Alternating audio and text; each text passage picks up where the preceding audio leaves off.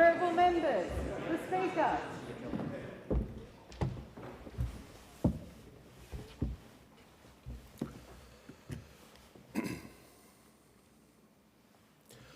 I acknowledge the Ngunnawal and Ngambri peoples who are the traditional custodians of the Canberra area and pay respects to the elders, past and present, of all Australia's Indigenous peoples.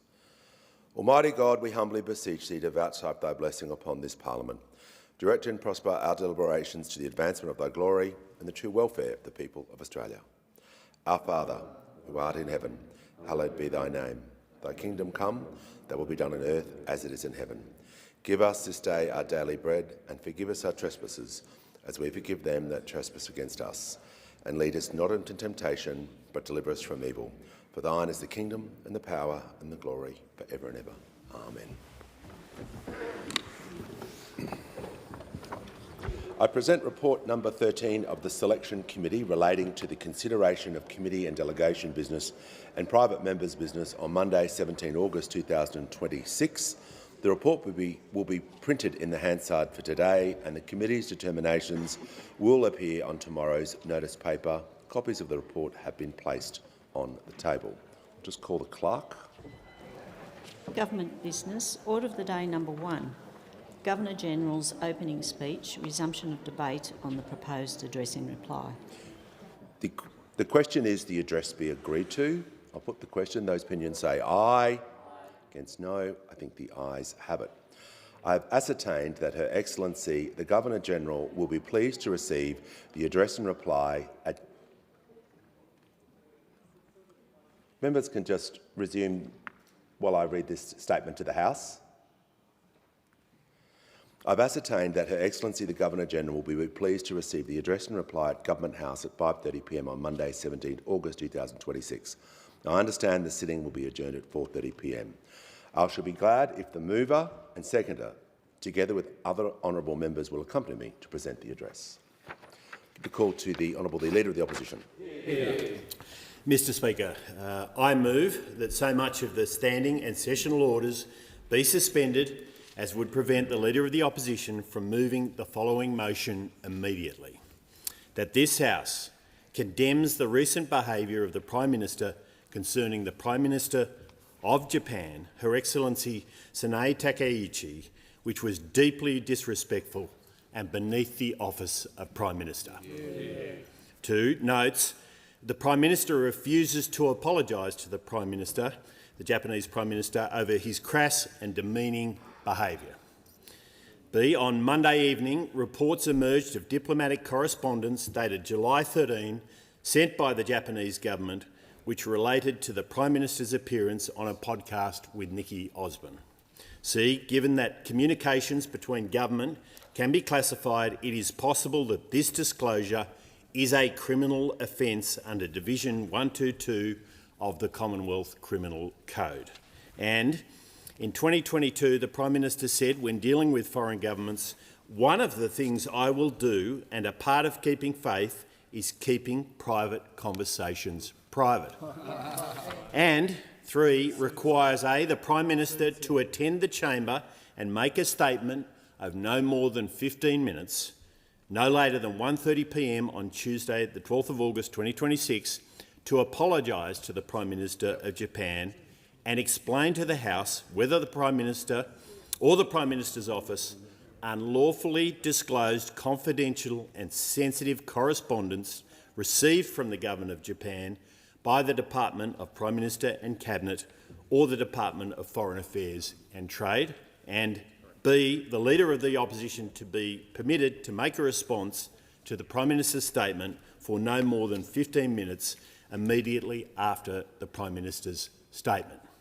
Mr Speaker, we're suspending standing orders today because we want Prime Minister Albanese to do what is right. Yeah.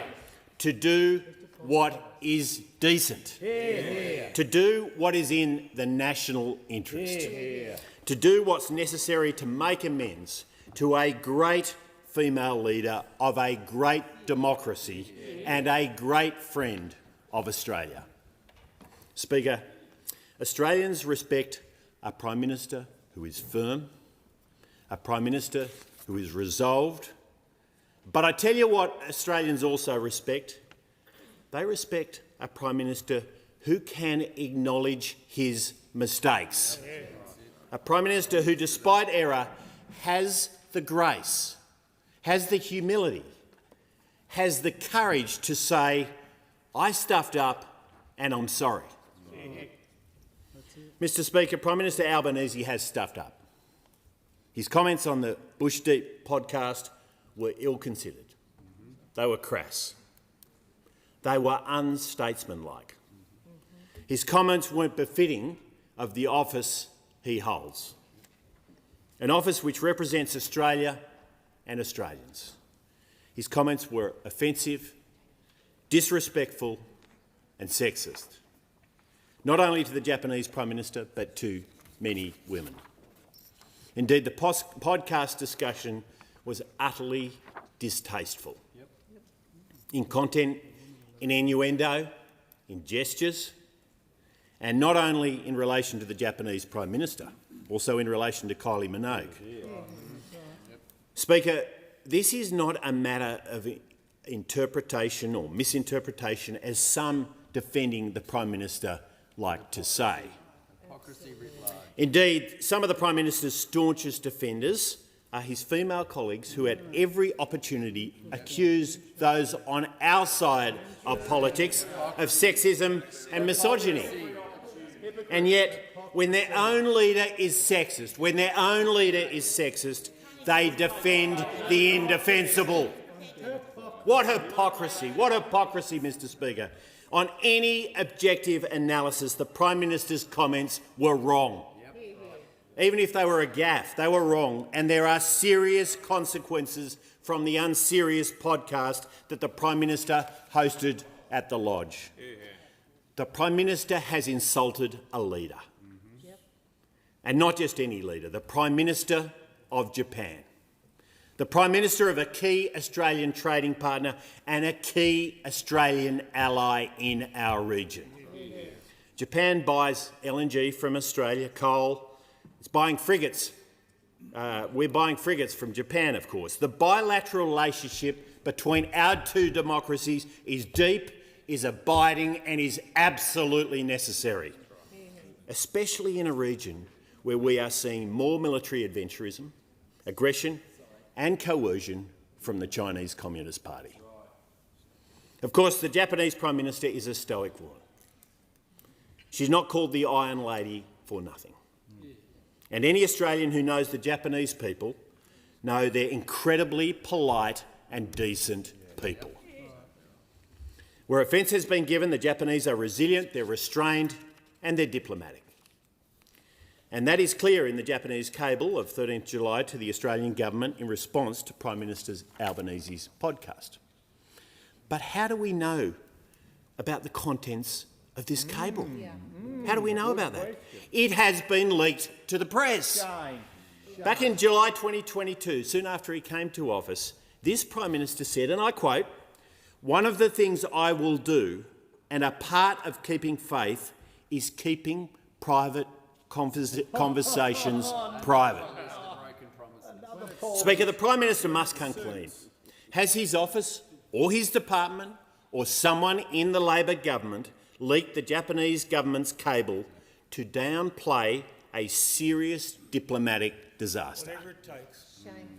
As the Prime Minister knows, the disclosure of classified communications can be a criminal offence. And that's why I've had the Shadow Minister for Defence and Shadow Minister for Foreign Affairs refer this matter to the Australian Federal Police. Confidential communication should remain confidential. That's in the national interest. That's in the interest of our allies and our partners. Now, Mr Speaker, let me return to the key point here. This Prime Minister has stuffed up. He has made an egregious error. He had earlier posted on social media, and I quote, "No matter who you support in politics, it is completely unacceptable to demean, objectify, belittle or offend women."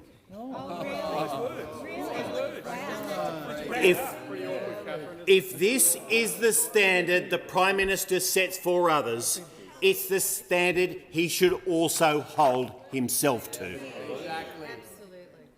I call on the Prime Minister to pick up the phone and apologise to the Japanese Prime Minister.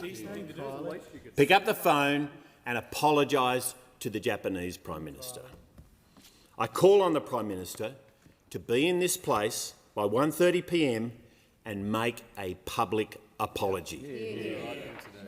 These actions would go a long way. They would show that this Prime Minister, who is known for his hubris, can be capable of humility. We haven't seen that. But it would demonstrate that someone who is known for hubris can be capable of humility. They would also show he can be a leader of decency. They would show he can be a man of maturity.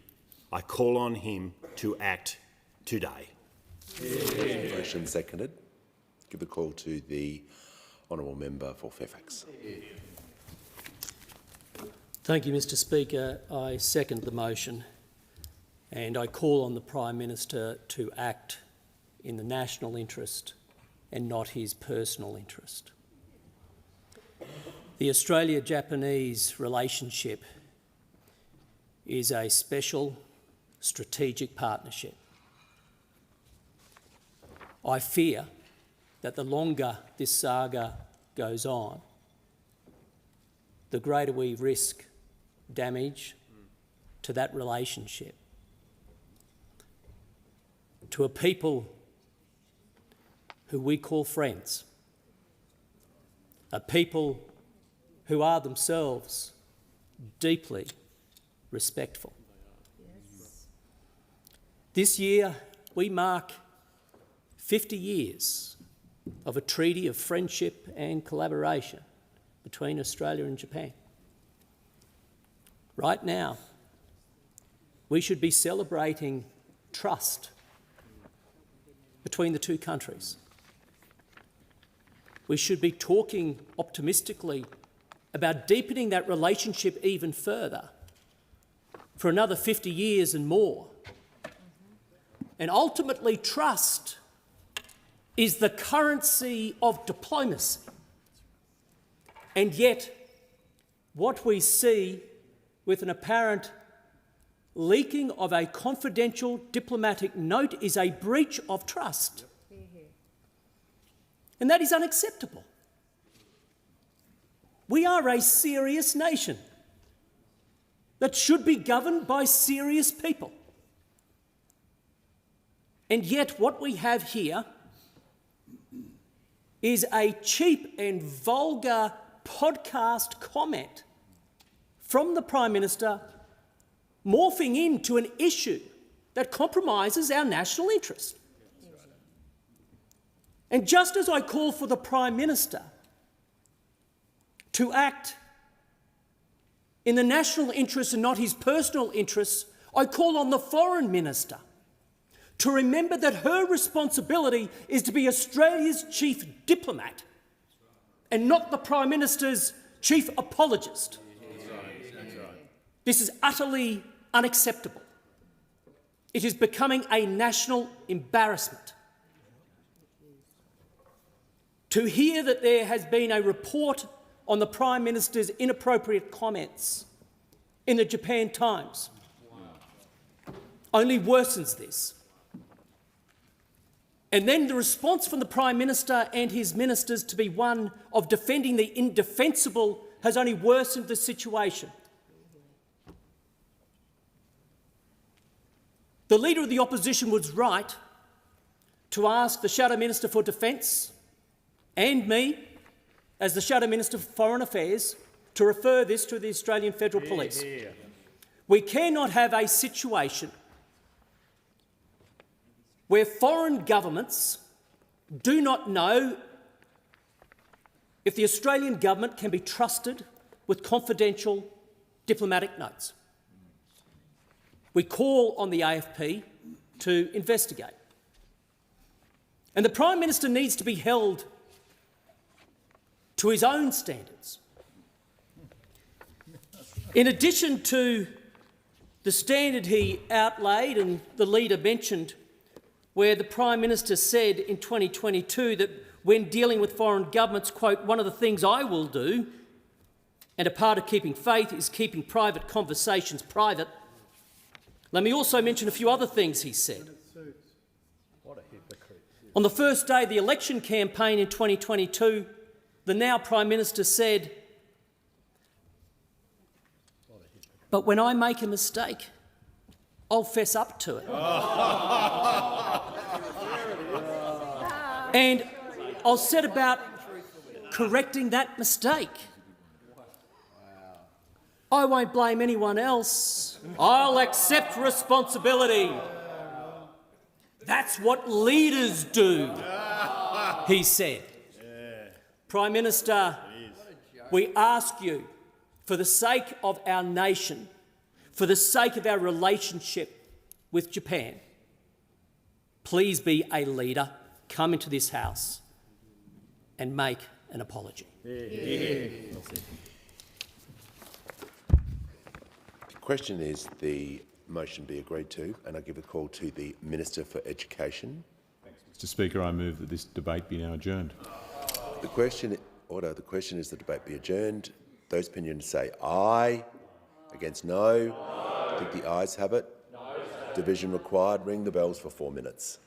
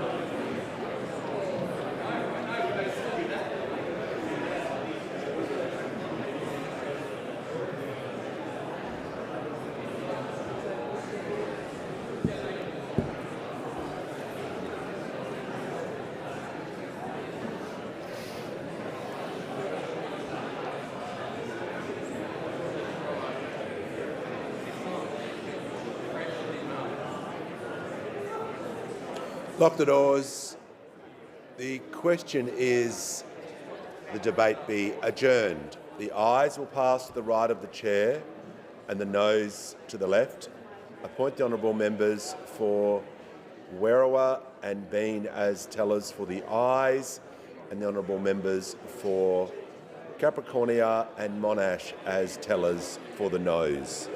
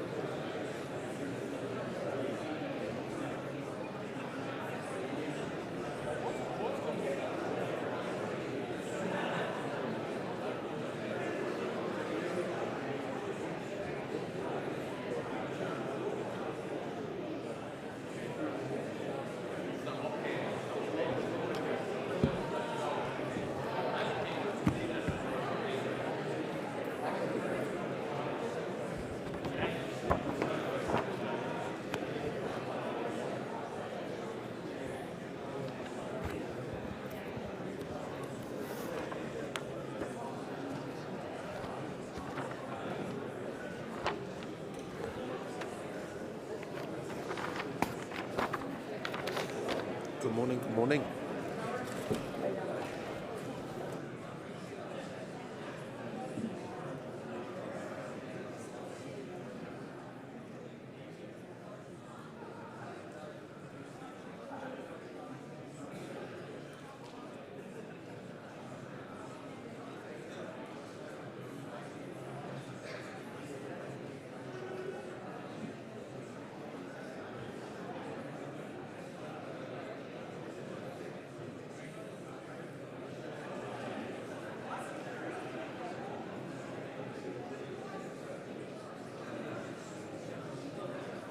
Order. The result of the division is ayes 88, noes 41. The matter was resolved in the affirmative.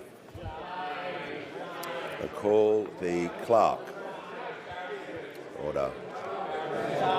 Government business. Notice number 1. Wage justice for early childhood education and care workers, special account, extending support and strengthening Safety Bill 2026. Give the call to the Honourable the Minister for Education. Thanks, Mr Speaker. I present the Wage Justice for Early Childhood Education and Care Workers Special Account, Extending Support and Strengthening Safety Bill 2026 and the explanatory memorandum. I call the clerk.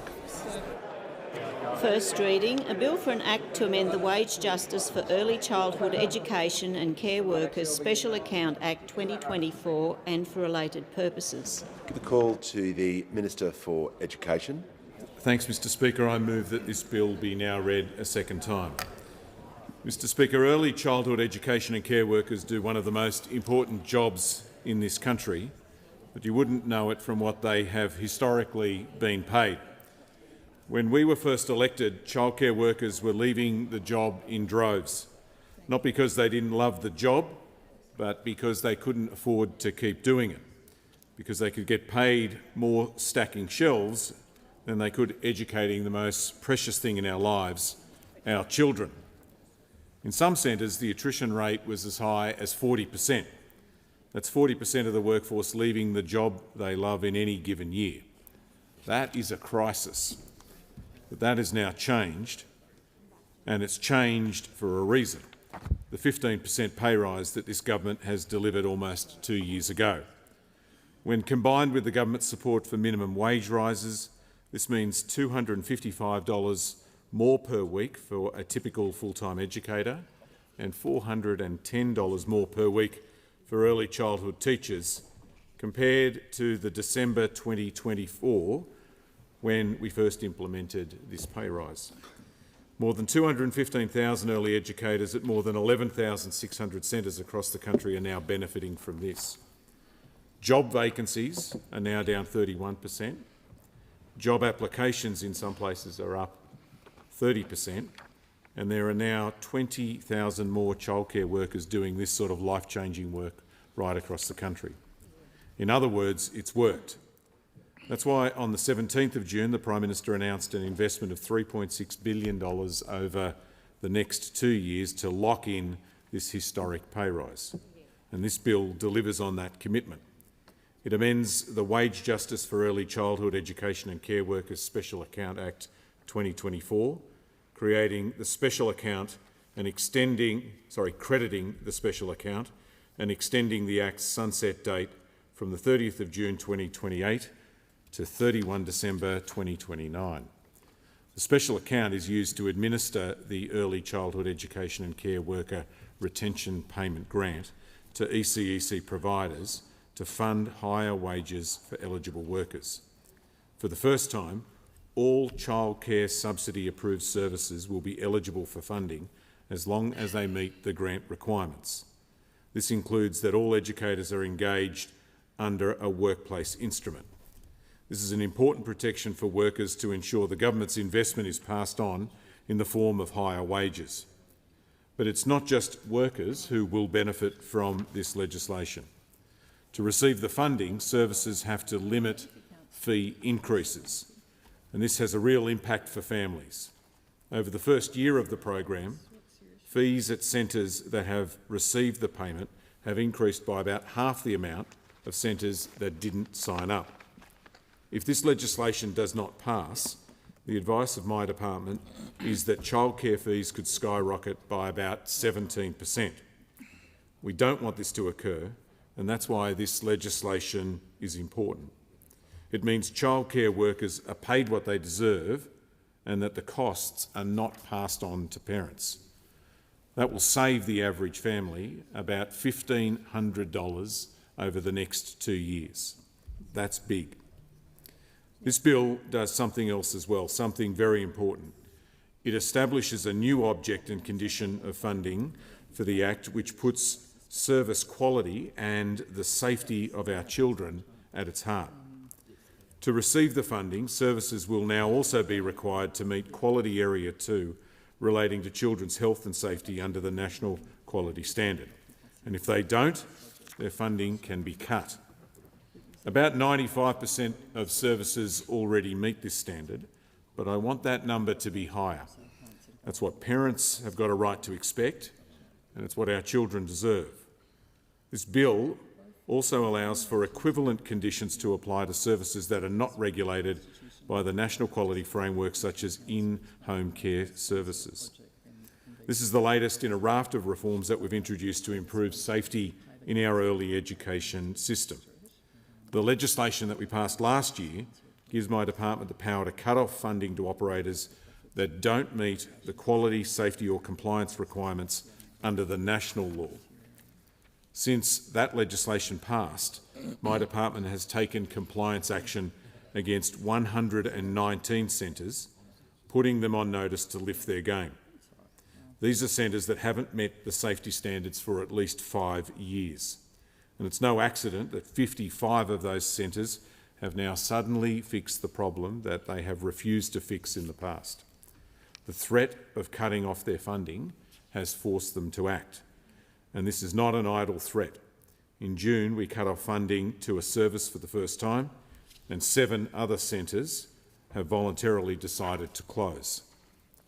That legislation also gave my department the power to undertake unannounced visits to childcare services. And since November last year, the Australian Government authorised officers have conducted more than 1,300 unannounced visits to services across the country. States and territory regulators have stepped up as well.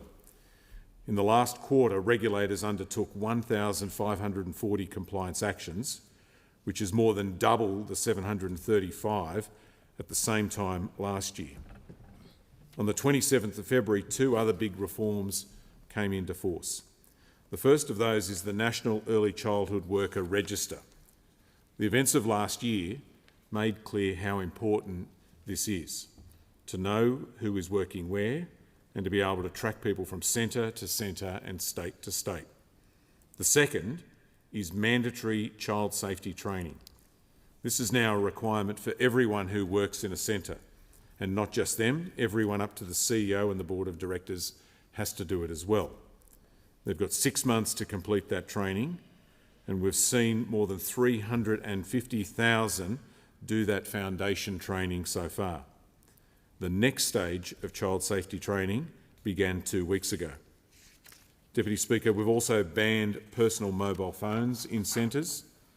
A national CCTV trial is also underway in more than 300 services, and the Federal Police are part of an advisory group on that, as well as the Australian Centre for Child Protection, the National Office for Child Safety and other leading experts. All up, our government is investing an extra $226 million in child safety reforms, and the states and territories have committed more than $270 million as well. That's around $500 million that governments are investing in strengthening the quality and safety of early childhood education and care. And last month, Education Ministers agreed to explore the development of an Early Education and Care Commission to further strengthen quality and safety in the system. Deputy Speaker, this bill supports the educators who support Australian families every single day. It supports workforce participation, and it helps to make our centres better and fairer. And I commend the bill to the House. I thank the honourable member for his contribution. The debate must now be adjourned, and I'll invite the member for Groom to seek the call to adjourn the debate. I move the debate be adjourned. I thank the honourable member for Groom. The question is now that the resumption of the debate be made in order of the day for the next sitting, and I'll put that question. All of that opinions say aye. Those against say no. The ayes have that one. The clerk. Government business. Notice number 2, Counter-Terrorism Legislation Amendment Bill 2026. The Minister has the call. Speaker, I present the Counter-Terrorism Legislation Amendment Bill 2026 and the explanatory memorandum. The clerk. First reading, a bill for an act to amend legislation relating to counter-terrorism and the criminal law and for related purposes. The Honourable Minister now has the call. I move that this bill be now read a second time. The Albanese Government's first priority is the safety of all Australians and protecting the values we all hold dear. Terrorism is a unique threat. It is intended to impact not only its direct victims but the community as a whole. It strikes at our social fabric and attempts to stop celebrating the successful, multicultural, respectful and vibrant democracy we've built over generations. The devastating terrorist attack at Bondi Beach in December 2025 demonstrated the profound harm that acts of terror can inflict on individuals, families and communities. 15 innocent people lost their lives in an act of terrorism motivated by hate and extremism. We will never forget those 15 innocent people, nor the deep and lasting wounds inflicted on our community, particularly for Jewish Australians. The unique threat posed by terrorism requires corresponding legislative responses. The Counter-Terrorism Legislation Amendment Bill 2026 is part of that response. This bill would make a targeted set of reforms to key counter-terrorism powers to keep Australians safe and, importantly, to ensure that those powers remain available, effective and proportionate. Over time, Australia has developed a broad suite of legislative measures to combat terrorism. This includes offences relating to terrorist acts, terrorist financing and terrorist organisations. It includes bespoke police powers to investigate and prevent terrorism, supplementing the ordinary powers available to law enforcement. Importantly, it also includes a range of orders to protect the public from the threat of terrorism. As the threat environment changes, our laws must evolve accordingly. Law enforcement and intelligence agencies must have the powers they need to respond. As the Director-General of Security recently observed, Australia's security environment is becoming increasingly dynamic, diverse and degraded. Terrorist threats are emerging from a broader range of ideologies. Individuals are being radicalised more rapidly, and acts of violence can occur with little warning. This bill I introduced today would extend the sunset date for key counter-terrorism police powers and order frameworks.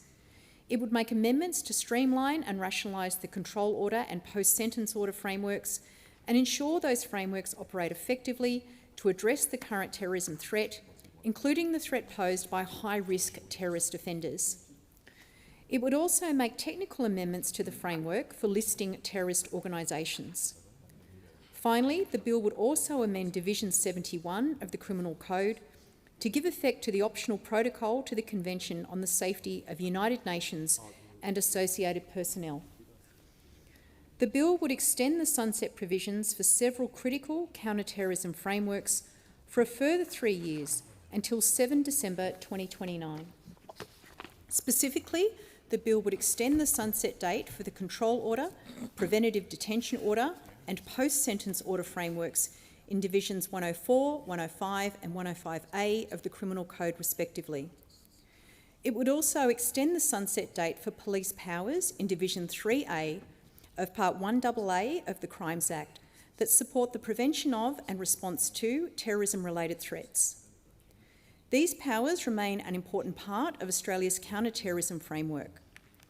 Extending their operation ensures that law enforcement agencies retain access to key tools to protect the community from terrorism and to manage risks posed by serious terrorist offenders. The bill would also make important reforms to the control order and post-sentence order frameworks in Divisions 104 and 105A of the Criminal Code. The bill would streamline and simplify the existing order frameworks to establish control orders as the primary Commonwealth mechanism for imposing conditions on serious terrorist offenders in the community. Positioning control orders as the primary mechanism to impose conditions on serious terrorist offenders reduces the duplication between the control order and post-sentence order frameworks. It ensures there is one primary Commonwealth mechanism to impose conditions to manage the risk of terrorism. It also reflects current practice. To implement this, the bill would remove the ability for the AFP Minister to apply for an extended supervision order while enhancing the control order framework in its application to serious terrorist offenders. It would remain open to a state or territory Supreme Court to issue an extended supervision order where the court is not satisfied a detention order is justified. The bill would make several technical amendments to the control order framework to enhance its effectiveness in relation to serious terrorist offenders. Importantly, these amendments would not affect the eligibility or threshold for control orders. These orders are readily available in relation to high-risk terrorist offenders.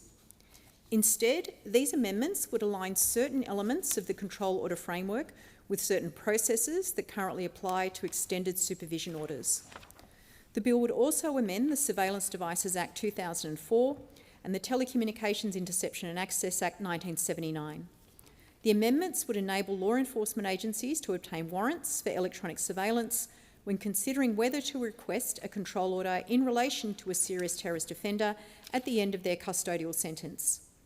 These amendments are intended to ensure that law enforcement have the powers they need to support the use of control orders as the principal mechanism for managing high-risk terrorist offenders in the community following their release from custody.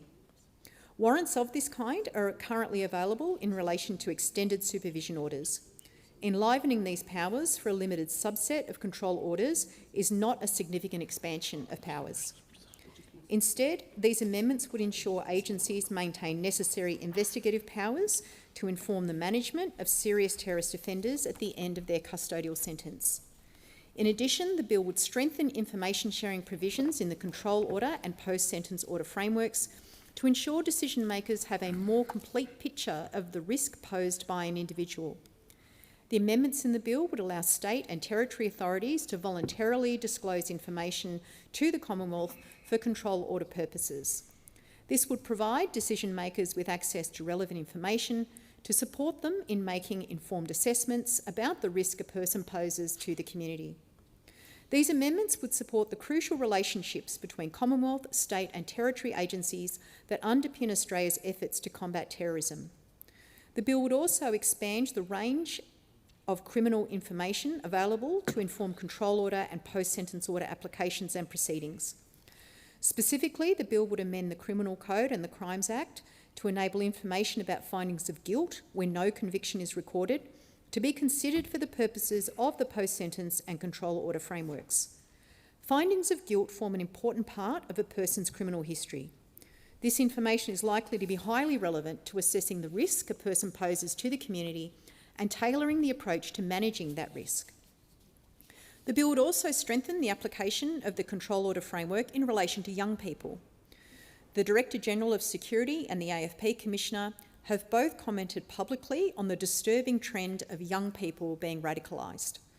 An increasing number of minors are being investigated for and charged with terrorism-related offences. It is important that there are measures available to the government to address the risk posed by these young people outside of the criminal justice process. In response to this trend, the bill would extend the maximum period for which a control order can be imposed on a person between 14 and 17 years of age from 3 months to 12 months. Control orders are an effective and proportionate mechanism to manage terrorism risks short of prosecution. Importantly, control orders enable the court to impose a wide range of conditions, including therapeutic and rehabilitation conditions, and conditions to prevent online access to violent extremist material. Extending the maximum duration of control orders would enable law enforcement to facilitate youth participation in integration and rehabilitation programs for a longer period of time. This would provide courts with greater flexibility to impose orders that appropriately reflect the risks posed by a young person and the circumstances of their case. It would enable these orders to operate more effectively to respond to the growing cohort of young people who pose a serious threat to the community. Importantly, 12 months would be the maximum duration for a control order against a young person. It would remain a matter for the court to determine the appropriate duration of a particular control order, having regard to a range of factors, including the best interests of the young person. The bill would also strengthen the operation of the Terrorist Organisation Listing Framework in Division 102 of the Criminal Code. The listing of terrorist organisations remains a critical part of Australia's counter-terrorism framework. It enables law enforcement and intelligence agencies to disrupt terrorist activities and imposes significant criminal penalties on terrorist organisations and those who support them in specified ways. Importantly, these amendments would not change the scope of organisations that can be listed. It would remain the case that an organisation can be listed only if it meets at least one of the criteria for listing. That is, an organisation can only be listed if it either engages in, prepares, plans, assists or fosters terrorist acts or advocates terrorist acts. Instead, the amendments would clarify certain elements of the framework and support its efficient operation. The amendments in the bill would ensure an organisation must only be delisted if the AFP Minister ceases to be satisfied that the organisation meets at least one of the criteria for listing, regardless of the criteria of which the Minister was satisfied at the time the organisation was listed. This amendment would remove any risk that an organisation would need to be delisted in circumstances where it is still engaging in or advocating terrorism. The bill would remove the ability for an individual or an organisation to make an application for an organisation to be delisted. This would ensure that the decision to delist a terrorist organisation is driven by intelligence and threat assessments rather than by public applications. Numerous safeguards would remain to ensure organisations are delisted if appropriate. Most notably, the Minister must maintain ongoing satisfaction that the organisation meets one of the criteria for listing as a terrorist organisation. In addition, the Parliamentary Joint Committee on Intelligence and Security can review the listing of a terrorist organisation at any time and provide comments and recommendations to Parliament. The bill would also clarify that a delisting declaration is a notifiable instrument and not subject to disallowance. In addition, the bill would expand protections for United Nations and associated personnel in Division 71 of the Criminal Code. Division 71 contains a range of offences for harmful conduct against UN and associated personnel engaged in UN operations. The bill would extend these offences to apply to additional types of UN operations, including for the purpose of delivering humanitarian, political or development assistance in peacebuilding activities, and for the purpose of delivering emergency humanitarian assistance. These amendments would give effect to Australia's obligations under the optional protocol to the Convention on the Safety of United Nations and associated personnel. The amendments would reinforce Australia's commitment to protecting those who undertake critical humanitarian, peacebuilding and development work in some of the world's most challenging environments. The amendments would also align with Australia's leadership in developing and implementing the Declaration for the Protection of Humanitarian Personnel and are an important demonstration of Australia's continued commitment to international law. Finally, I acknowledge the work of the former Independent National Security Legislation Monitor, Mr Grant Donaldson SC, on his review into Division 105A and related provisions of the Criminal Code Act. In developing the bill, the government has carefully considered the report and its recommendations. The Commonwealth also acknowledges the constructive engagement of the states and territories in the development of this bill. Parts of the Criminal Code are underpinned by the Intergovernmental Agreement on Counter-Terrorism Laws, and to that end I acknowledge the agreement provided by First Ministers of the majority of states and territories to progress this legislation. The Commonwealth also acknowledges the constructive engagement of officials through the Legal Issues Working Group of the Australia-New Zealand Counter-Terrorism Committee. This is the Federation working at its best to keep Australians safe. As the terrorism threat facing Australia continues to evolve, so too must our counter-terrorism laws. This bill would maintain critical counter-terrorism powers and ensures that Australia's counter-terrorism laws remain effective, proportionate and responsive to evolving threats. The bill is an important part of the government's continuing and holistic efforts to protect Australians from the threat of terrorism. The government will today refer the bill to the Parliamentary Joint Committee on Intelligence and Security for consideration and report. I thank the committee for its important work, and the government will work constructively with the PJCIS as it conducts its review. I commend the bill to the chamber. I thank the honourable member. The debate must now be adjourned. Debate be adjourned. I thank the honourable member for Groon. The question is now that the resumption of the debate be made an order of the day for the next sitting, and I'll put that question. All of that opinion say aye. Those against say no. The ayes have that. Now, the Minister would like to present a document. The Minister has the call. Thank you, Mr Deputy Speaker. For the information of honourable members, I present the government response to the Independent National Security Legislation Monitor's report entitled Review into Division 105A and Related Provisions of the Criminal Code Act 1995.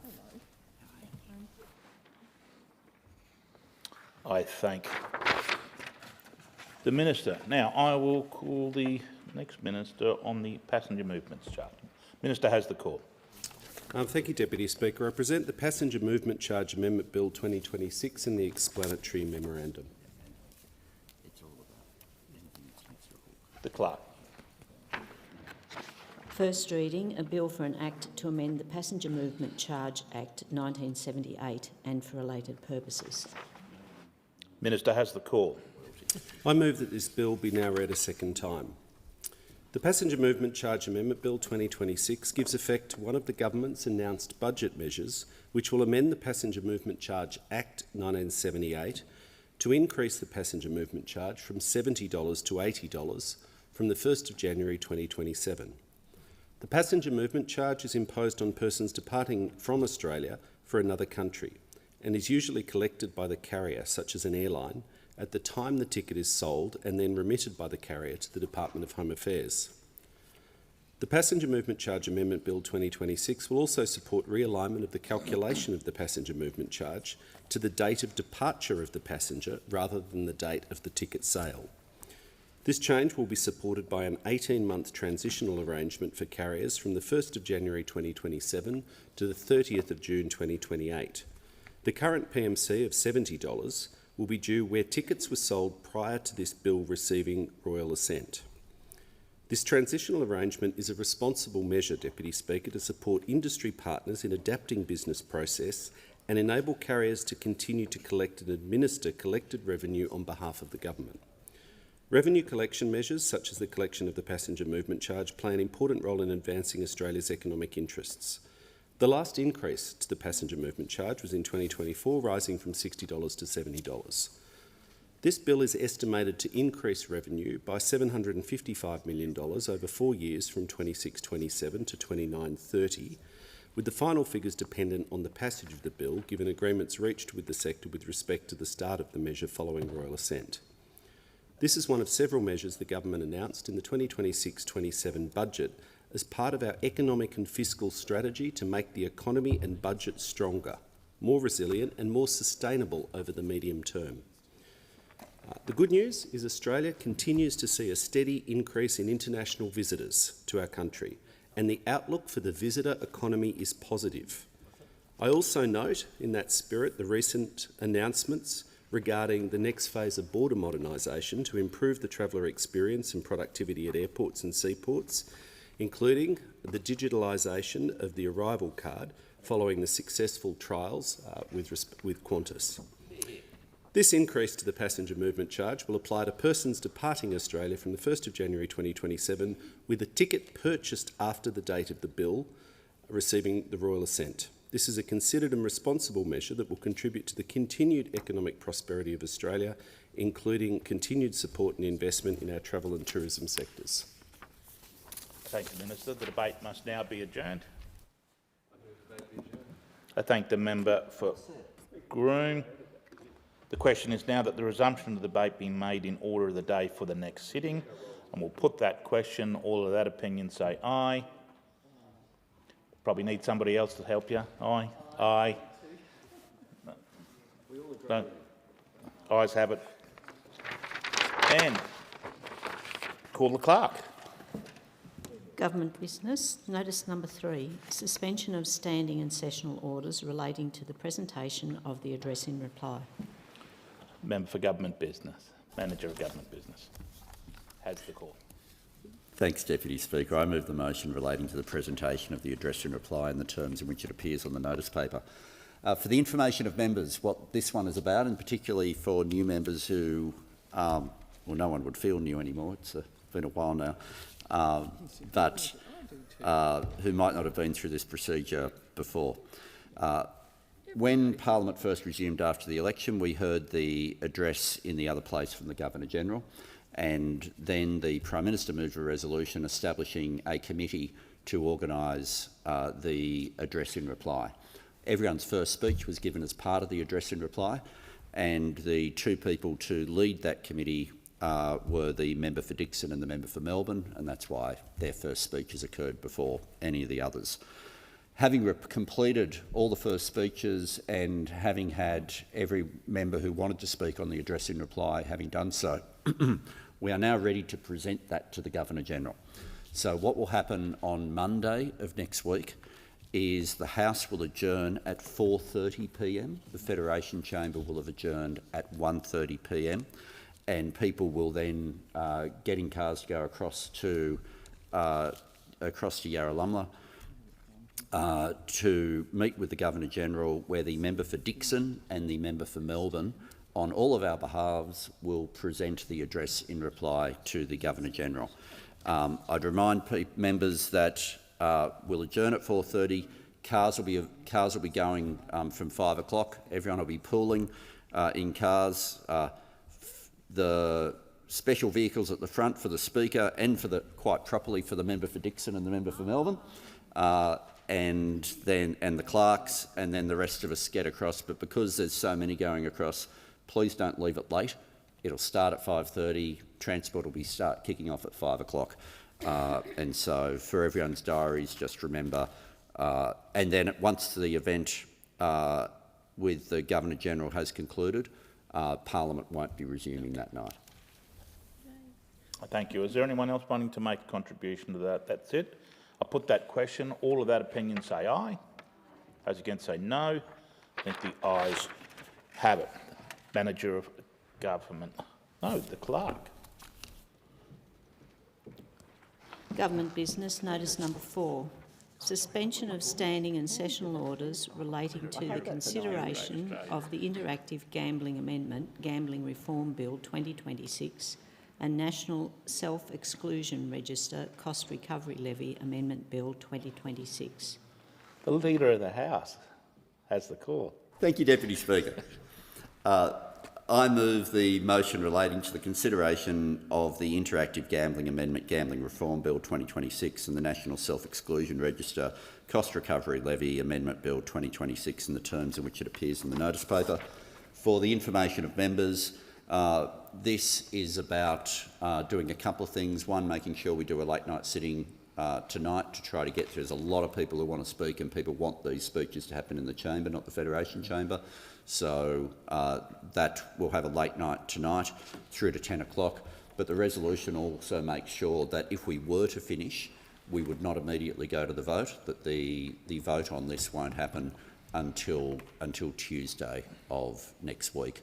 If we don't finish the speeches tonight, then the government will continue to list the bills and with the intention still that we would be listing it for the vote on Tuesday.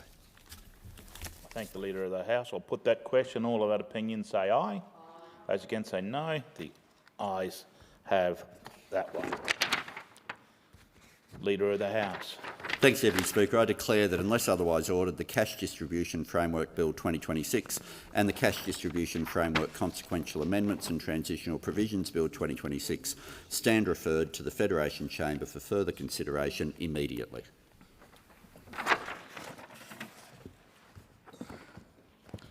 Oh no, Interactive Gambling Bill. The clerk. Government business. Order of the day number 4. Interactive Gambling Amendment, Gambling Reform Bill 2026.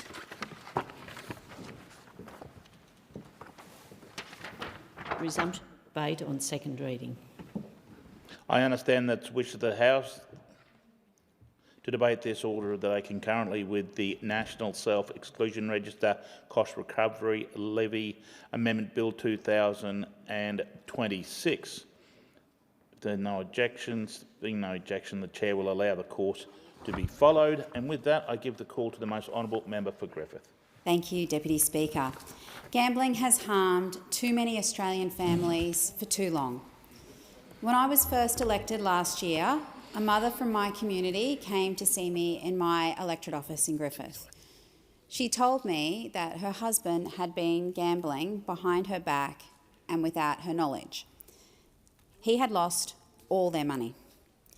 Everything they had was gone, and his gambling had left their family deep in debt. She had trusted her husband, with whom she had built a life and a family. He had hidden his gambling from her, and she discovered the truth after the damage was already done. She had since left the marriage, and she was raising their children. She now carried the work of rebuilding their lives after gambling had torn through their finances, their home, and their sense of security.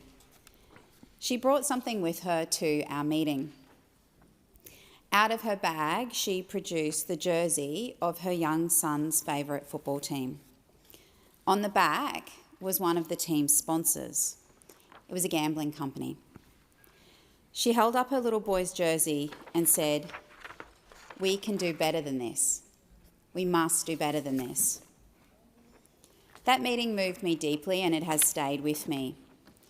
I found this story very hard to speak about then, and I still do. She came with a child's sports jersey and the painful truth of what gambling had done to her family. She was trying to give her children stability after choices made and hidden by somebody else. Then she saw the gambling industry claim a piece and a place on the back of her son's jersey. It represented the industry connected to the loss, the debt and betrayal her family had endured. No child should grow up thinking gambling is a necessary link to the team or sport they love, and behind every sporting hero they may admire as a role model. That mother turned a painful family experience into a call for change. She asked her representative to act so other families face less harm. I went to Canberra and spoke with my colleagues about her story and about gambling reform more broadly. Many people across Griffith have shared their own experiences with me since that meeting. I've heard from locals in meetings and conversations. My office has received so many emails about gambling advertising and the harm gambling has caused. I have read all of those emails. I have listened to stories of debt, secrecy, broken trust and the long work of recovery. Grandparents frightened for their grandchildren. Adult children scared for their gambling-addicted parents. Each story is personal, but each carries a really clear request to us. People want their government to act.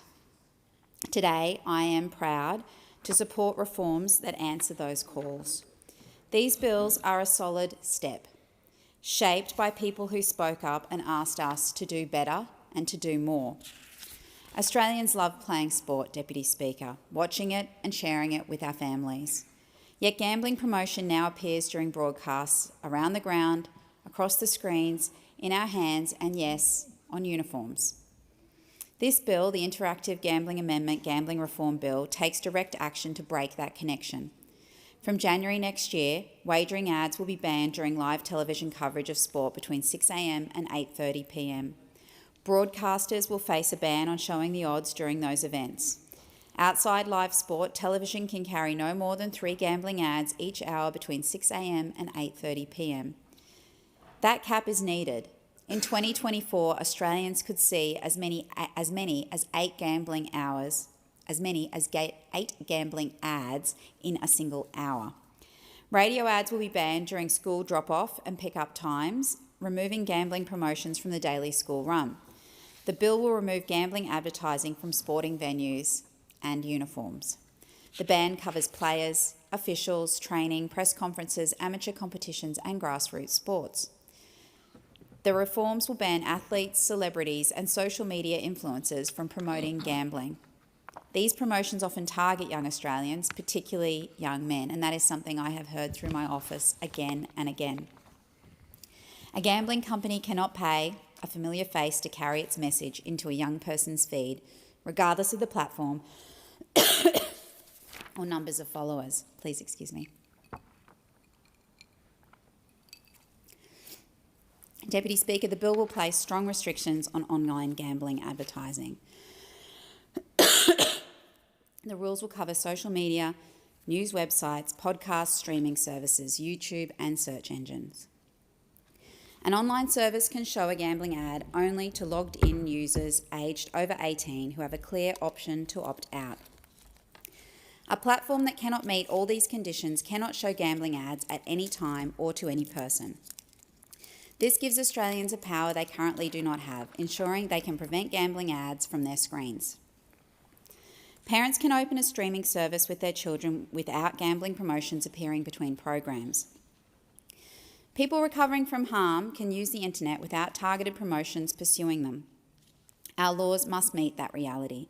The purpose is straightforward. Australians should be able to control what gambling advertising they see, where they see it and how it reaches them. Advertising restrictions form one part of this reform package. The 2 bills will strengthen practical support for people who want to stop gambling. BetStop is the National Self-Exclusion Register. It lets a person exclude themselves from every Australian licensed online and telephone wagering service through one registration. More than 61,000 Australians have used BetStop since its launch in 2023. The statutory review found that only 1 in 4 Australians knew BetStop existed. Among people who had placed a bet during the previous year, awareness reached only 1 in 3. A service can only help those who know about it.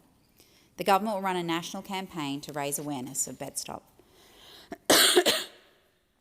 The National Self-Exclusion Register Cost Recovery Levy Amendment Bill supports the department to recover the cost of promoting this service. The online wagering industry should meet the cost of telling Australians about a service designed to protect them from gambling harm. The reforms will strengthen the register itself. A person's choice to stop marketing calls must cover emails, text messages, apps and push notifications. A person who chooses self-exclusion has drawn a clear boundary. Self-exclusion takes courage, and our system must honour that choice. Deputy Speaker, the bill will give the Australian Communications and Media Authority stronger tools against illegal offshore gambling services. These operators sit outside Australian law and our consumer protections. More than 1,700 illegal gambling websites have been blocked since 2019, but operators can change names, sites and payments methods quickly. Financial institutions will have to block transfers to accounts linked to illegal operators. The regulator can share information with those institutions for that task. Search engines, app providers and other digital services will have to block access to illegal gambling services and their advertising. The regulator will gain the power to issue 24-hour takedown notices to digital services and influencers promoting those operators. Illegal providers should not reach Australians through a sponsored search result, an app store or a paid social media post. Australians who choose to gamble online deserve the protections set by Australian law. Offshore businesses cannot avoid those rules that target people here. The bill will ban online keno, Deputy Speaker. These products have earned the name pocket pokies for good reason. They combine rapid draws, repeated play and high spending limits on a phone that rarely leaves a person's side. A person can lose $1,000 every 3 minutes. This is high-speed gambling product built for repeated losses. Parliaments have spent years confronting the harm caused by poker machines. We cannot allow a version of that harm to move into every pocket in every home. The ban draws a clear line. The ban will close loopholes used by foreign-matched lotteries. These businesses offer Australians access to overseas lotteries through a middleman. They claim to buy a ticket overseas, collect any prize and pass the winnings to the Australian customer. The promise carries serious risks. Overseas authorities can refuse these purchases, leaving an Australian customer with no practical path to recover a prize.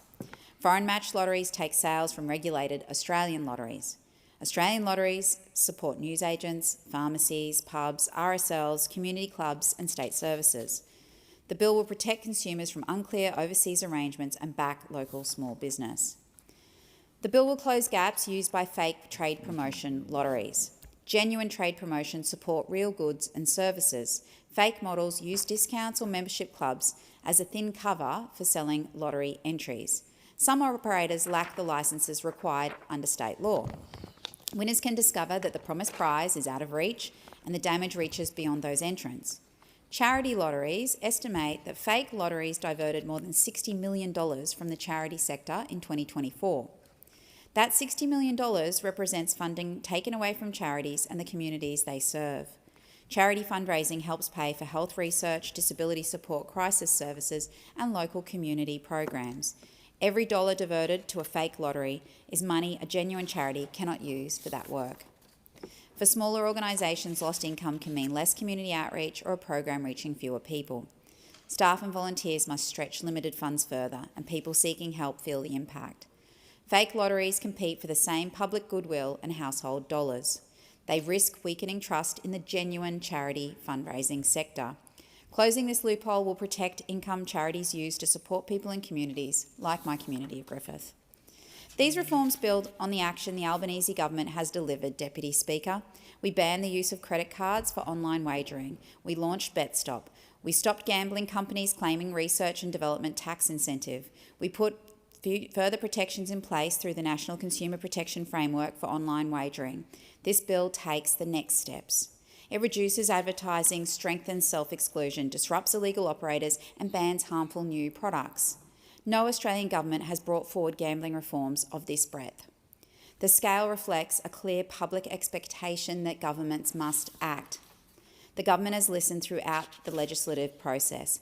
We will keep working with members and senators in good faith to pass the strongest workable package. Evidence before last week's Senate inquiry exposed deeply troubling alleged conduct involving inducements. Our government condemns those alleged actions in the strongest terms. We have heard the community concern. The Prime Minister has flagged government amendments, and we are working to strengthen protections around inducements. Some members believe this bill should go further. We hear that view, and the work continues through the Parliament. These reforms are a strong step in the right direction. They set firm rules and give families more control. The work to reduce gambling harm must continue. Deputy Speaker, I also want to acknowledge Labor branch members across the country who helped place gambling reform in the ALP national platform for the first time. The platform recognises the heightened risk faced by children and young people. It commits Labor to stronger safeguards around inducements. I call on every member and senator to work in good faith so these reforms can begin on 1 January 2027. Good public policy begins with listening to people who live with the consequences. I think again of that mother who came into my office. She trusted me with her deeply painful part of her life and asked her representative to do better. Her advocacy travelled from our community to this Parliament, and I thank her. Her voice is present in this debate, and her son's jersey has not been forgotten. I thank every person in Griffith who has spoken with me or written to my office about gambling harm. I have listened, and I will carry their voices into this Parliament. I will continue to do that. I acknowledge the advocates, financial counsellors, researchers and service workers who push for reform. Deputy Speaker, I also pay tribute to the late Peter Murphy, a valued member of this House and a determined advocate for gambling harm reduction.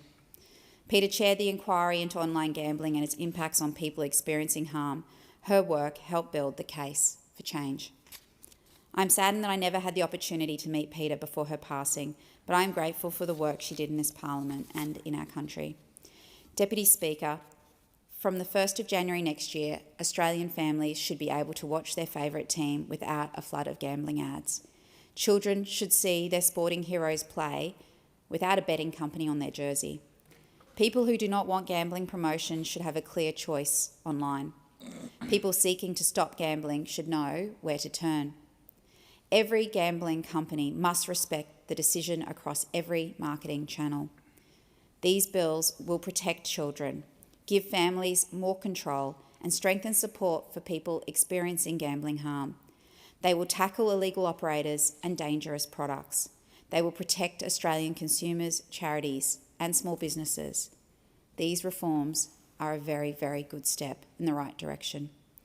No single law can repair every family harmed by gambling, but this Parliament can reduce that harm and prevent more of it. I thank the honourable member for the contribution. And the question before the House now is that the bill be read a second time. And with that, I give the call to the most honourable member for Lindsay. Thank you, Mr Deputy Speaker. When it comes to gambling reform, Australians haven't just been left waiting. They've been left exposed. This government hasn't been slow, it has been completely missing in action. And delay has been the Prime Minister's policy. And that's why, after 3 years of this delay, deflection and deception from this government, Australians were entitled to expect serious, workable reform to reduce gambling harm. Unfortunately, this bill does not yet meet that test. The Coalition recognises the enormous toll gambling addiction can take on individuals and families. We support sensible measures to reduce gambling harm. We support protecting children. There is nothing more important than a government's role in protecting children. And we support stronger protections for vulnerable Australians. Reform must be evidence-based, carefully designed and actually work. The Coalition approaches this issue from 3 fundamental principles. First, Australians should have choice. Second, the principle of personal responsibility. And third, government has an obligation to protect vulnerable Australians, particularly children, from exploitation and harm. And on that test, this bill in its current form has serious deficiencies. Last week, the Senate inquiry heard disturbing evidence about practices being used to target vulnerable gamblers, yet inducements are ignored by this bill. If companies are deliberately targeting people displaying signs of problem gambling with increasingly aggressive incentives to keep betting, that deserves serious attention. There are also significant concerns about the treatment of gambling advertising around children's sport. Sport is family time. Australians love to be sharing time together watching their favourite sport. It is part of our nation's joy. Children should be able to enjoy that without gambling being unnecessarily pushed into that experience. When it comes to live sport streamed online, the existing 5-minute blackout before and after live sport between 5 a.m. and 8:30 p.m. would disappear for online streaming. That is not strengthening protection. In important respects, it risks weakening protections already in place, and the Prime Minister should stop pretending this government invented the ban on gambling advertising during live sport. It was the former coalition government that introduced the broadcast and online restrictions on gambling advertising around live sport in 2018. And it was the coalition that legislated BetStop, the National Self-Exclusion Register.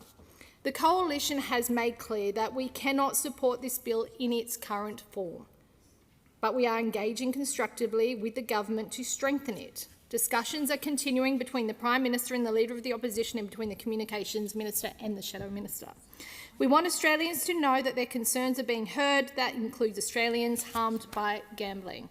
It includes parents concerned about what their children see. Every parent is concerned about that. But it also includes Australians who responsibly enjoy a bet, a Saturday at the races or buying a lottery ticket. For the overwhelming majority, gambling is entertainment, and we should not pretend that legitimate wagering in racing industries do not matter economically. Thoroughbred racing alone contributes more than $13 billion in economic activity and supports more than 100,000 jobs, with more than half of those jobs in regional Australia. Those are trainers, breeders, jockeys, stable workers, veterinarians, transport operators and small businesses. Poorly designed legislation can have real consequences for those communities, and we can protect vulnerable Australians and children while preserving choice. The government had more than 3 years to get this right. Unfortunately, this bill falls short, despite all the time and pressure that they have had to make a decision. The Coalition will continue negotiating in good faith to strengthen it. We want legislation that genuinely protects vulnerable Australians, strengthens safeguards around children's sport, deals with predatory practices and preserves choice, competition and fairness. That is the reform that Australians deserve. I thank the honourable member for the contribution. The question now is that this bill be read a second time, and with that I give the call to the most honourable member for Blair. Thank you, Deputy Speaker. Dr Louise Francis, in a paper she wrote on the 5th of March 2026, said that when she started her research into gambling and its adverse effects in 2014, at the time the annual gambling losses in Australia were $21 billion. Today, she said, it was $31.5 billion. A decade ago, it was $1,200 per adult, and she made the point that it had jumped per capita to more than $1,500. In the report done by the Standing Committee on Social Policy and Legal Affairs, of which I was a member, the report published in June 2023, ably chaired by Peter Murphy, the former member for Dunkley, the report was titled, "You Win Some, You Lose More." And I want to quote from the first paragraph of the foreword.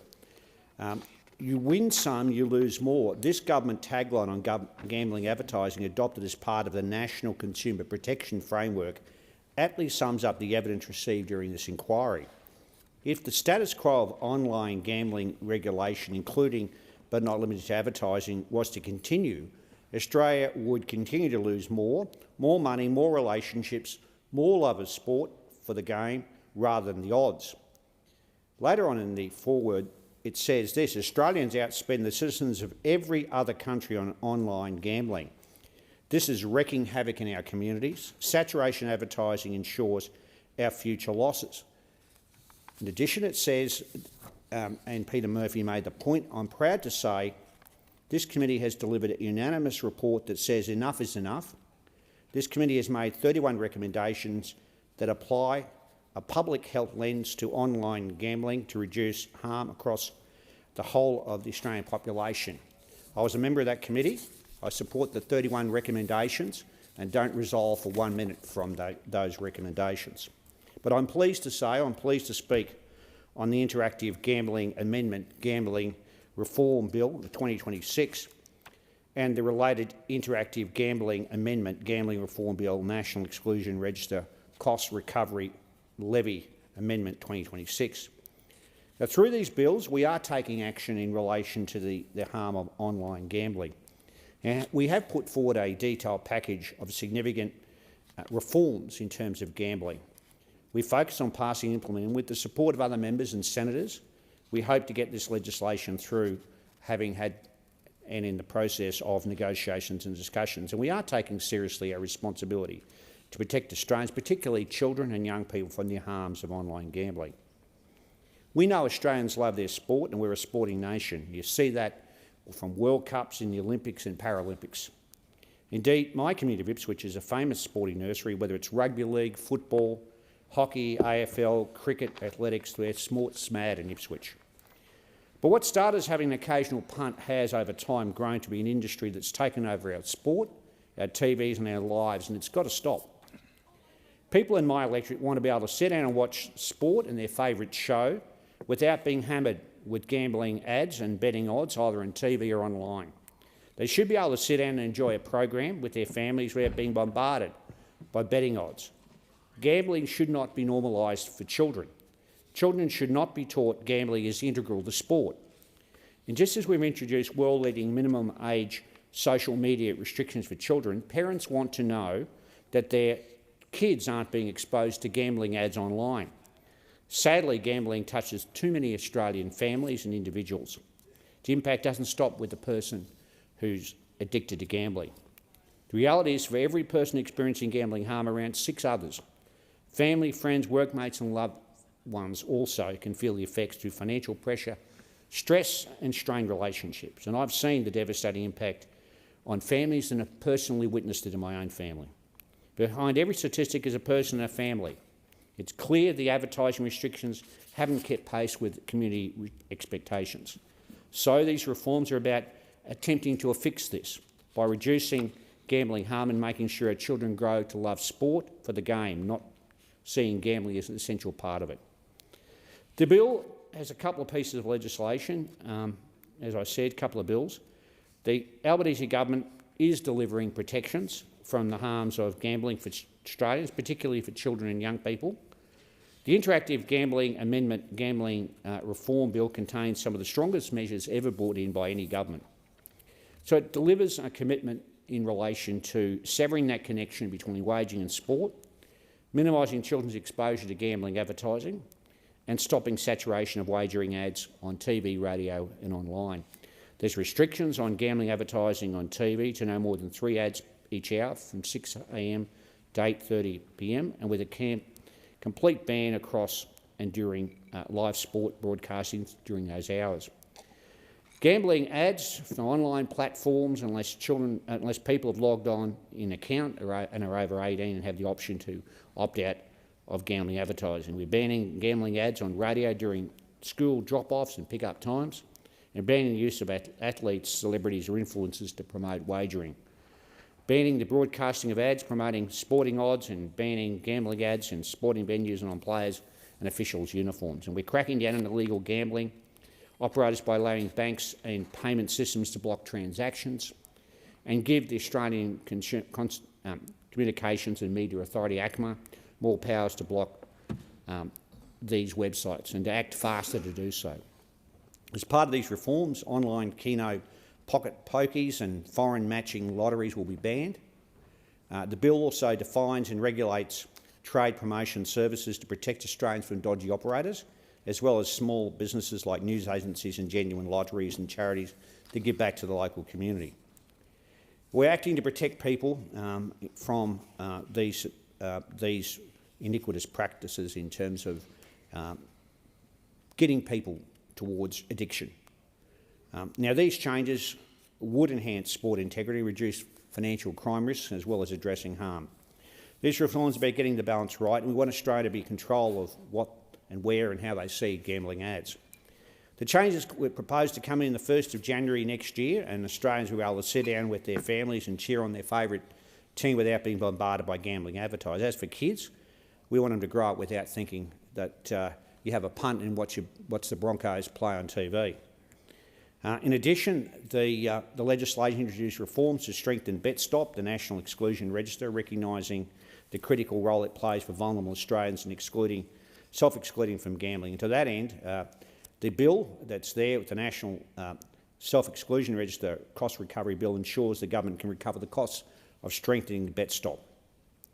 There's a key recommendation of the statutory review of BetStop and helps drive uptake of the essential services. Already seen 64,500 registrations by the end of June. It's worth noting the measures in this bill complement build on the reforms the government's previously introduced. So as part of these, we've launched BetStop, the National Self-Exclusion Register, which is being used by more than 59,000 Australians, 38% of those opting out for a self-imposed lifetime ban. We've legislated a ban on the use of credit cards on online wagering because people shouldn't be able to bet with money they don't have and get themselves into hock. And we've established a mandatory pre-verification process to prevent children and people who have self-excluded from placing an online bet. On top of this, the May budget included some funding for financial counselling for gambling and new public awareness campaign, and the budget will double the number of people who can get help through gambling financial counselling, while the new information campaign will mean more Australians will know about the gambling harms and where to get help. And I've seen the benefit of this funding in my own electorate, with a number of organisations receiving Albanese government funding to help people in Ipswich to access financial counselling, including people facing financial hardship due to gambling. In fact, last year these providers received a total of $98.4 million over 5 years for financial wellbeing support. For example, I met with the financial counsellors from the Ipswich and Bundab Salvo's Money Care financial counselling service, who receive funding to continue this valuable work they do, assisting locals with debts and gambling problems. And each Ipswich is another local provider which provides targeted support with gambling, and they deliver high-quality financial services to people experiencing gambling harm and link them to addiction and mental health support when they need it. As a government, we're funding these local services like Salvo's Money Care and each Ipswich to try to address and support people through their recovery and take back control of their lives. Ideally, we want to prevent gambling harm from happening in the first place, and that's where the reforms and the bills are about. We've had constructive discussions with the Coalition, Greens and crossbenchers, and those discussions will continue in good faith. At the same time, we've consulted widely and wisely, I think, in listening to a range of views across the community. We've sat down and worked constructively with the anti-gambling sector and with the commercial broadcasters and with sporting organisations to make sure we can minimise harm and make sure these reforms are practical and can be implemented. That's what good governments do. And based on those consultations, we're looking to strengthen the reforms, and there will be government amendments to these bills. We're making sure that all these issues are dealt with in a constructive way. Last week's Senate's inquiry into the bill included some damning evidence around some of the worst forms of inducement, and the government condemns those alleged actions in the strongest possible terms. Deputy Speaker, this particular legislation is really critical, and that's why listening to the community is vital as well. We acknowledge the contribution of rank-and-file Labor Party members to the national platform, which for the first time recognised our significant efforts on gambling reform. Our national platform is almost a spiritual thing in the Labor Party, and quite rightly, we recognise that children and young people have a heightened risk of being exposed to gambling harm, and a commitment to strengthen measures around inducements. Again, we thank Labor Party branch members for their valuable input into these important reforms, and I thank all those people who've consulted me in my electorate about them. So we keep negotiating and hope that they'll say more about this and some practical amendments to these bills, including curbing advertising, particularly to children. In the meantime, I call on members in this place to work constructively with us.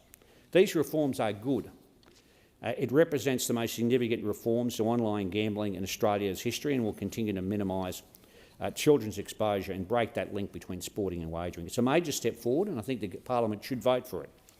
On a practical level, many of the reforms have a 1st of January start date next year, and so it's important we pass these measures this year. And finally, I want to acknowledge someone who's not here with us but looms large over this legislation, and that's the late former member for Dunkley, Peter Murphy. Peter was a very decent and hugely intelligent and powerful advocate, both for her community and on important national issues like gambling harm reduction. She was a hard-working local member, but a brilliant parliamentarian as well, and would have served, I have no doubt, as a Cabinet Minister in a future Labor government. I had the privilege of working with her on a number of parliamentary inquiries, including the 2023 House of Representatives Standing Committee on Social Policy and Legal Affairs into online gambling and its impact, and she chaired that brilliantly. As someone whose father, might say, was an alcoholic and my dad was an alcoholic and had a terrible gambling addiction, I experienced personally the horrors of online and gambling addiction. I've been through a number of gambling inquiries. I remember Bill Shorten and Jenny Macklin both ringing me up when I was in Dagulawa one day and asking me to be on inquiries that have been chaired by crossbenchers in relation to gambling in a variety of different forms. And I've been on those inquiries, and I can say that the outcomes of those inquiries have been variable in terms of the recommendation and in terms of the government's implementation, but not this one, not this one. Peter was incredibly inquisitive, investigative and forensic during the inquiry and right across the detail. She took it very seriously and worked assiduously and patiently to get everyone together on the final report. You win some, you lose more. It has a very strong public health focus rather than a personal choice focus, and she got it right. We got it right in that inquiry. And that's why the package of reforms in this bill have been carefully developed, about harm minimisation front of mind, and a health focus as well. It's clear Peter's report has had a significant impact, including the strong measures we've put together today. These are meaningful reforms which I support and hope we will go further. Some of the strongest actions to date we've ever seen a government do has been done by this government, and I commend the Prime Minister and the various ministers who've been involved in it. We are tackling the scourge of online gambling, but we can do much more. One of the best things we should do in terms of honouring Peter Murphy's legacy would be to pass these bills now, and I commend them to the House. I thank the honourable member for his contribution. The question is now that this bill be read a second time, and with that I give the call to the most honourable member for Indi. Thank you, Acting Deputy Speaker. Every day, Australians are exposed to a relentless stream of gambling ads. The gambling industry does not spend hundreds of millions of dollars on advertising every year because it has no effect. They do it because it works. Studies show a clear and consistent link between gambling ads and gambling activity and consequently gambling harm. Now, not all gambling is harmful. It's a legal activity that many Australians enjoy safely, and banning gambling advertising does not mean banning gambling. This is not about those who enjoy having a flutter now and then, perhaps on the grand final or even the Eurovision winner, or even at the Dedarang races and under other wonderful country carnivals. I grew up as a kid on a racetrack. My grandfather owned and trained racehorses. Back then, though, there were no inducements or advertisements flooding our screens. It wasn't possible to lose thousands of dollars in a few taps of a smartphone without leaving home or without even talking to another human being. Online gambling is a completely different beast. And we know that for some Australians it is incredibly harmful. From March last year to March this year, we lost $36 billion to gambling. Our per capita losses are the highest in the world. In my own home state of Victoria, gambling cost us more than $14 billion in 2023. And that includes the direct financial impacts as well as the wider costs of things like job losses, divorce, family violence, police and court processes, and physical and mental health care. Because, as the Murphy report laid out in heartbreaking detail, gambling losses have a massive human cost. Australians experiencing gambling harm are significantly more likely to experience physical and mental health issues. Gambling is linked to a 4-fold increase in the risk of suicide. Family violence is 3 times more likely to occur alongside harmful gambling. Deputy Speaker, for every person experiencing gambling harm, we know 6 more are directly affected. Husbands, wives, children, parents, colleagues, friends and communities all suffer. Gambling harm is most certainly a deeply serious public health issue that has become normalised through constant exposure. Gambling ads sell false hopes, easy wins and good times that obscure the very real and significant damage that gambling addiction can cause. And that's why the Murphy report recommended a complete ban on gambling ads and inducements. Again, I want to be clear, this is not about banning gambling. It's not about telling people what they're allowed to do. Adults can and will continue to make their own choices. Make no mistake, this is about greed. This is about whether we allow multi-million-dollar companies to boost their profits by bombarding us with ads and inducements for a product that we know and they know causes profound devastation. It's about the greed of recruiting our children. This is a most pernicious and massive public health problem. I acknowledge there are concerns from media organisations and sporting codes about the potential effect on their financial viability if we were to ban advertising for gambling. However, these concerns must be balanced against the rights of the community, and especially children, to be protected from harm. Young Australians are growing up associating sport, entertainment and gambling as though they just naturally belong together. And of course, we've heard these arguments before when tobacco companies tried to convince us that our sporting codes would die out without their advertising and sponsorship, or when alcohol companies claimed the industry would collapse if we put a small warning about the dangers of drinking during pregnancy on bottles and cans. But you know what? I've got faith in the ability of Australian sports and media to evolve and to adapt and to have a business model that is not dependent on gambling advertising. The Murphy report laid out a comprehensive action plan to address gambling harm, including the immediate phased introduction of an ad ban. If the government had acted on that recommendation, the process would be complete. Online gambling advertising and sponsorship would already be banned. Instead, more than 3 years later, we've been presented with a tepid and, frankly, insulting imitation of real action. Because the problem is clear. The expert evidence is unanimous. The Australian public is screaming for action. If ever we have needed a social licence to do something important and radical, then we've got it. Yet, this Parliament has not acted and the government has refused to take up these recommendations from the Murphy report in full. I am concerned about the effect of inducements on individual gamblers, and I have to wonder, really, about the effect of inducements to political parties who take political donations from gambling companies. We have real problems with trust in government in this country and across the world, and we have to look at an issue such as that. Despite the Murphy report's unequivocal conclusion that partial bans do not work, this bill establishes a complicated maze of half measures and exceptions. Gambling advertising is banned in some instances, at some times of day, for some kinds of programs, on some kinds of platforms. If you want to know whether your children are about to be exposed to gambling ads, you need to work through a multi-step checklist. What time of day is it? Which platform are we on? Whose account is it logged in? How many ads have already been shown in the last 59 minutes? It shouldn't be that difficult. The answer should simply be no. One of the most frustrating things about this legislation is the unnecessary complexity of these advertising restrictions, and in trying to include so many loopholes, carve-outs and compromises, the government has created an unfathomably complex regime. In some cases, these amendments may actually weaken existing protections, allowing the broadcast of more ads during live sports than would currently be permitted. I mean, go figure. It makes the government's approach even more baffling, actually.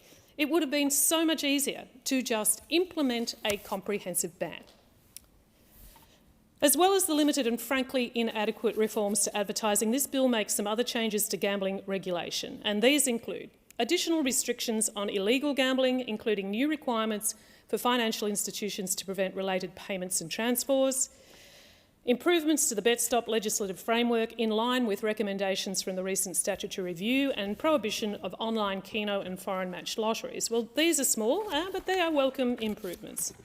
But unfortunately, there's a lot more this bill chooses not to do. Despite the Murphy Report's finding that they are a significant incubator of harm, the bill does not ban inducements.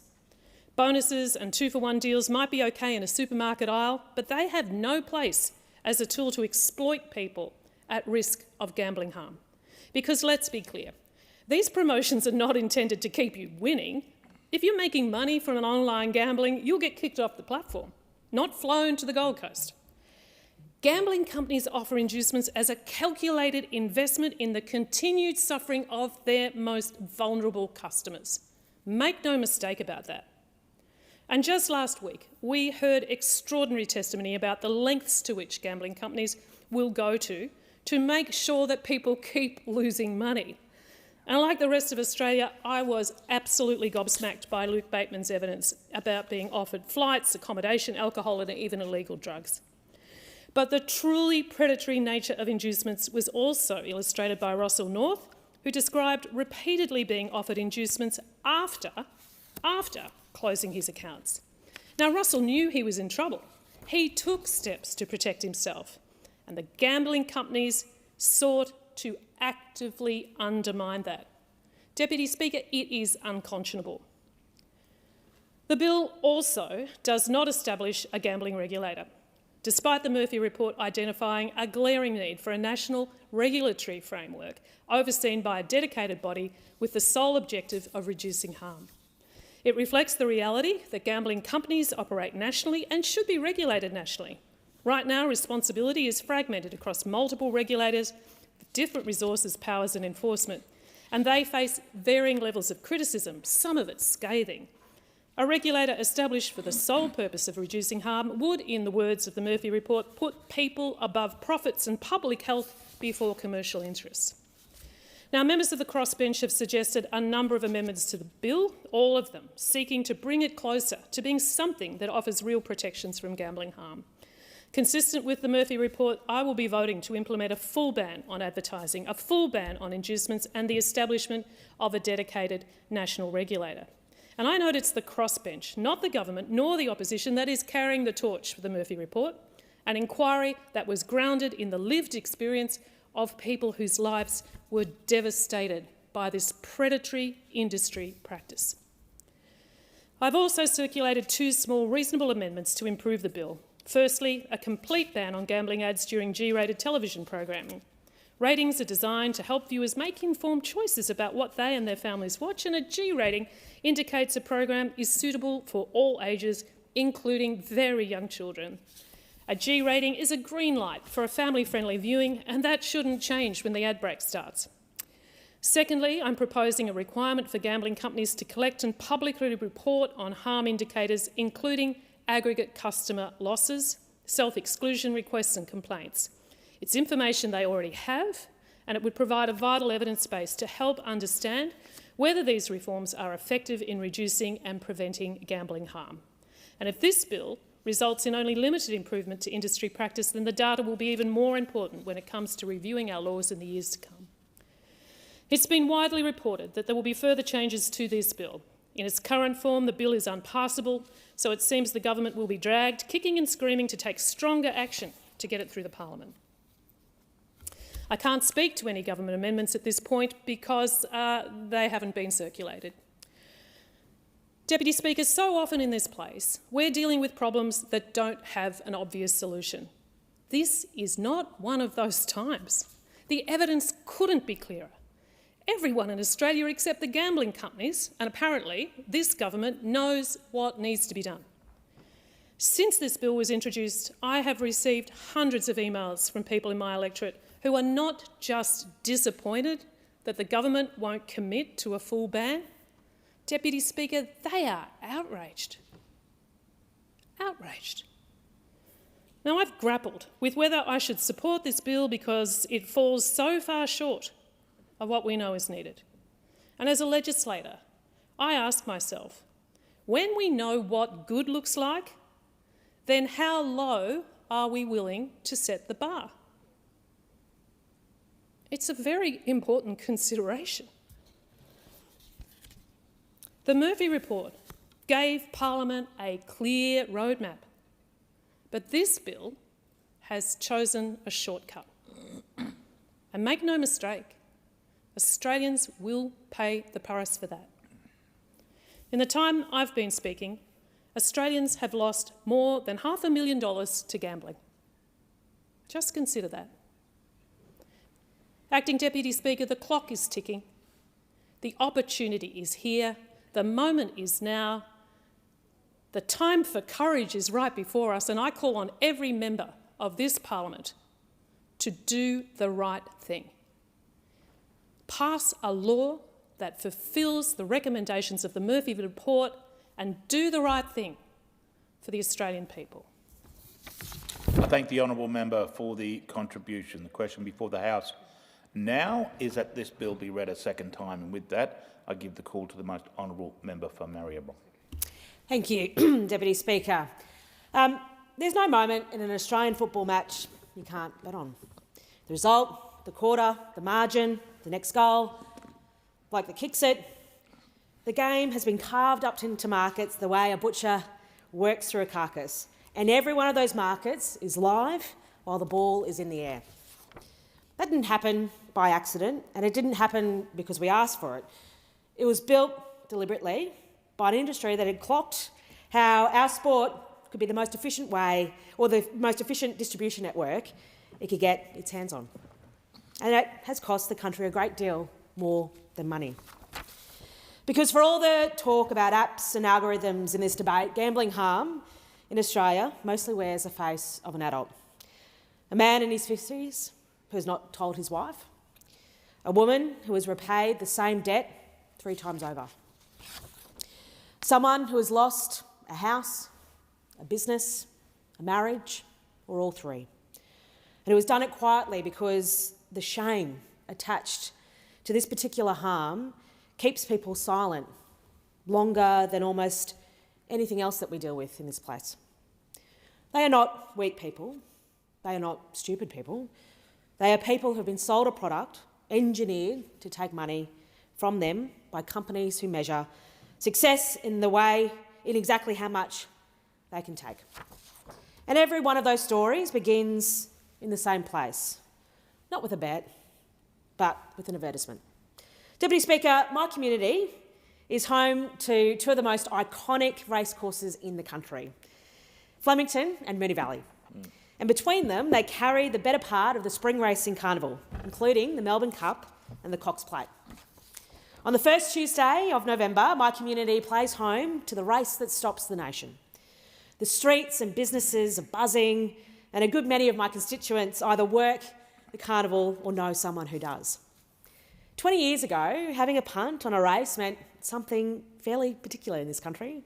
You had to go somewhere to do it. You had the space to make the choice, the track, TAB, a queue on a Saturday morning. You put your money down and you waited, sometimes better part of a week, for a race that took about 3 minutes. And when the race was run, that was the end of it. Let's be clear. Things have shifted substantially from being able to back a horse on Cup Day or have a punt on the weekend. The objection those of us have is that what the betting industry has done to that tradition since. Australians didn't decide they wanted to bet more. What changed is that the industry worked out that no longer needed the racecourse or the queue or the weekend. And once it did not need any of it, it no longer needed to wait for us either. You used to have to go find it. Now it finds you. Like the news cycle, it's 24/7. And having found us, it is where the crowds are. If you go to the footy on the weekend, like many in my community do, you'll count the ads. The logos on the boundary signs, the odds on the big screen at half-time in front of 80,000 people. The odds read through the commentary by the same voice calling the play or by a beloved champion of the game.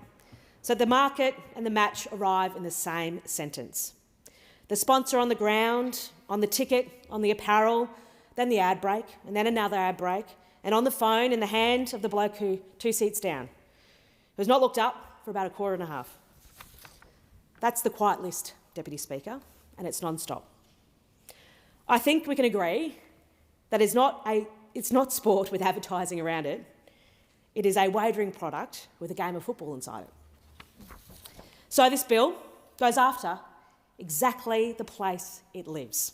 From the 1st of January next year, gambling advertising comes off television during all live sports within restricted hours and is capped outside them. Comes off the stadiums, comes off the uniforms. Celebrities and athletes no longer able to lend their names to it, and neither will the influencers.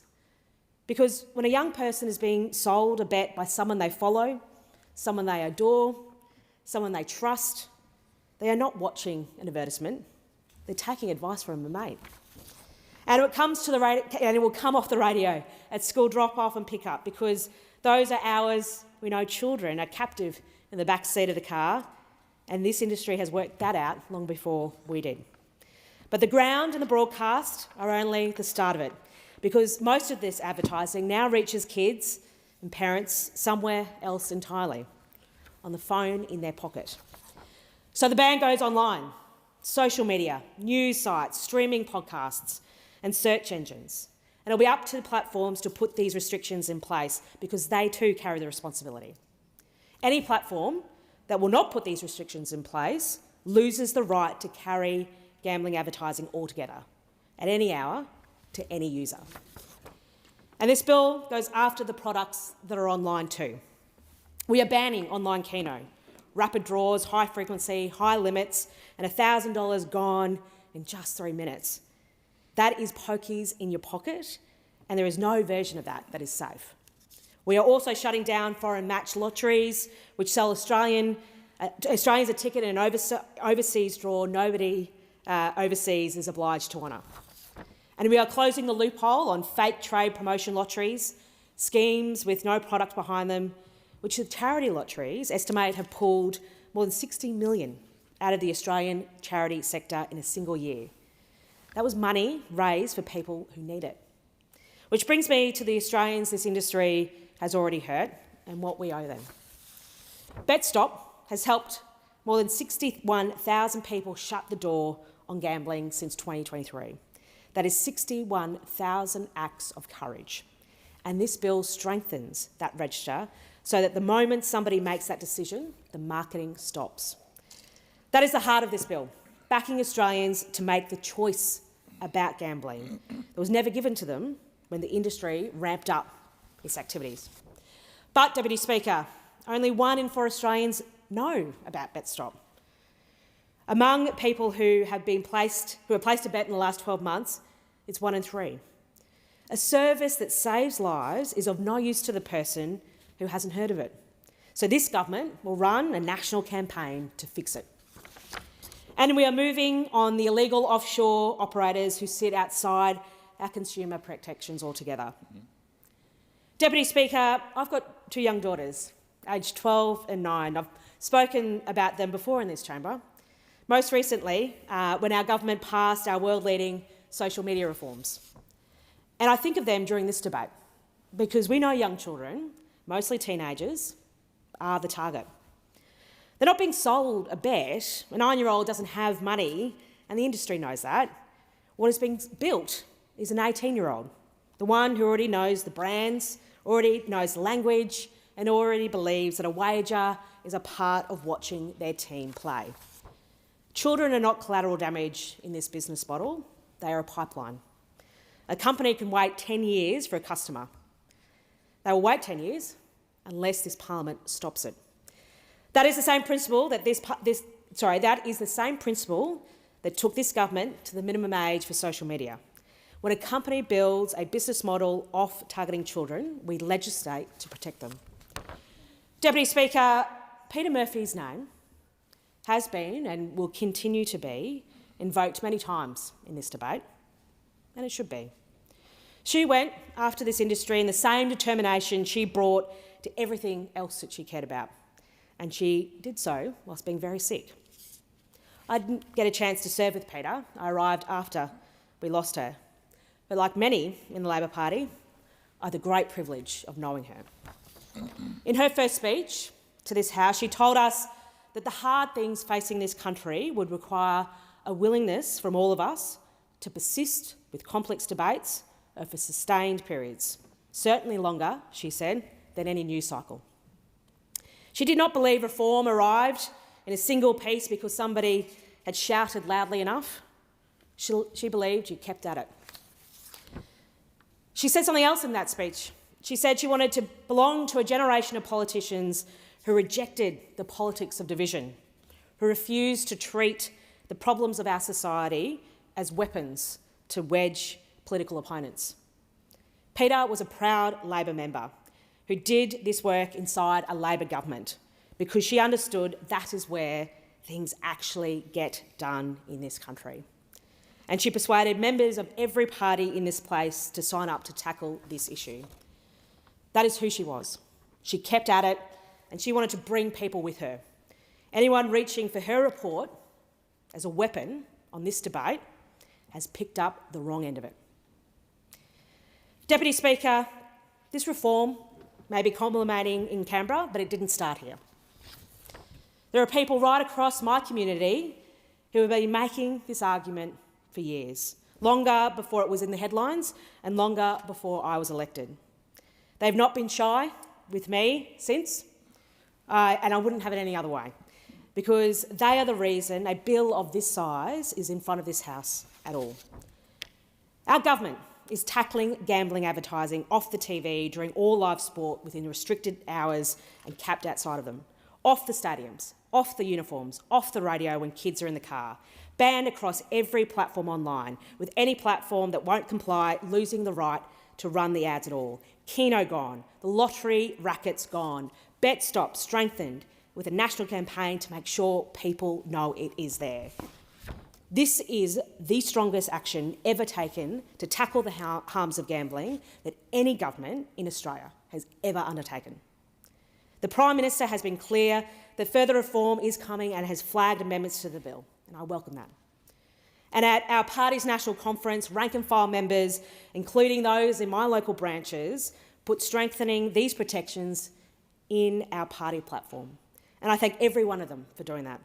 It highlights our commitment as a movement to tackling this issue. Now, Deputy Speaker, for most of our country's history, if an Australian wanted to have a bet, they had to go and find one. This industry decided that they could find us instead. In our living rooms, in our sports stadiums, in our pockets, and in the language our children now use about their own team. And it did that without ever asking a single one of us whether we wanted it. And it did it because nobody had drawn a line and told it to stop. This bill, for the first time, draws that line. It will not undo what has already been done to the people in my community who have lost more than they can talk about. Nothing this parliament passes today or any other day gives that back. But it does mean that the kid who saves up for a jumper is not wearing a betting company on their chest. It means that the family sitting next down to watch their team is not being marketed to between every bounce. And it means the next person who finds the courage to shut the door on something that is hurting them will not have it pushed back open by an advertisement they never asked to see. This is not inadequate. It is the biggest action the Australian government has taken in this area, and it marks the beginning of the work we do to arrest the significant harms of problem gambling. This bill has been a long time coming, and there are Australians who can't afford to wait for through another season of it. So to those opposite and to the crossbench, I implore you to work with us in good faith to pass this legislation so that the next generation grows up with a love of the game and nothing else. I commend the bill to the House. I thank the honourable member for the contribution. The question is now that this bill be read a second time. And with that, I give the call to the most honourable member for Mallee. Thank you, Deputy Speaker. I think, first of all, I want to say that there are some subjects in this House that have bipartisan support. We all want to see the harm from gambling reduced. How that is done and what is implemented may or may not actually end up with that outcome. This is about outcomes. It should never be about the headline. And the Coalition, in good faith, has been working with the current government to ensure that we get the best bill forward. As a social worker in my past life, I can never leave behind the impacts from things like gambling and other harms, other addictions, and how it impacts families, how it impacts homelessness. Gambling is a very serious issue. There are plenty of people in Australia who enjoy a punt, so I'm told.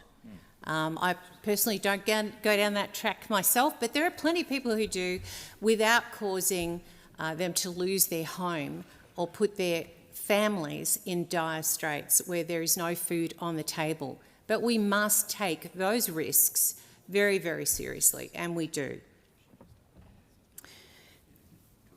Mallee residents have contacted me about gambling harms because it is impacting their families. The central question is not whether gambling harm exists, but whether this bill, as it currently stands, will effectively reduce that harm.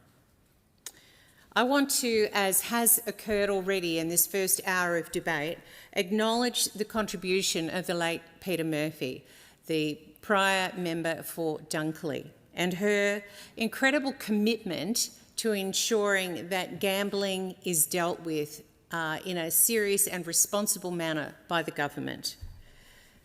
The Murphy inquiry highlighted concerns about gambling harm, gambling advertising, impacts on children, consumer protections, and illegal offshore gambling. Parliament owes it to every Australian to carefully consider those concerns. Parliament's responsibility is not merely to identify a problem. Anyone, almost anyone, can do that, but to implement solutions that actually work. Gambling is no longer confined to pubs and the TABs. That's a fact. It's embedded in sport, phones, everybody's phone, online streaming services, free-to-air TV, social media, and sporting commentary. Children, Deputy Speaker, are discussing odds on and odds off while watching a football game. Why are Australian children learning the language of betting before they learn financial literacy? It's a really good question. The connection between sport and gambling has become culturally normalised, and we need to stop it. I firstly want to acknowledge the positive elements that are in this bill. The advertising reforms that are put forward, restrictions around live sport, radio restrictions during school pickup and drop-off, bans on athlete and celebrity endorsements, removal of gambling advertising from player uniforms and sporting venues, and consumer protections, strengthening BetStop, further action against illegal operators. The last thing we want to see, just like vapes and the tobacco industry, is for illegal operators to take up this space. We also want to see a ban on online keno, the pocket pokies, prohibition on foreign matched lotteries. There are elements of this bill that deserve support, but important concerns remain. I want to state first up that coalition reforms have already worked In 2018, live sport gambling advertising restrictions, the Coalition showed that acting on gambling harm when practical reforms were needed worked. We introduced restrictions during live sport across free-to-air, radio, subscription TV and online streaming. What this bill gets wrong, however, is that potentially it may water down the gains from those reforms. For instance, when Coalition legislated restrictions during live sport or breaks in play, or importantly in the context of this bill, during children's programs from 5 a.m. to 8:30 p.m. But this bill will simply set quotas of 3 ads per hour between 6 a.m. and 8:30 p.m, including during live sports. The restrictions during children's programming seems to disappear. And importantly, if there is an unscheduled break in play, for instance, when a goal is scored, arguably gambling ads will be permitted at those times. Coalition reforms also strengthened enforcement under the Interactive Gambling Act. Since then, more than 1,700 illegal gambling and affiliate websites have been blocked. More than 230 illegal operators have left the Australian market. Under the Coalition, in 2018, we introduced the National Consumer Protection Framework for online wagering, with number 4 of the 10 reforms in that framework, an inducement like bonus bets, sign-up bonuses, vouchers, credits, rewards, referral bonuses, and the like. Those anti-inducement measures were introduced nationally in 2019 when the Coalition was in government. In a moment, I'll also talk about how those inducement measures need to be strengthened, 7 years from when the framework was implemented. The foundations for bet stop and harm minimisation measures have been bipartisan. Gambling harm reduction. The Coalition government's already established important foundations, legislating the architecture for the likes of National Self-Inclusion Register BetStop, which launched in August 23. BetStop at last check had over 30,000 registered users, with about 23,000 exclusions active. But I want to point out, Deputy Speaker, that it also involves people's choice, people's agency to make the choice to recognise that they have a problem and sign up to BetStop. More and more Australians we encourage and implore to do exactly that. This current bill, let's be clear, most viewing of what we once called television, now streaming, content is via logged-in users who are over 18 and able to opt out of gambling advertising. The Coalition view is we can move from opt-out to opt-in. Gambling advertising should only be received if an adult actively chooses to receive it. The merits of opt-in are that it protects children and vulnerable Australians by default. It places responsibility on advertisers rather than consumers. It aligns with modern consent principles. It preserves adult choice. It's a middle ground between doing nothing or a complete ban. The practical challenges, of course, are age verification, privacy concerns, cross-platform implementation, smart TVs and connected devices, and of course offshore operators outside Australian jurisdiction. Australians should not have to spend their lives opting out of gambling advertising. The default setting should be protection. Predatory inducements and duty of care have been raised in Senate evidence in VIP programs, bonus bets, targeted inducements. We've seen quite a bit of that in the papers in this last week. What responsibility do operators owe customers who are exhibiting signs of addiction and harm?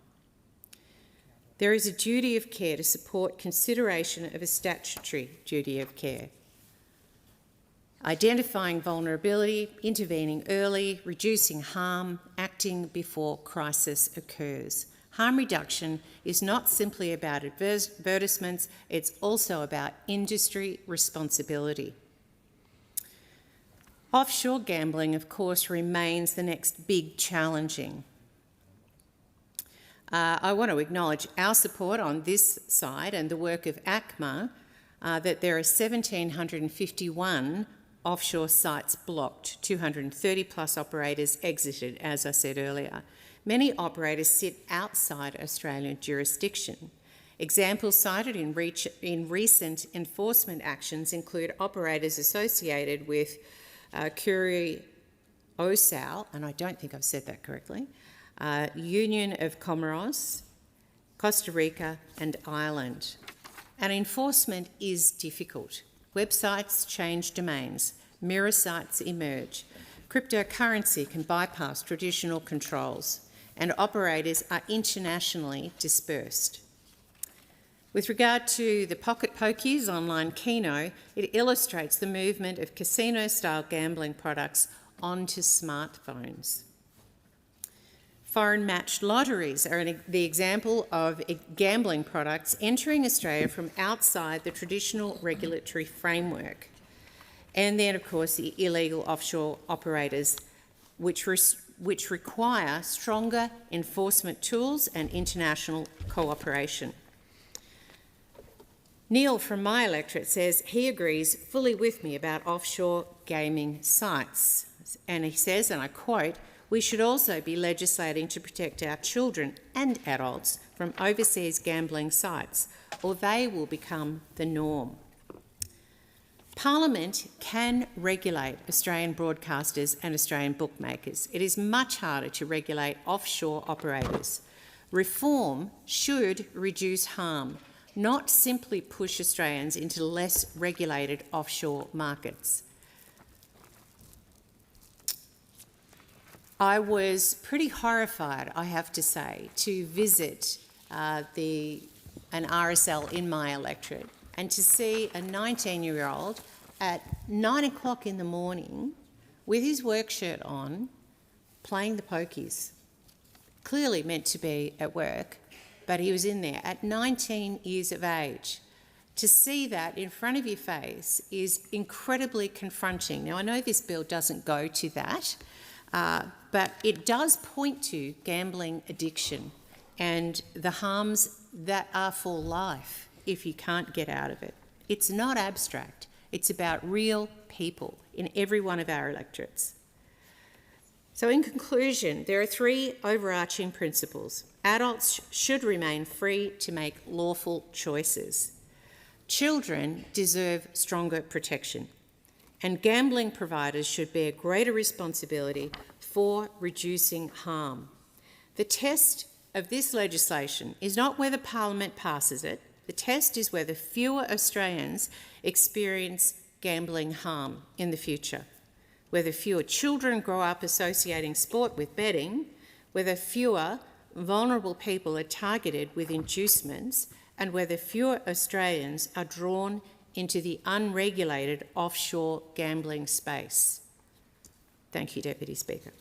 I thank the honourable member for the contribution, and the question now before the House that this bill be read a second time. And with that, I give the call to the most honourable member for Moore. Thank you, Deputy Speaker. I rise to support the Interactive Gambling Amendment Gambling Reform Bill 2026 and the related National Self-Exclusion Register legislation. There is no point pretending this bill is easy. It is controversial. Some believe the government has gone too far. Others believe we have not gone nearly far enough. Broadcasters are concerned about revenue. Sporting organisations are concerned about sponsorship. Wagering companies point out that gambling is a lawful activity undertaken by adults.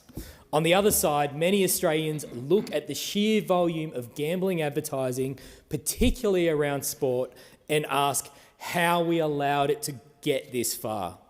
Parliament ultimately has to draw a line. The question is not whether an adult Australian should be allowed to have a bet. They should. The question is whether we are comfortable with the place gambling has come to occupy in Australian life, particularly in the lives of our children. I am not. There is a generation of Australian kids growing up where the odds can sometimes feel almost as much a part of watching sport as the score. They know the teams, they know the players, they know the ladder, and increasingly they know which side is paying $2.10. Sport should not be an introductory course into wagering. A kid watching the footy should be thinking about the mark, the goal, the tackle, and the player they want to be like when they run onto the oval on a Saturday. They should not be learning that every contest needs a price attached to it. That is at the heart of this bill. The legislation restricts wagering advertising, strengthens action against illegal offshore gambling, improves BetStop, and deals with emerging products like online keno, foreign match lotteries, and fake trade promotion lotteries. Its objectives are straightforward: break the connection between wagering and sport, reduce children's exposure to gambling advertising, and reduce its saturation across television, radio, and the internet. But there is a broader lesson here for corporate Australia. Just because you can do something doesn't mean you should. Every major company operating in this country relies, to some extent, on a social licence. Parliament sets the law, regulators set the rules, but the community decides what conduct it will tolerate. Businesses that ignore those expectations for long enough should not be surprised when Australians eventually demand change. We see that beyond gambling. In the Pilbara right now, electricians and signal workers from the Electrical Trades Union are taking action against BHP after a system developed where contractors and labour hire were used to compete against the direct workforce, putting downward pressure on wages and creating divisions between workers, all while the company was making enormous profits. A company can comply with the law and still lose the confidence of its workforce. It can make enormous profits while still losing the confidence of the community. It can win an argument with its lawyers and lose the much bigger argument with the Australian public. That is why there is considerable community support for the workers and unions taking action, and the gambling industry should understand exactly the same lesson. I do not approach this debate as someone who believes gambling should be prohibited. My family owned hotels. We had poker machines. We operated the TAB. We had Keno. I grew up around licensed venues. I understand gambling has long been a part of the business model of pubs, clubs and other venues. Those businesses employ people, they support local organisations, they provide places where communities come together. So I'm not going to pretend somebody putting a few dollars on the footy is automatically experiencing gambling harm. Adults can make choices themselves. But freedom of choice does not require us to give gambling companies unrestricted access to children. It does not require Australians to accept gambling advertising becoming woven into sport. For too long, parts of the wagering industry have pushed further and further onto the jerseys, around the grounds, through broadcasts, into social media and into the phones that people carry everywhere. Too many companies assume that because they were legally permitted to do it, Australians would continue accepting it. That was a mistake. They have been very good at returning money to shareholders. They have been much less successful at explaining why Australians should accept gambling advertising becoming a constant part of Australian life. Social licence is not permanent. It has to be earned, it has to be maintained, and once it is lost, rebuilding it is considerably harder. And that brings us to what this bill actually does. On television, wagering advertising will be prohibited during live sport between 6 a.m. and 8:30 p.m. Outside live sport, gambling advertising will be capped at 3 advertisements per hour during those times. On radio, wagering advertising will be banned during school drop-off and pick-up periods. The bill also tackles the connection between gambling and sporting culture itself. Wagering advertising will be banned from sporting uniforms and sporting venues. Athletes, celebrities and influencers will be prohibited from promoting wagering products. A broadcast promotion of odds will also be prohibited. That is important because advertising has changed. Young Australians do not consume media in the same way previous generations did. They're on social media, streaming services, YouTube, podcasts, and whatever platform comes next. An influencer speaking into a phone can reach hundreds of thousands of young Australians. The law needs to reflect that. The online rules are therefore particularly important. The starting point is that gambling advertising online is prohibited. The exception is where a user is logged in, verified as an adult, and given a genuine ability to opt out. But if a platform cannot meet those requirements, it cannot show gambling advertising. Large technology companies tell advertisers that they can identify what we like, what we buy, what we watch, and what we might want next. They cannot suddenly become technologically helpless when Parliament asks them to protect children. There is a limitation that we do need to acknowledge. We know that an adult account does not necessarily mean that an adult is the person watching. Kids use family streaming accounts. They sit beside their parents. They use shared televisions, tablets and phones. So an adult account alone cannot guarantee that a child will never see gambling advertising, and we should recognise that. And we should test these reforms against what actually happens after they commence. If the protections prove inadequate, Parliament should be prepared to strengthen them. I also acknowledge that some members believe the government should adopt a complete ban on online gambling advertising. The 2003 Parliamentary inquiry recommended a comprehensive prohibition phased in over 3 years. The government has taken a different position. Gambling remains a lawful activity for adults, but the amount, location and method of advertising will be significantly restricted. People can disagree about precisely where that line should sit, but this bill represents substantial change. It removes gambling advertising from sporting uniforms and venues. It restricts television and radio advertising. It regulates advertising online. It stops athletes and influencers promoting wagering.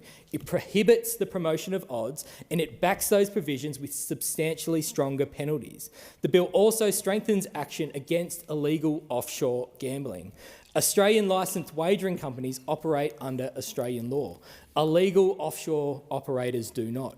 They can avoid Australian consumer protections and harm minimisation requirements. This bill makes it harder for them to reach Australians and harder for Australians to pay them. Financial institutions will be required to take steps to block payments to designated illegal gambling services. The ACMA will be able to share information with financial institutions. Digital services will be required to block access to designated illegal services, and the ACMA will have stronger removal powers.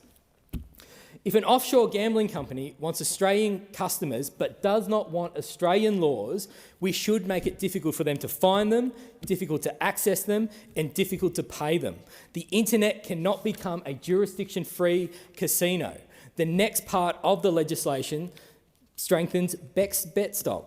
BetStop allows Australians to exclude themselves from all licensed online and telephone wagering providers through one registration.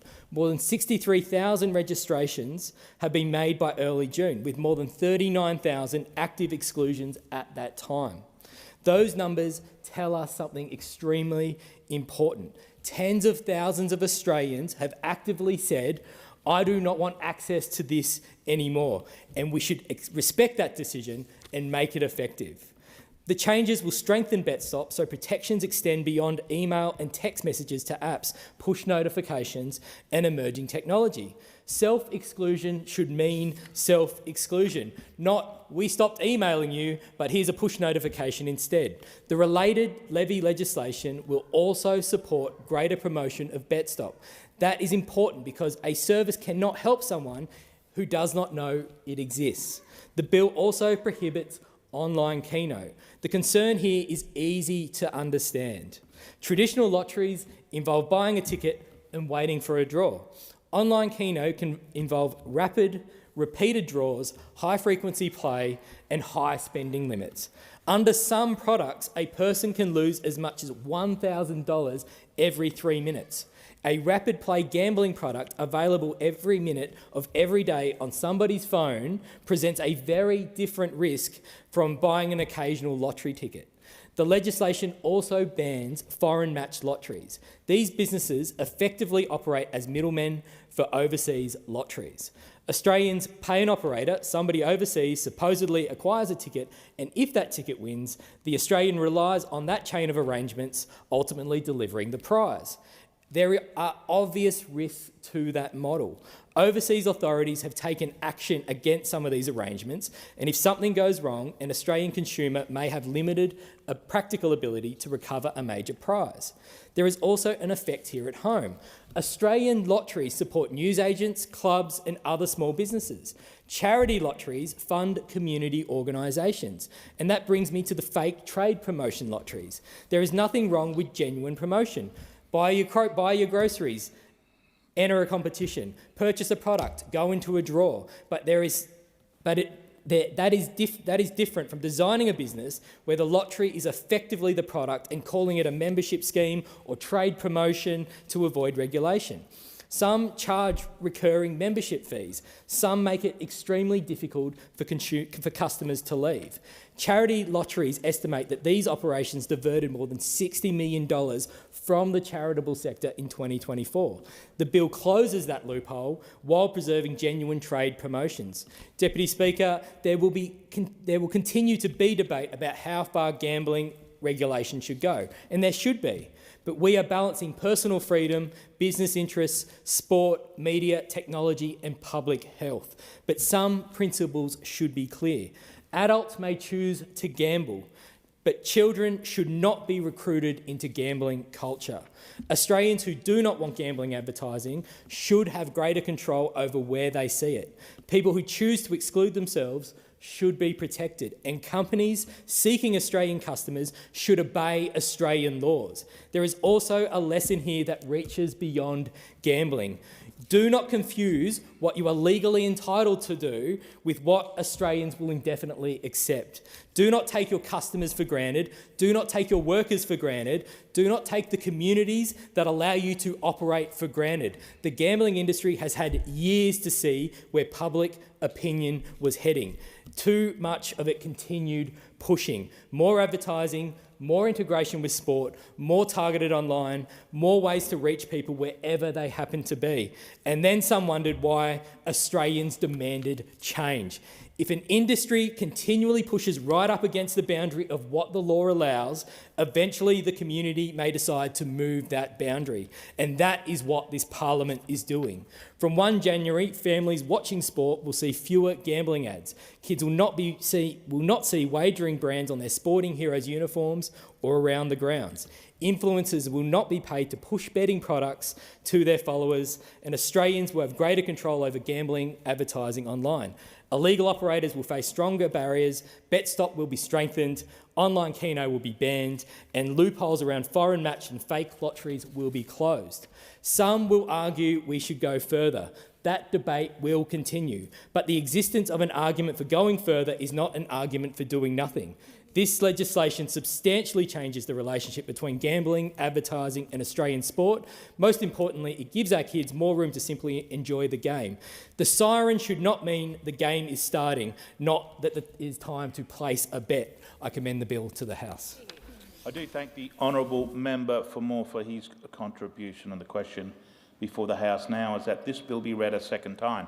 And with that, I give the call to the most honourable member for Fisher. Thank you, Mr Deputy Speaker, and I rise to speak on this really important bill in this place today with a great deal of passion.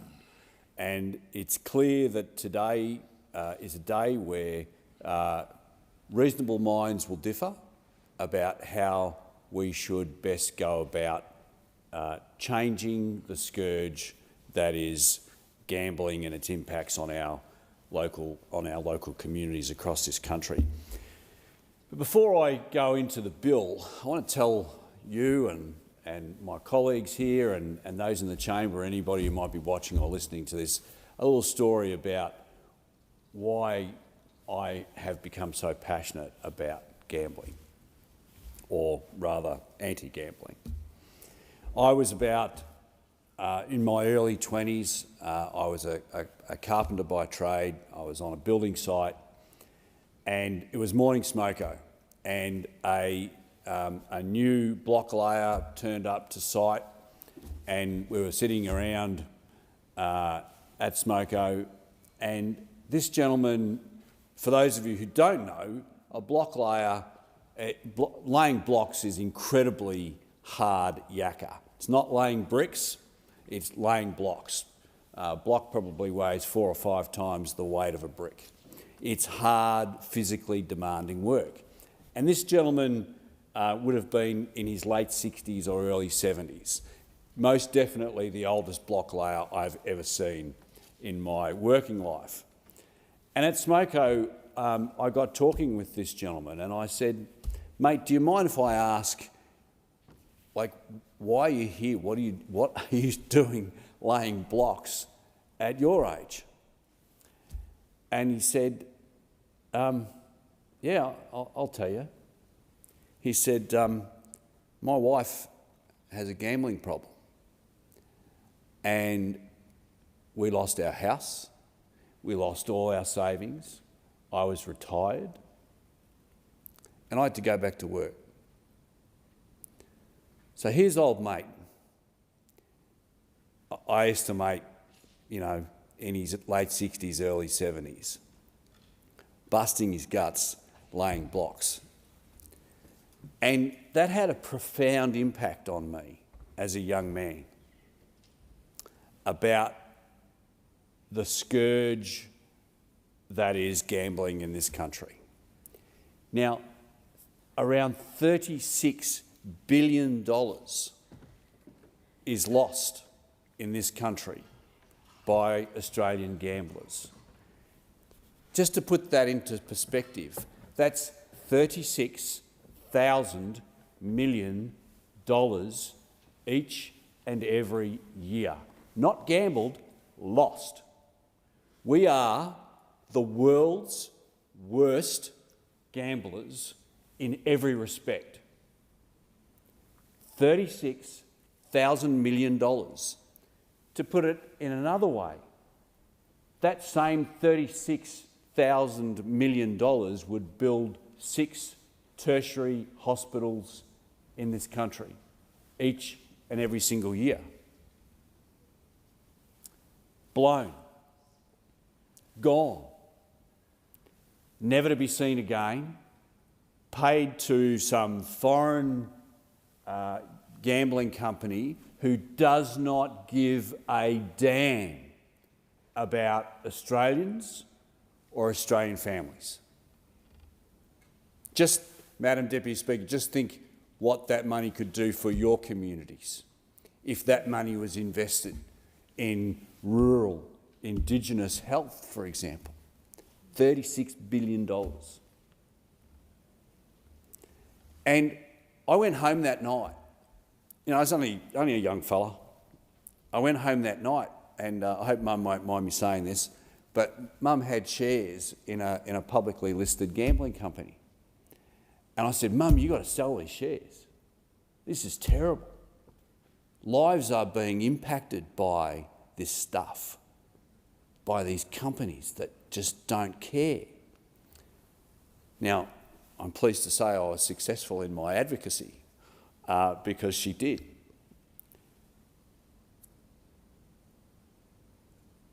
But I'm not standing here today to advocate for a total ban on gambling. If adults want to ban, if they want to gamble, I guess that's a matter for them. But what I would say to them is, next time you go to have a punt, can you afford to lose this money? Are your kids well fed? Are they appropriately clothed? Is their medical needs met? What else could you be spending the money that you're about to blow, because you will blow it, because the house always wins? What else could you be spending your money on? Now, I'm not here to tell you how to spend your money. It's a matter for you if you're an adult.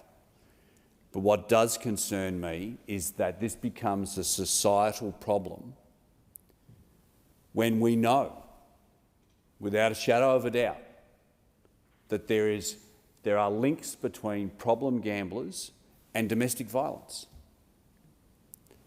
marriage breakdowns.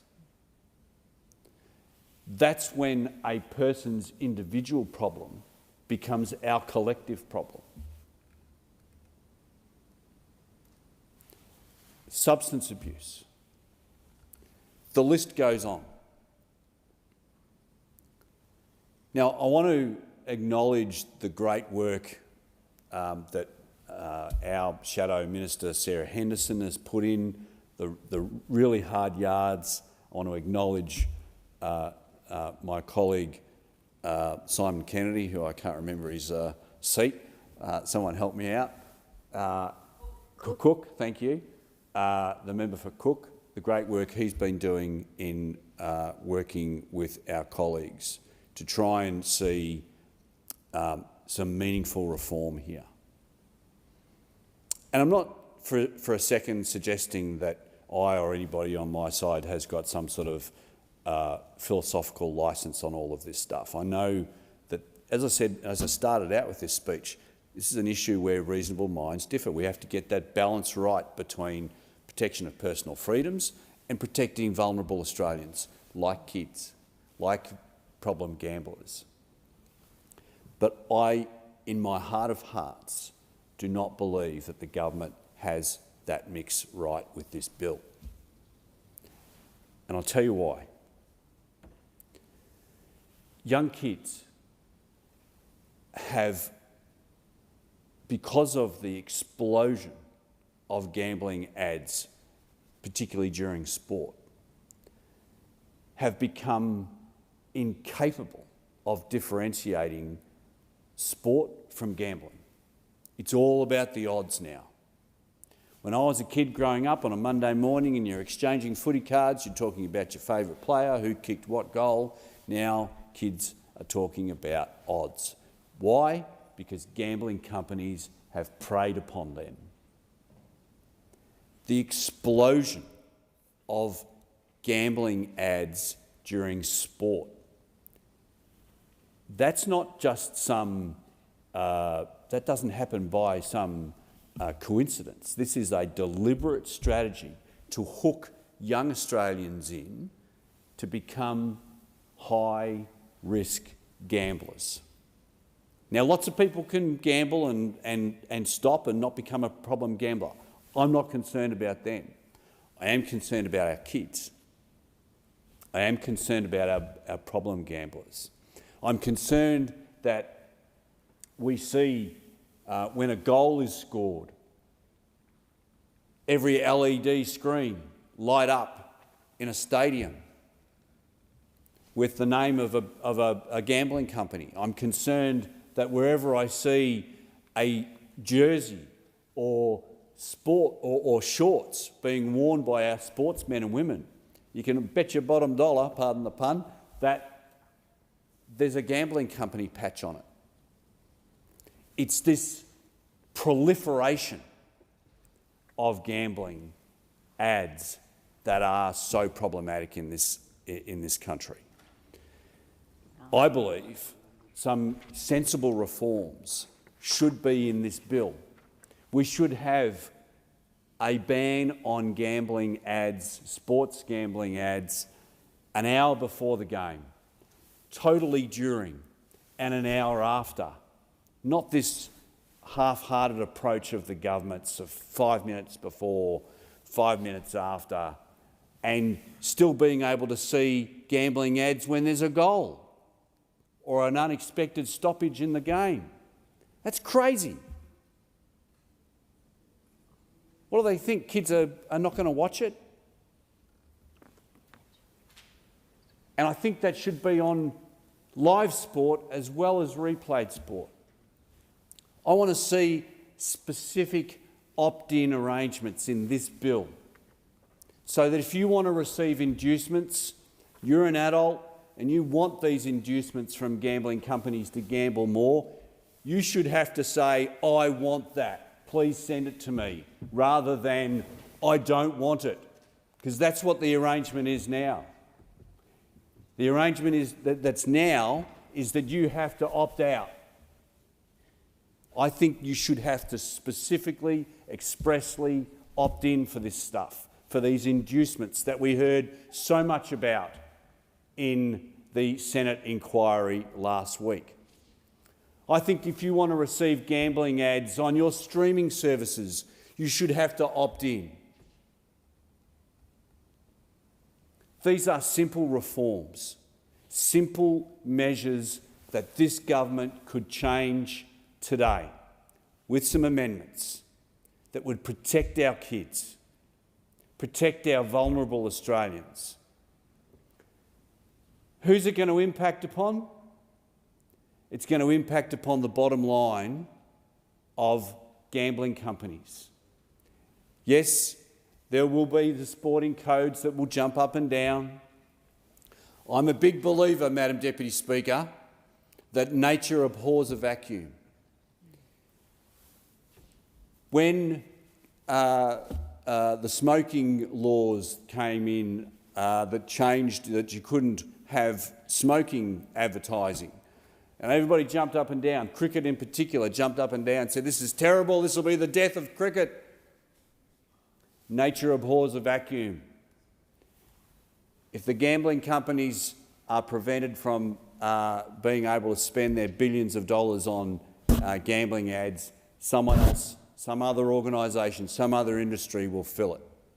That cannot be an argument. Surely we've learnt that from smoking. We need to adopt a public health approach to gambling. Okay, smoking is legal. Yep, gambling is legal. But we don't allow, we made a decision decades ago not to allow smoking ads. What's the difference? What's the difference?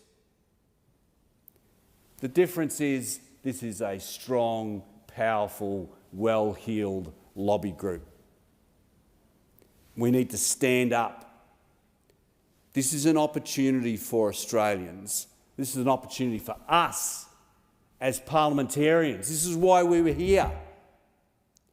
If not for this, for what? This is why our people, our constituents sent us here, to stand up for them in this place. If not now, when?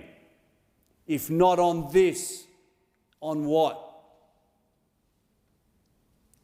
This is a classic golden opportunity for this parliament to come together, to work together for the benefit of Australians.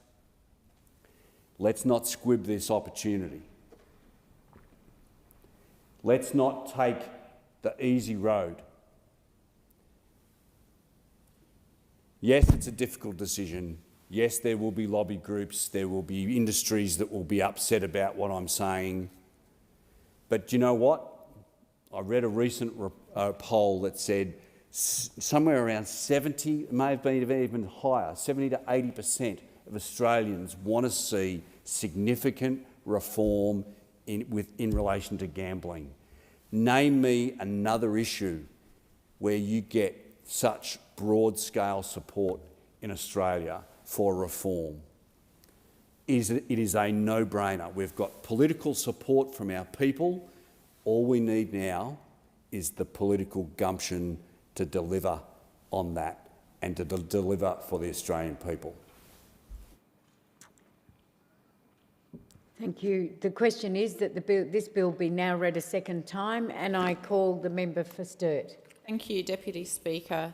I rise today to speak in support of the Interactive Gambling Amendment Gambling Reform Bill of 2026.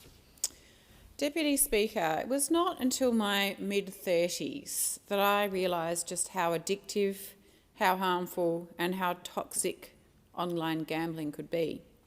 So I'm a sports lover. I love most sports, except for those involving animals, which I cannot stand.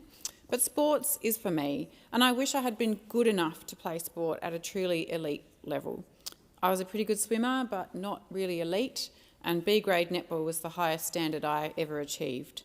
And I've often wondered what it would be like to play sport in front of a crowd and get paid handsomely to do it, or to play sport for Australia, to represent Australia on the global stage at a World Championship, Olympic Games or Commonwealth Games, and to hear the roar of the crowd as you shoot that winning goal for the Australian Diamonds, or touch the finish line ahead of the US in the 4x200 metre freestyle relay, or slot the Sharon between the goalposts for that after the siren win. That is the dream. And this love of sport, Deputy Speaker, led me to say yes to joining an online betting group made up of friends of friends of friends called the Gentlemen's Gambling Guild, or the GGG, about 10 years ago. Now, you didn't have to be a gentleman to join. All you had to do was pay a sum of money to enter the competition, and you had to open a Sportsbet account. Then the rules were simple. For the duration of the AFL footy season, including finals, each week you'd place a $1 bet on whatever you liked. Crows to beat Port, Adelaide Thunderbirds to beat the Melbourne Vixens, Buddy Franklin to kick 6 goals. You name it, you could bet on it, but limited to $1. You could also place a $10 long-range bet. So bet on something at the start of the season in the hope it might transpire by the end of the season. And my biggest failed bet was that in 2017, I bet that Sydney Swan Isaac Heaney, still one of the best midfielders in the AFL, would win the Brownlow that year. I didn't realise he'd been diagnosed with a severe bout of glandular fever and wouldn't be playing that much. So that bet was a fail. The merciless and frankly justified ribbing I received from my fellow competitors in the GGG was very humbling, Deputy Speaker, to say the least. But depending on how your bet went, how successful you were each week, you'd be placed on a weekly leaderboard, and then multis, maybe a 4-leg or a 6-leg multi, would see you place higher on the leaderboard, meaning there is more incentive to place riskier and more complex bets, just in case they came off. At the end of the season, you could win prize money, depending on where you were on that leaderboard. Like, I was never any good. I was always quite confused about what the line bet actually meant, and my enduring love for the mighty Adelaide Crows during a couple of their less successful seasons meant I was never really a serious threat of winning any prize money. So being part of the GGG and placing $1 bets was just a bit of harmless fun. Until it wasn't. It became less and less fun. Now, it was $1 a week, so I was never really in danger of suffering financially from placing these bets. And, I consider myself, Deputy Speaker, to be a reasonably smart woman, although I accept there'll be differing views on this. But I thought I'd be smart enough not to be affected by placing $1 bets. It's $1, so what? But for me, I very quickly became obsessed with what was happening with my bet.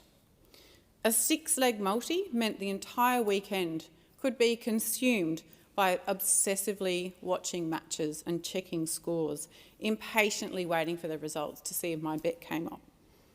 A lost bet on a Friday night footy match would mean waking up in a bad mood on a Saturday, or wishing failure for my competitors in the GGG leaderboard. And then, Deputy Speaker, I started to casually, ever so casually, top up my Sportsbet account. Small amounts here and there, because I was actually starting to become addicted to the thrill of the win, the smugness of knowing that you predicted the outcome of a match, the smugness of knowing your bet had paid out and that you were a sporting oracle with a higher balance in your Sportsbet account, money you'd done nothing intelligent to earn. It's easy to top up your account. You just link your savings account, press a button, and the funds magically appear, ready to be gambled away. Eventually I stopped. I was fortunate that it dawned on me that it was actually a huge waste of my time and energy, and pretty stupid to be getting angry over the failure of a $1 bet. And then the GGG eventually folded. No one could be bothered administering anymore, and that was that. And I haven't placed a bet since. I'm not interested, I know that for me, sport is way more enjoyable when I just watch it for the sheer spectacle of it. But when I look back, I see in myself those fleeting signs of possible addiction. That just one more, then I'll stop. But then you place another. That this is the last bet I'm ever going to make. But then the bet pays out, and so you place just one more. The telling yourself it's only $50, and then 50 becomes 100, and it builds and goes beyond. And although you might win some, eventually you lose more. Online gambling is addictive by design.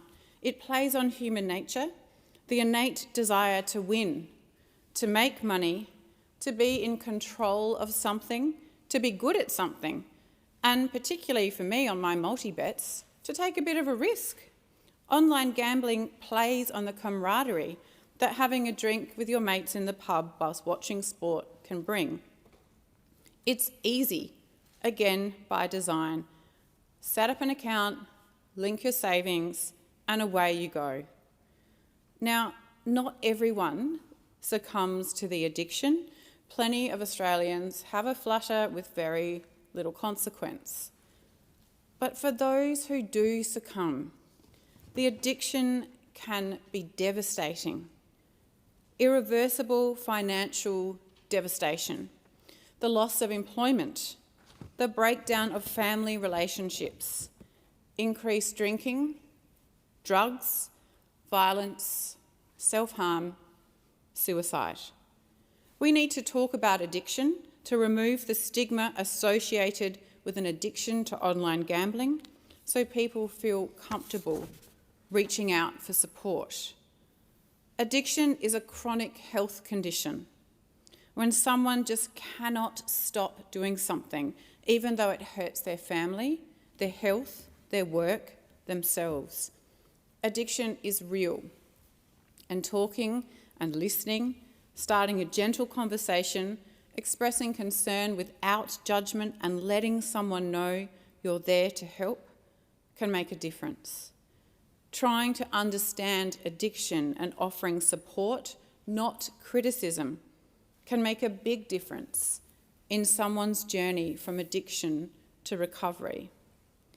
And we know that governments also have a role to play in providing safeguards that minimise potential for harmful addiction, particularly with respect to children. The sooner the connection between sport and gambling is broken, the better. And that is what this bill is aimed at. It aims at achieving this through a ban on wagering advertising content during live coverage of sporting events across all platforms, a ban on radio during school drop-off and pick-up times, and limits on the frequency of advertising on television.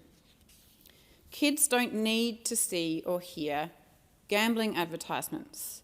Adults don't really need to see them either. They wreck sport. They are intrusive and they are unintelligent. And they feed existing addictions and they provide the foundations for new ones. Now, in addition, the bill includes a prohibition on displaying wagering advertising content on sporting uniforms and at sporting venues. A prohibition on the sporting heroes of our kids, on celebrities and influencers from being used to promote wagering advertising content, and a prohibition on the broadcast of the promotion of those addictive odds. The bill also obliges all authorised deposit-taking institutions, such as banks and credit unions, and participants in a payment system to block funds transfers and payments from Australian accounts to accounts belonging to or associated with designated interactive gambling service operators. It obliges digital services to block access to designated interactive gambling services online. It includes prohibitions on online keno and foreign match lotteries. And importantly, it strengthens BetStop, the National Self-Exclusion Register, by prohibiting licensed interactive wagering service providers from contacting individuals while they are on BetStop. The statutory review into BetStop illustrated that BetStop works. It works, Deputy Speaker, we know this. It works, it is effective, and we need to give it the significant publicity it deserves. We need to encourage more people, without stigma, without shame, to sign up to it. Only 1 in 4 Australians know about BetStop, Deputy Speaker. This figure needs to be 4 in 4 because it works. Now, this bill is not the set and forget one-size-fits-all solution to the harms caused by online gambling. I support this bill because it is progress. It is progress, Deputy Speaker, and it builds on the previous work this government has done in relation to minimising the harms caused by online gambling. And at this moment, let's not get perfection get in the way of progress, even if that progress is not considered fast enough or strong enough for some. It is still progress. Let this bill represent both the continuation of work done and the beginning of further meaningful and effective progress. And I commend the bill to the House. Thank you, Member for Sturt. I now call the member for Gippsland, the Leader of the Nationals in the House. Well, thank you, Deputy Speaker. And I want to begin by acknowledging the contribution of the former member for Dunkley, Peter Murphy, in this public debate of great importance. I don't think any of us in this place can pretend to speak for the late Peter Murphy, but I do know that as a lady with enormous social conscience, she would be heartened to hear members in this place talking about a piece of work that she was deeply engaged in, which was directly aimed at reducing the amount of harm caused by problem gambling in our nation. And I also acknowledge there's a great deal of interest across Australia, a great deal of media speculation about where this legislation will eventually land. But it's important that we remember the key principles of what we're trying to achieve in this place, and that is to try to get the balance right on an issue where there are very strongly held views across the chamber, within our individual parties, and amongst the crossbench as well. So there's a lot of interest, and I recognise and acknowledge the feedback I've received in my own office from people who are very passionate, who have been impacted by gambling when it's got out of control for them in their lives or the lives of their family members. There's a few key principles that I've tried to consider in reflecting on the legislation and the need for more reform in this space. One is that we still need to respect our freedom of choice in a nation like Australia. We do need to accept a level of individual responsibility for our actions, but we also need to take every step we can reasonably take to reduce gambling harm, particularly as it impacts children or vulnerable people. So the challenge for members in this place is to somehow try to get that balance right in our deliberations. People do need protection from predatory behaviour.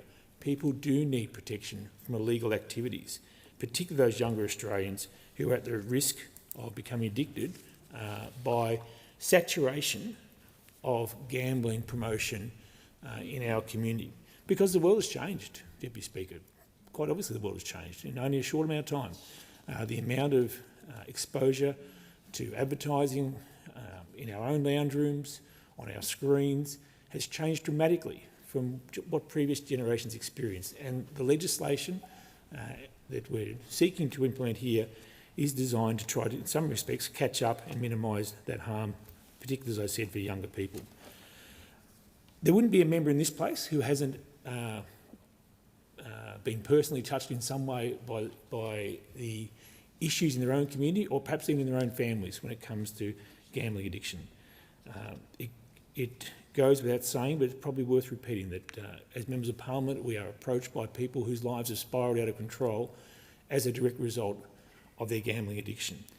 We see people who have lost their businesses, who've lost relationships, who've self-harmed, or had their lives destroyed in other ways by being lured into criminality to feed their gambling addiction. There wouldn't be a member of this place who hasn't been approached by someone in their community with that experience. Alternatively, gambling can be harmless fun. Gambling can be a way for mates to get together, male and female, and enjoy some time with each other and having a bit of a flutter or a punt, using money they can afford to lose if they're in that position. Done responsibly, gambling can be quite an enjoyable experience for a lot of people, and literally millions of Australians do that every year. So the members who have spoken today, and will speak throughout the day, will tell their personal stories. Some will be quite emotional, and we've got to try and find the balance here as an opposition and as a government of where the sensible centre is and where the balance is right in terms of the right regulatory reforms in this area. And we have a cautionary tale in this country right now, Deputy Speaker, in relation to getting the balance right. Because where we've got it wrong is in regulation and taxes around tobacco. The rules we put in place for public health reasons and the regulatory structures and the taxes placed on tobacco have resulted in government effectively outsourcing the supply of tobacco to organised crime. So the illicit tobacco and vaping industry in Australia today is worth more than the legal industry. And that is a direct result of heavy-handed regulation and government taxes. Decisions made in this place and other places have resulted in governments outsourcing the tobacco industry to organised crime. In Victoria, in my home state of Victoria, it's resulted in more than 100 fire bombings in the past couple of years as organised crime figures compete for turf to sell their illegal product. So there's the example, I guess, Deputy Speaker, and what I say is a cautionary tale about how we get the settings right and somehow find the sensible centre in this debate to allow, as I said, people to take responsibility for their own actions, but also to protect Australians from predatory behaviour. And the parliamentary inquiry chaired by the late Peter Murphy was aimed squarely at trying to achieve those outcomes, Deputy Speaker. It was titled "You Win Some, You Lose More," but it's better known as the Murphy Report. It was also co-chaired and supported in full by my friend and colleague, the member for Cowper, Pat Conahan, a man who has worked in New South Wales Police and worked in the court system and now represents his community with distinction. He, through, again, lived experience of his workplace, is fully aware of some of the challenges we face in terms of gambling addiction and the impact it has on our society. So between them, Peter Murphy and Pat Conahan prepared a report which I think was a work of great substance, and I am pleased that it has remained a subject of debate in this place, though I'm not pleased that it's taken so long for some of the 31 recommendations to actually be taken action on. The focus was on online gambling and its impacts on those experiencing gambling harm. The inquiry was in direct response to the growing concerns, particularly amongst young people, of the harm caused by online gambling, and it made recommendations which reflected the fact that Australians are the biggest losers in the world when it comes to gambling. Peter Murphy said himself at the release of the report, "We have a culture where sport and gambling are intrinsically linked. These behaviours are causing increasingly widespread and serious harm to individuals, families and communities." And I agree with Peter, and I agree with the vast substance of that report. And I've previously worked in government to help introduce gambling advertising bans during live sport. And that's not because I'm a wowser, Deputy Speaker. I punt fairly infrequently. I may have a few bets during the spring racing carnival and rapidly lose interest for the rest of the year. But I think we need to draw the distinction between sports which were primarily set up for punting. Horse racing, greyhound racing, the trots, they're sports that exist because people can gamble on them. We need to draw the distinction between those and sports like the football codes, which have become saturated with gambling, but were never intended to be used for that purpose. And that is where the gambling industry, the sports themselves, have got to take some more responsibility, because families sitting down to watch the National Rugby League game of the week or the AFL game of the week on a Friday night should not be exposed to saturation gambling advertising. And that is, I think, the fundamental issue that many of us in this place can agree on. So there is a major difference in my mind between those sports which exist for the sole purpose of gambling, like the racing codes, and sports and the normalisation of gambling in other sporting codes, like our football codes. And that's why the Coalition took action in 2018 and banned advertising during live sport. But I understand, I respect the community's view that further action is required, and that's why we've got to this point here today with the legislation. Now, it's important to note, Deputy Speaker, that the legislation before the House today will not pass unamended. The Coalition is engaged with the government in negotiations today and I'm sure going forward about some of the amendments we'd like to see put in place to strengthen the legislation before the House. So that legislation, the bill we're debating right now is not the legislation that will return to the chamber, I imagine, sometime next week after it's been through the Senate. The Murphy report, amongst its 31 recommendations which applied a public health lens to online gambling and reducing harm in Australia, included some significant reforms around the Australian government developing and implementing a comprehensive national strategy on online gambling harm reduction, supported by national regulation, an online gambling ombudsman, harm reduction levy on online wagering service providers, a public education campaign and more independent research and improved data collection. And it was, as I said at the outset, a comprehensive piece of work, and Peter Murphy should be commended for that work, and Pat Conahan in co-chairing it should also be commended.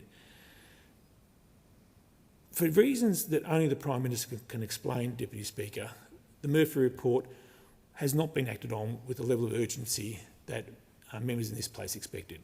I know of many Labor backbenchers who are anxious to see this legislation finally make it to the chamber, as there are members on my side of the chamber keen to see more action.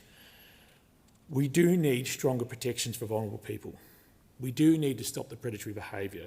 More action is required to target the foreign actors who are preying on Australians, and the mainstream sports, such as the football codes, have to get the message that they need to find other forms of revenue and not depend so heavily on the gambling revenue which is flowing their way. They have to reduce their own dependence on gambling for their future financial sustainability. Deputy Speaker, in closing, I want to just refer again to this question of balance. We need to make sure in this place that we don't introduce legislation which has unintended consequences. The three fundamental principles that members on this side are seeking to apply to the legislation when it comes back in its amended form will be that Australians must have choice. We also adopt a principle that adults should take a level of responsibility for their decisions and their actions, but yes, governments have an obligation to protect vulnerable Australians, particularly children, from exploitation and harm. I don't think those three principles, Deputy Speaker, are contradictory. They provide what I think is a balanced framework that respects the personal freedoms while recognising the need for sensible safeguards. Those principles recognise there are legal industries, such as horse racing, which employ thousands of Australians, which are an important part, particularly of our regional communities. If we are too heavy-handed in our approach to this legislation today, we will jeopardise the future of thoroughbred racing, particularly in regional communities. They're the most marginal racetracks in the country, and there is nothing to be gained by undermining that sport, which actually exists for the purpose of gambling. The jobs associated with that in terms of the trainers, the jockeys, the course staff, the catering industry, the fashion industry, they're all jobs that Australians quite rightly want to see maintained and kept into the future. So it is important we do get the balance right in terms of Australians having choice, Australians taking responsibility for their own actions, but yes, government fulfilling its obligation to protect vulnerable Australians, particularly children, from exploitation and harm. Australians enjoy their sport, and for many families, their weekends and their evenings are centred around local and professional sporting events, and sport should not be an opportunity just for gambling products to be marketed, particularly to young people. I think Australians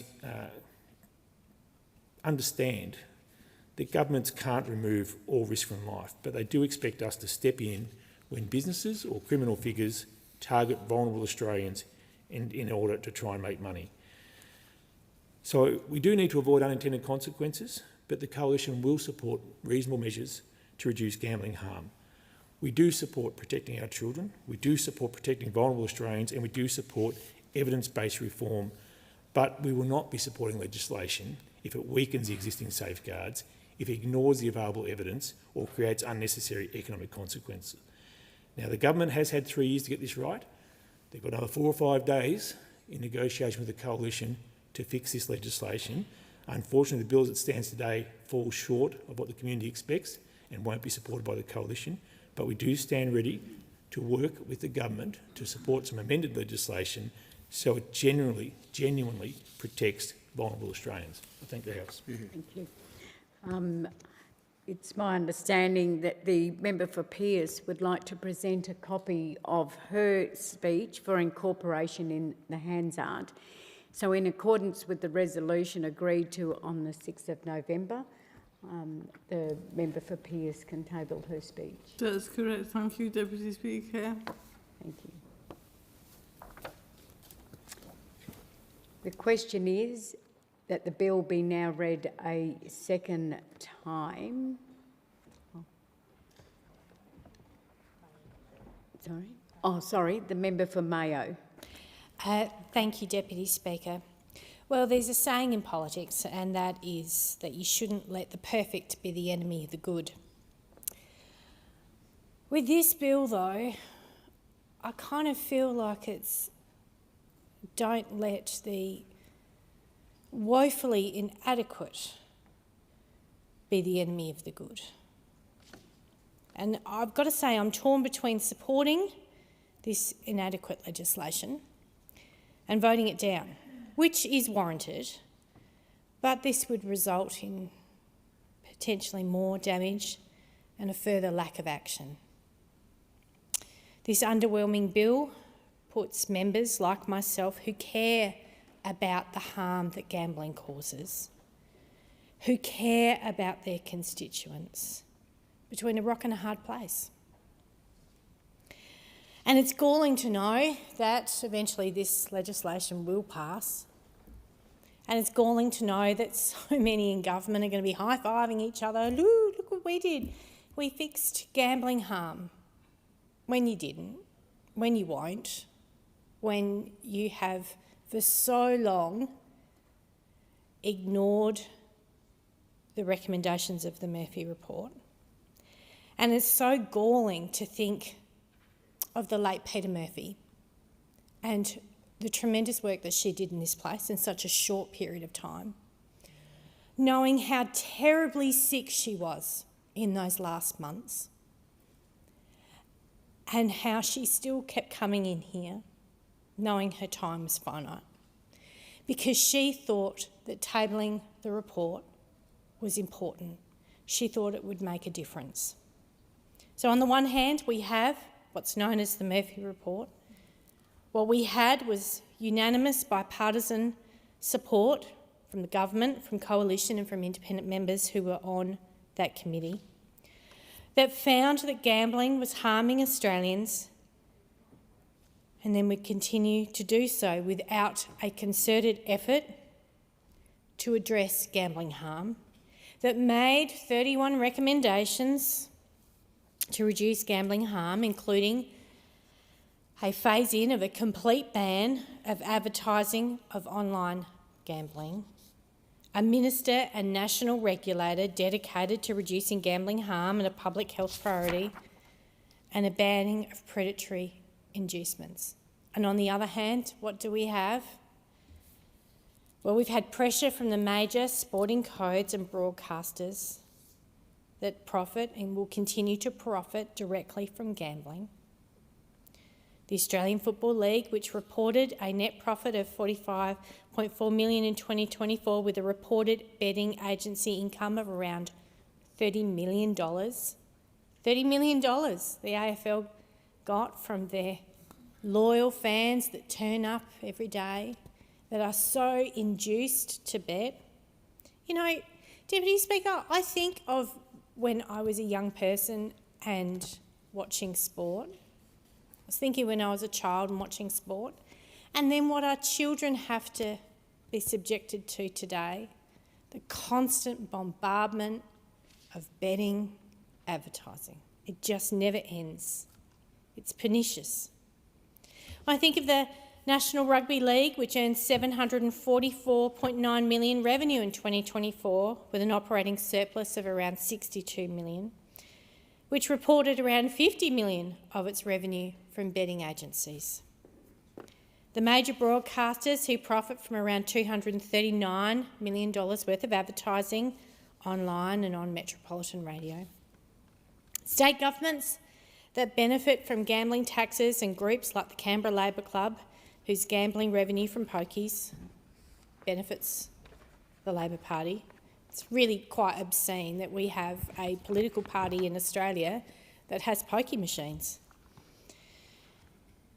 Reported gambling donations of more than $4 million over 5 years, including $1.5 million in the last election, and a Labor fundraiser hosted by pokies and hospitality company Endeavour Group on the fringe of the Labor National Conference in 2026, as reported in the Sydney Morning Herald. So it's devastatingly easy to see that the Murphy Report recommendations are being sacrificed by the government on the altar of gambling, sporting and broadcasting profits. A side-by-side comparison of the government's reforms and the Murphy Report recommendations showed that the bill responds to only 3 of 31 recommendations, under 10%, and only responds to partially to 2 out of 3 of those. In the absence of meaningful action, gambling harm has indeed continued largely unabated during the more than 1,140 days since the Murphy Report was handed down. The harms caused and exacerbated by gambling have continued, and they include family and domestic violence and breakdown, unemployment, poverty, crime, family and domestic violence, as I said, elder abuse. Elder abuse. 1 in 6 older Australians experience elder abuse. And a significant proportion of that is because their children and their grandchildren are going to seek money from grandma and grandpa to try and cover debts from gambling and gambling-related suicide. Gambling losses in Australia are now estimated to be $36 billion every year, more than 95 million every single day. That's according to the Australia Institute. So $36 billion equates to more than $1,290 in losses for every man, woman and child in Australia. It's one way that we lead across the world. The highest rate of gambling losses on a per capita basis in the world. I and many other members in this place have no doubt heard from many of those impacted. My constituents and Australians from across the nation have been begging for meaningful gambling reform, and in particular further restrictions on gambling advertising and inducements. And while strengthening BetStop was helpful, and at every opportunity when the government's asked about a question around the Murphy Report or gambling harm, they talk about that, but it's a voluntary service which those suffering the most gambling harm may not be able to engage with for a variety of reasons. The reforms proposed in this bill are piecemeal, at best, and based on industry preferences rather than respectable research and what we really should be doing in this place. If we're all here to make a better Australia, we're failing today. I've never been more reluctant in deciding how to vote on a bill. Without some of the lodged amendments being passed, this bill can only be seen as a missed opportunity to implement the vision of the late, brave former member for Dunkley, Peter Murphy. And the committee report that she chaired with fellow members, many of whom are still in this place, that was handed down, as I said, well over 1,000 days ago. Valet, Peter Murphy, and valet to your excellent work. barely 10% of which is being implemented by government. A government that she so loyally served. And what's particularly galling is I know that we're not going to address gambling reform again in this place, certainly not in this parliament, probably not in the next or the one after, because there'll be a big tick next to gambling reform that's been fixed. We have a duty in this place. We have a duty to our children. We have our duty to children that have not been born. We have a duty to vulnerable Australians. We have a duty to current and future Australia. And very sadly, we've squibbed it today. I just hope that the government considers the needs of vulnerable Australians, in fact all Australians, over codes, over news channels, and over their own self-interest in taking gambling donations, and actually truly address and bring to this parliament legislation that addresses all 31 recommendations. The question is that this bill be now read a second time, and I give the call to the member for Melbourne. Thank you, Speaker. I rise to speak in support of the Interactive Gambling Amendment Gambling Reform Bill 2026. And I want to begin with a story from a father in Melbourne who contacted my office. He told me about his 12-year-old son, a basketball fanatic, a kid who loves sport. Like many families, they spend time together watching games, following players and talking about results. His family has also experienced the devastating impact of gambling addiction. What worried him was not what was happening on the court. What worried him was what was happening in the advertising breaks. He described game after game where gambling advertising appeared again and again, so often that they became part of the experience of watching sport itself. One part of his story in particular has stayed with me. His son saw an advertisement connected to sports statistics and said he would like to use it because he enjoyed analysing teams and players. The father could see how easily a love of sport could be turned into something else. Another parent contacted me with a similar concern. He has 2 young boys who loved footy and cricket. He told me they had started asking questions about betting odds and gambling markets. Not because they were looking for gambling content, but because gambling content kept finding them. He spoke about what felt like a constant stream of gambling promotions attached to the sports his children loved. Most of all, he spoke as a parent. He spoke about feeling powerless to stop it. Parents should not have to carry that burden on their own. Children should not be able to enjoy sport. Children should be able to enjoy sport as children. They should be able to follow their favourite players, support their team and celebrate a win without being drawn into a conversation about gambling. Those conversations with Melbourne families have stayed with me, and they are why the Albanese Labor government is acting. This government is taking steps to reduce children's exposure to gambling advertising, break the connection between sport and wagering, and help ensure families can enjoy sport without gambling companies competing for their attention. One of the first stakeholder events I attended in Parliament House focused on gambling harm and gambling advertising. I was new to this place and a little bit unsure about what went on, and I went into a committee room to see some people up on the screen. The people on the screen then shared their story. One was a young man who had was addicted to gambling and had lots of different gambling companies giving him free bets and free things to keep him induced and keeping on gambling. But what really stood out to me were the 2 young women that were there. They had looked quite distressed. When they started to speak, I really began to understand why. They told of their brother, actually. One of the sisters told of their brother, the other was just holding her. Told of their brother who had a gambling addiction that got out of hand, and eventually he had killed himself.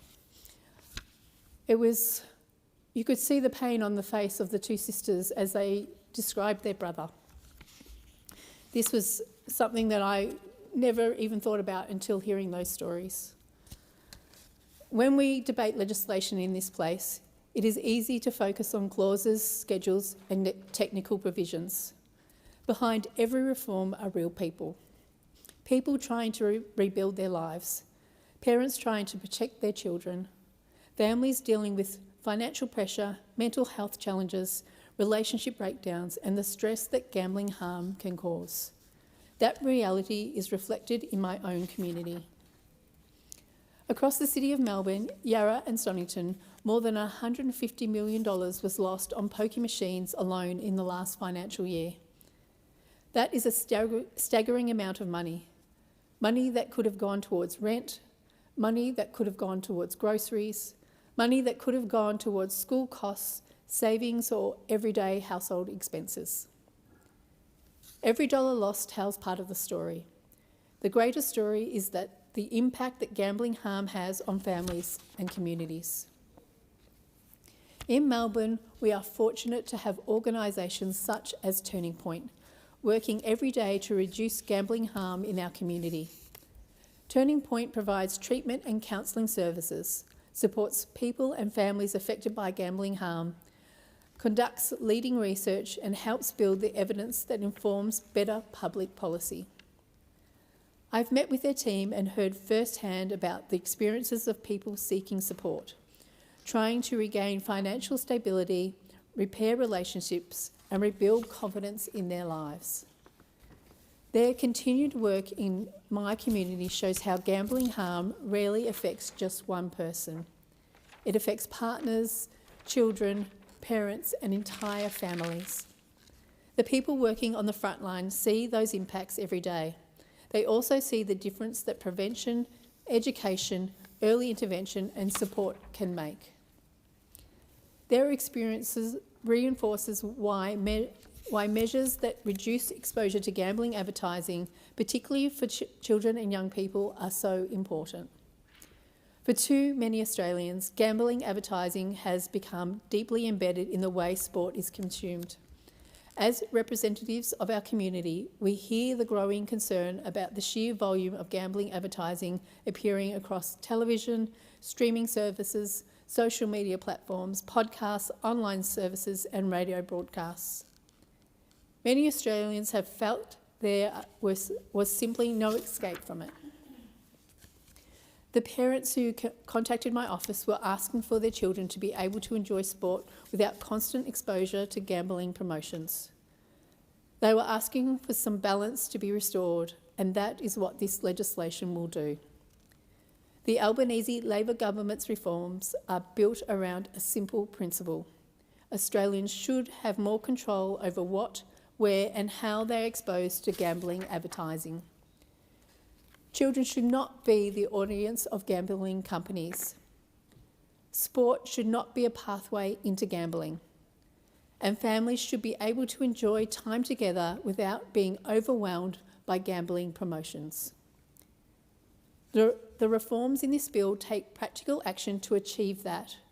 From 1 January next year, Australians will be able to sit down and watch live sport without the level of gambling advertising that has become normalised over recent years. The bill bans gambling advertising during live sport broadcasts on television between 6 a.m. and 8:30 p.m. Outside live sports, a cap will apply so that no more than 3 gambling advertisements can be shown during an hour during those times. The bill also tackles advertising where many children and young people increasingly spend their time, online across digital platforms, social media and news websites. These reforms reduce the reach of gambling advertising across the online environment while giving Australians greater control over what they are exposed to. The legislation also bans gambling promotions by celebrities, athletes and influencers. That is an important change. Supporting heroes and online personalities have significant influence, particularly with young Australians. That influence should not be used to encourage gambling activity. The bill ends that practice. The legislation also removes gambling advertising from sporting environments themselves. Stadium advertising will be banned. Jersey advertising will be banned. These reforms help restore a clear separation between sport and wagering. When children pull on a sporting jumper, the focus should be on the team they support. When families attend a game, the focus should be on the players on the field. The focus should be on the sport itself. The bill also bans gambling advertising on radio during school drop-off and pick-up times. That is another practical reform aimed at reducing children's exposure to gambling promotions during key parts of the day. At every step, the goal is straightforward: reduce exposure, reduce saturation, reduce harm. The bill also contains important reforms beyond advertising. One of those reforms strengthens BetStop, Australia's national self-exclusion register. Since its launch, thousands of Australians have used BetStop as part of their recovery from gambling. This legislation strengthens those protections. It improves the operations of the register. It reduces opportunities for unwanted marketing. It helps ensure Australians who have made the decision to exclude themselves from gambling receive stronger support. The bill also strengthens efforts to combat illegal offshore gambling operators. Those operators sit outside Australia's regulatory framework and consumer protections. The reforms provide stronger tools to disrupt their activities and reduce the harm they can cause. The legislation also addresses emerging gambling products that present significant risks. One example is online Keno. These products can operate at an extraordinary speed and carry a significant capacity for harm. The government will ban online Keno through these reforms. The bill also addresses foreign matched lotteries. These schemes rely on loopholes that allow providers to act as intermediaries of overseas lottery purchases. Closing those loopholes will strengthen consumer protections and help protect legitimate Australian lottery operators, including organisations that support community activity and charity work. The legislation also cracks down on fake trade promotion lotteries. These operators have been able to exploit regulatory gaps while operating outside the standard expected of licensed lottery providers. Charities have raised serious concerns about the impact these arrangements are having on legitimate fundraising activities. This bill closes those loopholes and strengthens protections for consumers and community organisations. Speaker, real progress on gambling harm comes from many people working together. It comes from families having difficult conversations around kitchen tables. It comes from community organisations supporting people through recovery. It comes from advocates sharing their lived experience. It comes from governments being prepared to act. This legislation is an important part of that broader effort. It sits alongside the work being done every day by health professionals, community organisations, sporting bodies, families and people with lived experience of gambling harm. Together, those efforts are helping build a culture where support is easier to find, protection is stronger and children are not exposed to the same level of gambling promotion that has become normalised over recent years. As I prepared for this debate, I keep thinking about those parents who contacted my office.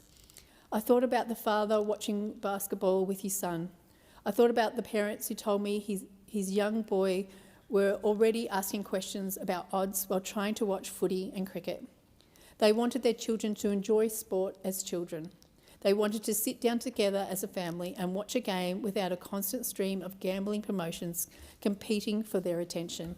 They wanted to know that someone was listening. Today, I want them to know that their voices have been heard. The reforms before the House take practical action to reduce children's exposure to gambling advertising. They take practical action to break the connection between sport and wagering. They take practical action to give families greater confidence that the moments they share around sport are about the game itself.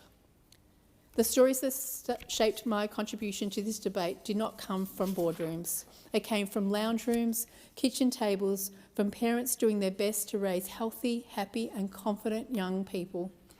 Those are the voices I carry with me from Melbourne, and those are the families I am thinking about as I support this legislation. I commend the bill to the House. The question is that this bill be now read a second time, and I give the call to the member for Curtin. I've spent a lot of time in this building talking about gambling reform. The Murphy Review was the first inquiry that I participated in, and the personal stories were heartbreaking. I was really impressed by the committee process, the government identifying an issue that needed action, all sides working together, genuinely interested in understanding the issue and what needs to be done. And I contributed significantly to that inquiry, suggesting 45 recommendations that I thought should be addressed based on the evidence we heard, and 42 of them ending up in the final report. Now, in the more than 3 years since that piece of multi-partisan work was tabled in this House with unanimous recommendations, I've continued to fight to keep this issue on the agenda and to hold the Prime Minister to account for his inaction and intransigence. I've asked him questions 9 times in question time. I've raised gambling on the floor of this House 250 times since I was elected. And then, like a slap in the face, the government issued its long overdue response, merely noting the 31 recommendations and going on to talk about small actions that were not identified as priorities in that report. The package that has been put forward is not fit for purpose. It will not address this problem. It's designed to give the government a handful of talking points. It's about politics, it's not about lives. After 4 years of advocacy, I want to spend this time addressing 3 issues. Firstly, why this reform is important for Australians. Secondly, why the package being presented is woefully inadequate. And thirdly, why this reform is actually important for the government too. Firstly, why is it important for Australians? Well, we have the statistics. We lose $31 billion a year, the most in the world, twice as much as Americans and New Zealanders. On average, Australians' households lose more through gambling than they spend on electricity, gas and other fuels. 500,000 Australians have felt the need to ask their own banks to block them from gambling. And harm from an individual's gambling doesn't stop with that person. On average, 6 other people are directly affected when someone gambles at the highest risk level, through the breakdown of relationships, financial and mental distress, and emotional and psychological impacts. We are normalising gambling for children. It's illegal for anyone under 18 to gamble in Australia, but it's not stopping them.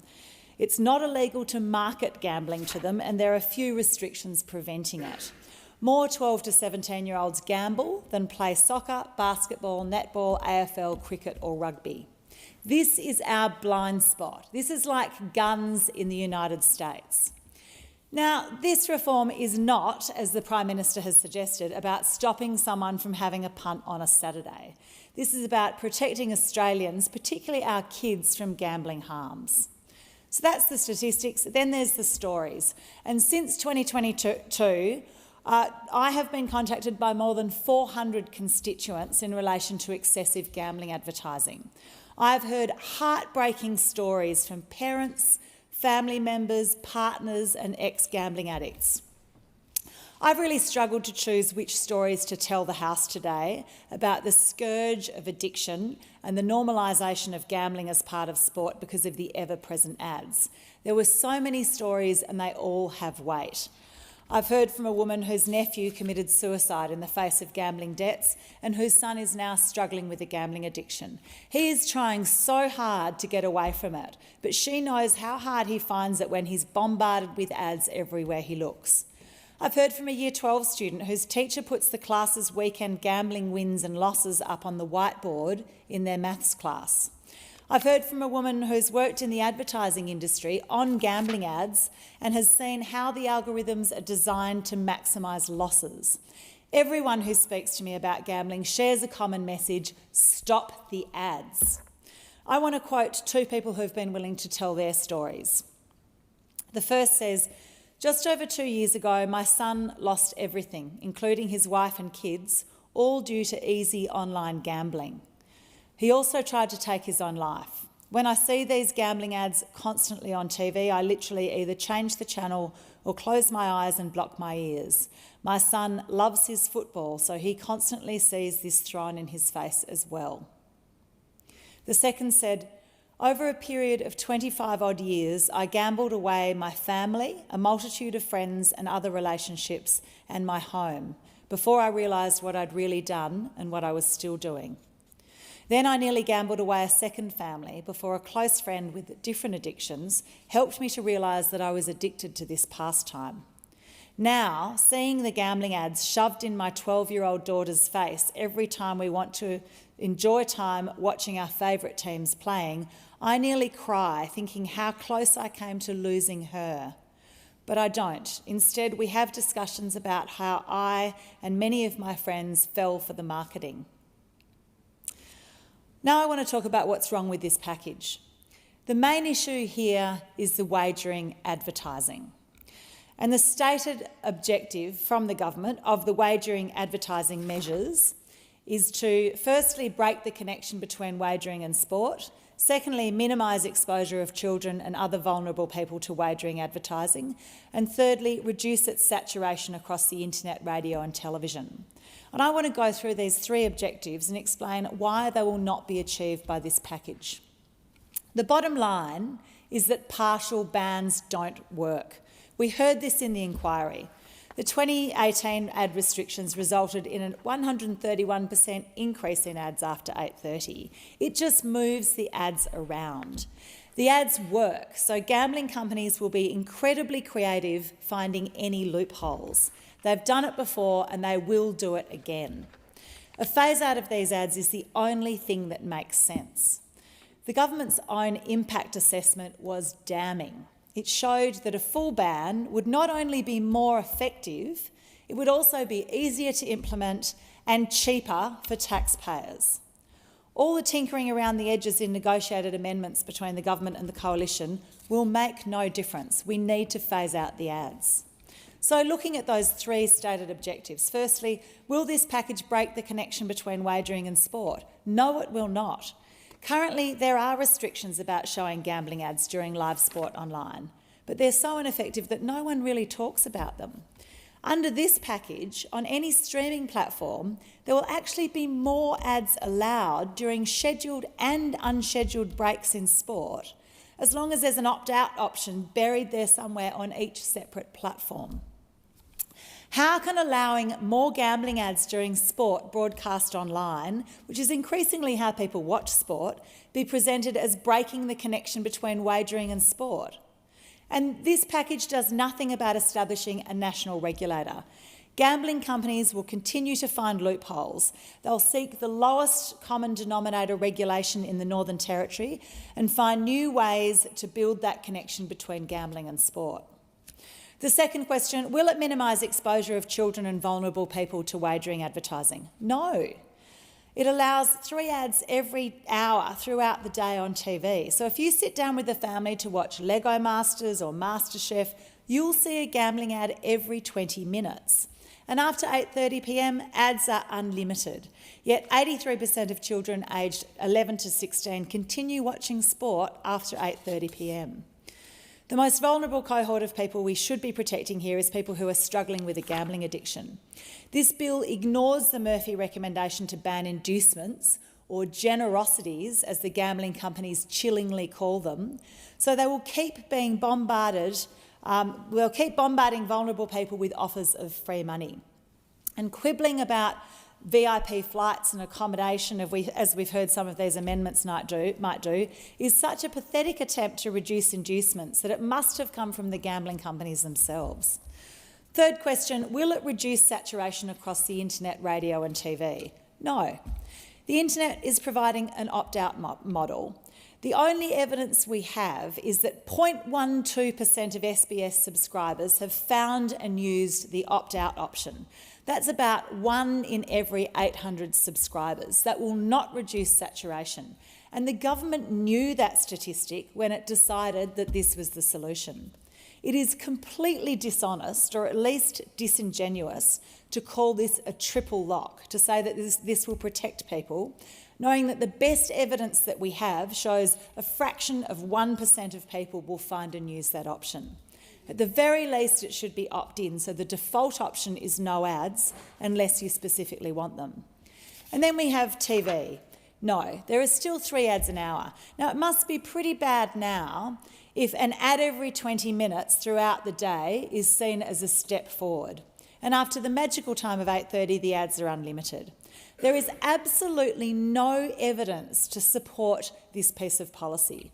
The government was grilled on this in the Senate inquiry, and in the very brief community consultation, the community was told this was a political decision, not evidence-based.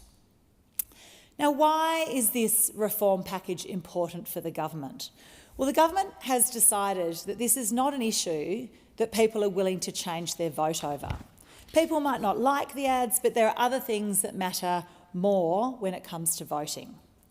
What they're missing is that this is the perfect case study for what people hate about today's politics. Trust in politicians is appallingly low. Surveys show that more than half of all Australians believe that government is run for a few big interests. Now, we're facing so many intractable problems: productivity, cost of living, climate action, energy security. Here is an issue with an easy answer. Ban the ads. Prioritise the public over the vested interests. But the government is listening to the power and the money, not the people. The gambling companies make significant political donations to both major parties. The gambling industry lobbyists are everywhere in Parliament, at Aussie's Cafe, playing basketball with MPs in the mornings, turning up at events, sponsoring the Australian Parliamentary Sports Club, walking the halls. It's disgusting. The sports codes are also deeply implicated. The AFL and the NRL make about $50 million each from the gambling industry through multiple revenue streams. And no government wants to be seen to be anti-sport. And the media companies, the ones that hardly ever cover this story, don't want to lose the gambling revenue. And the government isn't willing to take them on because they write the stories about the government. Now, without some serious improvements to this bill, this will confirm everything that the Australian public fears about how decisions are actually made. And even if polling shows that this isn't the number one voting issue, it becomes an example of why the system is broken. People are turning away from the major parties because they want someone who will actually stand up for them. I am so disappointed with this. I felt so optimistic being part of the inquiry. I heard heartbreaking stories in that inquiry and in my electorate, and I felt like here is a problem that we can actually fix. I've now seen the way lobbyists work, and I've seen who the government is listening to, and it leaves me feeling disgusted. I move a second reading amendment to this bill to hold true to the recommendations of the Murphy report and go ahead with a full phase-out of all gambling ads, a ban on inducements and a national regulator. If the government had acted immediately after receiving the Murphy report, that phase-out of gambling ads would be done by now. I cannot support this bill in its current form because it is an insult to everyone who has bravely told their story, to me, to the committee inquiry and to all the other people who sit in this House and in the other place. I cannot support the bill in its current form because it is an insult to the memory of the late Peter Murphy, the chair of that inquiry, who cared so much about this issue and oversaw a unanimous report supported by all sides of politics for stronger reforms before she passed away. I cannot support the bill in its current form because it lets the government off the hook and confirms our worst fears about how the government makes decisions. It ignores the vast majority of the recommendations in the Murphy inquiry. It has no national regulator, no phase-out of gambling ads, no end to inducements. Its complexity is a joke. Every member of this House should be thinking very carefully about how they vote on this bill, no matter what their party's policy on voting discipline. We have all been sent here to represent our communities, not to represent vested interests, not to put our political party first. This decision needs to be about what is right for the Australian people, not what is right for the money and the power. A vote on this bill is each member's opportunity to make that choice. Is the amendment seconded? The amendment and reserve my right to speak. I thank the member for McKellar. The original question was that this bill be now read a second time. To this, the honourable member for Curtin has moved an amendment that all words after that be admitted with the view to substitute other words. The question now is that the amendment be agreed to. And I give the call to the member for Brisbane. Thank you, Deputy Speaker. Having a punt is a normal part of a weekend for many, and for many, gambling can be enjoyed responsibly. But gambling can become a highly destructive addiction without the right safeguards and support measures in place. That's why Labor is advancing one of the most important public health and consumer protection reforms of our time, and one of the most significant undertaken by this government, gambling reform. Many of my constituents in Brisbane have reached out to me advocating for strong action on gambling. I've met many families and individuals whose relationships, finances and futures have been ripped apart by gambling addiction. Gambling can affect self-esteem, relationships, physical and mental health, work performance and social life. Gambling is everywhere. You go to your local pub on a weekend, you go to watch your kids play sport, you watch your favourite sports or teams play on the TV, you see gambling. This legislation is not simply about gambling though. It's about protecting families, protecting children, protecting vulnerable Australians and ensuring that corporate profits don't come before the well-being of our communities. As Australians, we really do love our sport. We love our AFL, our NRL, cricket, rugby, horse racing and countless local sporting clubs. But somewhere over the past couple of decades, something has changed. Sports became saturated with gambling.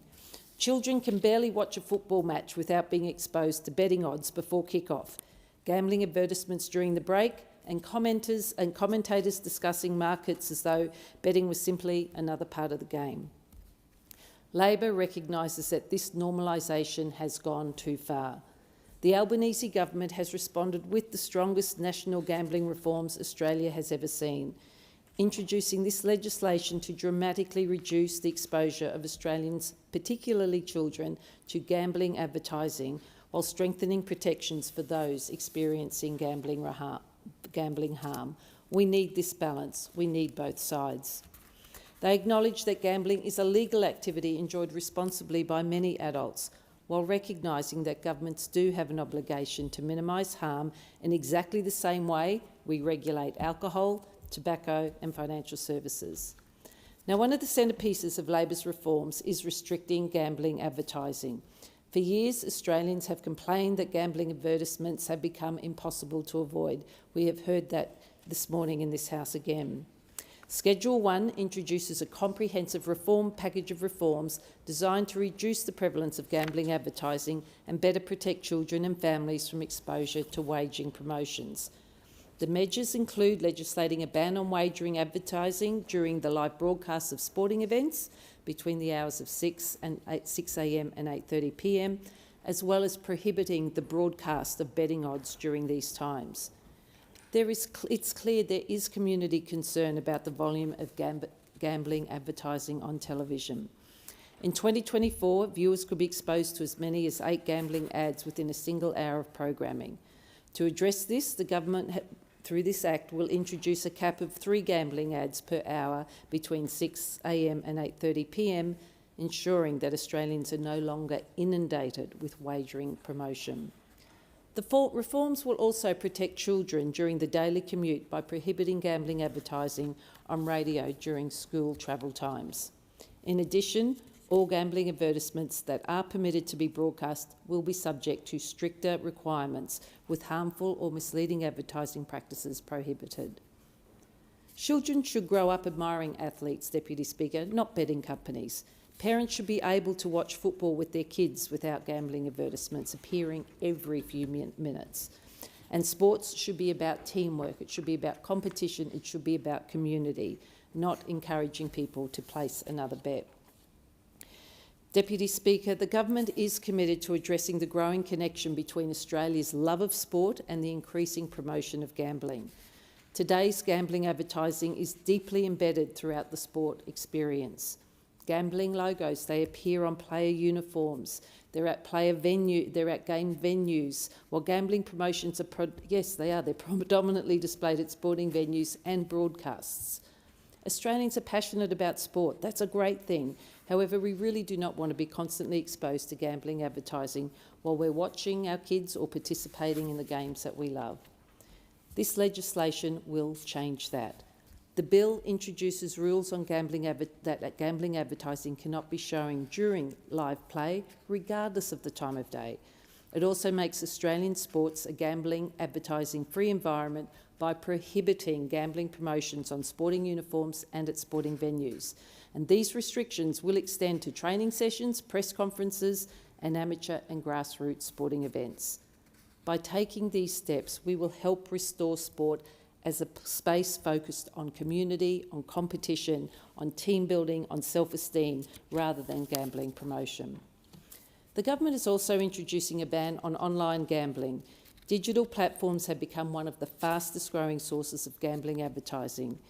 This prohibition will rightly apply across digital platforms, including social media services, news websites, streaming services, podcasts, music streaming platforms, video sharing platforms and search engines. There will be a limited exception which will apply where a user is logged onto an account, is verified as being over 18 years of age and is provided with a clear option to opt out of receiving gambling advertising. It's a triple lock approach and it's designed to ensure that children are not exposed to gambling advertising online. It will also empower adults who do not wish to see gambling advertising online, whether they're streaming content, using social media, browsing the internet, or conducting online searches, to opt out of receiving such advertisements. Just last week, every time I turned on my phone first thing in the morning and went to watch a news broadcast, I was hit with a gambling ad from an online platform. Online platforms will be responsible for implementing and enforcing these requirements. Where platforms do not comply with these obligations, they will not be permitted to display gambling advertising to any user at any time. This recognises a simple reality. Children today, adults today, spend enormous amounts of time online. If we are serious about protecting young Australians and older Australians, gambling reform cannot stop at the television. It has to include the digital world as well. Through the reforms, Labor is also strengthening BetStop, the National Self-Exclusion Register. People suffering from gambling often reach a point where they genuinely need help. The challenge is that addiction makes it difficult to stop, though. BetStop gives Australians a practical way to exclude themselves from licensed wagering providers. Labor's reforms strengthen this system, making it more effective and more responsive for people seeking support. Now, many people in my community of Brisbane have highlighted the devastating impact that problem gambling, particularly through poker machines, can have on individuals, families and communities. And the government is deeply concerned about the prospect of these harms extending beyond traditional venues and into people's homes and onto their mobile phones. This is why this bill also bans online keno. The so-called pocket pokies, they combine rapid draw formats, continuous play and high spending limits, creating an environment that can facilitate significant gambling harm. In some cases, individuals have lost up to $1,000 in just 3 minutes. Given the risks involved and the absence of any broader community benefit, the government really is unapologetic about taking strong action to prevent these products from operating online. And importantly, Labor understands, though, that regulation alone isn't enough. The government is investing in financial counselling services specifically designed for Australians experiencing gambling-related hardship, the flip side of the coin. Families dealing with gambling addiction often experience debt, relationship breakdown, housing insecurity, and severe mental health challenges. Providing practical financial support alongside regulatory reform demonstrates Labor's broader philosophy that governments should not simply punish the problem but help people overcome them. The government is also investing in a public awareness campaign to help with this. Education does matter. Australians deserve to understand the risks associated with online gambling, particularly young adults who've never experienced a world without betting advertisements. Public education has transformed attitudes. I remember way back in the day, seatbelts in cars. We've had smoking, drink driving and skin cancer. There is every reason to believe that similar awareness campaigns can reduce gambling harm over time. Deputy Speaker, Labor is also cracking down on illegal offshore gambling. These companies often operate outside Australian law, providing little consumer protection and avoid paying Australian taxes. Removing illegal operators helps protect consumers while supporting the integrity of Australia's regulated wagering industry. Through this bill, the government is trying to strike a balance between consumer protection, sporting organisations, broadcasters, employers, employment and personal freedom. Labor has chosen evidence over ideology here, and the reforms, as we've heard earlier today, have been informed by years of parliamentary inquiries. We should also recognise the broader Labor philosophy behind these reforms. Labor does believe markets are powerful, businesses create jobs, competition drives innovation, but markets also require rules. And when industries profit from products capable of causing addiction and harm, governments do have a responsibility to step in and ensure safeguards exist. As I said earlier, principles like this apply to pharmaceuticals, alcohol, tobacco, and increasingly gambling. It's not anti-business, it's responsible government. Sectors like banking, aviation, industry, food safety, etc. have all operated under significant regulation because Australians expect safety and integrity. So while this bill is introducing significant reforms, we have all seen last week's Senate inquiry, which showed us the most toxic version of inducements.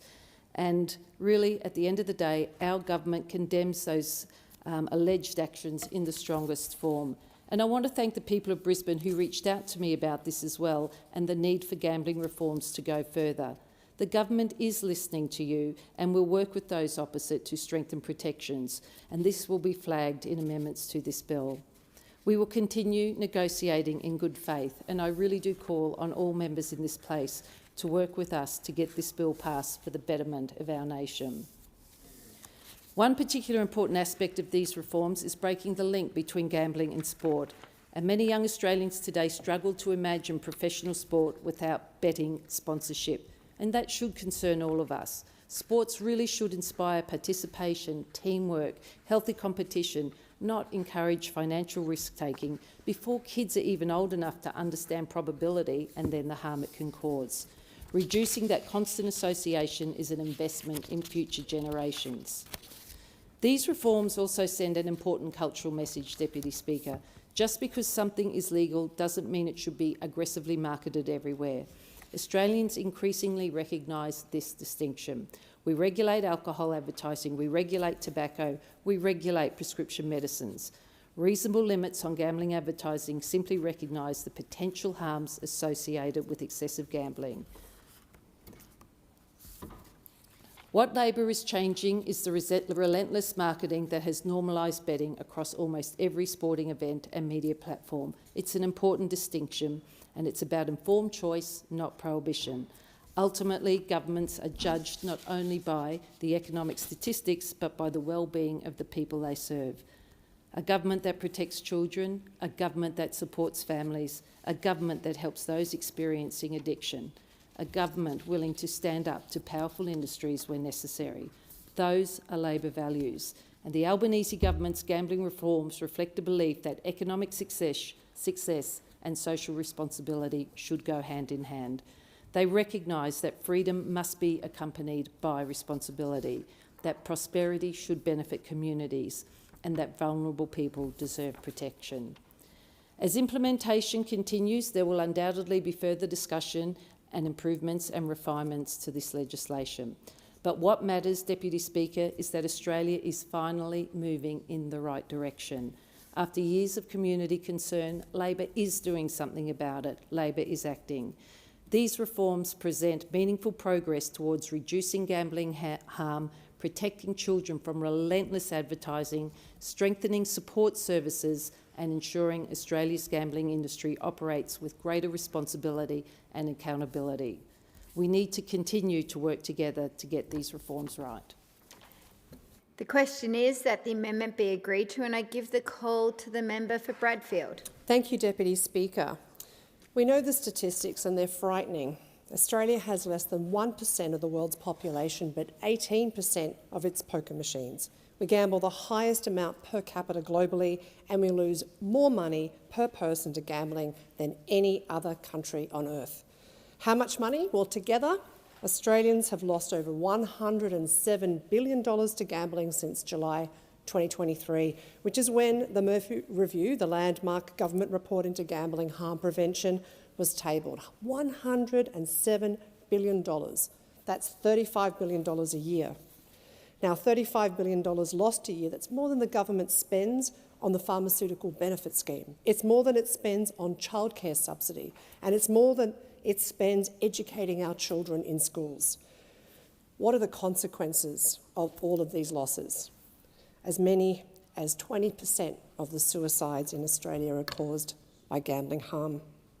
About 1 in 7 Australian adults experiences gambling-related harms every year. That's more than 3 million Australians. And 18 to 24-year-old gamblers are nearly twice as likely to experience harm. These facts and figures, they're high level and they could be abstract, but they speak to the thousands and thousands of individual stories. We've all heard these stories, they're everywhere. Most of us have people in our families or our social circles who are struggling with gambling. Here's what I've heard from some people in my electorate, from constituents over the past year. A father who describes being constantly and incessantly bombarded with online gambling advertisements while watching sport, whether online or on TV. He describes this as bordering on harassment and feels that his children are being targeted. A constituent who calls gambling Australia's gun problem. An older constituent who grew up in a family unable to buy food because of the father's addiction to betting on horses, and who sees gambling today as even more pervasive. A teenager who, because of the ban on the social media for under 16s, now watches more TV and sees even more gambling advertising than ever before. A parent who describes intense and repeated exposure to gambling promotions while watching cricket with their kids, and the fear that this normalises gambling for very young children. And a constituent who describes watching young men at the AFL match paying more attention to their online gambling than to the game being played right there before their eyes. I could go on, but it's just almost too painful to do so. These stories, they do not reflect individual weaknesses. They are the result of predatory industry taking advantage of weak regulation over a highly addictive product. They are the result of systemic issues, which this bill claims to fix. The government says that these laws are an attempt to break the connection between wagering and sport and to minimise the exposure of vulnerable people to gambling advertising. The Prime Minister himself says that kids should grow up thinking gambling and sport are different things. They're not the same thing. And he's right. He is right. But he's wrong when he claims that this bill will achieve that admirable goal. How do I know this? Because over 1,000 days, his former colleague, the late Peter Murphy, handed down a report called You Win Some, You Lose More. And that laid out in comprehensive detail all the things that the government should be doing to break that connection between wagering and sport. And this bill falls far, far short of those recommendations. So what does the bill do? On advertising, it makes some changes. It bans TV ads during live sport between 6 a.m. and 8:30 p.m. Outside sport, it caps ads to 3 hours per day. It bans athlete, celebrity or influencer promotion of gambling, and it bans ads in stadiums and on jerseys. These are welcomed steps forward, but they're small steps. They're too small because gambling ads continue around these limited restrictions. A partial ban does little to address them. The Murphy report clearly found that partial bans just don't work. Let me read out exactly what was said in that report. A phased comprehensive ban on all gambling advertising on all media, broadcast and online, leaves no room for circumvention. Well, these new laws leave plenty of room for circumvention. 3 hours per day, every 20 minutes, that's still a lot of ads. And there are more gaps. Advertisers will find ways around partial TV bans and aggressively market their products on social media, for instance. That's what tobacco companies did, and gambling companies will simply repeat that playbook. And then there are, of course, streaming platforms where most Australians now watch their sport.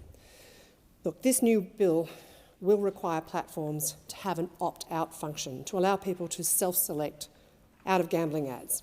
But that's not good enough. It's not good enough for governments to defer responsibility to families and children, to make them do the work of avoiding gambling ads and harm.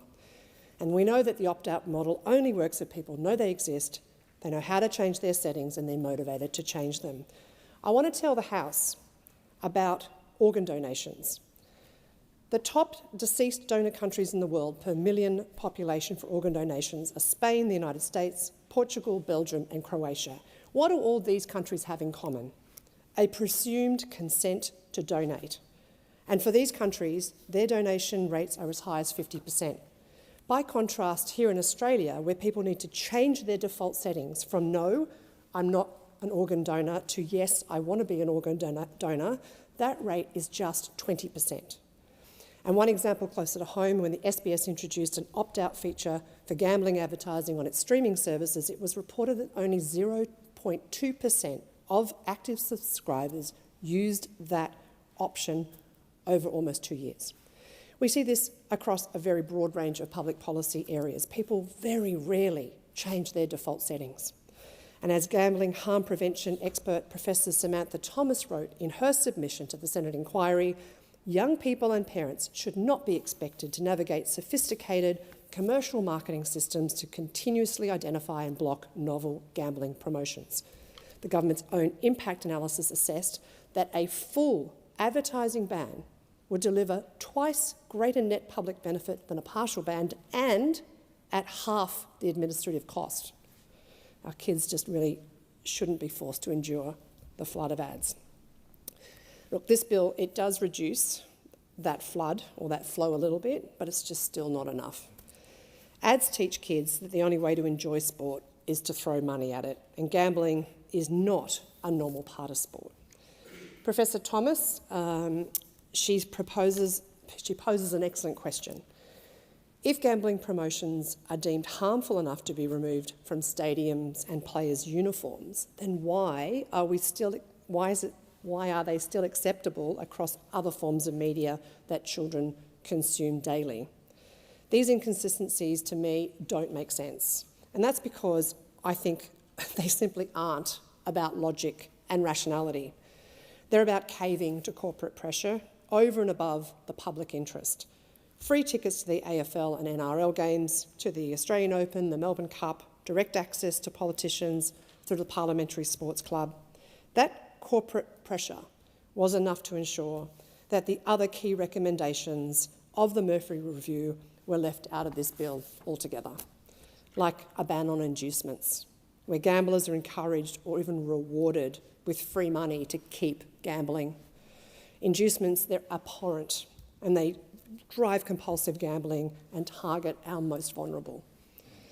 Another way that this bill fails is and where I feel that the policymakers from the government have caved to that pressure, is there's nothing here about a national gambling regulator, a national watchdog that is solely responsible for all licensing and regulation and is tasked with reducing gambling harm.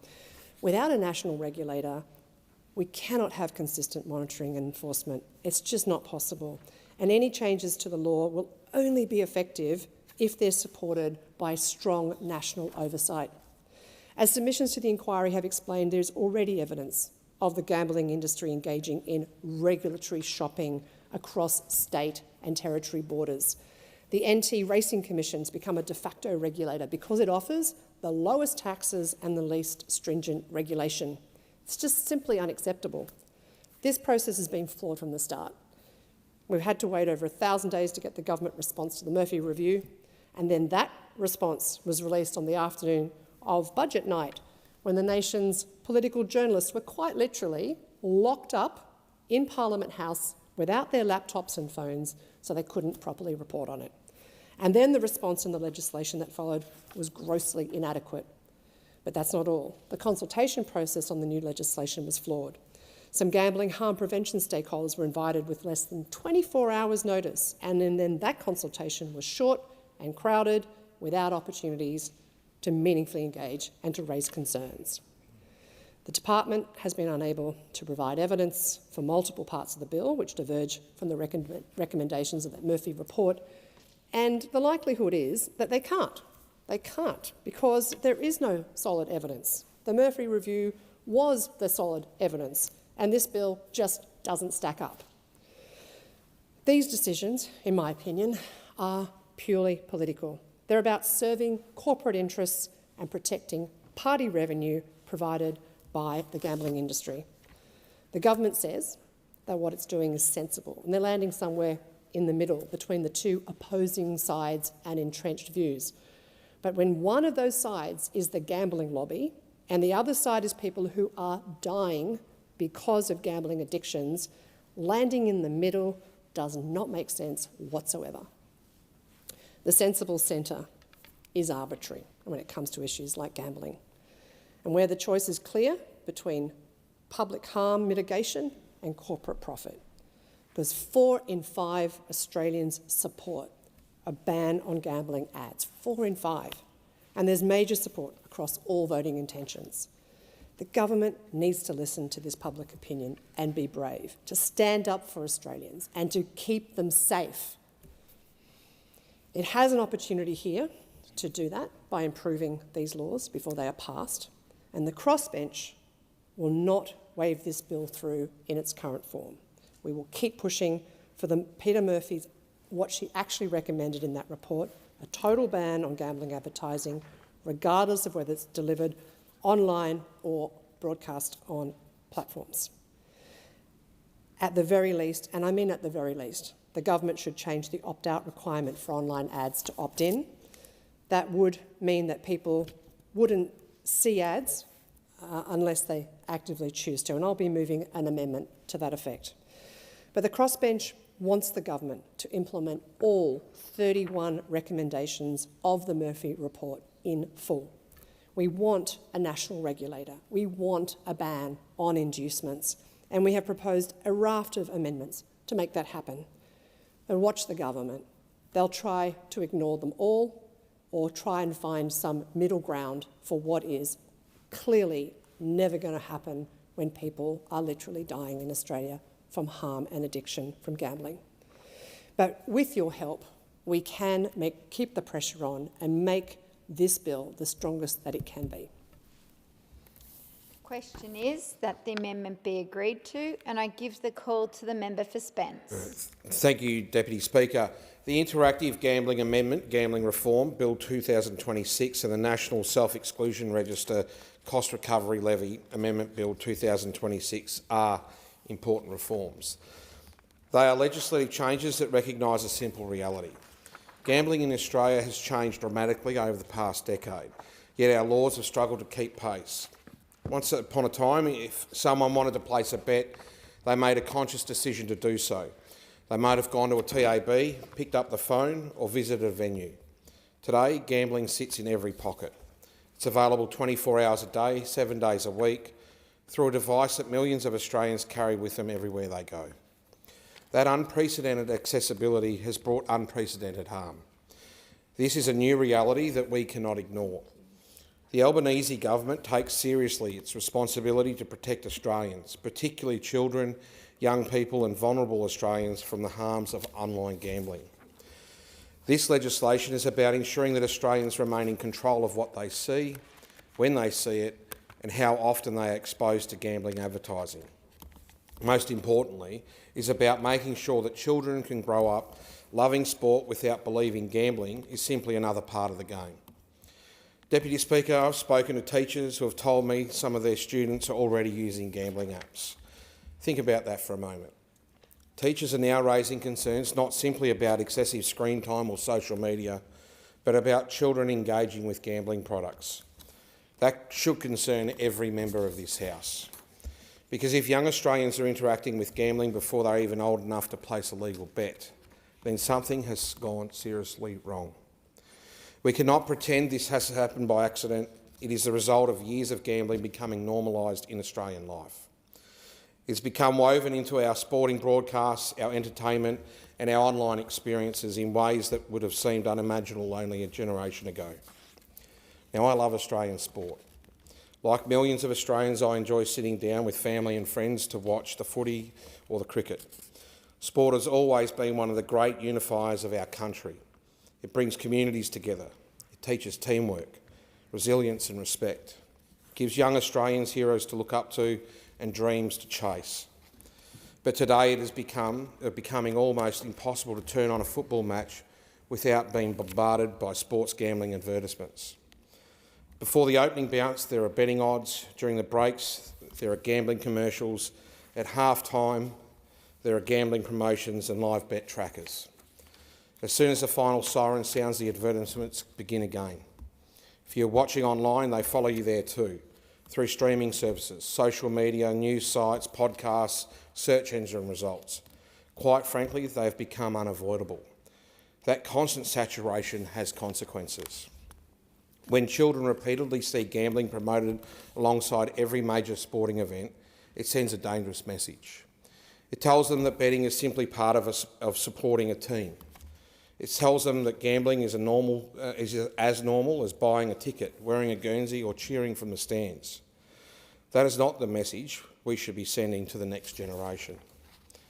Our children deserve the chance to fall in love with sport because of the skill, the teamwork, the courage and the community it inspires, not because they know the betting odds before they know the team lists. This legislation recognises that distinction. It seeks to restore a healthier relationship between Australians and the sports they love. Importantly, these reforms are not about telling adults they cannot make their own choices. Australians are perfectly capable of making informed decisions. This government recognises that. What we reject is the idea that every Australian, whether they gamble or not, should be subjected to an endless stream of advertising designed to encourage them to place just one more bet. The purpose of this bill is to strike the right balance.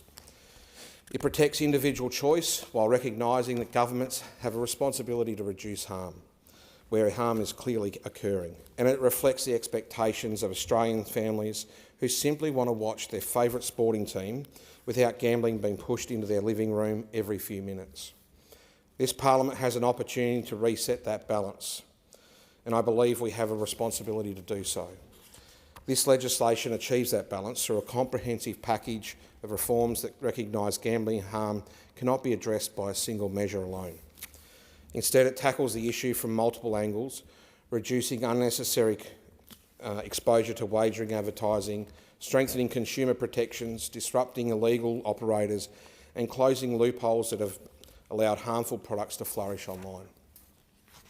At the heart of these reforms is a simple objective. We want Australians to be able to enjoy sport without gambling constantly being placed in front of them. That means changing the environment that has developed around our major sporting codes. For too long, wagering companies have been allowed to attach themselves to some of Australia's most cherished sporting moments. The result has been the gradual erosion of the line between watching the game and betting on the game. That line should never have become so blurred. From 1 January 2027, gambling advertising during live sport will be significantly restricted.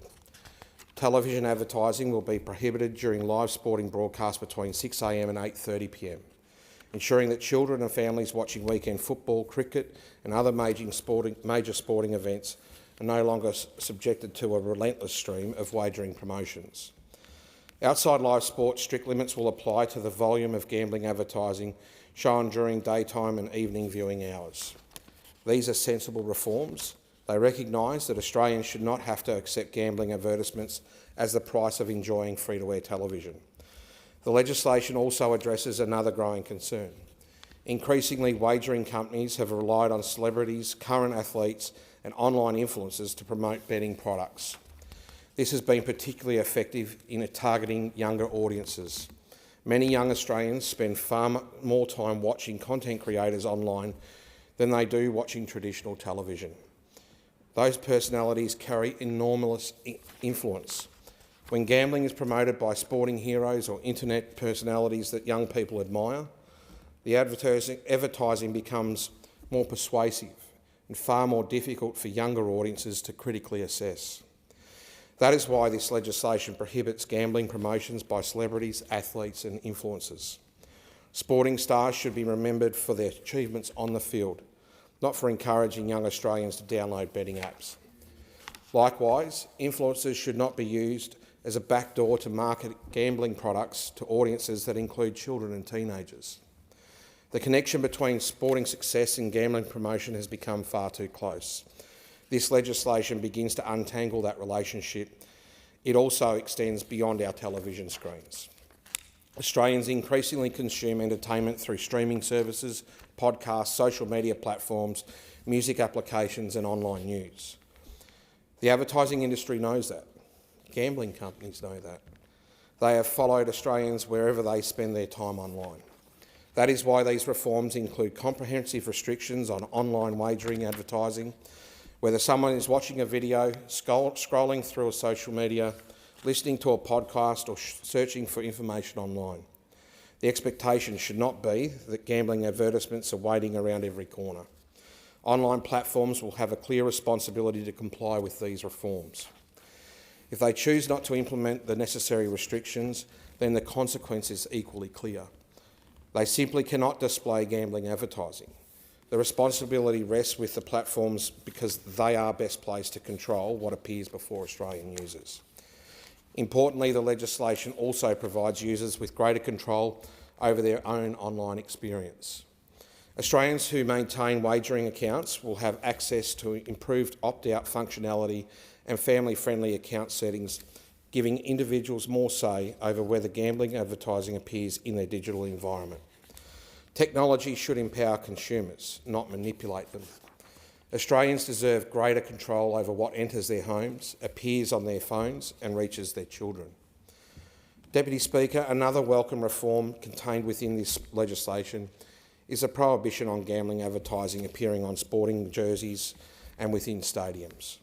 For many children, their first football jersey is something they genuinely treasure. It represents the club they dream of playing for one day. Those symbols should not become walking billboards for gambling companies. Likewise, our sporting venues should celebrate athletic excellence and community spirit, not serve as permanent advertisements for wagering operators. Removing gambling branding from jerseys and stadiums sends an important message. Our sporting culture should be defined by the game itself, by the players who inspire us and by the communities who support them, not by the betting markets that seek to profit from every contest. Most importantly, they are reforms that put Australian families ahead of the commercial interests of the gambling industry. These reforms extend well beyond advertising restrictions. Reducing exposure to gambling advertisements is only one part of the solution. If we are serious about reducing gambling harm, we must also strengthen consumer protections, disrupt illegal operators and close the loopholes that continue to exploit vulnerable Australians. That is exactly what this legislation does. A key feature of the bill is the strengthening of BetStop, Australia's national self-exclusion register. Since its introduction in 2023, more than 61,000 Australians have registered to exclude themselves from licensed online wagering services. Behind every one of those registrations is someone making a difficult decision to seek help. That decision deserves the support of this Parliament. The review of BetStop found public awareness remains far too low. Only 1 in 4 Australians know the service exists. Even among people who have gambled in the previous 12 months, awareness rises only to 1 in 3. That tells us there is more work to do. These amendments will strengthen BetStop by providing greater protection from gambling marketing and inducements for those who have chosen to self-exclude. The accompanying cost recovery levy bill will also support the national awareness campaign, ensuring more Australians know where to turn before gambling harm takes hold. The legislation also delivers stronger action against illegal offshore gambling operators. Australians deserve the protections provided under Australian law. Illegal operators sit outside those safeguards and expose consumers to greater financial risks with little accountability. Deputy Speaker, this legislation is designed to help Australians from teenagers to the elderly. At its core, this legislation will better protect children from exposure to gambling and wagering products. Australians experiencing gambling harm will have stronger support and more effective pathways to seek help. Greater enforcement powers will help disrupt illegal operators seeking to circumvent Australian law. Importantly, existing regulatory gaps will be closed to ensure emerging gambling products cannot exploit loopholes at the expense of consumers and communities. Most importantly, it ensures that from 1 January 2027, Australian families can enjoy the sports they love without gambling dominating the experience. And like so many people in this room, I've got young children or a young adult child. I've got many nephews and nieces that are in that target audience. But they've got friends that are at school, just left school, that are struggling with addiction, that need every single support we can offer them, and that's exactly what this bill does. And this debate is interrupted. In accordance with Standing Order 43, the debate may be resumed at a later hour, and the member will be granted leave to continue speaking when the debate is resumed. Are there any statements by honourable members? And I give the call to the member for Indi. Thank you, Acting Deputy. Thank you, Deputy Speaker. It was recently Landcare Week, and I'm proud to acknowledge the active and important presence of Landcare across my electorate for an incredible 40 years. Landcare is a remarkable community-based land management and environmental movement. In 1987, a group of passionate local environmental advocates established 4 foundation Landcare groups in North East Victoria, whose legacy stewardship remains active today. Since then, the movement has grown to include 63 Landcare and Friends of groups across my region. Each brings its own focus, passion and expertise to build diverse and resilient landscapes and communities. Landcare plays a significant part in our environmental patronage. It's led the charge with volunteers to restore habitats, improve waterways and encourage sustainable land management. A standout example is the Gardens for Wildlife program run by Wodonga Urban Landcare Network, recognising the role that residential gardens can play as habitats for native birds and threatened species. I commend the North East Catchment Management Authority for hosting the recent 40 years of Landcare celebration in Beechworth on behalf of all Landcare groups across Indi. I acknowledge the dedication of everyone involved in Landcare, and I look forward with great optimism to your many important future projects still to come. I thank you for your work, and I absolutely appreciate the legacy of your efforts. Member for Solomon. Thanks, Deputy Speaker. Well, only in Darwin could you bring together Larrakia, Tiwi, Wodjigan, Ireland, New Zealand, Greece, Africa and the US Marines for an Aussie rules competition. The 6th Darwin Nines was held on the weekend, bringing these teams together for a fast-paced version of our great Australian game. Congratulations to our champions, the Tiwi teams, who won both the Division 1 men's and the women's competitions, and congrats also to Wodjigan, who were winners of the Division 2 men's. Massive congratulations to the best on-ground players, Tiwi Bombers gun Tanisha Forrest, former St Kilda star Raf Clark and AFL NT legend Stanley Tipalura. We've been championing footy nines for the Brisbane Olympics 2032 for some time, and the case is very strong. 9 players a side, played on rectangular fields, means that our game can be played just about anywhere in the world. Australian rules was a demonstration sport in the Melbourne Games of 1956. You remember those, Bob? And 76 years later, its time has come again. The American NFL and its International Federation worked together to get flag football onto the Olympic program for LA in 2028, and we should do the same with Aussie rules. I'll remind members to refer to each other for proper titles in future. Member for Farrer has a call. My constituents bring a question to the chamber for me to present. Why are we in the chamber committed?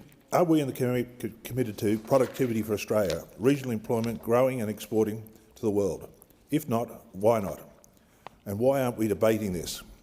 The winter rains have come, the rivers are flooding, the dams are filling, and the Commonwealth Environmental Water Holders' objectives are being met. Producers and processors don't have the confidence to risk capital, employ workers, or to commit to forward markets because policy distracts us from prudent risk-taking. Spring planting intentions are weak, not from drought, but from policy. We farmers cannot grow at current water prices.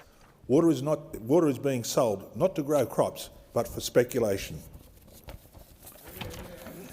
Rice mill, cotton gins, vegetable processing, dairies, wineries, industries are all turning our produce into regional jobs are switching off quietly, while this House sits with closed eyes to the collapse. We call upon Minister Collins and Shadow Minister Chester. We need to debate this travesty into our sovereignty. We need to be having this debate preceding the delivery of the 2026 Murray-Darling Basin Plan Review, preceding the 2007 Water Act Review and preceding the National Food Security. The last two due in 2007. Time has expired. Member for Spence. Thank you, Deputy Speaker. I think it's safe to say that we all know the feeling of getting home after a long day at work and having absolutely no desire to step into the kitchen and cook dinner.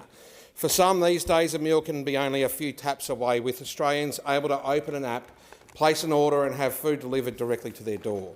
Behind that convenience, however, are thousands of delivery workers who head out in rain, hail or shine to get those orders where they need to go. For too long, many of these workers have been among the most vulnerable in our economy, without the basic pay protections Australians should reasonably expect at work. That is now changing thanks to the Albanese Labor Government, the Fair Work Commission and the Transport Workers Union. From 17 August, gig economy food delivery workers will benefit from a new minimum pay rate of $31.30 an hour, delivering greater security and certainty for the people working in this growing industry. These world-first protections recognise a simple principle. New technology and new ways of working should never mean leaving basic workplace standards behind, because every worker deserves fairness, dignity and proper recognition for the work they perform. I really want to say a huge thank you to the hard work from the Transport Workers Union over a number of years to be able to make this come into effect. Young riders like Nabin here in Canberra have really relied on the certainty of outcomes like this, and I couldn't be prouder to be part of a government that's delivering such. Thank you. Member for Kennedy. Australia is a land of vast natural wealth, yet we have become a giant quarry for the rest of the world. Could be a good thing, is it? Many countries provide heavy subsidies and reserve much of the resources to make industry cheaper and provide jobs.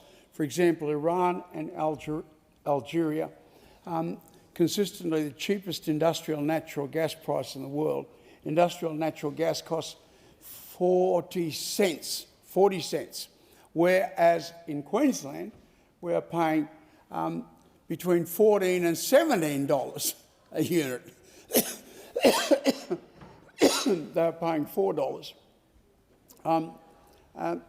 Western Australia at least is fighting back, introducing a reserve resource policy on gas. This has halved the gas price from around $6 a unit to less than half of that price. We urgently need a West Australian-type domestic gas reservation policy to be applied on the East Coast. It must include a price ceiling to prevent, and we applaud the government for introducing a reserve resource policy, but they have not attached a price to it. Well, there's no use reserving it if we're still going to be paying world market prices. So we urge the government, congratulate them on doing the first step, but we need them badly to do the second step. Now, if that is not done, Mount Isa, the fourth biggest industrial centre in Australia, will be closed down. Of Moreton Bay in Bonner, because once again our corner of Australia has produced some extraordinary sporting talent. At the Glasgow Commonwealth Games, 4 incredible athletes from my community pulled on the green and gold, and they gave us plenty to celebrate.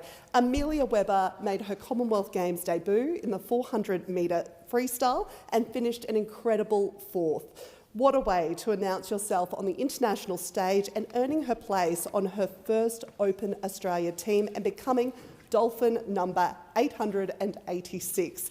Cara Van Ryan also finished 4th, this time in the gruelling 3,000-metre steeplechase. Cara's journey has strong Bonner connections. She in fact met her coach through the Moreton Bay College, and she continues to show us just what's possible. And then there's the incredible Hanni Watson, who once again showed exactly why she is a powerhouse. Hanni won bronze in the para-powerlifting, backing up her bronze in Birmingham and becoming the first Australian para-powerlifter to win 2 Commonwealth Games medals. And last but certainly not least, Georgia Godwin made history. She helped Australia win gold in the women's artistic gymnastics event, our first gold since 2010, and in doing so became Australia's most decorated female gymnast in Commonwealth Games history. Congratulations to all 4.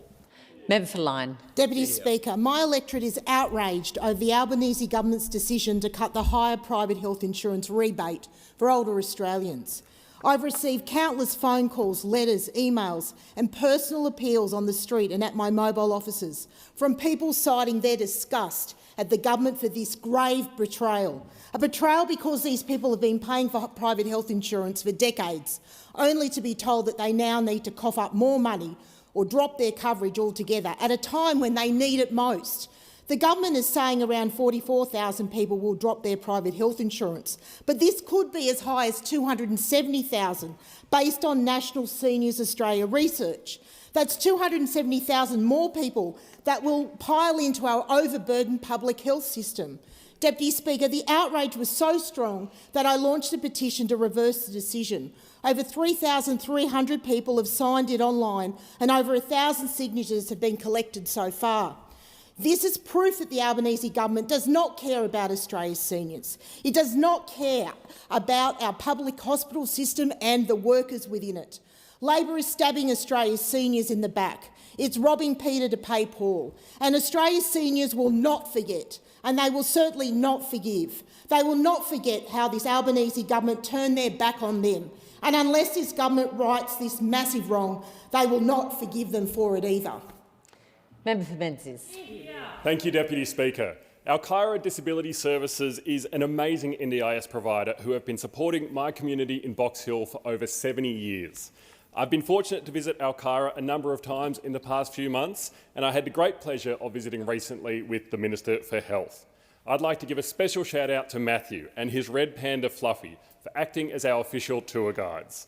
Alkira is a bit like the TARDIS. It doesn't look that big from the street, but it's spread across multiple floors and rooms that are all used to their maximum capacity to provide a choice of activities to participants. Matthew and Fluffy showed us the kitchen where we had a chance to try some blueberry muffins.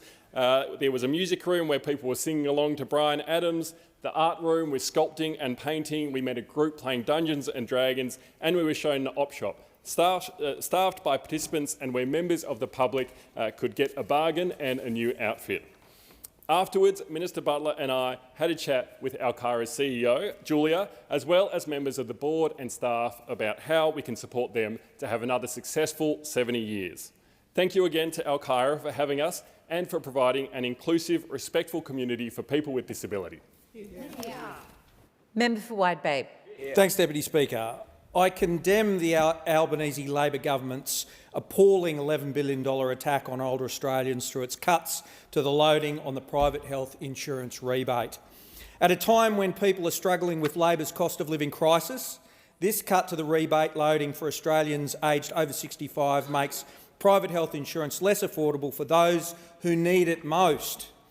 Any short-term budget saving will come at a far greater long-term cost of to taxpayers and the health system. According to the government's own modelling, this counterproductive step will see around 44,000 older Australians abandon their private health insurance. These Australians won't miraculously be healed and disappear from the healthcare system. They will turn to the already overstretched public hospital system, increasing pressure, lengthening wait times and worsening outcomes for all patients. The Health Minister defended Labor's cuts by saying there's no lazy free money lying around. This dismissal of the need and support for older Australians is deeply insulting. Older Australians have spent a lifetime working, paying taxes and contributing to our nation. Seniors deserve respect, not cuts, and they deserve a government that values their contribution, not one that makes them pay for Labor's budget mismanagement. And Member for Gorton. Thank you, Deputy Speaker. Set fire to your hair, poke a stick at a grizzly bear, teach yourself how to fly, eat a 2-week-old unrefrigerated pie. This Rail Safety Week, we are reminded those are dumb ways to die, because rail safety is a shared responsibility. This year, Rail Safety Week is also an opportunity to recognise the work of the rail workforce, drivers, guards, station staff, maintenance crews, safety professionals who work every day to keep passengers, freight and communities moving safely. And to shout out the important advocacy of the RTBU and the TrackSafe Foundation, who support our little ones to be safe around trains, in partnership with the world's most beloved train, Thomas the Tank Engine, who was kind enough to stop at Parliament House Station yesterday, along with the ARA. Millions of Australians rely on our rail network to get around our communities. Every day, rail also carries freight, delivering goods around our country to keep our economy moving. When it comes to rail, this Labor government has got its priorities on track. We've opened the Metro Tunnel. We're on our way to electrify the Melton train line, and the Melbourne Airport rail link is full steam ahead. So this Rail Safety Week, here's your reminder: not to set fire to your hair, not to poke a stick at a grizzly bear, and not to stand on the edge of a train station platform, but to be safe around trains. Happy Rail Safety Week and choo-choo. Member for Barker. Thank you, Madam Deputy Speaker. Well, Madam Deputy Speaker, those opposite have presided over the worst collapse in living standards in the developed world. And I've got to tell you, even the glass in pet shops right now know that we need a change, and we need a change that brought about by a strong plan, a plan to restore Australia's standards of living and protect our way of life. And that plan needs to prioritise a number of things, and I'll start with the first and most important one. We need lower taxes. We can't continue on this road that is an assault on aspirations for ordinary, everyday Australians. The next thing we need to prioritise is cheaper power, and I shout out our current ambassador to the Holy See, the former member for Hinkler. He knew in his time in this place how important cheap and affordable, reliable electricity was. We need a migration plan that deals with a situation where we have the numbers that are far too high and the standards that are far too low. We have a plan to deal with that. And finally, we need a plan that prioritises putting Australians first. One of the very most important things we can do is establish a future fund that will start to pay down the $1 trillion of debt that those opposite have put on Australian citizens' credit cards. Like I said, a strong plan to restore Australian standards of living and protect our way of life. Member for Bullwinkle. Speaker, more than 50,000 home batteries have been installed in WA under the Albanese government's Cheaper Home Batteries program. I'm particularly pleased to inform the House that my postcode, 6112, in my electorate of Bullwinkle, is leading WA in the uptake of the program. This is real testament to outer suburban communities embracing rooftop solar and home batteries to harness renewable energies and lower their power bills. To mark the 50,000 battery milestone, I joined Assistant Minister for Climate Change and Energy, Josh Wilson, and we visited a local family in Bedfordale who'd benefited from the program. Homeowners Dave and Ellen Gibbs are also proud foster parents who can be caring for up to 10 young people at any one time.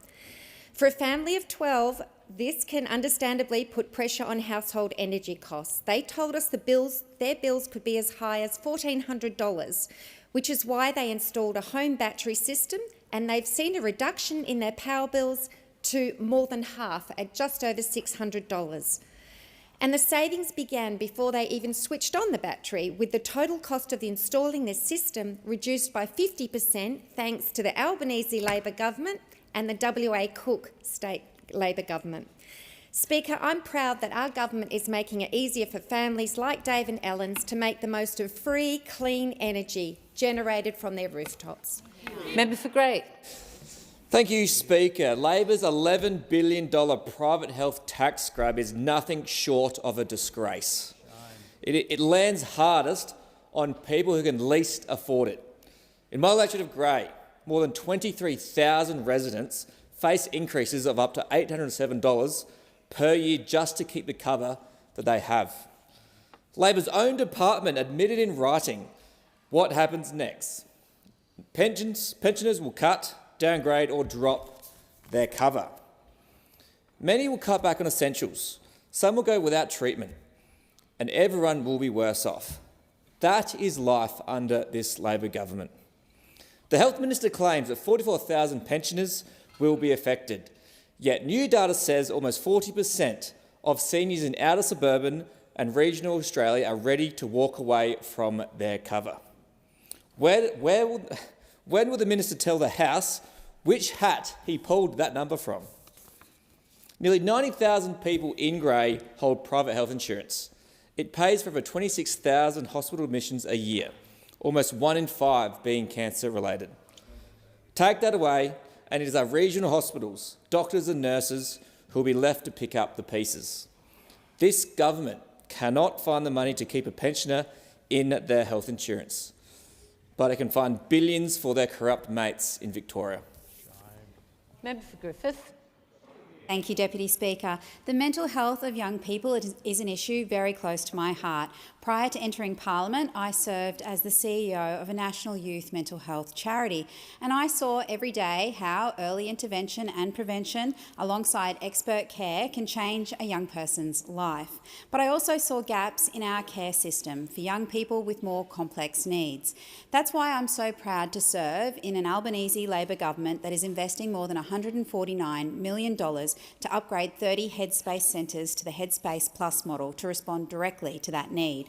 I was delighted to be joined again by the Assistant Minister for Mental Health and Suicide Prevention, Minister McBride, at Griffiths Headspace in Woolloongabba, which will be among the first in the country to transition to the new Headspace Plus model. Funding for our Woolloongabba Headspace will roughly triple, meaning more psychiatrists, psychologists, social workers, peer workers and counsellors providing coordinated care close to home. I've spoken with many young people in our community who have told me that Headspace Woolloongabba has been a lifeline when they needed it most. This upgrade will strengthen our local mental health service and will provide more comprehensive, coordinated, wraparound support closer to home for young people with more complex needs, keeping them connected with local community. The Albanese Labor government is proud to invest in the mental health of our young people and proud to give them the support to build a healthy future. That is what Labor governments deliver: free, accessible mental health care and support in our own communities. Member for Lindsay. Madam Deputy Speaker, the Albanese government has made a decision that speaks volumes about its priorities, and older Australians are the ones paying for it. For Michael in his 80s, it means $7 more every week for the health cover he and his wife rely on. As he told me, that's not much to Albo and his mates, but a nice whack to the income of pensioners. Michael is not alone, and he is not exaggerating. From the 1st of April next year, Labor will strip away the higher private health insurance rebate for Australians aged 65 and over. That's a 3.2 million seniors who will now pay more, around $250 extra every year. Australia is ageing rapidly. In just 4 decades, the number of Australians over 65 will double, and those over 85 will more than triple. At the very moment we should be strengthening support for older Australians, Labor is weakening it. This change will bank $3 billion for the government over 4 years, but it won't save the taxpayer, because when seniors drop private cover, they don't stop needing care. They go to Medicare, they turn to our public hospitals, and the pressure is on the public system already, and it is Australian taxpayers that will be paying for it. Deputy Speaker, let's call this what it is: a tax on ageing, a quiet penalty for living longer. Older Australians deserve respect, security and certainty, not a budget fix at their expense. Leadership means protecting those who built this country, not raiding their pockets when it is convenient. Member for Reid. Former Prime Minister John Howard issued a clarion call to today's Liberal Party. Don't countenance a coalition with One Nation.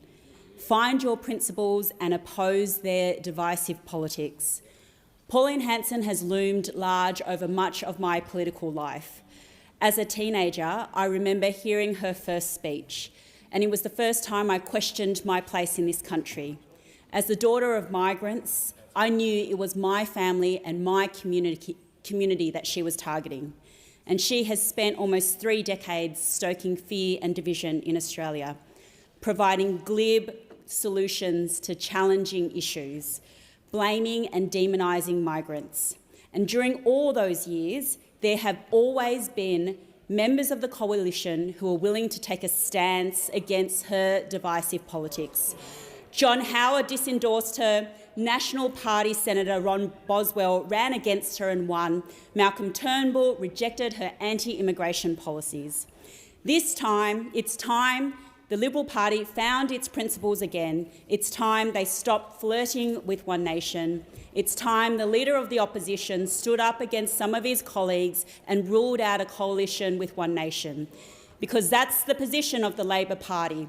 We will never demonise migrants for the sake of populist policies. Member for Riverina.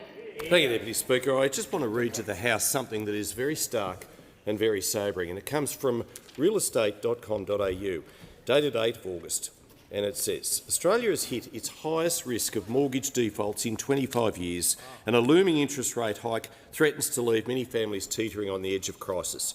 New analysis revealed the sharpest quarterly uptick since records started in 2001, with an 18% increase in average national risk of missed mortgage payments. Outer suburbs around major cities regularly rank as the most vulnerable, and New South Wales saw a 25% jump in mortgage default risk in the same 3 months.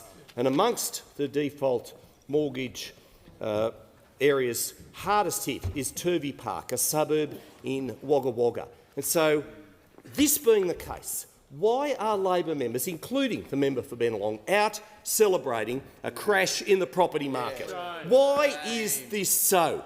And a little bit southwest of Wagga Wagga, we've got Sunrise confirming 92 positions across its Deniliquin, Leeton and Australian grain storage operations being made redundant. Now, they've found work for 14 of those 92 workers, but that is 78 families that will now be without an income, now will be without a job, now be without a future, and it's all on Labor's watch. The housing market is crashing.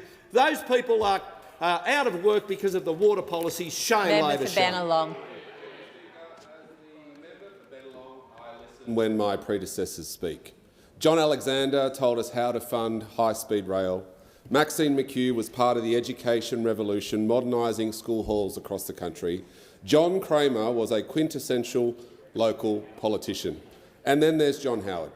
I have a lot of respect for Mr Howard, even if I disagree with him on many issues.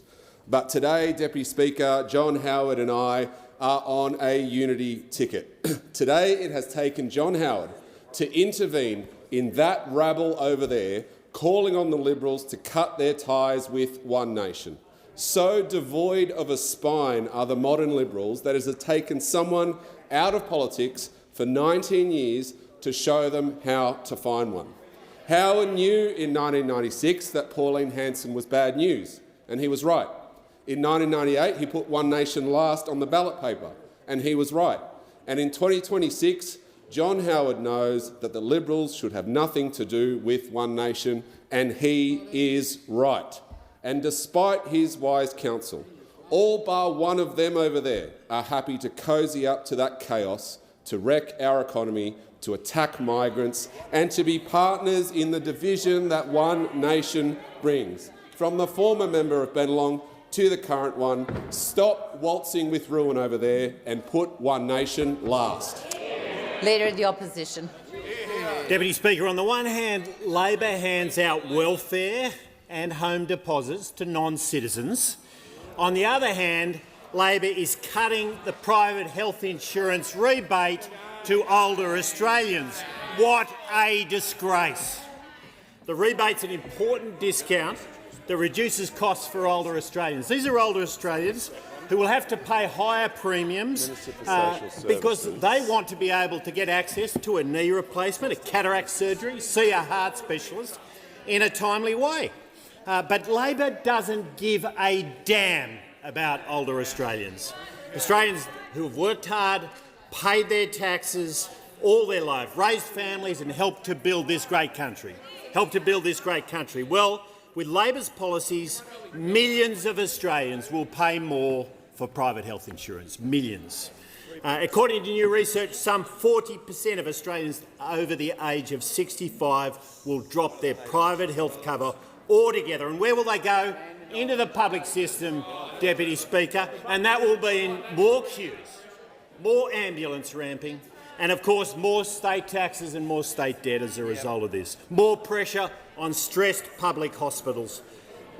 Deputy Speaker, the modern Labor Party is misguided and mean-spirited. Call to member for Hunter. Speaker, this year the Ether family is celebrating something pretty special, 200 years of farming in the Hunter Valley. That's 2 centuries of hard work, family resilience and having a crack. That story goes back all the way to 1790 when Thomas Samuel Heather arrived in Australia aboard the Neptune with the Second Fleet. He married Elizabeth Lee, they built a life in Windsor, and from that story, that family grew. They found rich country at Bulga, they made it home, and generations of Ether have been part of the Hunter story ever since. Over the years, the family turned their hand to cattle, citrus, sheep, table grapes and eventually wine grapes. Then in 1991, Reece Ether suggested the family start making wine under the Myria Park label. 35 years later, that name is still proudly connected to the Hunter Valley. We thank you for all the work that you did in the Hunter, to the Ether family. Thank you for the 200 years, and I look forward to the next 200 years. Cheers. The order, in accordance with Standing Order 43, the time for member statements has concluded. I'll just invite members to take their seats quickly and quietly. Before we begin question time, I'm pleased to inform the House that present in the Special Visitors Gallery today is His Excellency the Honourable Keith Pitt, Australia's Ambassador to the Holy See. Welcome back, Mr Pitt. We shall move to questions without notice. Are there any questions? And I give the call to the Honourable, the Leader of the Opposition. My question is to the Prime Minister. Millions of Australians have now seen, with their own eyes, the Prime Minister's appalling behaviour on the Bush Deep podcast. Now he embarrasses all of us by refusing to apologise to the Prime Minister of Japan. Why won't the Prime Minister stop treating us like fools, man up and say sorry to the Prime Minister of Japan? Order. Members on my... Order. Members on my right will cease interjecting. The Leader has asked his question. The Prime Minister now has the call. Mr Speaker, my office and my team have spent 4 years carefully rebuilding our relationships in the region. Trashed by all of you. We take our relationship seriously, including our regular engagement with Japan. And that is why we will always put the national interest first, and we continue to do so. The Prime Minister of Japan is a good friend of Australia. Prime Minister Takaichi is the 3rd Japanese Prime Minister I have had dealings with. All of them have been constructive. She was a welcome guest here, as was one of her predecessors, Prime Minister Kishida. I have had the privilege of visiting Japan on 3 occasions, and our relationship has never been more strategically aligned. The Prime Minister has concluded his answer. Give a call to the honourable member for Bonner. Speaker, my question is to the Prime Minister. How is the Albanese Labor government delivering real change to strengthen Australia's economy, including by backing workers' wages and aspiration? What are the threats to this approach? Call to order. Give the call to the Prime Minister. Thank the member for Bonner for her question. And Labor is growing an economy that works for people, not the other way around. and that strategy has Australia performing strongly right across the board. Australia is indeed growing faster than all the G7 countries. Canada, France, Germany, Italy, Japan, the UK and the United States of America. Unemployment is lower than Canada, France, Italy and the United Kingdom. We have a higher participation rate than all G7 countries and stronger employment growth than 6 of the G7 nations. And just last week, Australia's stable economic outlook and AAA credit rating was once again confirmed. That is not to say, though, that there aren't cost of living pressures in the economy, which is why we understand that we need to deliver on cost of living measures. We understand as well that Australia's success comes directly from working people, from their hard work and their aspiration to build a better life. And that's why we're about delivering real change. And that begins with a fair go at work, with penalty rates being protected. Wage theft now a crime. If you work the same job, now you get the same pay. And today I met with the National Executive of the SDA, looking after people who work in retail, and they told me about examples of increases in salary of up to and above 30% as a direct result of same job, same pay, where people who are working together with the same experience, with the same supervisor, working the same hours, were getting paid differential rates. Unfairness in the workplace due to a manipulation of the system. We've stopped it, and it's making a real difference to working people. And just yesterday, we delivered new minimum standards and new minimum pay for gig economy workers. Today, we have introduced our legislation locking in wage justice for early childhood educators to deliver a growing skilled workforce. And that is how Labor governs, building our resilience, backing aspiration, delivering real change here and now, while always keeping an eye on the horizon to set Australia up for a stronger future. The call to the honourable member for Fairfax. Thank you, Mr Speaker. My question goes to the Prime Minister. Can the Prime Minister assure the House that neither his office nor his department leaked official and private correspondence from the Government of Japan? And what steps has he taken to satisfy himself that this is the case? The call to the Prime Minister. I thank the member for his question. We take our relationship seriously, including our obligations for engagement, including with Japan. I note that in a political stunt from the opposition, they have referred matters to the AFP. The AFP is, of course, of course completely independent of the government, and they'll undertake their work, and I'm confident about that. Order. Members on my left. When the House comes to order, member for McEwen will cease interjecting.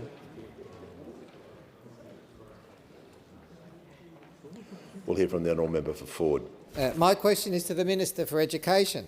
What is the Albanese Labor government doing to support early educators while keeping costs down for parents? What has been the response? Call to the Minister for Education. Thanks very much, Mr Speaker. Can I thank my friend, the formidable member for Ford, for his question.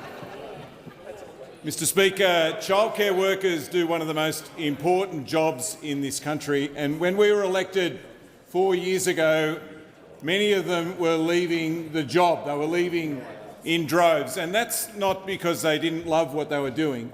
It's because they could earn more in a lot of other jobs than they could educating our kids. The attrition rate in some places was as high as 40%.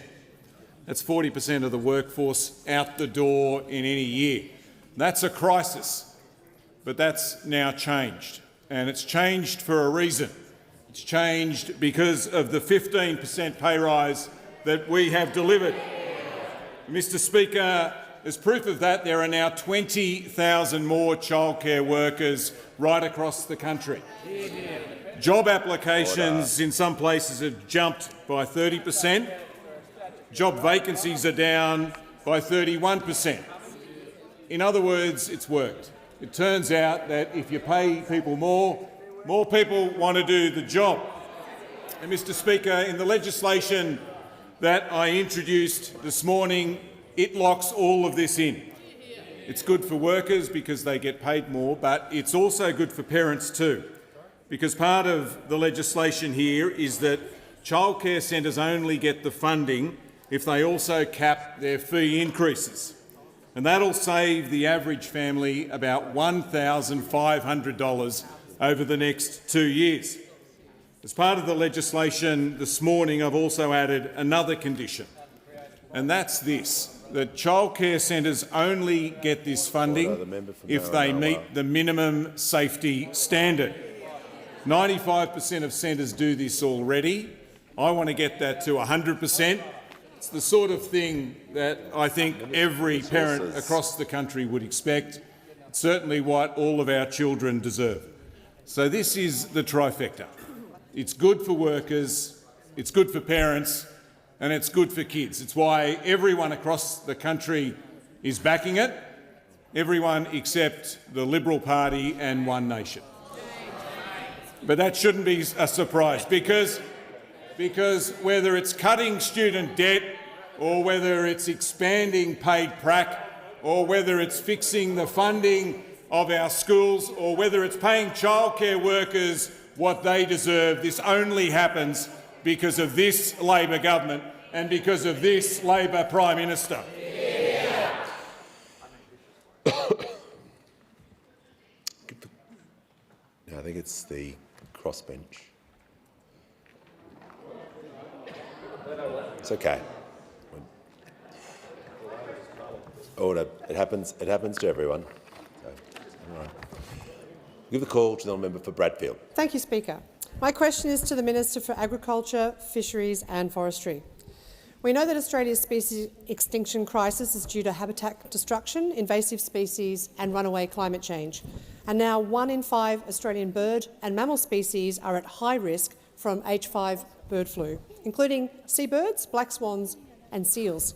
Conservation scientists are calling for $200 million over 2 years to build that resilience of these critical species. Will the government commit that funding to give our wildlife populations the best chance of recovery? Call to the Minister for Agriculture, the Minister for Fisheries and the Minister for Forestry. Thank you, Mr Speaker, and I want to thank the member for Bradfield for that question. I know that she, like so many people in this place, are concerned about the impact of the H5 bird flu, and I know many members of the government have actually raised threatened species with me over many times in relation to what the government is doing. And as I said in this place many times, we have invested early in $113 million investment in preparedness for the bird flu. Of that $113 million, $47 million has specifically gone to improving habitat and improving biosecurity for captive held threatened species, native species, with a focus obviously on birds and the mammals that will be impacted by the H5 bird flu. The Minister for the Environment and the Environment Department also has another program which is $99 million for the Saving Native Species, which is also about improving the habitat of threatened species. Since the incursion of the H5 bird flu, we've also unlocked an almost $25 million, I think it's $24.8 million now with the states and territories in terms of the response on the ground in relation to the H5 bird flu, and that includes the preparedness that is happening on the ground by the states and territories. And I announced in this place yesterday that as part of that is the vaccination program.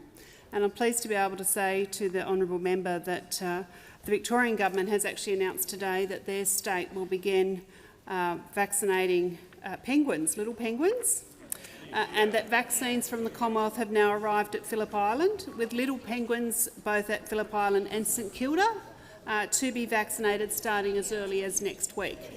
As part of the vaccination trials, we have looked at particularly wild birds and vaccinations, knowing obviously that vaccination is just a complementary part of that process and biosecurity is obviously our first line of defence.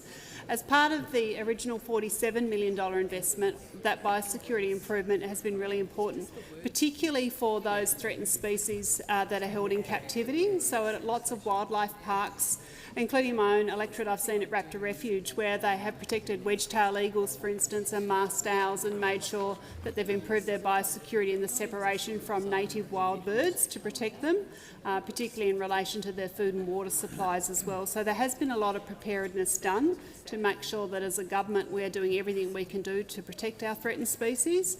And certainly from our government we know the biosecurity is the front line, but the vaccination program will also be complementary, and I look forward to hearing from other states and territories as they work on those vaccination programs. But it is terrific news that we're going to start vaccinating little penguins in Victoria.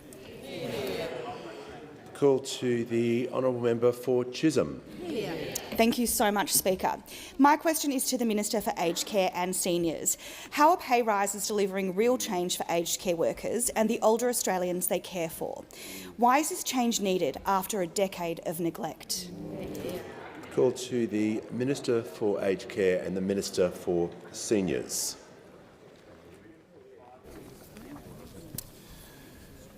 Thank you, Mr Speaker. I thank the member for Chisholm for a question. She's always been a champion for working people and for the people that they care for as well.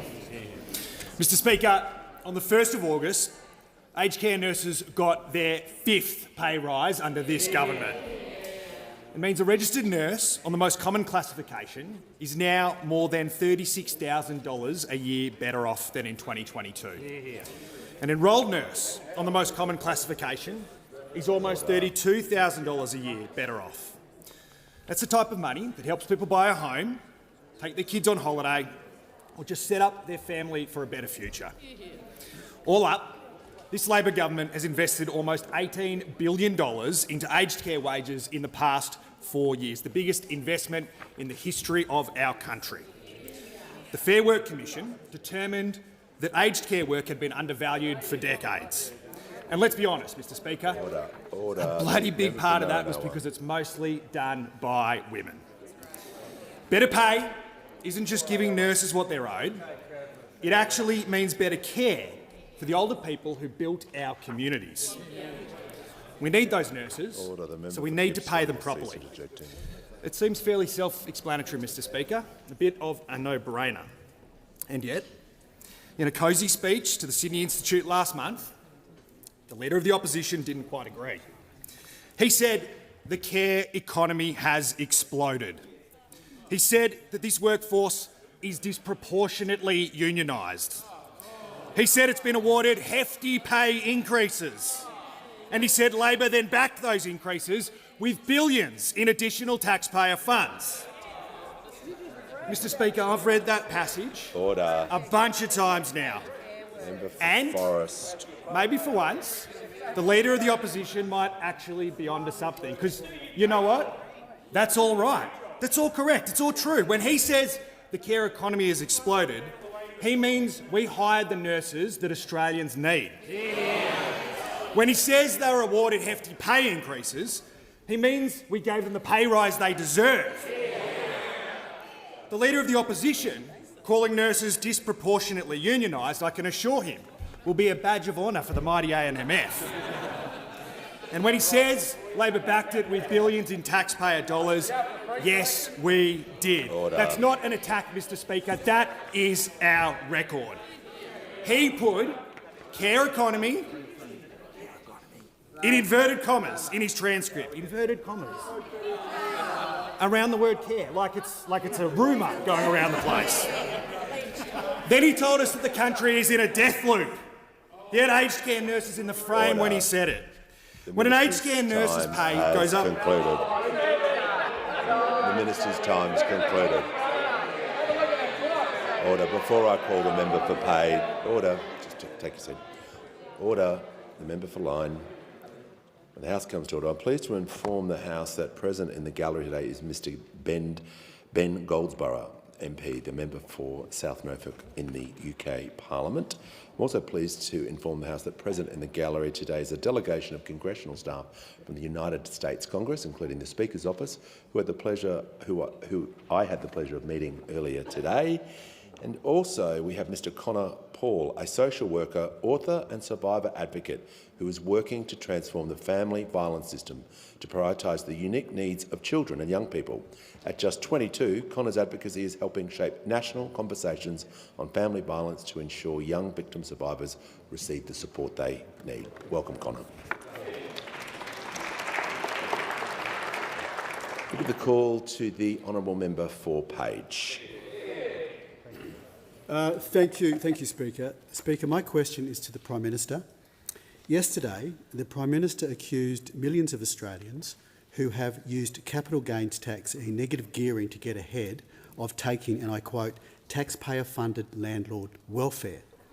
The Prime Minister, the Treasurer and the Minister for Housing have all personally used capital gains tax and negative gearing on their investment properties. Why is the Prime Minister attacking millions of aspirational Australians for trying to get ahead, just like he did? The call to the Prime Minister. Thanks very much, Mr Speaker. Well, the member is either deliberately or accidentally misleading the House with that question, because yesterday, as he will know from Hansard, I was quoting Scott Pape, the barefoot investor in the Herald Sun. Now, if the member wants to attack the Herald Sun for its coverage of housing issues, then that is a matter for him. I was quoting Scott Pape, Herald Sun, News Corp. If you have a problem, I suggest you take it up with Mr Pape. Order. When the House comes to order.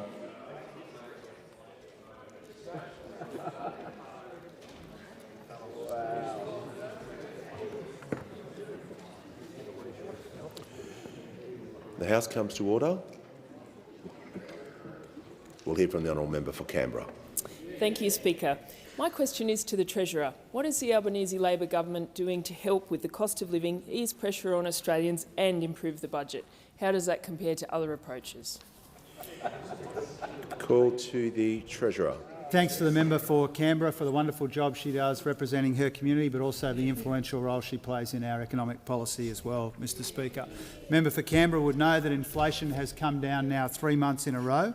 It finished the financial year much lower than the RBA and Treasury forecasts, and this is one reason why the RBA was able to hold rates steady yesterday for the second time since the budget.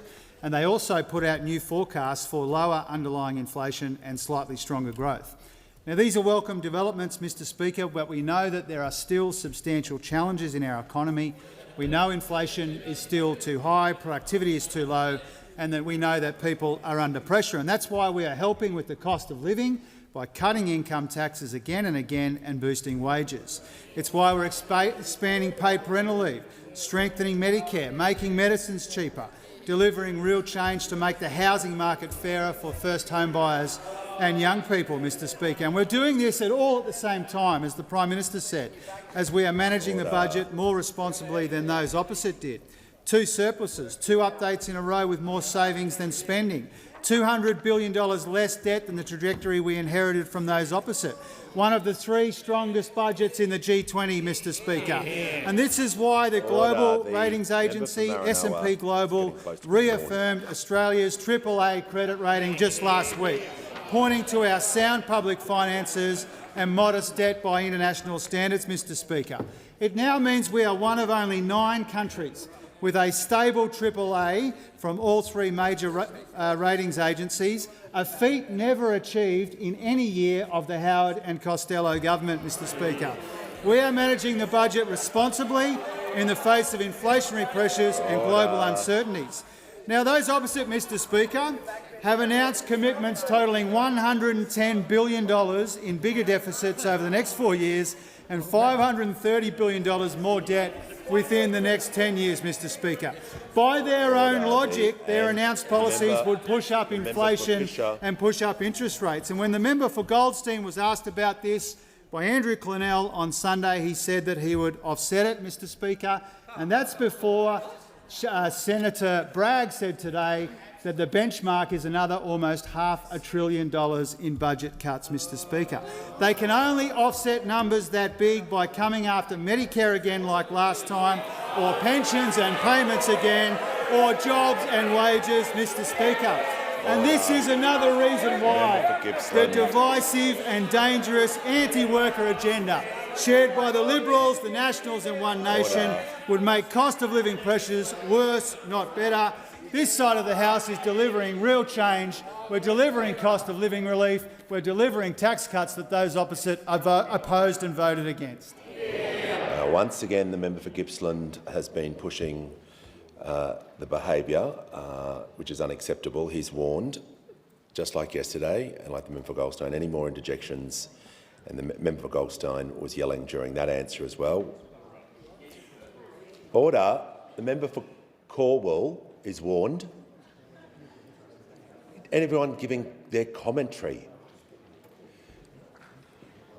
And I just remind, we won't have the MPI today if we have round two like yesterday. Member for Goldstein. Member for Moncrieff, I'd like to hear her question. Thank you, Mr Speaker. My question is to the Prime Minister. Last week, the member for Sturt reportedly told a constituent she's working on big changes to the Prime Minister's toxic taxes on young people and shares. She said, quote, "I am also very conscious of young people using the share market to try and build up a house deposit and how this might work for them too," unquote. Does the Prime Minister accept that his toxic taxes will make it harder for young Australians to save for their deposit? Call to the Treasurer. Thank you, Mr Speaker. Whether it's the Prime Minister, Treasurer, all members of the Cabinet. Her seat. You don't give commentary once you've given the question. It's highly disorderly. The Treasurer will now have the call. Thank you, Mr Speaker. The Prime Minister and every single member of his Cabinet takes the views of our caucus colleagues very seriously. And we take seriously the views that are put to us in our regular engagements in the communities that we represent around the country, Mr Speaker, as we go about implementing these very important and very ambitious reforms, Mr Speaker. And it's not unusual for good local members to relay to ministers issues which are raised by their constituents to ministers. That's how it's supposed to work, Mr Speaker. That's how it's supposed to work. Now, the member for Sturt is not just a good local member. The member for Sturt is an outstanding local member. An outstanding local member. And the good people of Sturt in that wonderful part of Adelaide on my left are learning for the first time in some time what it's like to have a good, engaged, effective local member, Mr Speaker. Pause a moment, Treasurer. There's far too much noise. I'm not happy with the level of noise. That clapping and yelling will stop. The member for McEwen will leave the chamber under 94A. When I'm bringing the House to order and reminding everyone about the standards and dignity of this House, trust me, that's not the time to interject. So everyone, asking everyone to be a little better today. The Treasurer has the call. One of the reasons why the member for Sturt is such a good local member is because the member for Sturt, in conjunction with everyone on this side of the House, is delivering tax cuts for every one of the working people in Sturt, Mr Speaker. And I know that in Sturt there are 93,000 taxpayers who are getting a tax cut from this local member and this Prime Minister and his government because of her work, Mr Speaker. And every single one of those 93,000 taxpayers in Sturt would not be getting a tax cut if those opposite had their way, Mr Speaker. And the same goes for the 80,000 workers in Sturt who will be getting the Working Australians tax offset, Mr Speaker, which was at the core of our tax reform agenda in the budget, Mr Speaker. Now, the member for Sturt and every single member of this government has seen in the housing market a distortion which needs to be addressed, because for too long now, the way that our housing market has interacted with our tax system is locked out too many people, particularly young people, from the great Australian dream of owning their own home. And so whether it's the member for Sturt every single member on this side of the House, we've decided not to neglect that or deny that or delay that and consign another generation of Australians to a broken status quo. We have chosen collectively to do something about it, and we're proud of that. The member for Casey is seeking the call. Seek leave to table the member for Sturt's email to her constituent. Good local member, you'd want it on the record, surely. Your seat. Order. Resume your seat, the Leader of the House. Leave's not granted. Order. I'd like to hear from the honourable member for Maribyrnong. Thank you, Mr Speaker. My question is to the Attorney-General. What action is the Albanese Labor government taking to address the privacy implications of smart glasses? Call to the Attorney-General. Thank you, Mr Speaker, and I thank the member for Maribyrnong for her question and acknowledge her ongoing commitment to this government's reform of privacy.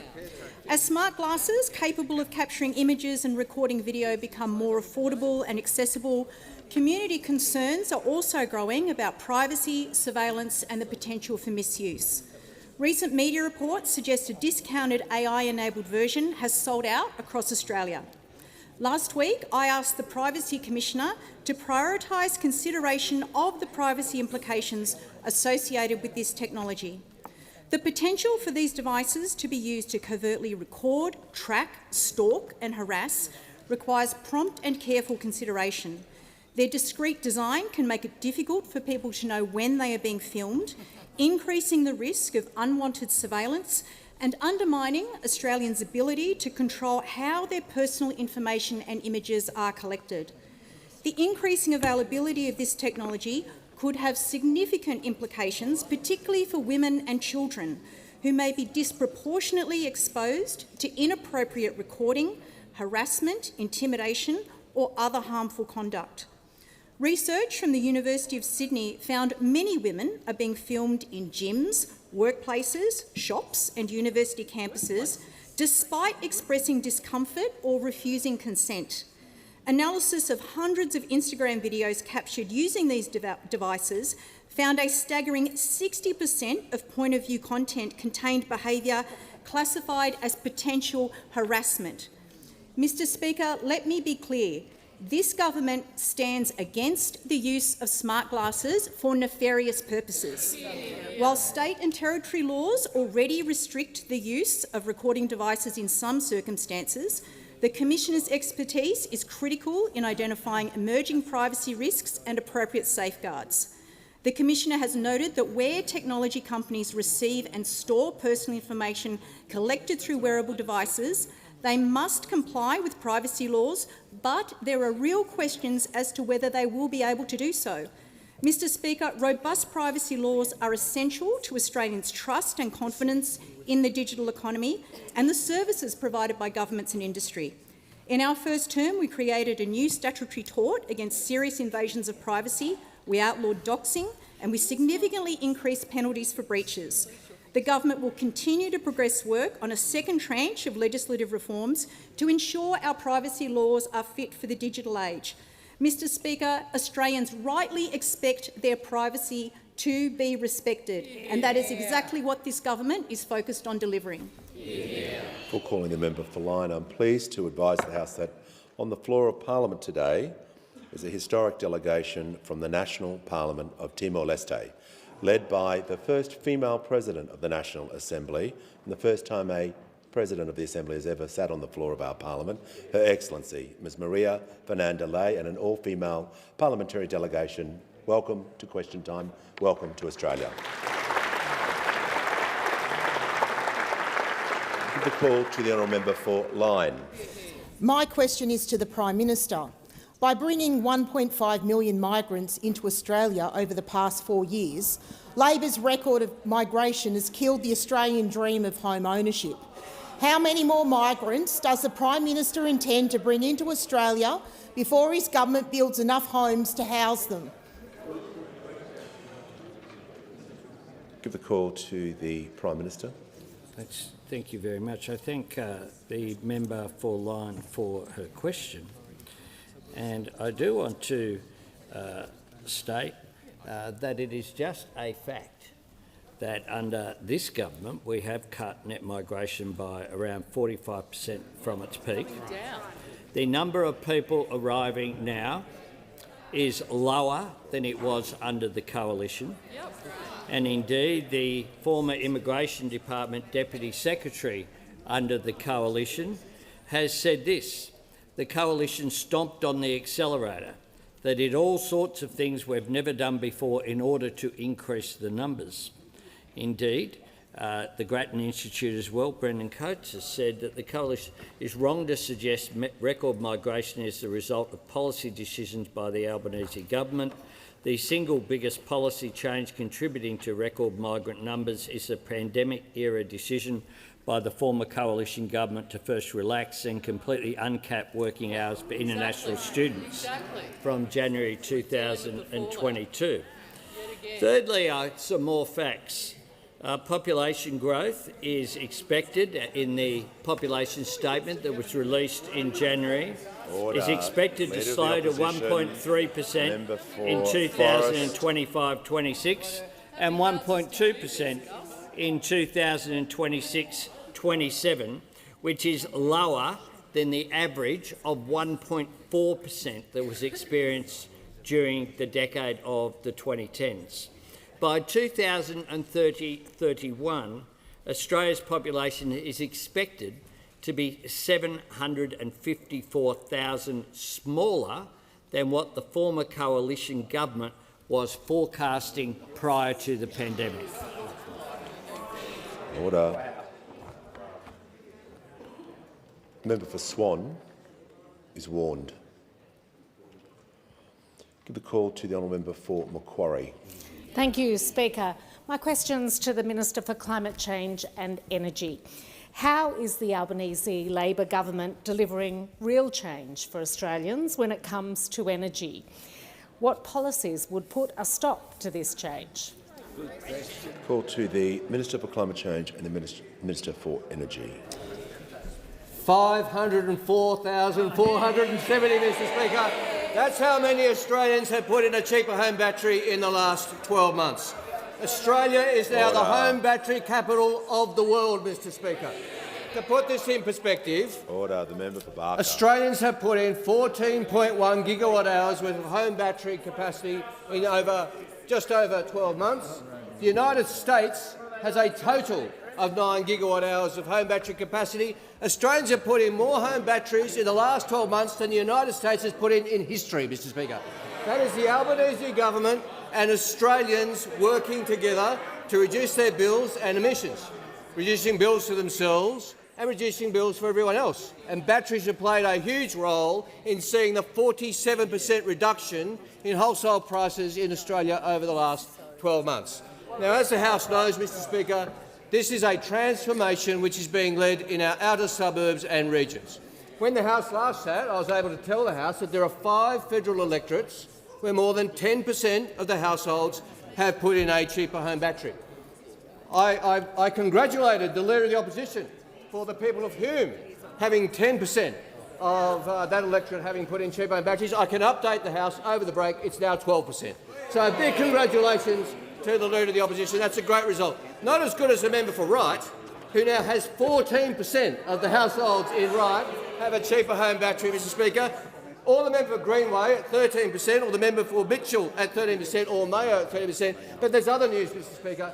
I can tell the House there's now one more federal electorate which is tipped over and now has more than 10% of the households in that electorate having installed a cheaper home battery, and that is the honourable member who asked me the question, Mr Speaker, the people of Macquarie in Western Sydney, leading the way as the honourable member herself has led the way when it comes to climate action. Now, I'm asked what could get in the way of change, and the Liberals and Nationals have made it clear they would abolish this policy. Now, I understand, I do understand, I get it. The concept of a popular energy policy is one that they have a lot of difficulty dealing with, given that they went to the last election with a $600 billion nuclear plan, which played no small part in costing them that election, Mr Speaker. And we're back here again. The member for Wannon said just a little while ago, we'll have more to say with our nuclear plan in coming months. There's a lot of work being done. It's nearly finalised. We'll be able to put it out very soon. Remember the former Leader of the Opposition saying it'll be out in weeks, and it was 8 months later and there was no costing? And the next time, Mr Speaker, there'll be no costing and there'll be no locations either, Mr Speaker, because they won't even tell the Australian people where the nuclear reactors will go next time. So we look forward to that debate. We look forward to the difference of Australians getting on with reducing their bills while the Liberals will put them up with their nuclear fantasy. I give the call to the honourable member for Fowler. Thank you, Speaker. My question is to the Prime Minister. In Fowler, 46% of renting households are in rental stress and median personal income is $520 a week. Sydney house rents rose $50 a week last quarter. I'm hearing from landlords they're lifting rents ahead of the government's looming tax changes to meet costs. Within weeks of the COVID crisis in March 2020, National Cabinet acted to protect renters. Prime Minister, will you convene National Cabinet to put renters on the agenda before these changes begin? Call to the Prime Minister. I thank the member for Fowler for her question. I note that in the tax changes which were in the budget, that for existing people who have negatively geared properties, those changes absolutely continue. They can still negatively gear those properties because they're grandfathered, in spite of what some of the contradictions and some of the commentary has been. I note also that in an area that is growing, such as the member for Fowler's, that there will still be negatively geared properties available for new builds, which in an area where you have expansion of new housing is a good thing, because that not only benefits the people who want to take up the opportunity of negatively gearing a property, and good on them if they choose to do that. Importantly also, they're building supply, which will make a difference as well, because everything that we have done has been focused on supply. I'm asked about cost of living in Fowler as well, and I do note that around 65,000 taxpayers in the members' electorate will benefit from the tax cuts that came in on the 1st of July as a result of our re-election in May last year. Tax cuts that wouldn't have been taken place had the Leader of the Opposition been elected as a minister and a Dutton government was sitting on this side of the House. I note also there'll be another tax cut on the 1st of July next year.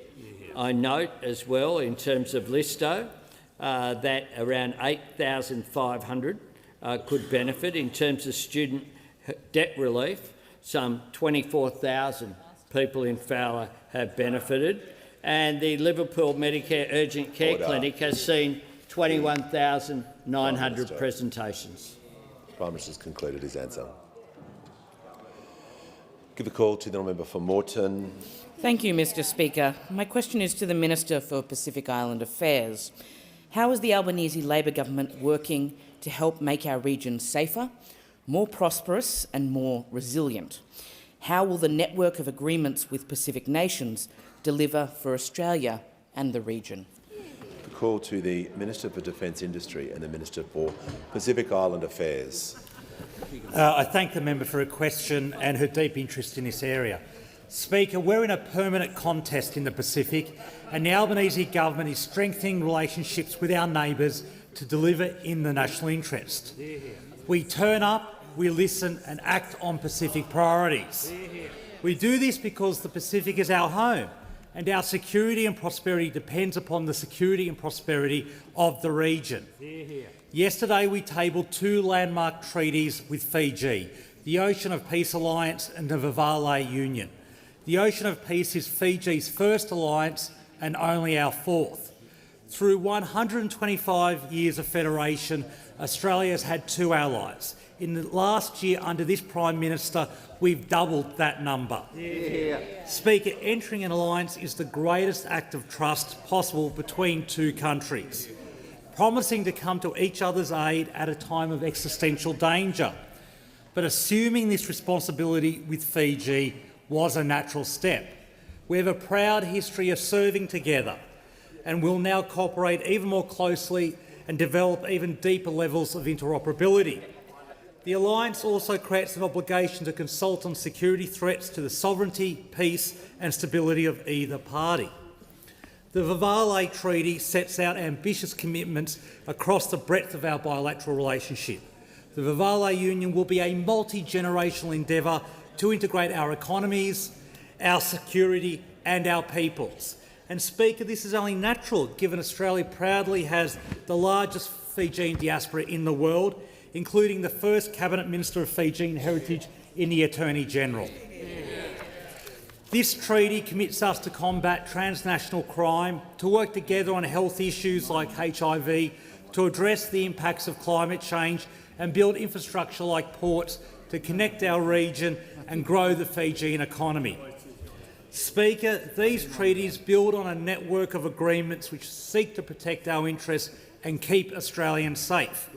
The Puk Alliance with our closest neighbour PNG. The signing of the Nakamal Agreement with Vanuatu, which confirms Australia as the policing partner of choice and precludes the establishment of any foreign military base in Vanuatu.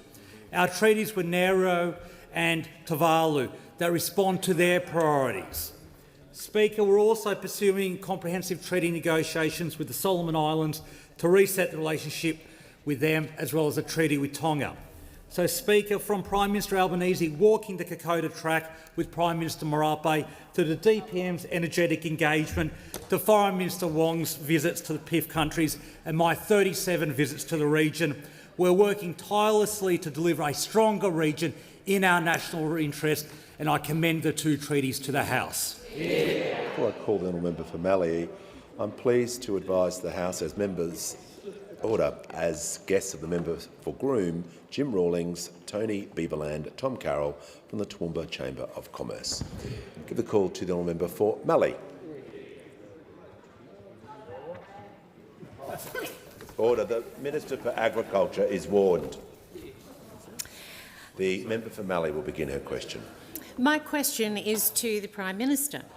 Today I met with older Australians at Parliament House who are scared of Labor's $11 billion tax on private health insurance. This health tax means older Australians will face a 21% surge in insurance premiums and out-of-pocket costs increasing by over $800 a year for an individual and more than $1,600 for a couple. Why is the Prime Minister imposing another toxic tax on millions of older Australians? Call to the Minister for Health and the Minister for Ageing. Thank you, Speaker, and I thank the member for her question. I don't agree with various aspects of the modelling that the Shadow Minister has obviously picked up from the industry, and I'll address that. But she asked why we have taken this decision. And as we made clear from the time I announced it before the Treasurer's budget speech, we've taken this decision, which is a hard decision, I accept, to fund a necessary expansion in aged care services, to deliver more beds, to deliver more packages at home and to deliver better care. And one of the reasons why we had to do that, to the Shadow Minister's question, is the appalling state that the former government left the aged care system in when we came to government. After cutting the budget time and time again, leaving the sector in a position described by the Royal Commission in one word, neglect, we unapologetically have prioritised investment in care and dignity for older Australians who need it. Now, this is a hard decision, but it is a decision that returns the treatment of private health insurance subsidies to its original position, which did not differentiate between age groups. What we will now see is two households next door to each other on exactly the same income who take out private health insurance receiving the same level of support from taxpayers for the payment of their private health insurance premiums. In the case of most members of private health insurance, taxpayers will fund about a quarter of their private health insurance, and that will remain the case. Now, the Shadow Minister has talked about some modelling. The Treasury has made it very clear what the modelling of this will mean at about 44,000 people leaving private health insurance, or less than 0.5% of membership, at a time when membership is increasing by 2%. Now, the Shadow Minister parrots modelling from the insurance industry. We will remember when the insurance industry said that 1.6 million people would leave private health insurance when we means-tested the private health insurance premium under the last government. And indeed, insurance membership went up. It went up. It didn't go down at all. We also know that Melbourne University, not the government, certainly not the insurance industry, last week indicated modelling that was even more modest than the modelling released by Treasury. So I'll return to the question of why we are doing this. We are doing this as a hard decision to fund the necessary budget investment in an aged care system to support a growing number of older Australians who need it. So the question is, what is the opposition proposing here? We don't do this aged care investment, we don't invest in more beds, we don't invest in more packages, or have you got another idea to pay for it? If you have, tell us what it is. Order. Give a call to the honourable member for Bullwinkle. Thank you, Speaker. My question is to the Minister for Housing. How is the Albanese Labor government providing safe and secure housing for women and children escaping family and domestic violence? And what are the risks to these policies? Call to the Minister for Housing, the Minister for Homelessness and the Minister for Cities. Speaker, thank you so much, and I want to thank the member for Bullwinkle for her question. Speaker, she is a brilliant advocate for her local community and brings into this chamber a lifetime of service to our health system and to Australians through her career in nursing. And I really want to thank her for the particular focus that she has put on this problem that we face as a nation on domestic violence. Speaker, our country faces a domestic violence crisis. I think every single person in this chamber cares about that, and I think every person in this chamber agrees with that. Australian women tell us that one of the main reasons that they choose not to leave a violent relationship is because they do not have a safe house to go to, and that should not be happening in a country like Australia. Tragically, family and domestic violence remains the leading reason why Australian women and children find themselves homeless in our country. So when someone asks, why doesn't she leave, there is a better question for us, and that is, what home would she go to? Speaker, our government is helping provide an answer to that question. Today, we announced an investment of $308 million for 448 new crisis and transitional homes right across Australia. Speaker, these homes will provide, through the lifetime of that investment, safe housing for 22,000 Australian women and children at that moment in their lives where they most need and deserve the support of governments. Now, Speaker, these houses will not just be a roof over people's heads. They will be connected to the support that women and children need to heal from these completely traumatic experiences that they've gone through. This will connect women and children to the supports. They will regain their independence and have the support they need to rebuild their lives. Speaker, this is what housing delivery looks like, and it's part of a $1.2 billion record investment that our government is making just in crisis and transitional housing around our country. It sits alongside, Speaker, 7,200 social and affordable houses that we have already built, most of which have already been tenanted, on the pathway to 55,000 homes. Now, Speaker, I'm asked about alternative approaches, and I think we use similar rhetoric when we talk about domestic violence in this chamber. We don't see the same level of action. Over the 9 years the Coalition were in government, they built just 9 crisis and transitional homes around our country.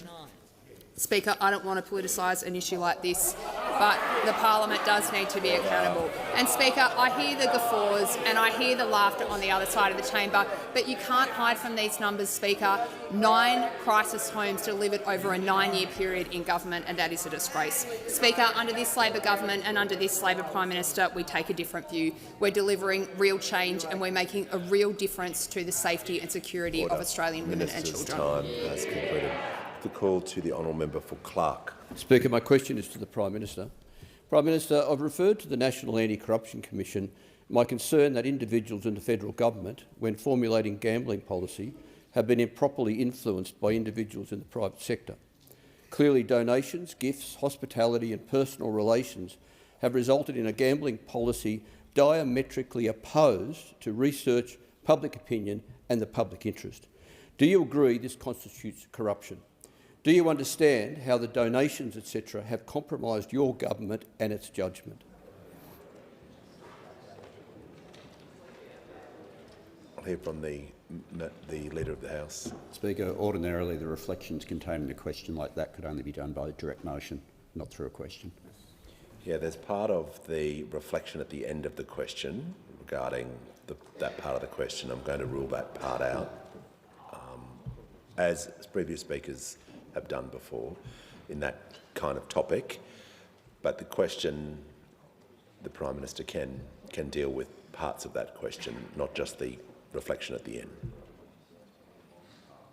Prime Minister. Thanks very much, Mr Speaker. I note that the member for Clark, as he stated in his own letter, there's been no allegation of wrongdoing against any individual. I also note that the member for Clark is very genuine in his commitment and for his position that is long-standing on these issues. So he deserves to be taken seriously. What we need to do in a debate like this that can be emotional is to make sure that we get the policy right. And our government is determined to get the policy right. We have exchanged views across the parliament, including with crossbenchers, including with the opposition, and we will get it right. We will get it right to make sure that we actually address an issue which is problem gambling.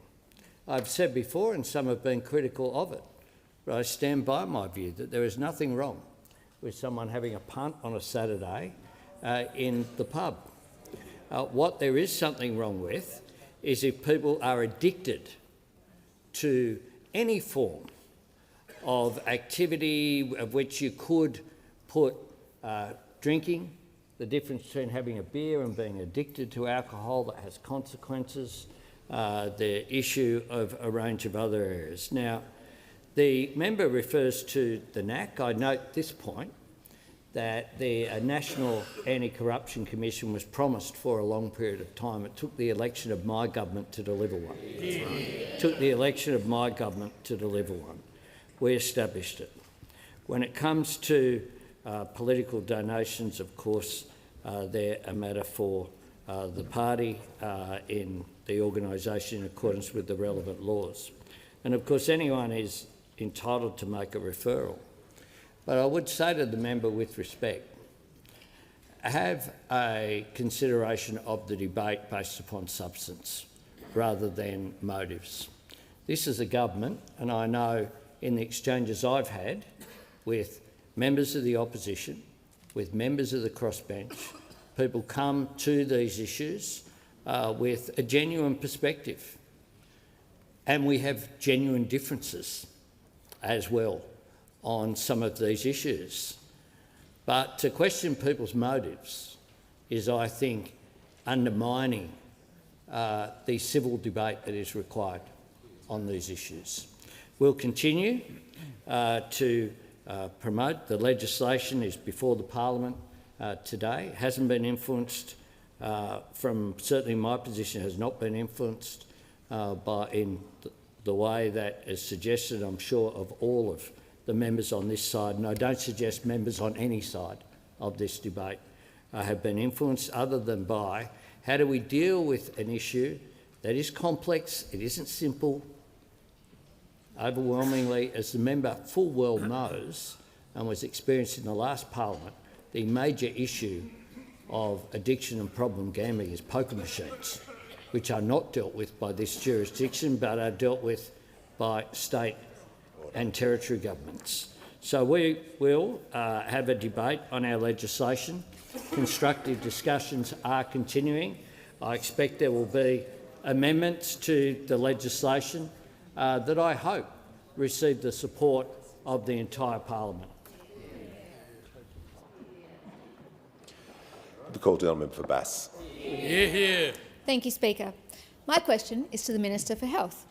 How is the Albanese Labor government strengthening Medicare and making it easier to see a doctor for free after a decade of cuts and neglect? Terrific. Call to the Minister for Health and Ageing and the Minister for the National Disability Insurance Scheme. Yeah, thank you, Speaker, and thanks to the member for Bass for her question, for her support for our Medicare agenda, and for hosting me again during the winter break in beautiful Launceston. We got to see the terrific urgent care clinic in that town again. It's seen more than 65,000 people, more than any other urgent care clinic in the network. It's just a terrific exemplar. We also got to meet some of the doctors who've taken up the bulk billing incentives that have been part of our budgets. And like the rest of the country, Speaker, as the member knows, bulk billing rates in Bass were in freefall when we came to government, thanks to a decade of cuts and neglect. But our investments have turned that around. Bulk billing for pensioners and concession card holders in Bass had got down to just 8 in 10 visits, but now I'm pleased to say it's over 90% again and continuing to climb. And bulk billing increases for people without that concession card have been even bigger in Bass. They've climbed by more than 21%, Mr Speaker.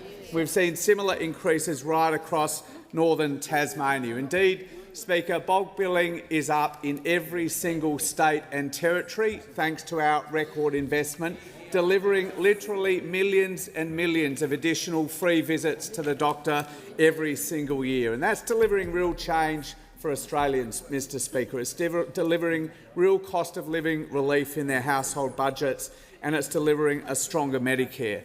But, Speaker, that could not be further from the position of the opposition on Medicare, evidenced by that decade of cuts and neglect. We've known for decades, literally, Mr Speaker, that they've never supported bulk billing. The father of the modern Liberal Party, John Howard, described bulk billing as an absolute rort. And through that decade of cuts and neglect, the former government tried to abolish bulk billing entirely. The Shadow Treasurer has described Medicare as, and I quote, a system designed to keep people ill, Mr Speaker. A pretty extraordinary description, but at least the Shadow Treasurer has had a stab at it and expressed a view. The Leader of the Opposition, I continue to search his website every week or so, still can't find a single mention of Medicare or health policy on the Leader of the Opposition's website. And of course the Shadow Minister has had to ask my department for help in understanding what Medicare means in the first place, Mr Speaker. Asking the department for a definition. We've helpfully provided her with that, and hopefully that will give her a foundation to put together a health policy for the next election so they don't have to simply copy ours. Well, Mr Speaker, the member for Bass, she knows what Medicare means. She knows it means universal access to the best healthcare system on the planet, no matter where you live, no matter your ability to play, and that means a healthier Australia. That's the crossbench. Give the call to the member for McKellar. Thank you, Speaker. Today, this week is Dentists on the Hill week. Dental decay remains the most common preventable chronic disease in Australian children. Roughly 1 in 3 children has tooth decay by school entry and 1 in 4 is living with untreated decay. After the UK implemented a sugar-sweetened beverage levy 10 years ago, there was a dramatic reduction in the number of children requiring tooth extractions due to decay. When will the government put the health of Australian children first and implement a sugar-sweetened beverage reformulation levy? Thank you. Thank you. Give a call to the Minister for Health. Yep. Speaker, I'd just like to point out that it was our question, and the member was on his feet. Now, you've said that sometimes, and it happened earlier, when a member wasn't up getting the call, that we have to have the right order. So I respectfully ask you to give the member the question, just for the consistency and order of the House. Thank you. Look, I will admit that I made the mistake there. So when I make mistakes, I own up to them. Order.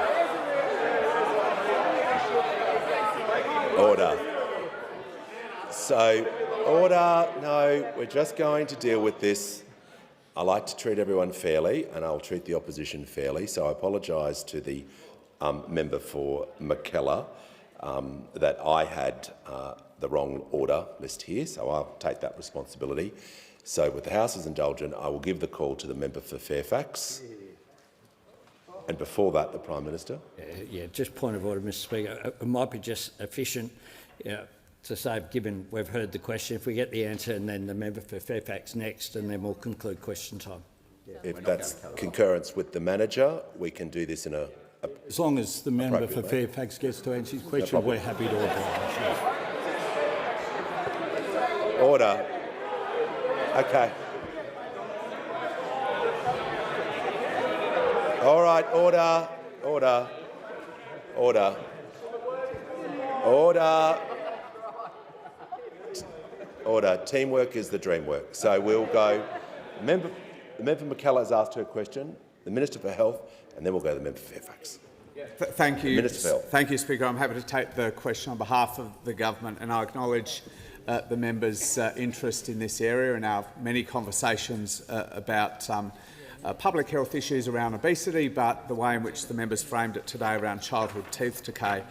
First of all, I'd like to give a shout-out to the work the member for Sydney did when she was Health Minister to put in place the Childhood Dental Benefit Scheme, a great advance around oral health for young children. We've been consistently struggling with the low uptake, frankly, of that program. I think it's still less than 40% of eligible children are taking advantage of significant free dental services that they're eligible for if they're from a family with family tax benefit. I'd love to talk with the member and anyone else about ideas to lift that uptake, and I know I've talked to the dental industry about that. But the member raises the question of sugar consumption, which is a very significant public health issue. I can indicate, as a short answer to the member's question, that there are no plans to introduce a tax, if you like, on sweetened beverages of the type that the UK and some other countries have done. But I do want to indicate a couple of other things that we're doing here. One of the challenges for parents, as I think we all know, is understanding what is in the food that is on the shelves of the supermarkets. Although there are different views about a tax in the community, there is overwhelming support for better front-of-packet labelling. We introduced that scheme back when I was the Assistant Minister for Health well over a decade and a half ago on a voluntary basis, with an expectation that uptake by industry would have reached about 70% by this year. It's about half of that. And so the Assistant Minister for Health, working with her colleagues, has indicated that that front-of-pack labelling that tells parents exactly what is in the food that they're putting in the trolley will be made mandatory. And there's a process underway right now, and that will return to health ministers, I think, early next year. There's also, frankly, the question of formulation of foods, including sweetened beverages.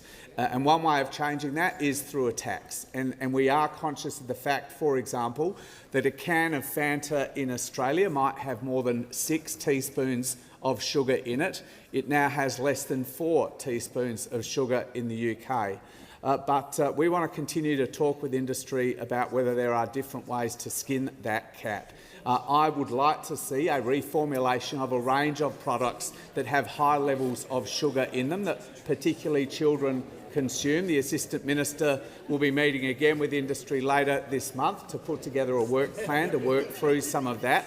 And I think industry, frankly, needs to consider the question of why voluntarily they could not reduce the sugar content of some of these sweetened beverages down to the level you do see in other countries without the imposition of a tax. Give a call to the member for Fairfax. Thank you so much, Mr Speaker.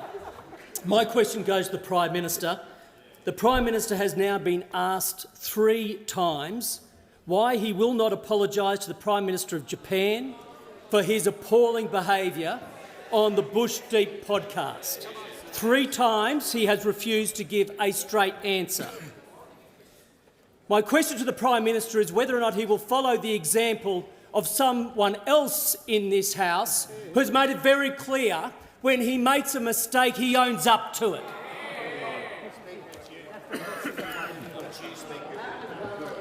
Order. Prime Minister has the call. Thanks, Mr Speaker. Well, the fact is that I have worked and the government has worked to improve relations in our region and indeed right around the world to repair them. And our relationship between Australia and Japan has never been stronger. We have never been more strategically aligned than we are today.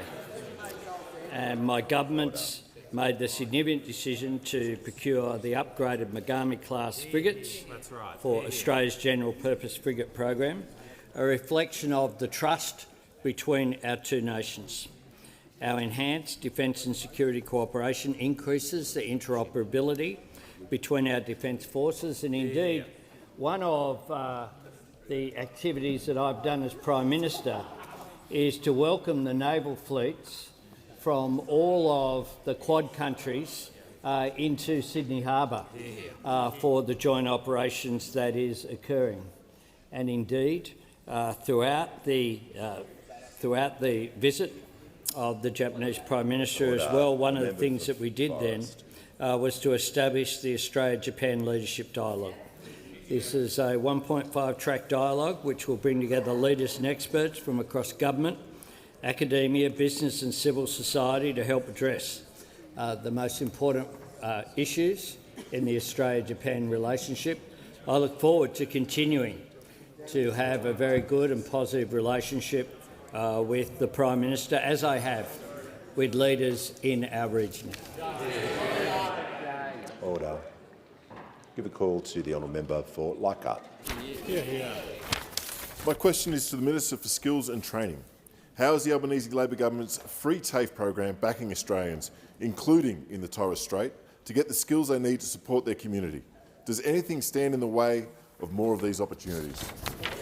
Call to the Honourable the Minister for Skills and Training. Thanks, Speaker, and thanks to my friend, the member for Leichhardt, for his question. In just a short time in this place, he has already made a really significant contribution. And when the Deputy Prime Minister and I had the great privilege of joining the member in the Torres Strait last week, we saw just how effective a member he is. Respected and recognised everywhere, although, as he did say, he is hard to miss. It was just over a year ago that I was in the Torres Strait on Thursday Island to announce our investment in a new health hub for the TAFE campus, meaning people could study nursing without having to leave the Torres Strait. And so it was fantastic to return to see what this investment, together with Free TAFE, is delivering. And it was great to meet Ash, a Torres Strait Islander who is well underway towards completing his diploma of nursing, and he'll be one of the first to have completed his whole course on country. Ash told me and the Deputy Prime Minister that studying this course simply would not have been possible but for Free TAFE.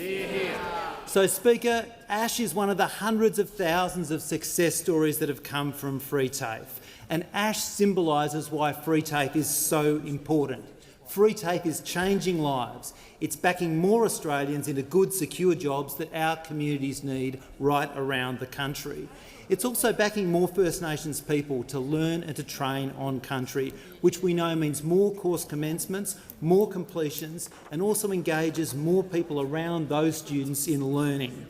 So it's stories like that of Ash's that remind us on this side of the House how important the work we're doing is, especially making Free TAFE permanent. And it's why I continue to be surprised, shocked indeed, that the Liberals, the Nationals and One Nation have teamed up to try to block permanent Free TAFE. But thanks to the work of the Albanese Labor government, Free TAFE is here to stay. Free TAFE is here to stay, with 100,000 placements guaranteed each year from 2027. And the only thing that stands between more Australians accessing those opportunities that Ash has, more opportunities in the jobs that come from Free TAFE, are those opposite. A coalition of cuts and chaos who always talk down Australians and talk Australia down. This side, Labor, is the party of TAFE. The opposition leader here, he can't even say the word. He can't even say the word TAFE or look up Medicare online, it seems. But on this side of the House, with Free TAFE, we keep on delivering real change, backing Australians like Ash to get the skills they want to do the jobs we need, from the Torres Strait to Tasmania, right across to WA and everywhere in between. Prime Minister. Prime Minister. You got two in a row and they're still complaining, Mr Speaker. I ask that further questions be placed on the notice paper.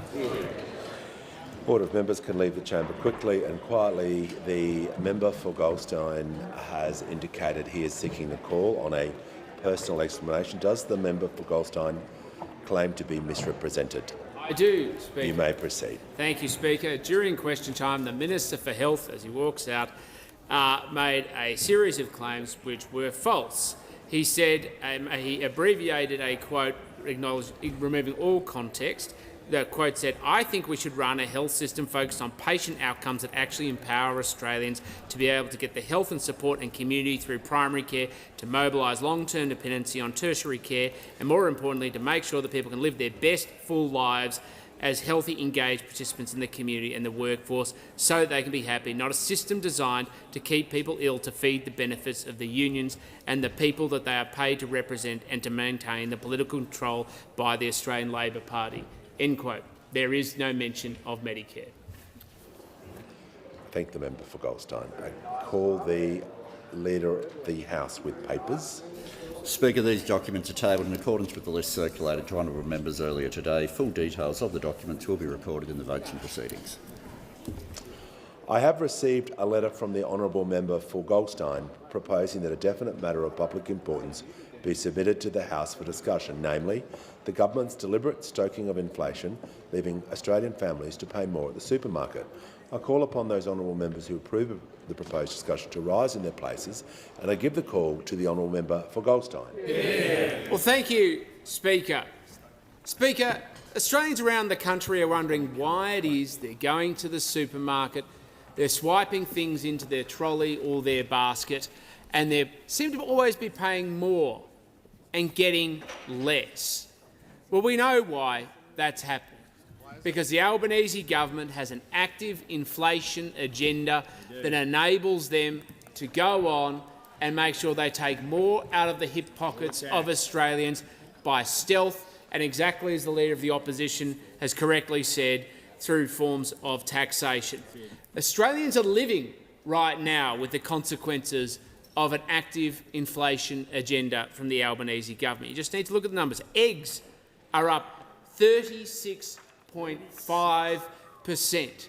Australians needing protein to be able to live and to support themselves and their families in some of the cheapest ways are facing more than a third increase in the cost. Milk, a primary staple of so many kitchens around the country, 29.7%.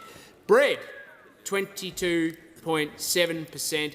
And food overall, one of those kind of central things that people need to live, Deputy Speaker, has gone up 18.1% under the Albanese government. And this is established very clearly in the inflation data. I made the point yesterday, Deputy Speaker, that it was census day. So it was a good time to be able to compare what the underlying inflation rate was the last time we had a census in August 2021. It was 2.1%, barely in, I do acknowledge, the target band of the Reserve Bank, but it was on the lower side under a coalition government. So let's fast forward to yesterday and ask, what was the underlying inflation rate then, Deputy Speaker, on this census day, only 4 years apart? It was above the target band at 3.6%. I heard the Prime Minister come into the Parliament yesterday and somehow run around thinking he can make funny comments about the fact that interest rates have been lower in the past. Well, they have been, Deputy Speaker. In fact, if you just need to go back to 2020, when some of us were concerned about how low they were 0.1%, and he thought it was such a killer point to observe that. Well, Deputy Speaker, since then they've gone up 4,350%. This government run around boasting about their incredible economic management while Australians are getting poorer, real wages are going backwards, small businesses has record low confidence, Households and consumers have record low confidence, and we've had record small business insolvencies. And they have the temerity, the hubris, the arrogance to come into this chamber and talk about their superior economic management. This is a government completely adrift. They like to blame international conflicts for their persistent inflation problem, ignoring the fact that the Reserve Bank, one, increased interest rates at the start of the year off the back of data from last year before a single bomb was dropped in Tehran. It has persisted during the on and off again conflict and, of course, continues to rise up as a consequence of domestic factors. This is now abundantly clear to everybody except the smokescreen that manages to stop members of the Labor government from understanding the consequences of their economic agenda. To stoke inflation, to tax inflation, so they can then spend the inflation because, as the Leader of the Opposition correctly points out, this is not some accident of incompetence. It's designed, it's deliberate, it's an economic model designed to feed the Labor Party and the government, not the Australian people. Because what we have is too much money chasing too few goods, and what we have is a problem of government spending, and not government spending that's improving the lifestyles and dignity of Australians. It's spending that has gone towards corruption, corruption that feeds the Labor Party ecosystem, corruption that has gone towards feeding fraud in the National Disability Scheme, Insurance Scheme, corruption where the Prime Minister and the Minister for Infrastructure has got out the taxpayer chequebook and written it out to projects in Victoria to go on and be fed to the CFMEU and to organised crime. Yes, corruption, Deputy Speaker, is inflationary too. And, of course, we've seen replicas of what happened in the NDIS, in the aged care system, and, of course, in childcare. And it's not something that needs to be referred to the National Anti-Corruption Commission because it's deliberate, it's designed, and it's backed into the legislation that this government introduces into the Parliament and the decisions they make. But Australians are paying the price for this, Deputy Speaker. Australians are paying the price. We've had 15 interest rate rises under this government. And when Australians are looking at their balance sheet and saying, can I afford anything more when we're already financially drowning?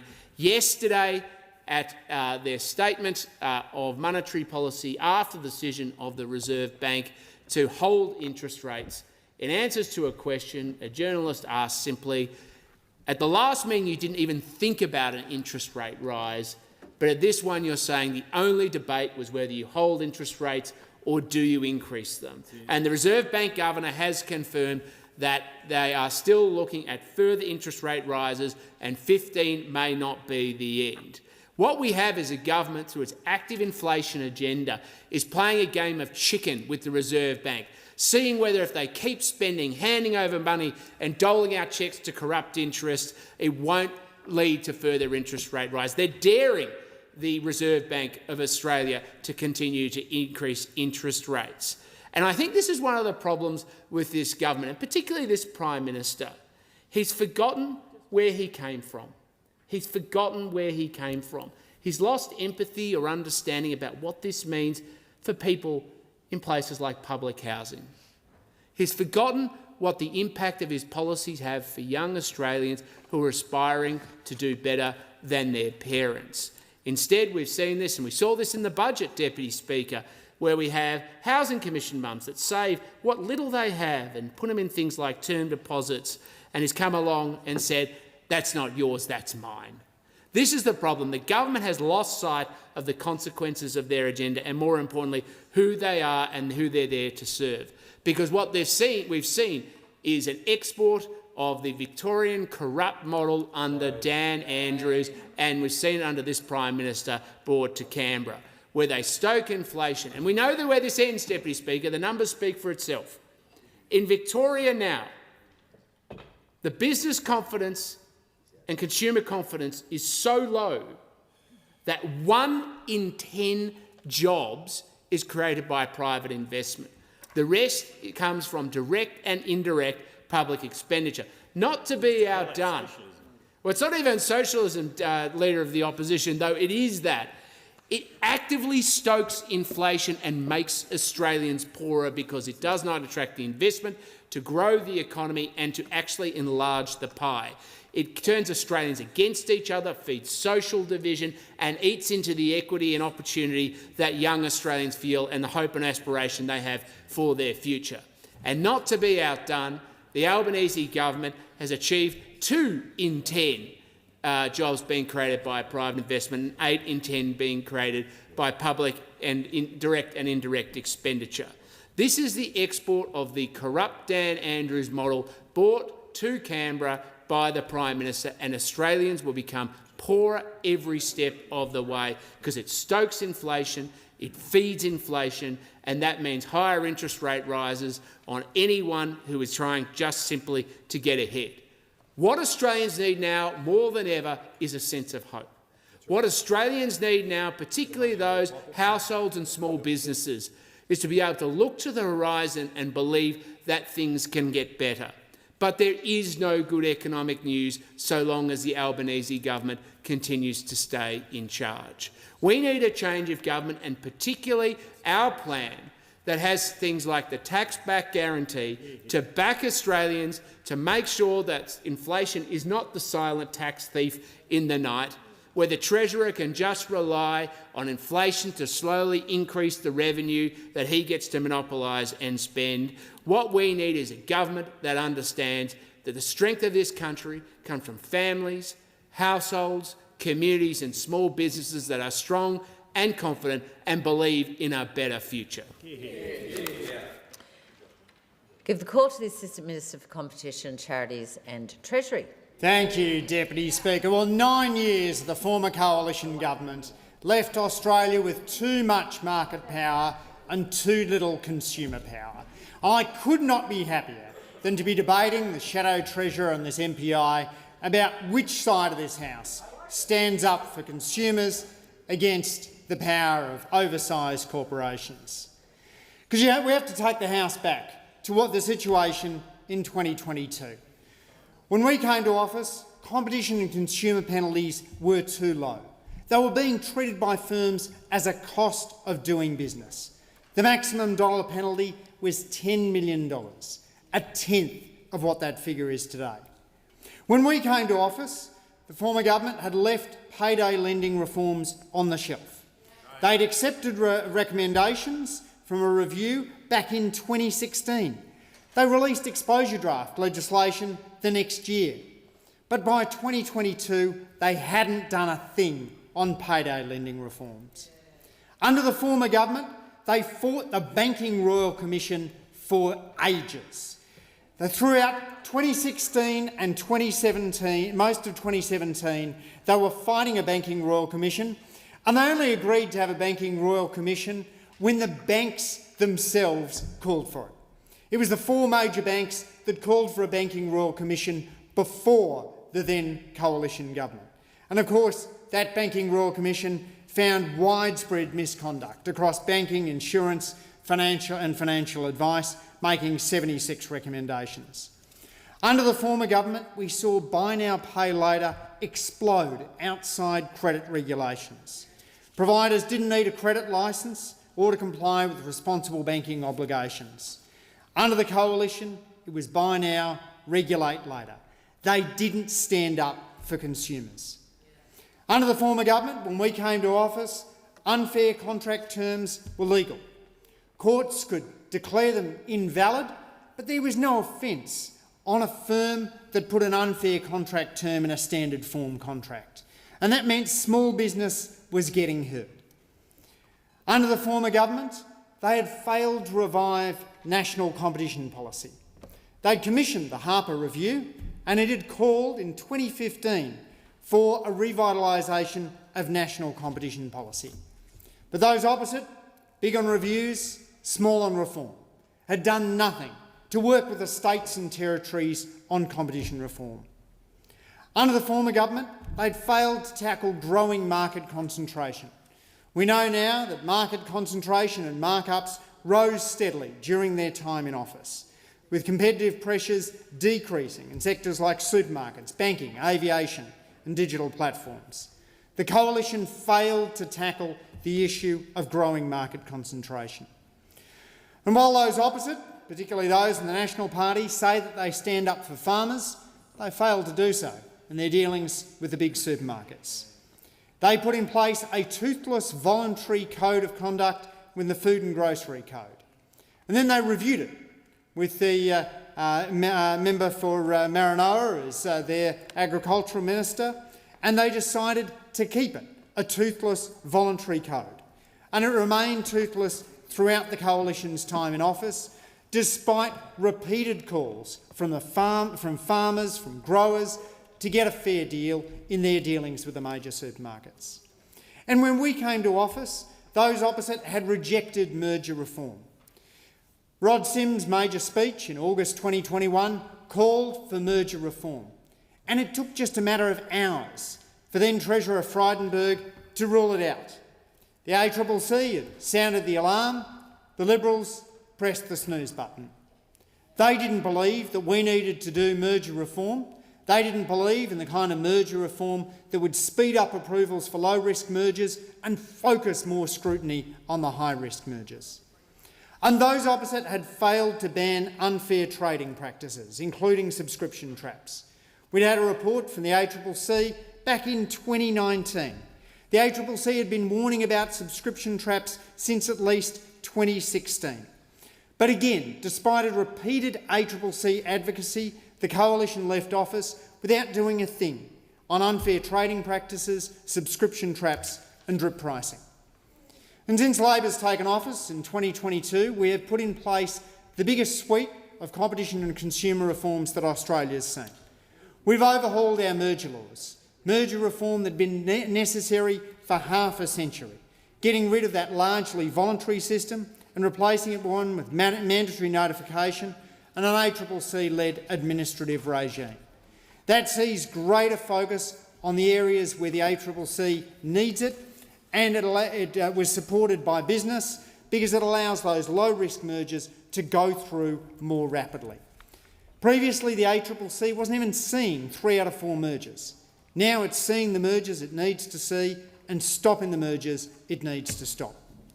Under us, we've revitalised national competition policy, working with states and territories, whether they be Labor-run or Coalition-run, on a new reform agenda, including regulatory reform and measures to strengthen the single national market. That's good for workers that need to work across state borders. It's important for getting planning and zoning reform.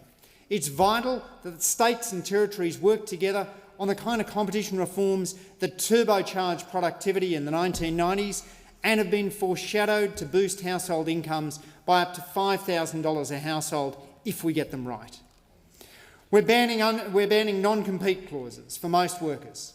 From January next year, workers who are below the high-income threshold, currently $190,000, will no longer be able to see non-compete clauses in their employment agreements. That means workers will have the freedom to move to a better job. Those opposite claim they stand for freedom, but it takes a Labor government to give workers the freedom to take up an offer for a better job, as well as cracking down on wage fixing and no-poach agreements. Now, getting rid of non-compete clauses puts money back in the pockets of workers. Those workers who are subject to a non-compete clause earn less, are less likely to innovate and are less likely to encourage new firm creation, which is because you need workers to move if you're going to start up a new firm in a full employment economy.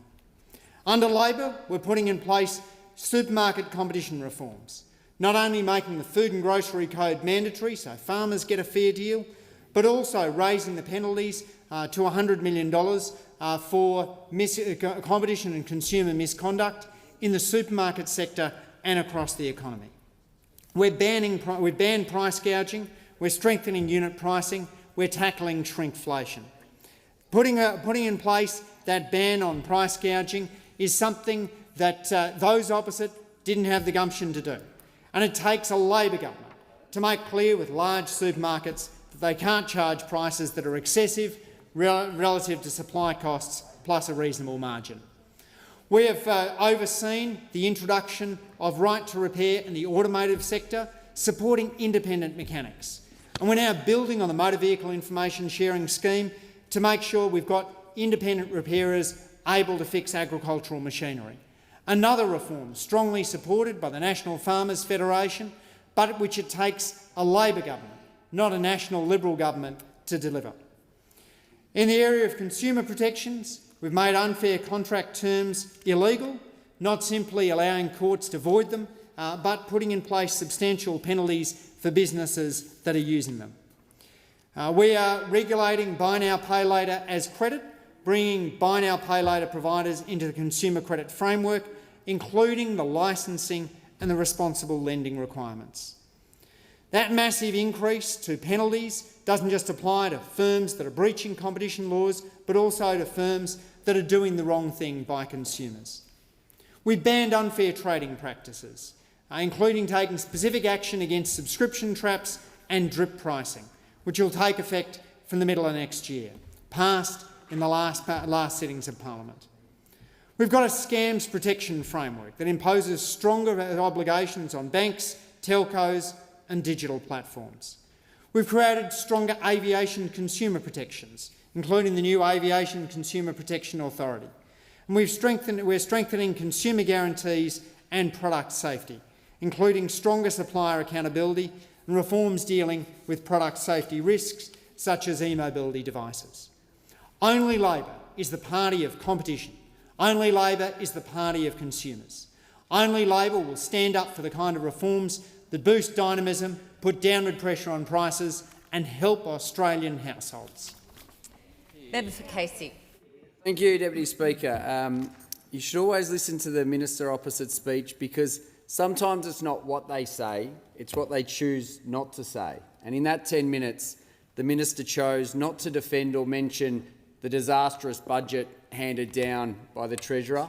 Didn't want to talk about those changes, although he did talk about competition and he did talk about dynamism. So let's talk about the tech sector. And the tech sector is fundamental to driving competition in this country. The tech sector is fundamental to creating startups and creating competition in this country. However, the budget changes passed by this government will cripple the tech sector. Right. And don't take my word for it. Thank you, Minister. The Minister said, what does the Tech Council say? Thank you for that. I was about to quote from the Tech Council. Perfect. So the Tech Council said, talking about the Innovative Business CGT concession, and as I quote, as proposed, the IBCC would leave Australia a less attractive place to start, fund and grow a technology company. As the Minister walks out of the chamber, he clearly doesn't want to hear from the Tech Council. Wasn't a great interjection, champ. So who else signed that? The Tech Council of Australia, Robotics Australia Group, EduGrowth, FinTech Australia, Aussie Angels, Climate Salad, the Climate Tech Australia, the Medical Technology Association of Australia, Oz Biotech, Energy Lab, Australian Agri-Tech Association, Stone and Chalk and StartMate all signed that statement confirming that the tax changes proposed by this government will cripple the tech sector in Australia. Again, a minister in this government not across their brief, asking for a quote from the Tech Council and didn't like what he heard, and then he walked out. There's been many others that have criticised the budget changes. The member for Sturt has provided commentary on those changes. Now, the government wouldn't let us table the member's letter. They were embarrassed by their own member's words. But the member did say, and I'm going to quote from the member for Sturt's email to her constituent, I've had difficulty coming to terms with the extension of these changes to other asset classes for the specific reason you identify. I agree with your concerns. So what were the constituents? A little bit of honesty. The member for Parramatta is always smart enough never to put it in email, but he did speak in the media about how he had concerns about the budget changes. Member for Bennelong also spoken about his concerns. They're a little bit more cryptic in their criticism. They've been around a little bit longer. So what concerns does the member for Sturt have that she agrees with her constituent? Well, let me quote from Mr Cooper. "I think the government spends more than they need to because it helps them keep them in power." He also said, "They may need the money, but I'm not sure this is the way to do it. I think if they are going to do tax changes, they should have taken to an election in the same way John Howard took the GST to an election." So the member for Sturt agrees that the Prime Minister broke his word, he misled the Australian people and should have taken these changes to an election. Well, I admire the member for Sturt's courage. I do fear for her career options, because we do know what this Prime Minister does to those that dare question him. He is very vindictive and he runs the facade of unity. He forces unity, but as they say, he protests too much, because we know that quietly behind there is a group that aren't happy. The member for Brisbane has told her constituents that she will raise this matter with the Treasurer when she's next in Canberra for Parliament, referring to the tax changes. I wonder how that conversation went. Wasn't prepared to defend the changes to the constituents. Said she'd have a conversation with the Treasurer. We know the Treasurer, as he said today, doesn't listen or doesn't care about the backbench. Another MP, this MP didn't want to be named. They had a bit of sense. They didn't want to be named. And I quote, "Group of Labor politicians," end quote, "calling for further changes after hearing complaints from self-funded retirees, young people who are investing in shares to save for a home deposit, and younger women who may have had time out of the workforce." These budget changes are a disaster, all overseen by this Treasurer. Those on the Labor backbench know it. They were prepared to vote for it, and it cost their own communities. Thank you, Speaker. Aussies don't need anyone in this parliament telling them the weekly shop costs too much. They already know it. Families across the Hunter know it every time they walk into Coles or Woolies. They know it when they buy meat, fruit and veggies, school lunches and the basics for dinner. The pressure is real and some people are angry. And they've got every right to expect their government to act. That's what we've done. From the 1st of July 2026, very large supermarkets have been banned from charging prices that are far too high compared with their costs and a reasonable profit margin. And if they break the law, the penalties are very serious, Speaker. Up to $10 million, 3 times the benefit they got from breaking the law, or 10% of their yearly turnover. Now that's action. We've also made the Food and Grocery Council Code mandatory. We've also given the ACCC more power. We've increased maximum penalties for serious breaches of competition and consumer law from $10 million to $100 million. We're strengthening unit pricing. We're cracking down on shrinkflation. We're funding choice to compare supermarket prices, and we're acting on recommendations of the ACCC Supermarket Inquiry. That's the record. Now let's look at those opposite, Speaker. They love to come into this House and make a lot of noise about grocery prices. They act angry, they point fingers, and they tell Aussies they're on their side. But where was their concern when they were in government? Where was the action then? When they had the chance to make the Food and Grocery Code mandatory, they left it voluntary, a toothless tiger, Speaker. They had the power, they had the time, they didn't do it. Yes, they put forward their own plan for a mandatory code, but that doesn't wipe away their record. It doesn't wipe away the years they failed to act. So I've got a question for those opposite. If these tougher rules are so important now, why didn't you bring them in when you were in charge? If stronger penalties matter so much now, why did you wait? If supermarket competition matters so much now, where were you before? Speaker, this is the problem with the opposition. They're always very brave after the decision's been made, always very loud after somebody else has done all the work, always ready to complain, not so ready to act though, Speaker. And we see the same thing again and again. They voted against our tax cuts. They opposed Help to Buy. Then they lecture everyone else about household budgets. Give us a break. You can't vote against help for Australians and then pretend you're the only one who cares about cost of living.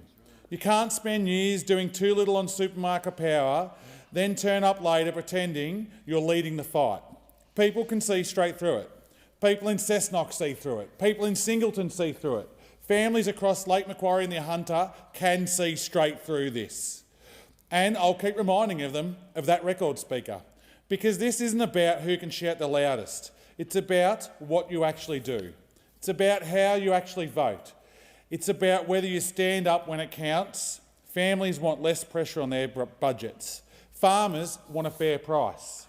Small suppliers just want a fair go. Shoppers want to know they're not being ripped off blind, Speaker.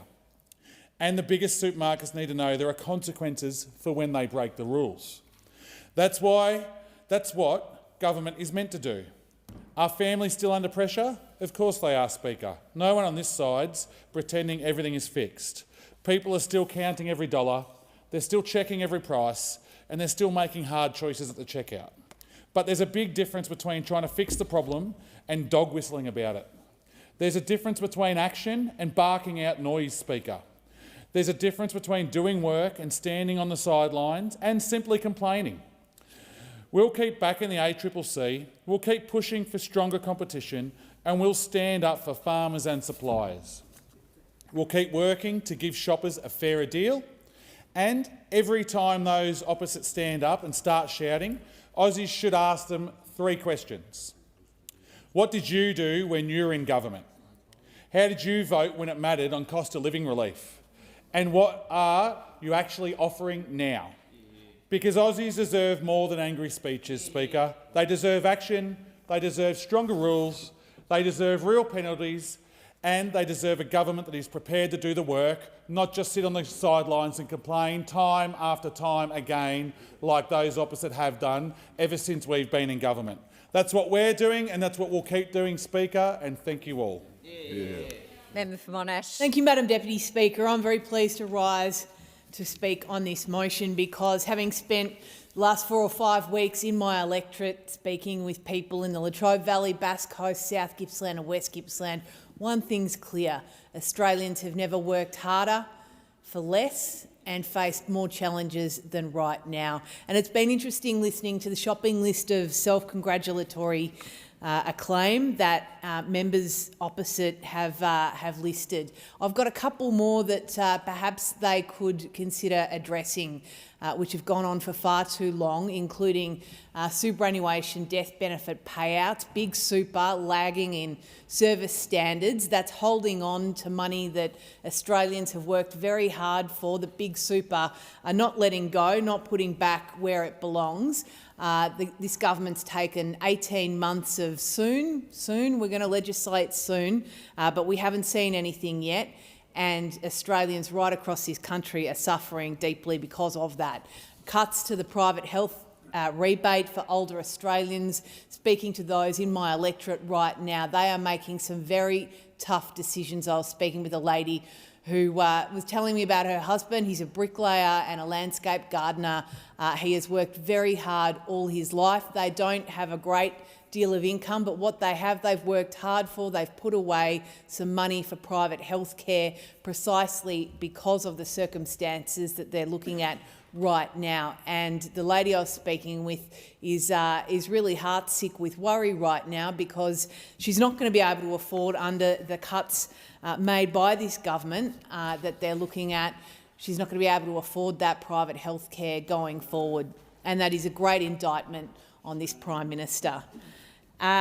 The deliberate stoking of inflation is leaving Australian families to pay more at the supermarket. And there's a couple of points, Madam Deputy Speaker, I want to pick up. Australia's economy is now heading towards its weakest run of growth since the 1990s. And while the RBA left the cash rate unchanged this week, the downgrading of its labour productivity forecasts to a fall of 0.5% for the rest of this year should be cause for concern. AMP Chief Economist Shane Oliver has pointed to the massive public spending of the Labor government and referenced its impact on productivity. Tom Richardson, writing in the Nightly, notes the scale of this Labor government spending that has reached a record 28% of gross domestic product. And he writes, Madam Deputy Speaker, the huge government spending is also contributing to the inflation that has outpaced wages growth since 2021. Returning to the reference drawn by Shane Oliver, who says that consumer prices are up 25% since 2021, but average wages only up 19%. And that is what Australians right across this country are staring at right now. Their rents are up, their mortgages, their cost of living, electricity up 40%, their gas bills. They cannot afford to live under this government and pay their bills every week. And indeed, the price we've seen at the supermarket shelves doesn't just start at the checkout, it starts at the paddock. And in an electorate like mine in Monash, where we grow, make and manufacture products the rest of this country rely on, the best food and fibre across this nation, we see that every step of the journey from the paddock to the plate. Our farmers are paying more to produce our food. Their fuel, fertiliser, fodder and freight are among the biggest costs of running a farm, and those costs remain painfully high. Their margins are being shrinked, and everyday Australians are paying more at the checkout thanks to the mismanagement, over-regulation and reckless disregard of this government. We have to make sure that our farmers locally are able to get their produce off the farm, and to do that, that means trucks, and to drive those trucks, they need diesel and they need freight. And an electorate of like the size of Monash, that often means transporting our food along roads that are riddled with potholes, crumbling at edges and desperately in need of investment. And Madam Deputy Speaker, I couldn't give you a better example than one this week in the middle of a cost of living crisis where people can least afford to have to shell out for repairs and extra equipment. We had an absolute doozy along the Princes Highway in West Gippsland with the heavy... Expired. I'm so sorry. Thank you. Member for Leichhardt. Here. Thank you, Speaker. Judging from the letter that we received, I was under the impression we would be discussing supermarkets. Instead, we've had a various amounts of ponderous philosophical wanderings, but let's go back to supermarkets. People know and they understand that the prices are high at the moment. It's hurting people in the hip pocket. It's making decisions a little bit harder. When you're worried about money, it's hard to really think about anything else. So this government takes action, took meaningful action. And the action that needs to take place not just at the supermarket checkout, but with the suppliers as well. I grew up in dairy country. I remember the milk wars and what that did to our farmers as the price dropped and dropped and dropped, and it became less economical for farmers to go about their daily business, milking the cows, making the money, doing something that had worked for generations. That is something that we are addressing. And price gouging. Knowing that a conglomerate of big companies can take advantage of everyday Australians doing the little things, the simple things in life. Buying the food, preparing for a kid's birthday, making the Sunday roast for when the grandparents come over. People don't want to pay more for that. So we took action. Some of the harshest penalties available. They know now not to step out of line. But prices aren't just a consequence of inflation or some random singularity. It's a whole-of-life thing going on here. It's a circular issue. For an electorate such as mine, huge, bigger than some European countries, the actual regions where the roads are dirt and the rivers flood, sometimes it's very hard to get that freight up there. Sometimes it's difficult. We're cut off for months at a time. But this government is acting. For regional, discrete Aboriginal communities, we are investing to making sure that people there pay the same amount that people in the cities do. That was not always the case. Some of the most disadvantaged communities in the country now get food at the same price as the member for Goldstein pays. That makes a massive, massive difference on Saibai Island, Lockhart River, Arakoon, places that need our help, places that want fairness and equity for food. For food. That's what this government does. It finds a way, it finds the weak points in the system and makes a difference. I talked about a holistic approach. The Bruce Highway is the main artery of Queensland. As the Bruce Highway goes, the rest of Queensland goes. It's prone to flooding, gets cut off, it's not in great shape. That is why this government has made the largest investment in its history to repair it, to build it back better, to increase the resilience in an area known for its disasters. That will make the transportation of food more efficient, it will make it cheaper, and most importantly, it will make it safer for the truck drivers who are working every single day. The member for Monash mentioned diesel.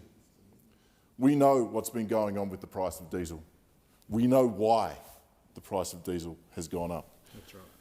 As an aside, we also remember leading up into Easter when there was a series of reckless and irresponsible claims made by those opposite about potential rationing.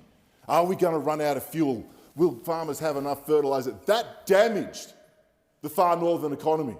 That stopped people going on holiday. That hurt the small businesses you claim to represent. People cancelled holidays, people didn't go to places, that money was not spent, and it hurt my electorate. To make a silly political point, that's disgraceful. You're making all of this noise, but you're not helping. A lot of noise, not a lot of help. Diesel maintains to be run in this country because of the work of our Prime Minister and our Foreign Minister. They did the work that needed to be done to make sure that our country keeps moving forward, to make sure that my farmers have fertiliser, to make sure that the people in their leafy suburbs in Melbourne and Sydney and Brisbane will eat tonight. Because of the work our Prime Minister did, because he went to Asia to make sure that those fuel lines were there. No crisis, no scaremongering, just getting the work done, doing what is needed to help Australians. We know it's hard out there. We're taking the work. We're doing what needs to be done to make sure that Australia is the leader in the world again. Member for McPherson. Thank you, Deputy Speaker. Deputy Speaker, I rise today to speak to this matter of public importance raised by the Shadow Treasurer. And from listening to some of the contributions opposite, and in particular the contribution that we've just heard, the member for Leichhardt said, and I quote, "There's a lot of noise, not a lot of help." Now, I think that's exactly what Australians are feeling right now.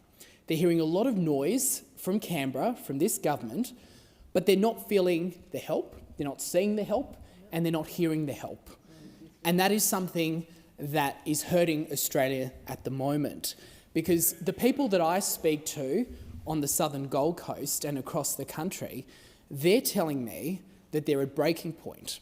And we come to this place to represent the people that have put us here. And for the year, just over a year that I've been here, we've been labouring a very key point, and that is that the government has lost control over our economy. They don't know how to generate wealth. And so what are they doing? They're finding pockets across the economy where people have worked hard, they've done the right thing, they've built up and accumulated assets, and they're going after that because there is no long-term strategy for how government can generate wealth, create wealth, and then better provide or better enable Australians to provide for themselves in the future. And that ultimately is frustrating me as a Member of Parliament, because there is only so many times that we can come on this side of the chamber and make noise so that those opposite hear. And not only hear, but take action. And it goes back to the point made by the member for Leichhardt. There's a lot of noise, but not a lot of help. And Australians are worse off because of it. So, Deputy Speaker, when we come into this place and when we speak in front of the media and we talk about the 15 interest rate rises that Australians have had to deal with under this government, or when we speak about the fact that cost of living is going up for Australians, eggs up 36.5%, milk up 29.7%, bread up 22.7%, and food overall 18.1%, let alone rents, let alone mortgages, let alone everything else. We're doing it for a reason. We're doing it for a reason because those numbers mean something to Australians. It means they can purchase less. It means they spend less time with their families because they're having to work extra hours. And it means that Australians who feel that they're actually putting in the effort, they're doing the right thing. Australians are not doing the wrong thing, but they feel that their government's decisions are resulting in them being worse off, and they're not being rewarded for doing the right thing.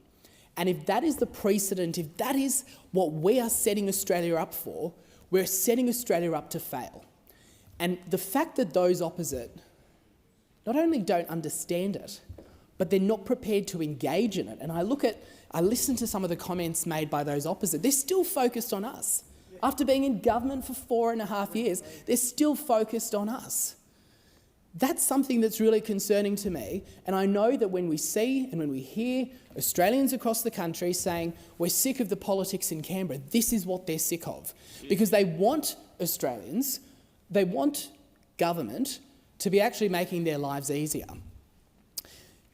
And I think about the next generation, because while this is all happening, if we had a situation where the government was spending more money, but Australians were seeing the benefit, I think Australians would at least look at that and say, well, okay, we're seeing the result of this.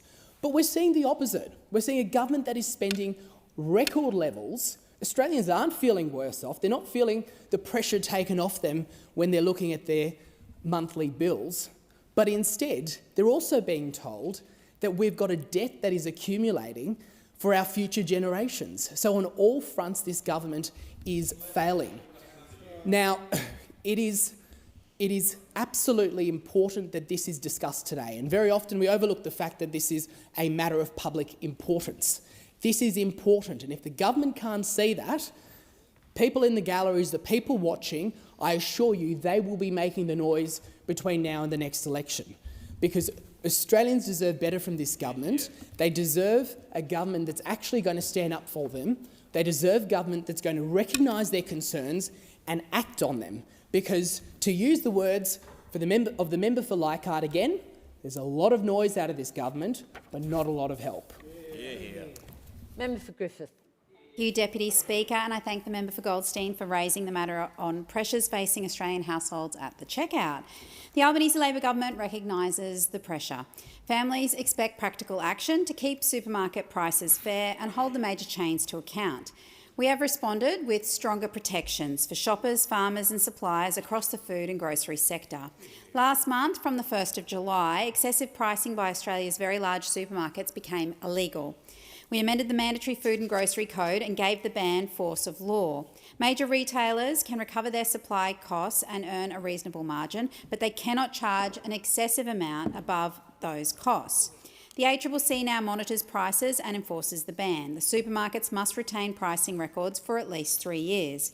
A breach carries a penalty of $10 million, 3 times the value of the benefit gained, or 10% of annual turnover, whichever is the greatest.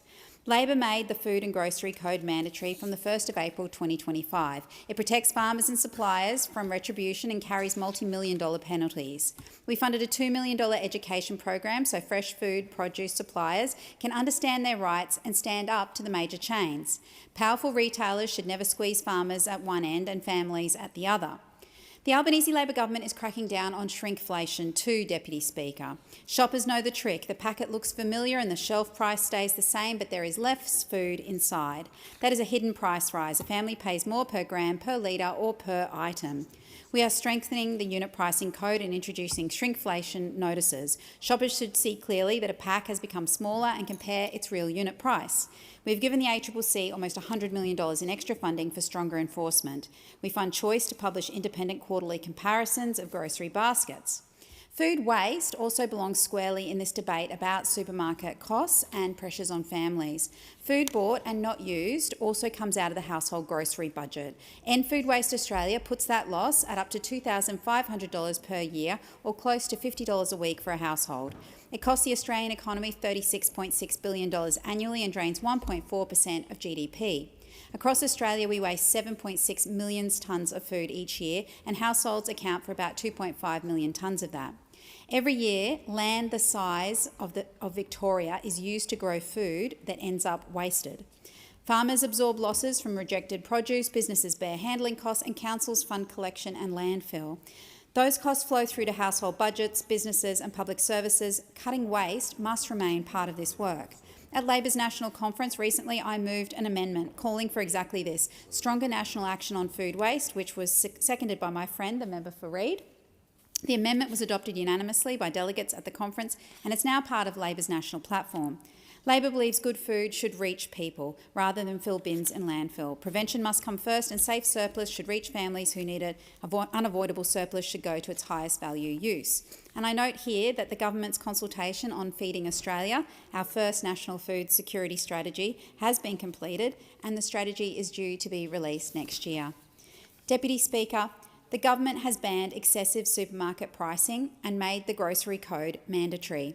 We are exposing shrinkflation, we're cutting food waste, and we're helping families get more value from every grocery dollar.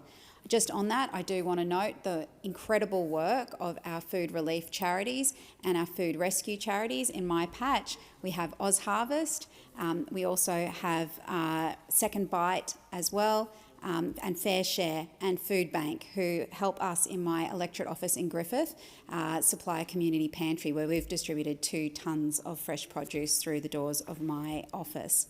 I shout out all of their work. They do amazing work in this space, but also a lot of community education about the role of food waste and how that can be limited.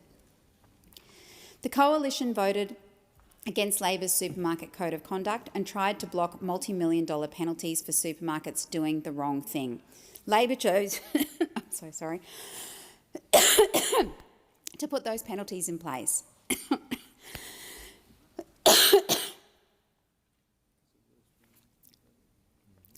No Australian should be treated like a mug at the checkout. The Albanese Labor government is standing with families and delivering a fairer deal on the weekly shop. We are helping Australians manage the cost of living through cheaper medicines, stronger Medicare and fairer supermarket prices. Our work is clear, our purpose is firm, and our priority remains Australian families. Member for Grey. Thank you, Speaker. I'd like to thank the gutsy member for Goldstein for bringing forward this important MPI today. Because when Aussie families head to the supermarket for their weekly shop, the prices on the shelf are telling a story this government will not. Since the change of government, eggs are up 36.5%, milk is up 30%, bread is up 23%, and food overall is up 18%. Every one of the 12 staples on my shopping list has risen faster than inflation itself. And that is just the weekly shop, all before a family has filled up the car or been jump scared of their power bill. While we're on the topic of power bills, I'm pleased to give this House an update on how those opposite are going to deliver on their promise to take $275 off their power bill. Well, electricity is up, and it is up big time, an eye-watering 40%. You might think it can't get any worse than this, but under this government, it can, and it is getting worse. Gas is up over 40%. Insurance is up over 43%. Rents are up 24%. This Labor government will do anything but take responsibility for stoking the inflation fire, pouring diesel on the inflation inferno. Prices set here in Australia are up 4.8% in a year. Inflation is homegrown, and this government keeps on feeding it. The Reserve Bank says government spending will continue adding to demand, and it has downgraded productivity once again. This is the first generation in our history where our kids will have a lower standard of living than their parents. Last year, the Prime Minister and the Treasurer told Australians he had turned the corner on inflation. Yet, like most promises made by this government, they promised a feast but delivered a toastie. Inflation in Australia is set well above the Reserve Bank's target. Underlying inflation is higher than every economy in the G7. This is not merely a coincidence. Australian families are paying more at the checkout. They are paying more on their mortgage. Yesterday, the Reserve Bank unanimously held the cash rate at 4.35%, the highest rate under this government, and is the highest since November of 2011. After 15 interest rate hikes under this government and more than 4 years of poor economic management, relief is nowhere in sight. A family on the average new mortgage is paying $26,000 a year more, and that's after tax. Real wages have gone backwards by 2%, with prices up 16.2% and wages up only 14.2%. Under Labor, Australians are earning less and keeping less of what they earn. Living standards have collapsed and families have tightened their belts. But there's one man who won't: the Prime Minister. More spending, more taxes, more pressure on the household budget. This is the record: the biggest fall in living standards in the developed world. GDP per capita, which is what's important, GDP per capita is going backwards in 10 of the last 15 quarters, and inflation averaging 4% a year under Labor against 2.2% under the Coalition. Note, 2.2% is in the target band. The Coalition has a plan to fix the economy, restore living standards and protect our way of life. Lower taxes, cheaper power, less migration and more homes.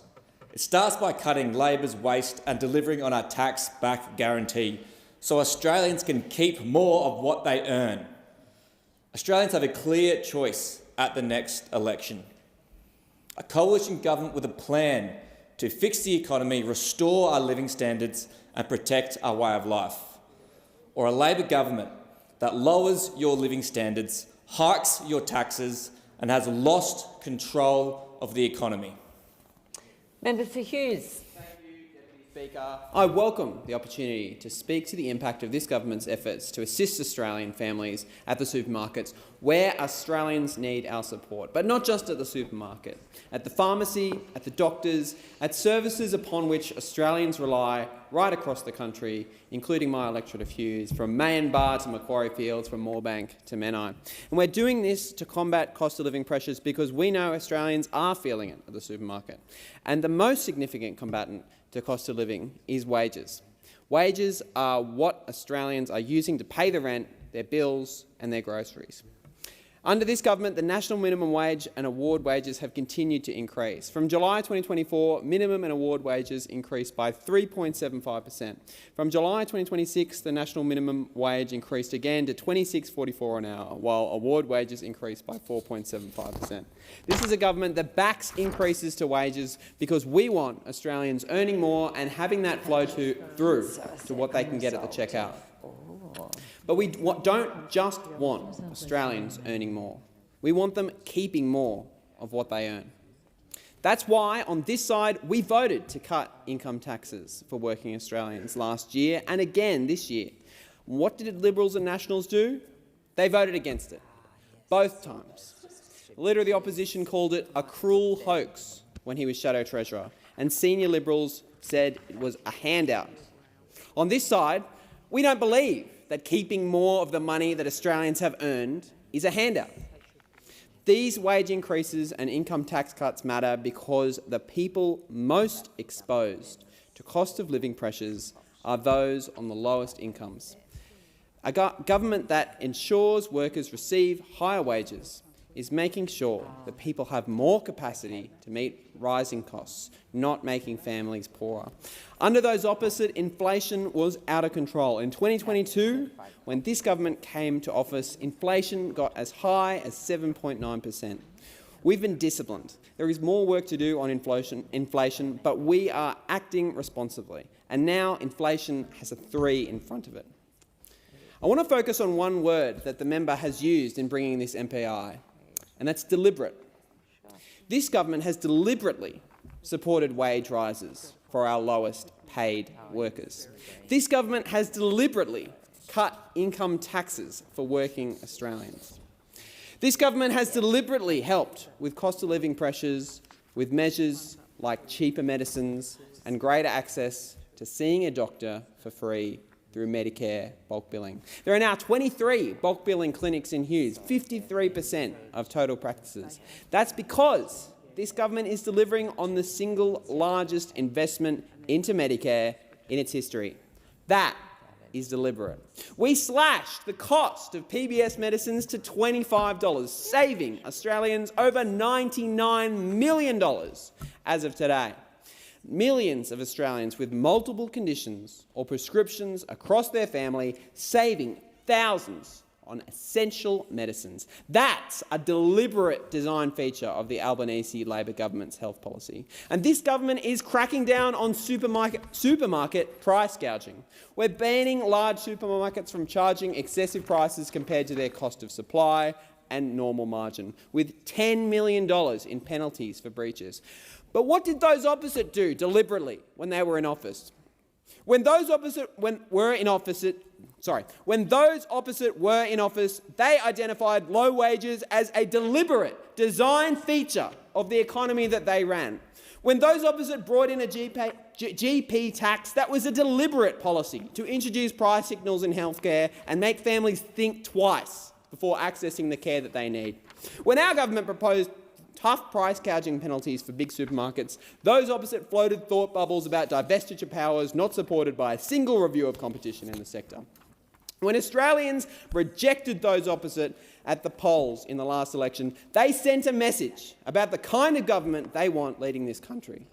One that backs them at work, that cuts their taxes and reduces the costs of their scripts, that makes it easier for them to see a GP and gives them a fairer go at the checkout.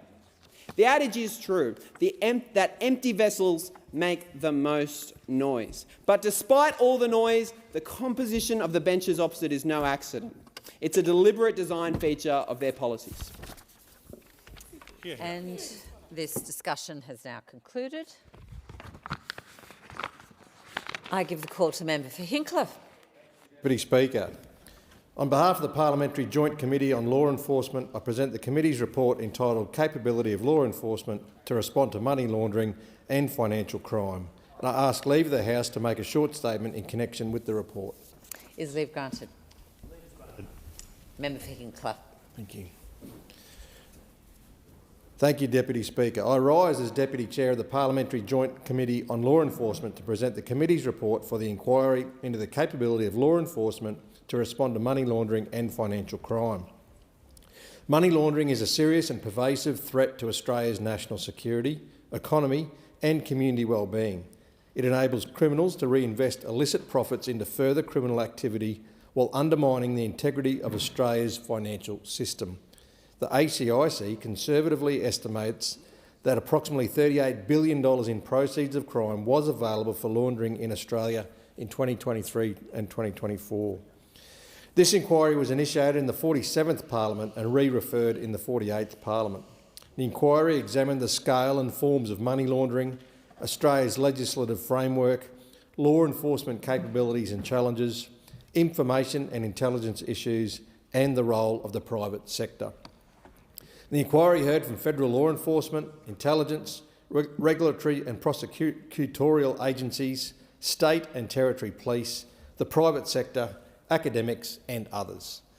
Based on the evidence received, the committee makes 10 recommendations which collectively aim to strengthen Australia's anti-money laundering framework, close identified gaps and position law enforcement to keep pace with an evolving threat environment.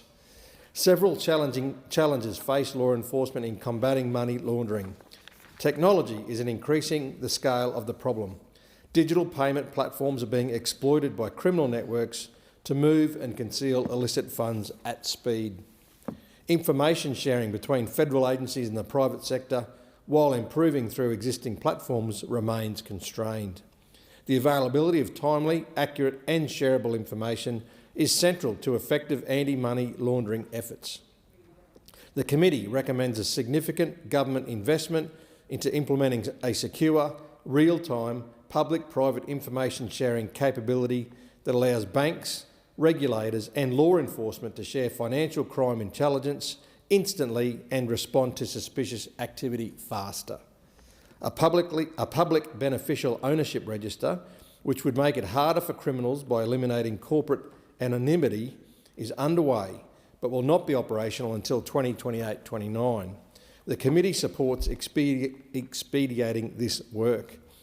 AUSTRAC receives approximately 500,000 suspicious matter reports annually, but lacks ready access to criminal intelligence databases that would allow it to contextualise and prioritise referrals to law enforcement.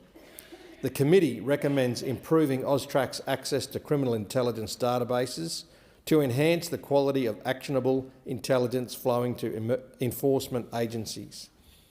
Workforce capability requires sustainable investment. Agencies across the law enforcement and intelligence community face challenges in recruiting and retaining personnel with the specialist financial, technological and analytical skills required to combat modern money laundering. The committee recommends establishing a dedicated national centre of excellence to uplift workforce training across law enforcement, regulatory and intelligence agencies to ensure that investigators are equipped to analyse complex transactions across rapidly evolving digital platforms. Criminal networks operate across borders, exploit jurisdictions with weaker controls and use the international trade system for money laundering. The committee notes the AFP's success in working with Five Eyes and European partners to target offshore money laundering networks and supports continued investment in these relationships. The committee heard that our federal agencies, including AUSTRAC, the AFP and the ACIC, are accelerating their adoption of AI and advanced analytics to keep pace, and the committee encourages this trajectory. Industry partnerships are proving valuable and should be deepened. The committee commends the significant achievements of Australia's law enforcement, intelligence and regulatory agencies for continuing to perform in an exceptionally challenging environment. The committee will continue to monitor developments in the financial crime and money laundering space. I wish to thank all those who gave evidence to the committee and my fellow committee members for their contributions. And to finish, I'd like to thank the Secretariat staff on the Law Enforcement Committee for their work during this inquiry and putting this report together. I commend the committee's report to the House. Thank you. Member for Swan. On behalf of the Parliamentary Joint Committee on Human Rights, I present the committee's report entitled Human Rights Scrutiny Report Number 9 of 2026, and I ask leave of the House to make a short statement in connection with the report. Is leave granted? Leave is granted. Thank you. Member for Swan. I am pleased to table the Parliamentary Joint Committee on Human Rights Report Number 9 of 2026. In this report, the committee considers 33 new bills and 281 new legislative instruments, of which it has commented on 9 bills and 9 legislative instruments. The committee has also concluded its examination of 2 bills and 2 instruments.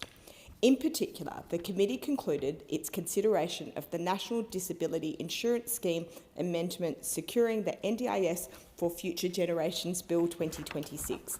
The committee commented on a number of measures that they would like to restrict access to the NDIS and reduce the availability of NDIS supports for participants. Depending on the availability of alternative supports and services, the measures could have an adverse impact on participants' independence and quality of life and accessibility and affordability of disability supports and services. In this way, the cumulative impact of these measures in the bill may constitute a significant interference with the rights of a person with disability, the rights of the child, and the rights to an adequate standard of living, health and social security. The committee considered that for many of the measures in the bill, questions remain regarding whether the measures pursue a legitimate objective and are rationally connected to that objective. The committee retains numerous concerns regarding the proportionality of several measures, particularly due to the lack of flexibility and the lack of adequate safeguards. The The committee therefore considers that there is a significant risk that many of the measures in the bill, including the provisions that seek to tighten how permanence is to be assessed and reduce the availability of NDIS supports, may not be compatible with multiple human rights, including the rights of people with disability. The committee has also made several recommendations to assist with proportionality, such as requiring a person's individual circumstances to be taken into account when assessing whether treatment may be appropriate, and ensuring that a participant would not be no worse off if a support was provided by another scheme or service instead of the NDIS. The committee also concluded its consideration of the Defence Force Disciplined Amendment RCDVS Implementation and Related Measures No. 1 Bill 2026. This bill seeks to make various amendments to the Defence Force Discipline Act 1982, including, among other things, establishing a new Defence Mental Health Tribunal. The committee notes that while the new Defence Mental Health Tribunal may be less rights restrictive than the current system, the proposed system still raises serious and complex human rights concerns. It is not clear to the committee that the service tribunal procedures relating to mental health would be compatible with the rights of a person with a disability, the rights to health, privacy and liberty. And while there are some safeguards in the bill, it is not clear whether these are sufficient. The committee notes that the bill would apply relevant provisions of the Criminal Code to promote legislative consistency. However, it has not been demonstrated that these provisions are themselves compatible with international human rights laws. The committee has therefore recommended that the government undertake a foundational human rights assessment of Chapter 2 of the Criminal Code, which deals with mental health impairment and criminal responsibility. The committee has further recommended that the government consult with specialist human rights bodies regarding the human rights compatibility of the proposed measures in the bill. I encourage all members to consider the committee's report closely. With these comments, I commend the committee scrutiny report number 9, 2026 to the House. Thank you.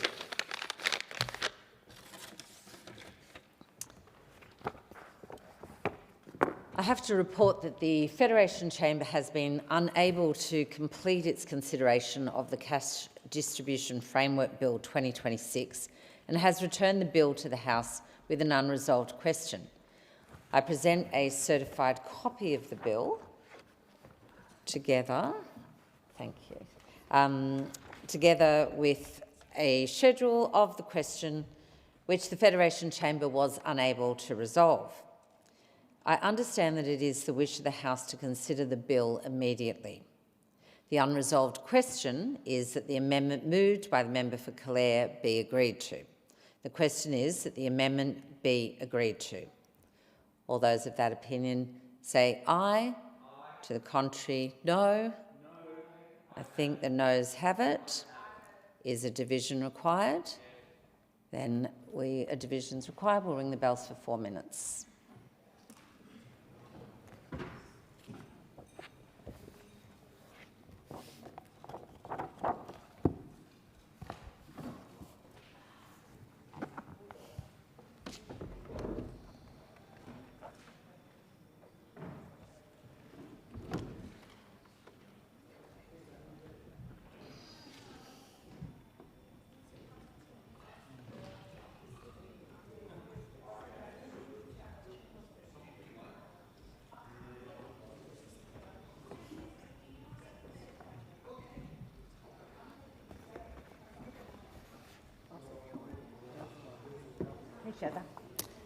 I need.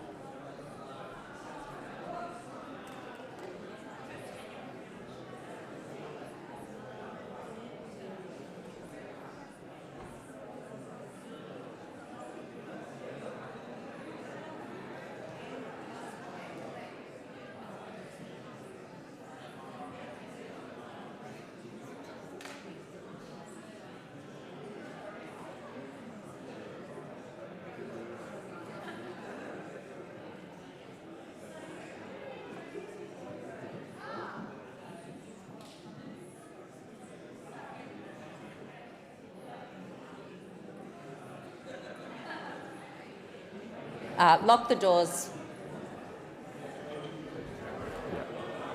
And yeah, just give me a minute.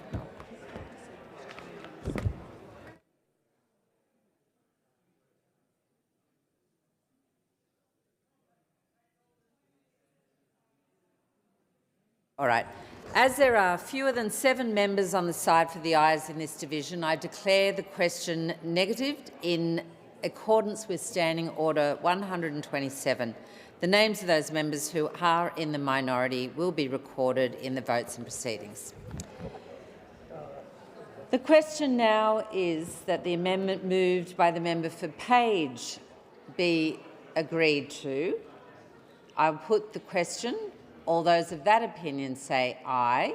Aye. To the contrary, no. I think the noes have it.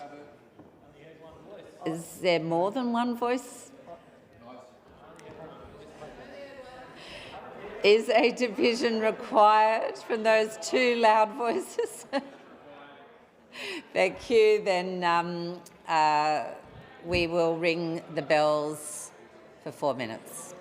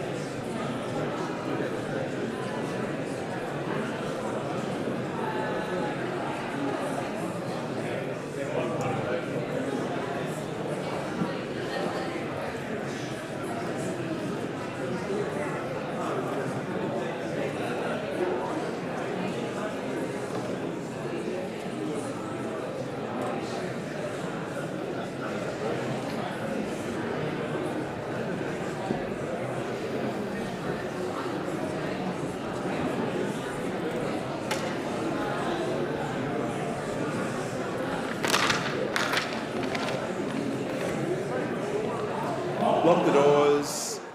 The question is the amendment moved by the honourable member for Page be agreed to. The ayes will pass to the right of the chair and the noes to the left. I point the honourable members for Capricornia and Monash as tellers for the ayes, and the honourable members for Werriwa and Bennelong as tellers for the noes.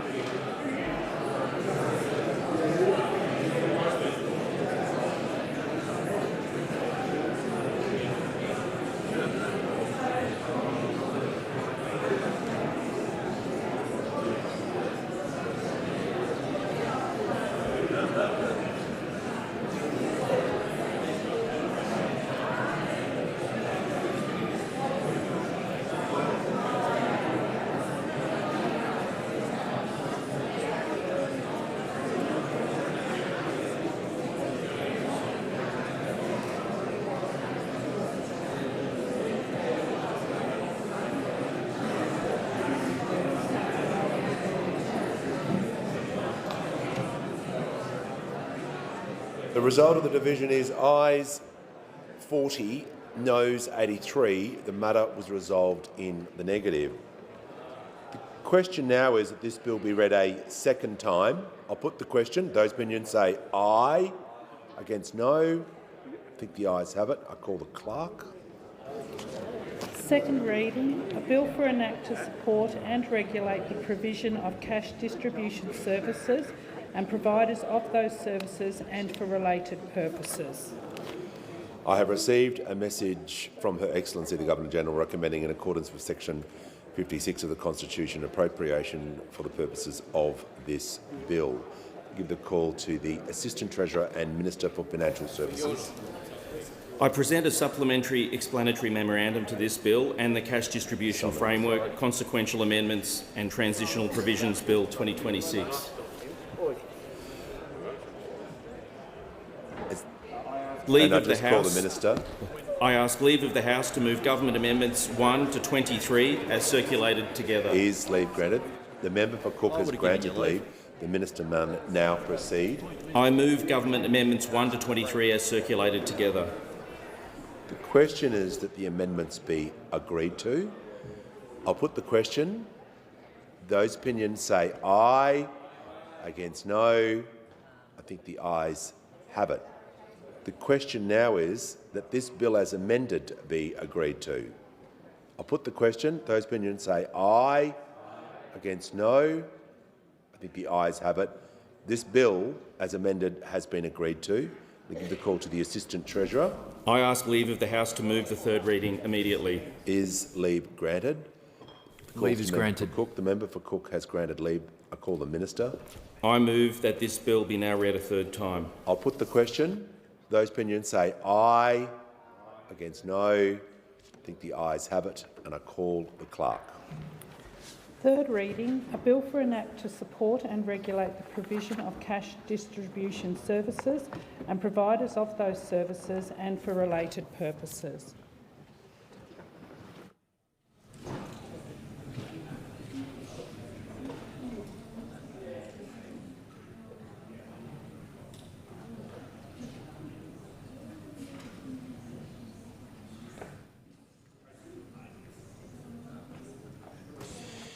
I have to report that the Cash Distribution Framework Consequential Amendment and Transitional Provisions Bill 2026 has been fully considered by the Federation Chamber and has been agreed to with amendments. I present a certified copy of the bill with a schedule of the amendments made by the Federation Chamber. I understand that it is the wish of the House to consider the bill immediately. The question is the amendments made by the Federation Chamber be agreed to. I'll put the question. Those opinions say aye. Against no. I think the ayes have it. The question now is that this bill as amended be agreed to. I'll put the question. Those opinions say aye. Against no. I think the ayes have it. This bill as amended has been agreed to. Call the Assistant Treasurer. I ask leave of the House to move the third reading immediately.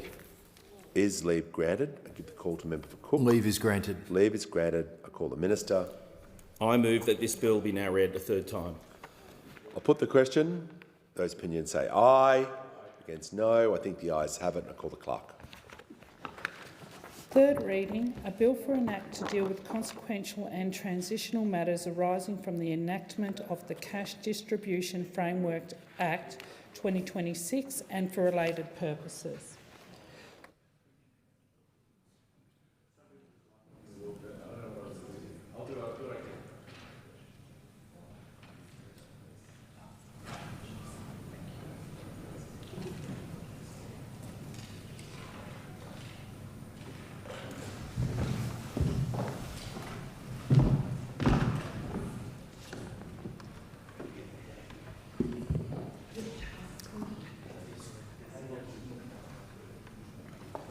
The Clerk.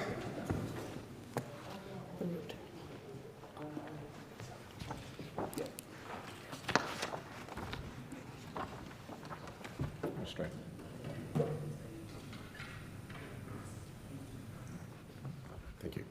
I have to report that the Therapeutic Goods Amendment, Medicines, Shortages and Other Measures Bill 2026 has been fully considered by the Federation Chamber and has been agreed to without amendment.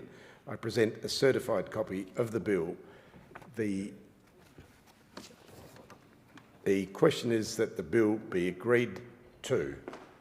All those that opinion say aye. To the contrary, no. The ayes have it. This bill has been agreed to. Minister. I ask leave of the House to move the third reading immediately. Leave is granted. Minister. I move that this bill now be read a third time. I'll now put that question. All those that opinion say aye. Aye. To the contrary, no. The ayes have it. Clerk. Third reading, a bill for an act to amend the Therapeutic Goods Act 1989 and for related purposes.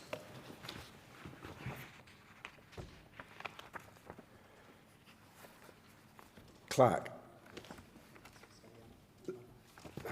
This one. I have to report that the Therapeutic Goods Charges Amendment Bill 2026 has been fully considered by the Federation Chamber, has been agreed to without amendment. I present a certified copy of the bill. The question is that the bill be agreed to. All those that opinion say aye. Aye. To the contrary, no. The ayes have it. This bill has been agreed to. Minister. I ask leave of the House to move the third reading immediately. Is leave granted? Leave is granted. Leave is granted. Minister. Thank you, Deputy Speaker. I move this bill now be read a third time. I'll now put that question. All those that opinion say aye. To the contrary, no. The ayes have it. Clerk. Third reading, a bill for an act to amend the Therapeutic Goods Charges Act 1989 and for related purposes.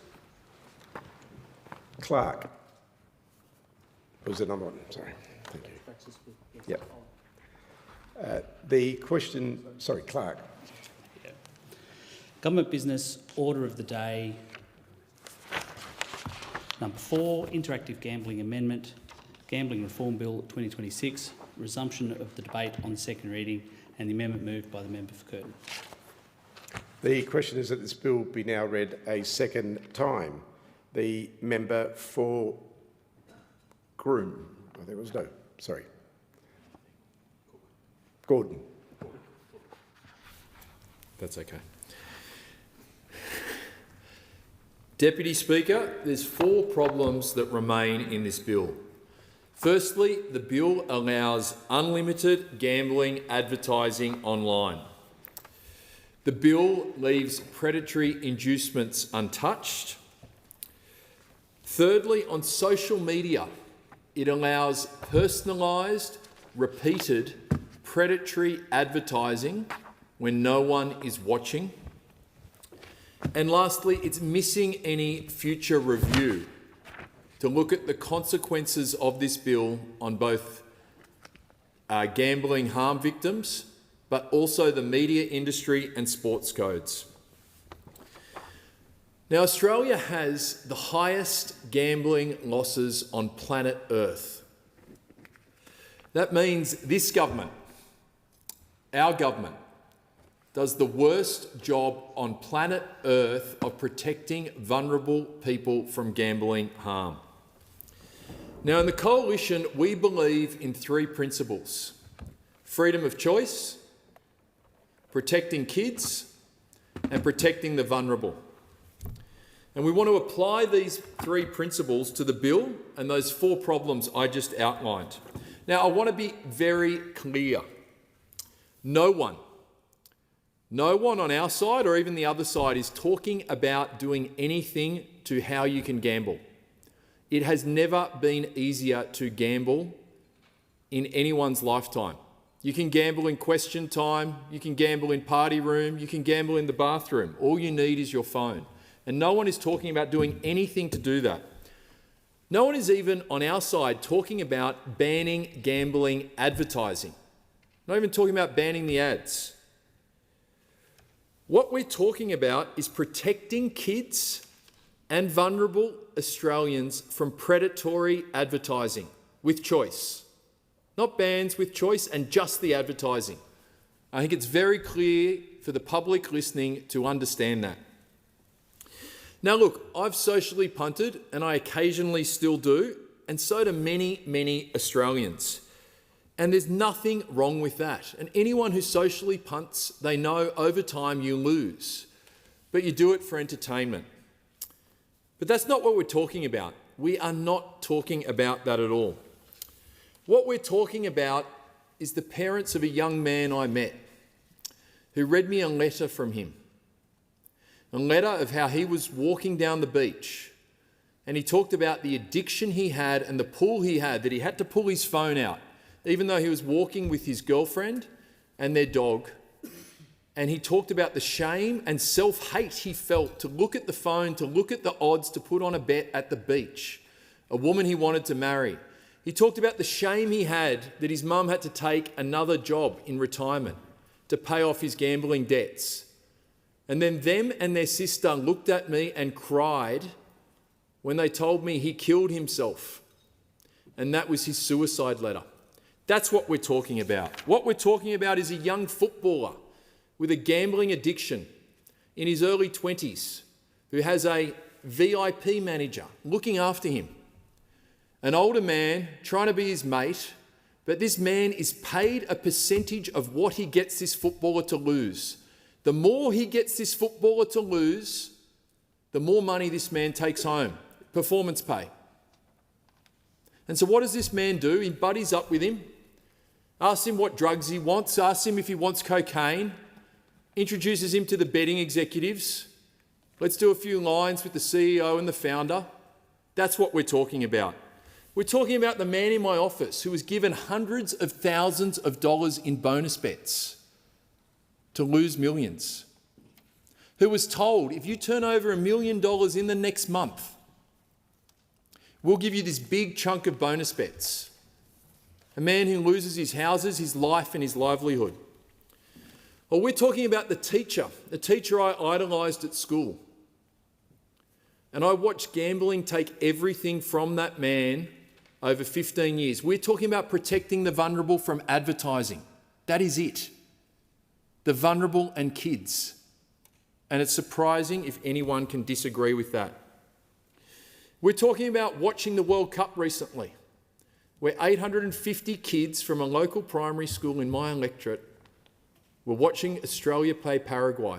And 20 minutes before kick-off, they have a Bet365 ad where a talking head comes across the screen and walks them through the odds. This bothers me deeply, and I think it bothers millions of Australians deeply. We know 80% of people want to see less gambling ads. But let's talk about the Prime Minister and his role in this legislation. For 3 years, the Prime Minister had the bipartisan Murphy report on his desk. He ignored it. Day after day after day for 3 long years. Now, when it came time to draft the legislation, the Prime Minister capitulated. He bent to betting companies, to sporting codes, to tech giants, and when he did that, he ignored ordinary Australians. He ignored those people I just talked about, that this legislation should be about. Now, these vested interests have lobbyists who walk the halls of this parliament, in and out of offices. But who doesn't have lobbyists? Are those kids at the primary school, that teacher I had, the young man with his betting VIP manager who's getting paid a percentage of what they can make him lose. These people do not have lobbyists, and this is the job of the Liberal Party. This is the job, I believe, of all elected representatives in this building.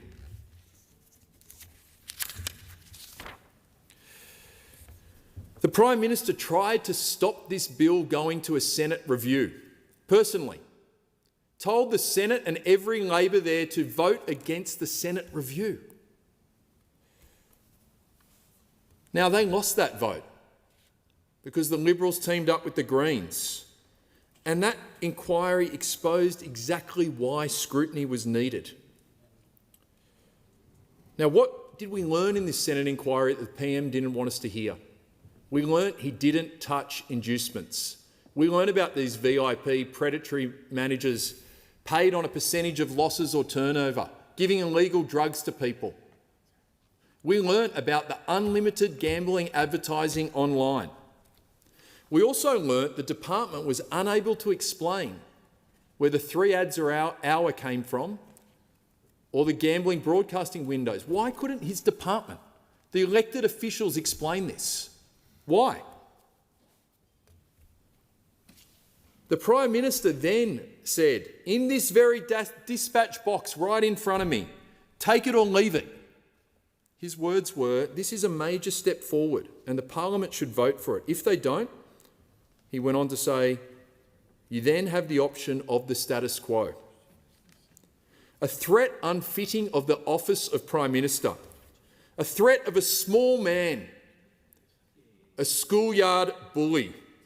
Well, the Prime Minister has lost this public debate. Well, he was incredibly small and tried to bully this House and this chamber into accepting his substandard legislation. And I won't be lectured to about a man who stood here and told this whole Parliament to take it or leave it. Do you think we should take it or leave it? Do you think we should have taken it and left that debate? That is undefensible. It is undefensible. The scale of this problem should shock every member of the House. It's $100 million a day is lost. Not gambled, lost. $100 million today, $100 million tomorrow, the highest losses on planet Earth. Now, ACMA, the only thing we're talking about is the ads, found that there was 1 million gambling advertisements aired across free-to-air television and metropolitan radio in a year. 1 million. More than 500,000 online. This advertising doesn't just tell people that gambling exists, it normalises it. It turns odds into part of the conversation with young kids at primary schools watching Australia versus Paraguay. For gambling addicts, it can provide a trigger at precisely the wrong moment to put them back into the tailspin. Now, the first loophole they left was unlimited gambling advertising. This legislation allows it during sporting events, scheduled and unscheduled breaks. Unlimited, all day, every day. Who drafted this? The Prime Minister needs to front up and ask those questions. Who drafted that? Secondly, it ignored inducements, completely ignored inducements. The late Peter Murphy was clear on this. And the temerity to try and lecture me of this man bullying this parliament to ignore that, telling us take it or leave it, after he left that out. Thirdly, it ignores social media that uses personalised data to target repeatedly people. And it happens when no one else is watching. It happens when you're alone with your phone. And we know kids. I go to all through my electorate, I see kids on their phones. The social media ban hasn't worked, and they can be targeted personally and repeatedly when no one is watching. Now, look, there are some worthwhile... Look, the last thing I would say, I commend the Labor members who stood up here today and spoke on this bill. I commend you. I commend you for having the courage to do what not many do, which is talk about the need to go further. In spite of this Prime Minister who tried to silence his backbench and silence his own party. And I commend those Labor Party members, because this is what this Prime Minister thinks democracy looks like. Silencing his own party, trying to threaten the parliament, take it or leave it. But he's been pushed into a humiliating back down, a capitulation, because we're standing up for average Australians, and I commend those Labor Party members who are as well. But that is what the Prime Minister thinks of this democracy, and that's what he thinks of your role as a backbencher. He wants to shut you up, get into line, and not have you speak out. Take it or leave it. Now, I welcome some things in this bill, and I do. To get gambling advertising off sporting uniforms, out of venues, restrictions on celebrities, stronger action on illegal offshore operators. That is genuinely good stuff that will address harm. But good measures in a bill that allows those loopholes, they don't work. Now, I want to be clear, we need a healthy free-to-air television and television sector, and a free press and a healthy free press as well. Because of that, I think we should look at removing what is a digital ID. They want to digitally ID every single person who logs into every single website. Facebook, Instagram, Claude, ChatGPT, Spotify, KO, Foxtel Go, The Guardian, The Australian, The Daily Telegraph, you name it, you're going to have to digitally ID yourself. It's a digital ID by stealth. Remove that. There's 20 million customers who've got 7plus and 9 Now apps. Secondly, we need to prevent digital leakage. We can't have this leak away from Australian free-to-air providers to these tech social media giants. We need to shut that down. If that means looking at an opt-in on the social media giants, so be it, but social media needs tighter advertising. Thirdly, we need to pass a fair news media bargaining incentive to support the free press, support free TV. We should be looking at protection with AI companies for the copyright for journalists and free-to-air networks. We should look at the anti-competitive behaviours by Google on their adware and advertising platforms. We need a healthy free-to-air sector and free journalist and press sector. Now, Deputy Speaker, this should not ultimately be an argument between left and right. It shouldn't be an argument between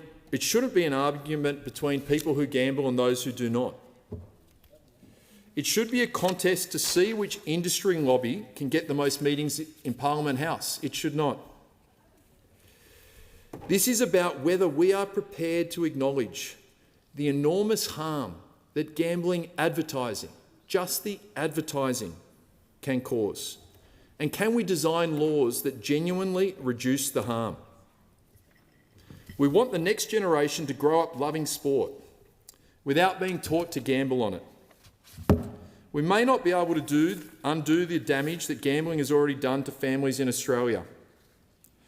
But what I want to do is those kids, those 10-year-olds at my local primary school who are watching that, I don't want them to watch that sports bet ad and be walked through the odds before they're about to do it.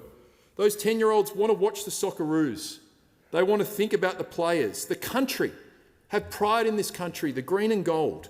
They want to think about the score, the excitement of representing Australia, how they might take that back to the football pitches in their local area or their local teams. I don't want the first lesson just before the game begins to be about the odds on the game or the first goal scorer or what you can do with a multi, and neither does the rest of Australia. So, Prime Minister, stand up, grow a backbone and listen to Australia. The question now is that the amendment be agreed to. The member for Canberra. Thank you, Deputy Speaker. This is a really important debate that we are having today about protecting Australians from gambling harm. And I want to begin my contribution by acknowledging the brilliant work of Peter Murphy, the former member for Dunkley, and her committee that gave us the report, You Win Some, You Lose More. I want to acknowledge what she did to really elevate the voices of Australians who had experienced gambling harm and the recommendations that she and that committee made for how we can better protect all of us from that and to break the link between sport and gambling. And through that process, I want to acknowledge everyone who has shared their own experiences of gambling harm, and to everyone who has advocated on this important issue, from the constituents that have spoken to me about it, written to me, met with me about it, to everyone across this parliament who has advocated to reduce gambling harm. I also want to acknowledge Tim Costello, who has taken on some of the hardest issues in Australian politics and always does that, whether it's human rights, poverty, gambling, and I just want to thank him as well. I want to thank everyone who is contributing to this really important national conversation that we have to have, and to the Canberrans who have really got behind the need to protect Australians from gambling harm. As I say, so many have written to me, have stopped me in the street, have come to my mobile offices, have made a time to meet with me and discuss this because it's important and they want to see change. I have been so proud to represent my community on this and to call for the strongest possible action on gambling harm in this place. And I have been heartened to stand beside so many of my Labor colleagues who have that same dedication on this issue, and that we have worked together over a long time on this. And there have been many from all around the country of Labor members who have stood up on this, and not just those that you have seen in the media. Today we are debating legislation that will make a big difference. And it is likely it will be further strengthened because we have listened to the Australian community and we are open to strengthening it further. And this is what Labor governments do.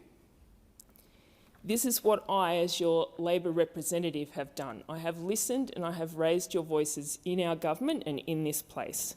And that's what we've been doing, and it has led to delivery, which is what we are seeing today. My position on gambling harm is very simple, and it's very personal to me. I will always advocate for the strongest possible action to minimise gambling harm because nothing justifies it. And I have said that in so many emails to my constituents, and I want to explain it. Like so many Australians, I have seen gambling harm firsthand. And honestly, I formed my views about what governments should do about gambling harm as a 19-year-old.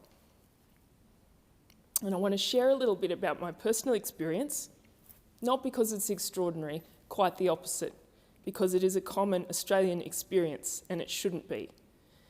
And also because I want my community to know that when I say I will always advocate for the strongest action on gambling harm, that I really mean it. When I was a young adult living in Sydney, someone close to me who I cared about very much had a problem with poker machine gambling. I was a uni student and he worked full-time. He routinely emptied his entire bank account into a poker machine, often on payday, meaning he had no money for food or rent or anything else. I was the only person there to support him through it. And for the most part, I was the only person who even knew about it, and probably not the best equipped to help someone through something like that. His story is not mine to tell, but suffice to say he was dealing with some really difficult and complex issues in his own life that he had no control over. And what sticks with me so much is how his gambling was so deliberately self-destructive. He was vulnerable because the other things he was dealing with, and I think the gambling was the way he dealt with the pain he was experiencing. It offered him a way to beat the system, and sometimes he would win, and it compounded that. A low point was when his housemates left the rent for him to take to the real estate agent. And for younger people listening, that used to be how you could pay your rent. You actually took cash to a real estate agent. But he walked past the pub and he lost it all. I gave him the money, and at that time I had a friend who worked with people dealing with addiction, and I ended up confiding in her about what was going on. And she told me in the kindest way, I shouldn't have done that because you need to let people hit rock bottom so that they can help themselves. Easier said than done. He decided it might help if he got an alert set up by the bank where a text message is sent every time you withdraw from your account. And he wanted it to be sent to my phone. I said I didn't think that was helpful for either of us and I didn't want that role, but he set it up, and so I got a text message every time he withdrew money. I remember us having an argument one night and he went off and through the night withdrew his entire account, with me receiving a text with each withdrawal until the account was empty, unable to contact him because his phone was off. I want to be clear that I don't share these examples to reflect on him. This is what happens when people are in the grips of an addiction that is destroying their life and they can't escape it. Problem gambling is very difficult stuff. I recently met with financial counsellors in my electorate, and I must say they are welcoming the additional funding we are giving towards financial counsellors for gambling as part of these reforms. But what they said to me is the stigma and shame around gambling is something very different than everything else that they deal with. And in fact, they said that they will never put one of their counsellors only on gambling matters because it is that distressing to that person that that person will burn out and leave. He wanted to stop. He self-excluded himself from local venues, but he found he could still walk in. And anyway, there were always more pokies to find at that time for 24 hours a day. In the end, he went to financial counselling and he got help managing his debts, which involved losing his car. I don't mean to say that in the scheme of gambling harm, my experience is extreme. We didn't share a home. We didn't have children to support. We didn't lose a business. The story doesn't include violence or suicide. But these are things that happen in Australian homes every day as a result of gambling. And it was enough to convince me that nothing justifies the harm that gambling causes. Not the good that clubs do for our community, not the revenue that goes to broadcasting or sport. Nothing. Anyone who has themselves or seen a loved one try to escape problem gambling knows that. And when people are vulnerable, this predatory industry draws them in and hits them where it hurts perhaps the most, with their money, which in turn impacts their ability to live and participate and have dignity, and with huge impacts on their families and loved ones. This is not about stopping people from having a punt. It is about ensuring people are not bombarded by the persistent invitation to keep gambling to beat the system. My experience is with poker machine gambling, a state and territory responsibility, and I want to take this opportunity to commend the work of Dr. Marissa Patterson, the ACT Minister for Gaming, and what she is leading in the ACT, including the compulsory reduction of poker machines, the introduction of mandatory cashless gaming, revolutionised self-exclusion that will no longer be venue-based, and working with clubs towards a more sustainable model. The reforms we are discussing today, though, relate to the approaches of the gambling industry that don't even require you to walk into a club, that are on your phone, on your television, in the stadium as you and your kids watch the sport that you love.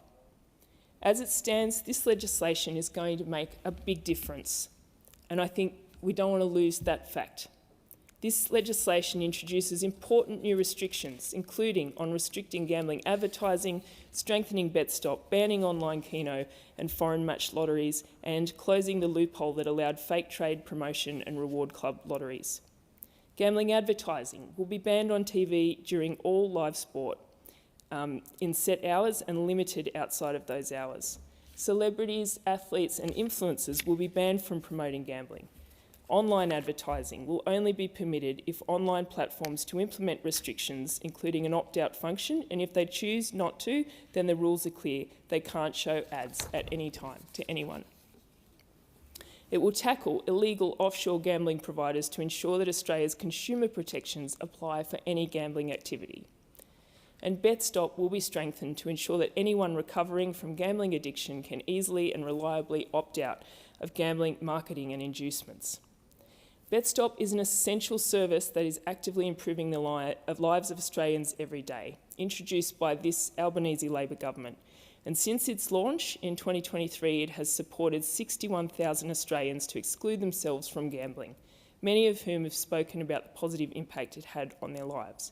But it can be stronger and more effective, and the changes in this bill will improve that. As I say, I am very pleased that we have listened to the community on this and we are open to further strengthening this bill, and those negotiations are continuing. We are focused on strengthening the bill to provide stronger protections for children and vulnerable people from exposure to advertising or predatory industry tactics. We know that inducements are harmful, and this was rightfully recognised by our Labor rank and file at our recent national conference. And I thank our Labor membership for their advocacy in that space. The inquiry in recent weeks has also shone a light on this, and another local story for Canberrans is that of Luke Bateman, the former Raider. And that showed the most disgraceful and illegal inducements that were offered. And we all want to see something more done about that. Consistent with that, we are focused on ensuring that this bill strengthens measures around limiting the harm of inducements. We will continue negotiating, and I just want to say to everyone in this House, I do want to see the strongest possible action that we can take on this, and just implore all of us to think about the people that this legislation is protecting, to think about what sport means in Australia. I also think of my 8-year-old son, who is absolutely sports mad at the moment. And he knows what sports bet is. He knows what odds are. He's 8. I have already had to have a talk with him about gambling. And I don't think any parent should have to do that. And I know that parents that I speak to are disgusted by all the advertising that they constantly see when their children are interested in sport.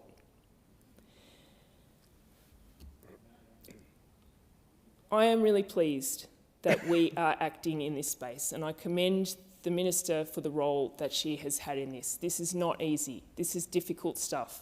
This is a big step that we are taking, and there is always more to do. There is always more to do, and that may take time or that may happen as part of this debate.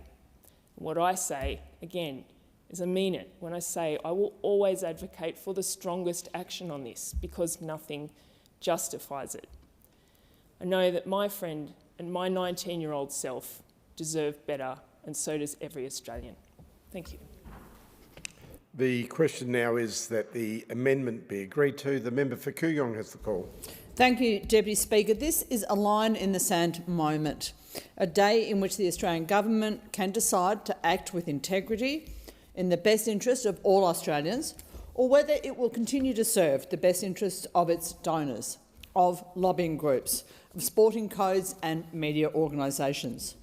Unfortunately, the signs at this point are that the Albanese government is going to cave yet again to its friends in the NRL and AFL, the same vested interests that gifted members in this place about $245,000 of free tickets to sporting events in the last 2 years alone.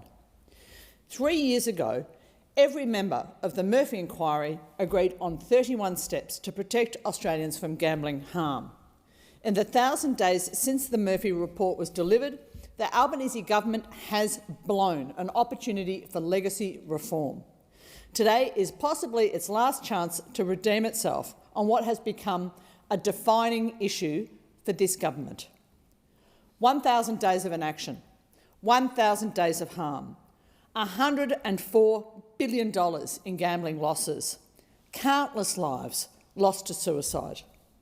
Australians have the sad distinction of being the biggest per capita gambling losers in the world, $32 billion a year.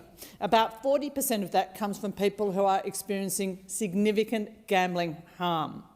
1 in 7 Australians experiences some gambling-related harm every year. That's more than 3 million Australians annually. Almost 70% of high-risk gamblers suffer behavioural or mental health issues. 1 in 6 experiences suicidal thoughts. Young Australians, aged 18 to 24, are nearly twice as much to experience that harm. We have created a generation for whom a multi is as normal as a pie and chips at the footy. Close to 200,000 Australian children are exposed to moderate or serious levels of parental gambling harm every year. Australians are being preyed on by an industry which is actively seeking to do them harm, whose model depends on normalising gambling behaviour from as young an age as possible. And that industry is being aided and abetted by a complicit government which has furiously resisted attempts to make it act on this emerging crisis. Earlier this year, I introduced a private member's bill to have gambling harms addressed through a public health framework, because gambling harm deserves to be treated with the same rigour and resourcing as the harm that results from tobacco and alcohol. But the government wouldn't debate that bill. The legislation now before the House is a sad and sorry reflection of what happens when good policy, developed with experts and with those with personal experience, gets systemically subverted by donors, by lobbyists and by vested interests. We have a bill which fails to ban advertising on streaming services. In fact, it could increase, and includes a pathetic, sorry, partial ban on broadcast media. We have a bill which completely ignores the issue of inducements, advertising and direct messaging which can involve offers of free cash, same-game multi-bets, bonus bets, sign-up offers and rewards programs. Gambling companies use inducements to go after individuals who they know are at risk. They do everything in their power to get them back. Witnesses told the Murphy inquiry that even after they'd self-excluded from one operator, they still received inducements from other operators or from affiliates who receive a trailing commission on those referrals. In Victoria, we have a current coronial inquest investigating the suicide of a young man who was offered 500 inducements over 4 years. But last week's Senate inquiry further heard of people who are offered free accommodation, $50,000 in bonus bets, free flights to sporting events, escorts, drugs, whatever you want. Inducement marketing like cashback offers creates a perception about young people that gambling doesn't cover or carry any risk. They're influenced by celebrity endorsements from former sports stars, people who they admire, who are offering same-game multis and bonus bets. They find themselves going down a rabbit hole. Inducements are a cynical tactic. They are used by predatory gambling companies against the most vulnerable. They are disproportionately targeting and they are disproportionately affecting problem gamblers. Now, the Communications Minister has tried to argue that the self-exclusion register, BestStop, offers a way for people to avoid inducements, utterly unconvincingly. I have heard from constituents who are registered with BestStop that those affiliates keep contacting them, even though they've signalled that they want to stop gambling. Many companies have breached BestStop. Entain breached it more than 500 times and was not penalised for doing so. The Australian Communications and Media Authority has repeatedly documented breaches of the code and the harm that have resulted from them. Deputy Speaker, we've banned tobacco companies from using promotions to recruit new smokers. We restrict the way that alcohol is marketed. But this government allows gambling companies to entice Australians with incentives specifically designed to increase gambling losses and harm. And inducements are only one example of how this bill falls short. The transition arrangements of the bill allow uniform and venue contracts entered into before the bill's introduction to continue until the 31st of December 2031. So those entities which have entered new gambling-related sponsorship and branding arrangements, codes like the NRL with its recent $5.3 billion deal, will benefit from a grandfathering period of more than 5 years. That is a very generous gift to the NRL from the Australian Labor Party, a party which also recently gave the NRL $600 million for an expansion team in PNG. The close friendship between this government and the NRL reflects a level of generous support which is sadly lacking from the government's attitude to prominent gamblers in this company. It is a travesty. The transition period should protect genuine existing agreements, not provide a pathway for generous agreements entered into while the Albanese government has dithered and delayed its response to the Murphy report. Let's talk about what else is missing from this bill. If the government was serious about gambling reform, it wouldn't allow our biggest sporting codes, professional organisations that partner with the predatory gambling advertising and industry in various ways, with varying degrees of transparency, to continue to receive taxpayer subsidies and pay no tax on tens of millions of dollars in gambling revenue. It's estimated that the AFL receives as much as $40 million every year from betting agencies. 5 AFL clubs are still sponsored by gambling companies.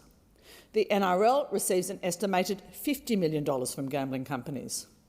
All NRL clubs are sponsored by gambling companies. Between them, Australia's 2 largest sporting codes receive approximately $90 million every year directly from the gambling industry. Cricket Australia and the Victorian Racing Club are in the same camp. None of them pay any income tax on the profits of their gambling income. But the VRC reportedly uses some of that tax-free income and donates it back to the political parties. It is a very cosy arrangement. And it is possible because under Section 5045 of the Income Tax Assessment Act 1997, sporting organisations are not-for-profit entities exempt from assessable income tax. This concession recognises that sporting organisations exist to promote participation in sport. We grant them an income tax exemption because they are assumed to exist for the public benefit.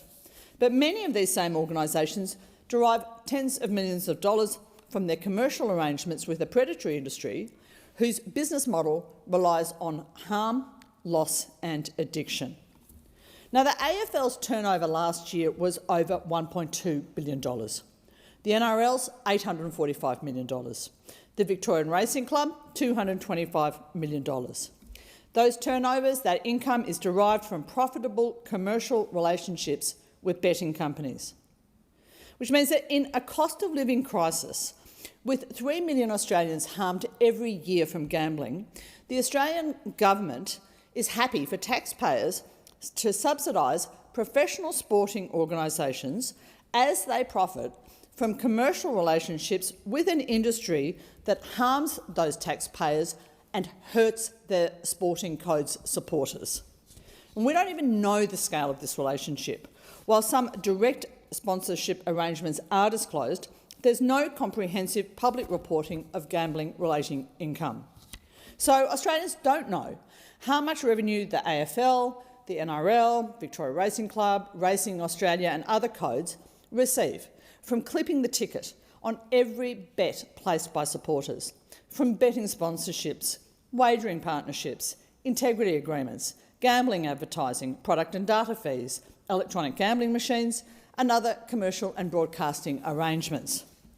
Although we've given these codes tax-free status, we have no insight into their sources of income.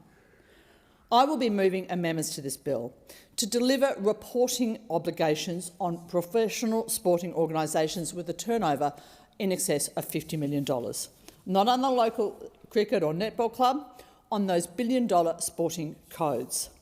Those organisations will be required under the Interactive Gambling Act to report every financial year on their tax-free revenue from gambling sources, not their broader income base, their income from gambling. That is the money that is coming straight out of the pockets of their supporters and which they are receiving tax-free. And to enforce compliance with this reporting obligation, I'm proposing a 1,000 penalty unit fine for failure to disclose gambling revenue. And if this government was actually open, as was recommended by the Murphy report, to creating an independent national gambling regulator, then that should be the entity to enforce this reporting. The amendments will not remove the tax concession of professional sporting codes. They would simply ensure that Australia's largest tax-exempt sporting organisations are subject to a semblance of the public accountability and reporting standards for the millions of dollars in taxpayer subsidies that they receive. Looking forward, we need the government to tax gambling-related income from those codes. The sporting codes should no longer be subsidised by the taxpayer on the income that they get from gambling companies. If the sporting organisation chooses to profit from gambling, if it chooses to profit from a predatory industry, then those profits should be taxed like any other income. Earlier this year, the government introduced a bill to remove the tax incentive for research and development of gambling.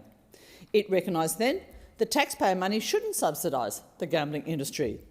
The member for Griffith said that public resources should not be subsidising gambling-related activities. The member for Maribyrnong said taxpayers should not be subsidising activities that entrench addiction. The Assistant Treasurer said that the legislation was about not subsidising activities relating to gambling. I agree with that principle. But we shouldn't stop at subsidies provided as research and development tax incentives. We shouldn't say that taxpayers shouldn't subsidise gambling on one hand, while allowing Australia's wealthiest sporting organisations to receive tens of millions of dollars in tax-free gambling income on the other. All of these issues point to political parties which are beholden to the interests of the gambling industry over the interests of the community. The Labor Party received more than $4 million in gambling donations over the last 5 years, including $1.5 million at the last election. The Liberal Party about the same. In the lead-up to the Voice referendum campaign, Shaquille O'Neal visited Australia. His visit to Australia was part of an advertising campaign for the Australian online gambling company, PointsBet. But he had an opportunity to meet with the Prime Minister privately, ostensibly to talk about the Voice referendum. Is it a coincidence that one of PointsBet's significant shareholders is an individual who made significant individual donations of $315,000 to the Victorian Labor Party in both the 2022 and 2025 elections? Did Shaq get that private chat with the PM because he's a long-term supporter of The Voice? Did he get it because he's a banging basketball player? Or did he get it because his sponsors from the gambling industry were major donors to the Labor Party? We need to reform the Commonwealth Electoral Act to ban political donations from predatory industries so that Labor's next election isn't funded off the back of everyday punters and of Australians with a gambling addiction. We need better, robust political donation laws. We need to ensure that prediction markets around the electoral system are snuffed out. And we need a national lobbying act so that the major parties' relationships with lobbyists can finally be regulated. Deputy Speaker, when this bill passed, Australians will be told that this government did enough. Let me tell you now, it's not enough, and this is not the end of the line for this issue. Thank you. Call the member for Reid. Thanks, Deputy Speaker. And I have a lot of respect for the member for Kooyong from her time before she came into this place and her time during her time in Parliament. But it was pretty disappointing to hear from her questioning the motives of what our government is trying to do here, because I can say that all members of the Labor government, when we come to this place, we're committed to serving our communities, and they are the people who drive us, and they are the people that we are squarely focused on. And you have heard from previous members who have spoken up on this bill how passionately they feel about making sure we are protecting those who have gambling as an addiction, and who want to make sure that we are protecting children from making that connection between gambling and sports. You've heard from people who've sat down with their constituents and listened to really harrowing stories of the impact this has had on their lives. So I'm disappointed to hear that some people are questioning the motives of people on this side of the House on what we are trying to do, because there are no easy solutions. This is a really difficult and challenging policy area, and we are trying to get the best outcomes for Australians here. Because we as a country must decide what sporting culture we want to pass on to our children. Because for many Australian families, watching sport today is very different from what it once was. And a child turns on the television to watch a game with their parents, and before the first whistle, they see betting odds. At half-time, they see gambling advertisements. They open their phone and the same advertisements appear again. And by the end of the match, gambling has become part of the experience. And that's the problem. Sport should be about the game. It should be about teamwork, belonging, and pride. It should be about kicking a footy around the park, cheering from the sidelines, and volunteering at the local club. It should not be a vehicle for gambling companies to reach the next generation of customers. Yet for many years, gambling advertising has become woven into the fabric of Australian sport. Not because families asked for it, not because communities wanted it, but because it became profitable. And this bill is about drawing a line in the sand and restoring balance. It's about protecting children from growing up believing that gambling is simply part of being a sports fan. It's about supporting people who are experiencing gambling harm. And it's about ensuring that Australians can enjoy the sport they love without being relentlessly encouraged to place a bet. And the parliamentary inquiry that we heard from last week into online gambling, we heard powerful evidence from people whose lives have been turned upside down by gambling harm. People who lost savings, relationships and homes. People who described gambling not as entertainment, but as something that consumed their lives. And the inquiry made clear that gambling harm is not simply an individual issue. It affects families, workplaces and communities. And increasingly it affects people through products and platforms that are available every hour of every day. And that is one of the defining features of online gambling. It follows people wherever they go. A poker machine stays in a venue, but a betting app sits in your pocket, on your phone, available all day, every day. And for people experiencing harm, the challenge is not finding gambling, the challenge is escaping it. That reality should concern every member of this parliament, because gambling advertising does more than sell a service. It shapes expectations, it influences behaviour, and over time it changes culture. When children see gambling ads before, during and after sport, they receive a message, whether we intend it or not.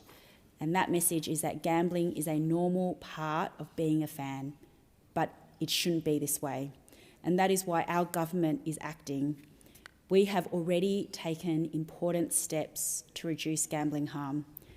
We established BetStop, Australia's national self-exclusion registry. It means that registrants won't be able to access phone or online gambling. They won't receive direct marketing from gambling companies.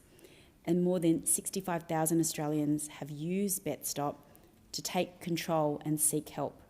And behind every registration is a person making a difficult but courageous decision. And an independent review into BetStop found that it's working. 96% of registrants had stopped or decreased betting online, and 78% had recorded an overall improvement in their quality of life after registering. Those outcomes matter because good policy is not measured by announcements, they're measured by the difference it makes in people's lives. But there are further ways we can utilise and strengthen the great work of BetStop, and that's what this bill aims to do. Because we know that this measure is helping people take control of their lives. This bill builds on the work that we have done with BetStop. It introduces some of the most significant gambling reforms Australia has seen in years. It restricts gambling ads across television, radio and online platforms.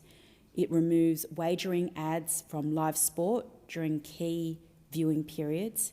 It prevents gambling ads on radio during school drop-off and pick-up times. And it prohibits celebrities, athletes and influencers from promoting gambling products. And it removes gambling branding from jerseys and sporting venues. So taken together, these reforms are designed to achieve a simple objective: to ensure that Australians, especially children, aren't exposed to the amount of gambling promotion that we are currently seeing in our daily lives. And we are also focused on strengthening the measures in this bill that protect children from pervasive gambling ads. It must remain at the heart of this reform, because children should not have to navigate a sporting culture saturated with betting companies before they are old enough to understand what gambling is. The ban on celebrity and athlete endorsements is particularly important because young people look up to sporting heroes, they admire them. And when professional athletes promote a product, the message can feel more like a recommendation instead of an ad. And that influence is powerful. And it should not be used to encourage gambling. The bill also recognises that modern ad battles are fought online. For many Australians, gambling ads do not simply appear occasionally, they follow them across social media, streaming platforms and websites. So this bill recognises that harsh reality. Australians should have greater control over what enters their lives rather than having gambling promotions constantly forced on them. We also know that inducements can cause real harm. Offers designed to encourage people to open an account, place another bet or keep gambling can be particularly dangerous for people already at risk. And the need to address those harms are rightly recognised by the Labor rank and file in our Labor platform at National Conference this year. I want to thank our Labor members, especially those from my electorate, for their advocacy in this space. Labor members across the country have listened to their communities and to people with lived experience and have continued to push for stronger protection. And consistent with that, we are focused on ensuring that this bill strengthens measures around limiting the harm caused by gambling inducements. The reforms go beyond ads. The bill also targets illegal offshore gambling operators who seek Australian customers without meeting Australian standards. If a business wants access to Australian consumers, it should comply with Australian consumer protections. The legislation strengthens enforcement powers and helps disrupt operators who attempt to avoid our laws. The bill also addresses harmful gambling products, including online keno, often described as pocket pokies. It closes loopholes that have been exploited through fake trade promotion lotteries and strengthens protections for consumers across the sector. These are practical, targeted reforms, and they are reforms designed to reduce harm. And some will say that the measures don't go far enough, but I would suggest the opposite. What has gone too far is the saturation of gambling ads in Australian life. What has gone too far is the assumption that every sporting moment can be turned into a betting opportunity. What has gone too far is children learning betting terminology before they understand the rules of the game. And this bill is about restoring balance. Australians love sport because it brings people together. And I see that every week in my electorate, at local football grounds, basketball and netball courts, cricket pitches, community clubs. People from different backgrounds, different generations, and coming together through sport. Volunteers giving up their weekends, parents driving their kids to training, young people building confidence and lifelong friendships. That is the real value of sport. That is what deserves promotion and protection, and this bill reflects the recommendations of the Parliamentary inquiry. It reflects the evidence. It reflects the voices of people who have experienced gambling harm firsthand, and it reflects the concerns raised by parents, educators, health experts and communities across Australia. I also want to acknowledge the late Peter Murphy, the former member for Dunkley, whose leadership helped bring this issue to national attention. She challenged all of us in this Parliament to listen to those affected by gambling harm and to have the courage to act. This legislation continues that work by putting children ahead of gambling profits, by putting people's lives ahead of unchecked ads, and by recognising that reducing harm is not optional, it is our responsibility. This bill won't eliminate gambling harm overnight, but it will make a difference to the people who need it the most. Thank you. The question now is that the amendment be agreed to, and I call the member for Riverina. Well, thank you, Acting Deputy Speaker, and I want to, at the outset, refer to a book from my library at home entitled The History of Gambling in England, and it's from not last century but the one before, in fact 1898, by John Ashton, and the introductory remarks at the start of this publication probably don't sit well with my contribution to this debate, but it's interesting nonetheless. And the book says, gaming is derived from the Saxon word gamen, meaning joy, pleasure, sports or gaming, and is so interpreted by Bailey in his dictionary of 1736, while Johnson gives gamble to play extravagantly for money, and this distinction is to be borne in mind in the perusal of this book. Although the older term was in use until the invention of the later, which, as we see in Cotton's Complete Gamester, 1674, in which he gives the following excellent definition of the word: gaming is an enchanting witchery, gotten between idleness and avarice, an itching disease that makes some scratch the head, whilst others, if they were bitten by a tarantula, are laughing themselves to death. Or, lastly, it is a paralytical distemper, which, seizing the arm, the man cannot choose but shake his elbow. It hath this ill property above all other vices, that it renders a man incapable of prosecuting any serious action and makes him always unsatisfied with his own condition. He is either lifted up to the top of mad joy with success, or plunged to the bottom of despair by misfortune, always in extremes, always in a storm. This minute, the gamester's countenance is so serene and calm that one would think nothing could disturb it, and the next minute so stormy and tempestuous that it threatens destruction to itself and others, and as he is transported with joy when he wins, so losing as he is lost upon the billows of a high-swelling passion, till he hath lost sight both of sense and reason. Now, it's not a convincing argument to have a bet, Deputy Speaker, and the thing is, the more you bet, probably the more you lose, and we know that. But what I would hate to see in this debate is for us as the Parliament, as those responsible lawmakers in the Commonwealth, to put in place regulations and laws that prohibit people from taking personal responsibility. And that is what perhaps is before us. We live in a liberal, small L democracy, and people have choices, and some make good choices and some do not. Now, if you gamble, chances are you are going to lose, and you should never gamble more than you are prepared to lose, and you should always gamble responsibly. But I noted with caution as I stand here now, some hours after the event, when the question was asked from the crossbench of the Prime Minister in question time today, and the member for Grayndler said that there's, to paraphrase him, there's nothing wrong with having a bet, and he mentioned at the club or the pub, and the looks of disdain from those crossbenchers when he uttered those words or similar words, you had to be seen to be believed.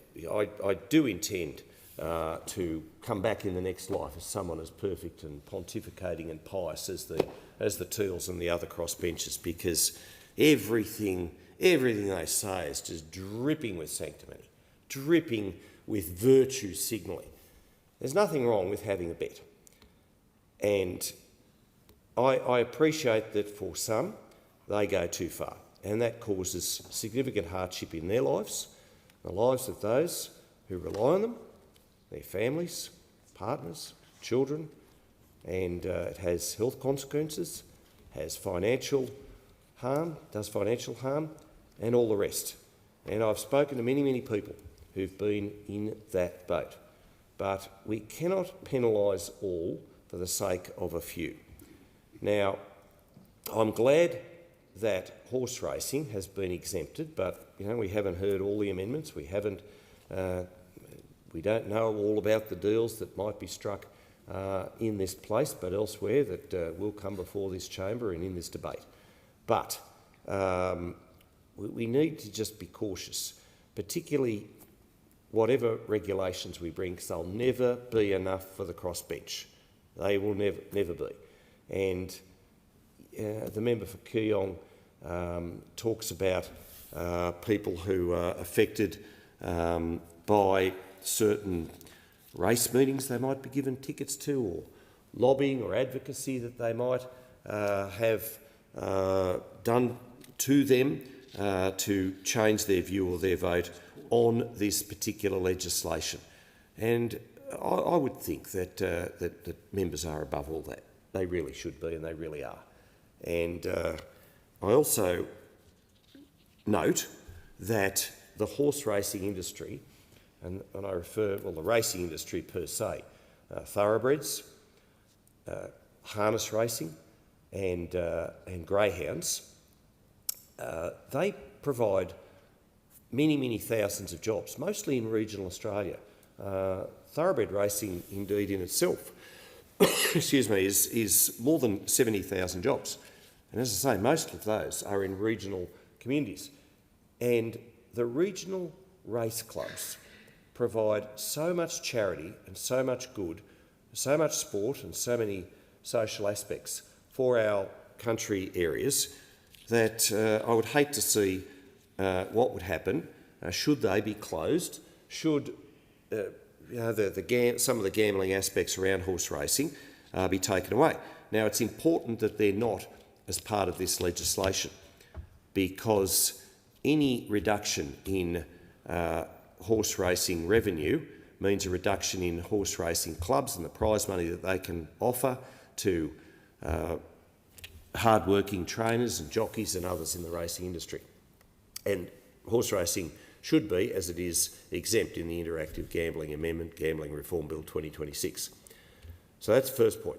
The other point that hasn't really been raised, and I note that I had a chat with Senator Bridget McKenzie in relation to this, and it probably is covered by this bill, is the stall gift run each Easter at Victoria? Well, the stall gift has been run for many, many, many decades, and it's not just about a foot race between very good athletes, it's also an avenue for gambling, and it has been ever since it started. And there's nothing wrong with that. And if we're going to clamp down on gambling, I would hate to think what would become of a nostalgic event such as the stall gift if we all got too caught up in the regulation. Now, the late Peter Murphy, who was educated at Wagga Wagga, Kringle High School in fact, was a very good Member of Parliament.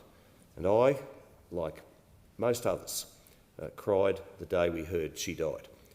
She was a wonderful Australian, and she headed up a committee alongside the member for Cowper, who I also have the greatest respect for. And I know that the member for Cowper, before coming to this place, was a serving officer with the New South Wales Police, worked in the court system, and is a strident advocate for his community. He has seen the worst of what gambling does to families and to communities, and Peter Murphy was no different. Now, they brought out a report with more than 30 recommendations. The government has stalled on that report.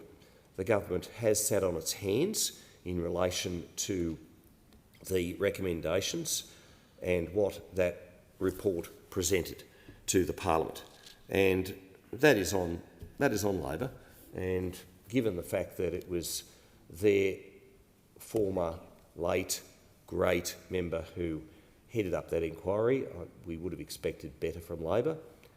But what I would say as well is that we have seen, particularly in the cigarette and vaping industry, and it is an industry, let's face it, what over-regulation can do. Now, illegal smokes and illegal vapes is an industry in itself, and 4 out of 5 cigarettes smoked in this country are said to be illegal. They're coming in from overseas, chop and the like, and that is the method of choice by those people who are conducting illegal activities. That is bikie gangs and other nefarious groups' method of choice as to how they do business. And there have been more than 100 fire bombings in Victoria alone, just one state, dealing with the illegal smoke and vaping trade.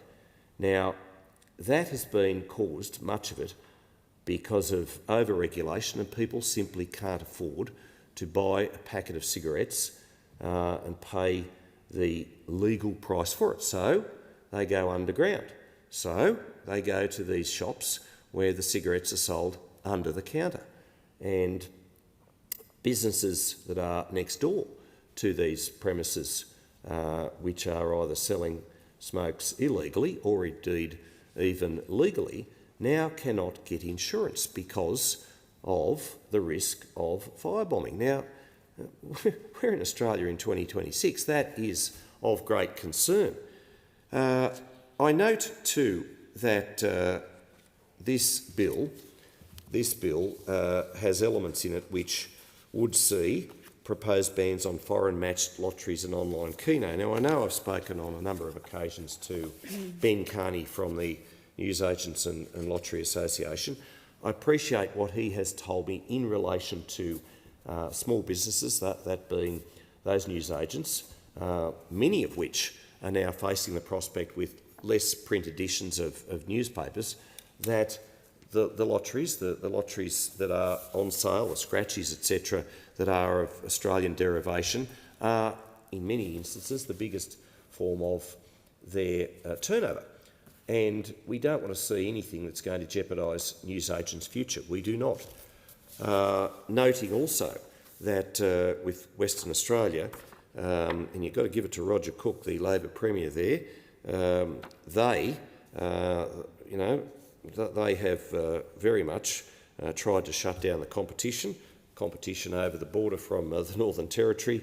We read where it's all about the foreign matched lotteries, which do account for a tiny percentage of the lottery market in Australia, but they're very much promoted and sold through the Northern Territory, where there are different rules and regulations, and Premier Cook very much would like to see that out, because it then would lead to more activity and more money to be made for his state of Western Australia, short of actually stealing the National Rugby League Grand Final next year, which he's also attempted to do when the Pope visits. Good luck to him, but I digress. With this particular legislation, we don't know everything that is being talked about behind the scenes, and the amendments that might well come forward at the 11th hour.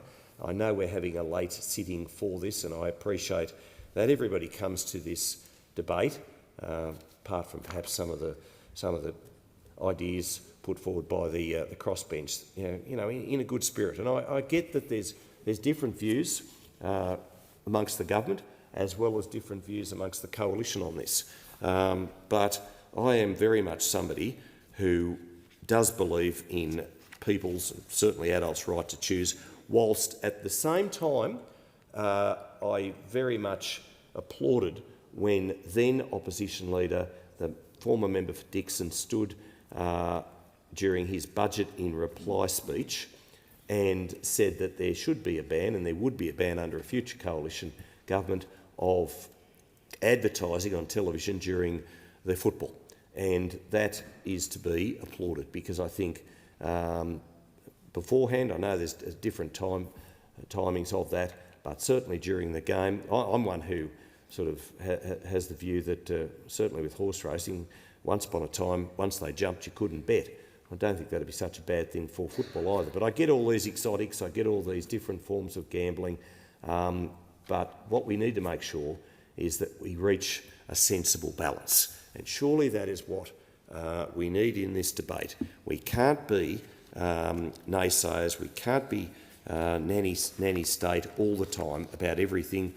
It's proven to be something that has caused so much hardship and heartache with those who smoke, and certainly with those who like to have a bet. They should be allowed to do that in a liberal democracy. Thank you. The question now is that the amendment be agreed to, and I call the member for Cunningham. Thank you, Deputy Speaker. I rise today in support of the Interactive Gambling Amendment, Gambling Reform Bill and the National Self-Exclusion Register Cost Recovery Levy Amendment. As the Prime Minister said this week, this package of reform is about getting the balance right. It is about allowing people who want to place a bet in their free time to do so safely, while also making sure that we are dealing with problem gambling and protecting future generations of Australians from the harm that it can cause. I want to be absolutely clear. This reform package is the strongest action against gambling that Australia has ever seen. I am sure there will continue to be debates between those who think it has gone too far and those who think it hasn't gone far enough. As I've said before, that this is the hard work of government. It's not letting perfect get in the way of progress, and it's making sure we consider a raft of unintended consequences that can flow on from the decisions that we make in this place. I was proud to be one of 400 delegates from around the country at the Australian Labor Party's National Conference in Adelaide a few weeks ago. Our great party's highest decision-making forum came together to recognise the significant work that our government has done to reform this industry. Our national platform recognised that children and young people were especially at risk of gambling harm, and we committed to strengthening measures around inducements. The allegations we have heard in last week's Senate inquiry around abhorrent alleged inducement practices showed why this is the right path forward, and I was proud to be part of that delegation that saw those amendments pass. It is my very firm view that our government has and always will be a government that collaborates, that consults and that listens when different opinions are shared. And that is being demonstrated in real time as our Prime Minister and the Minister for Communications work collaboratively across the Parliament right now in the spirit that I think all Australians rightfully expect, to ensure that we get these reforms right. The Prime Minister has said there will be further strengthened reforms coming, and he has said clearly that we will be seeing further government amendments to this bill. It is my view that those amendments will really strengthen these reforms and make a difference in reducing the real harm problem gambling is causing across our communities, and I look forward to seeing those amendments brought forward shortly. This package is not about an arbitrary set of rules about when you can and can't see something on television, and it's not an attack on the many Australians who can and do gamble responsibly every day. This is about helping and protecting those who are losing their livelihoods and more because of a system that was set up to exploit them. I've heard so many heartbreaking stories from people in my electorate throughout this debate about what problem gambling has done to them or to someone that they love. People have told me about family members gambling away homes, marriages breaking down, serious mental health impacts, and devastatingly lives lost to suicide. I've had people compare it to tobacco advertising and to the American gun debate. Gambling and gambling advertising has been described to me as insidious, toxic, and a public health crisis. And I've had parents tell me how frightened they are for their kids, particularly their young boys. One parent said that their 11 and 13-year-old children could recite the name and catchphrase of 6 different online betting companies. And as one local person put it, and we've heard it in here, the house always wins. Our government takes all of those concerns seriously, and we have committed to real change to crack down on the harms that gambling causes across Australia. And we know that sport has become far too linked with gambling. Everyone should be able to enjoy sport without gambling being treated as an inevitable part of it. Aggressive marketing strategies have been designed to lure in vulnerable people who are struggling, designed to keep people addicted, and designed to keep company profits propped up on the suffering of everyday Australians. And that is why we are taking this strong and decisive action today. We hear the concerns of parents who want to protect their children from seeing gambling ads every time they watch the footy.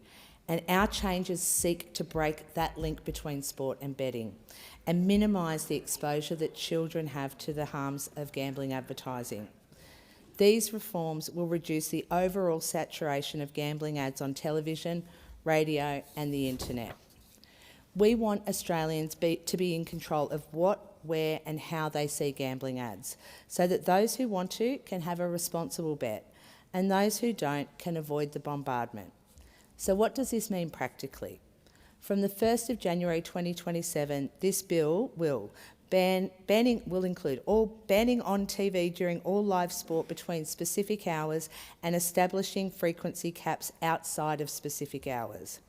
Ban gambling promotion by celebrities, athletes and influencers who are being used to target kids and younger Australians, especially young men.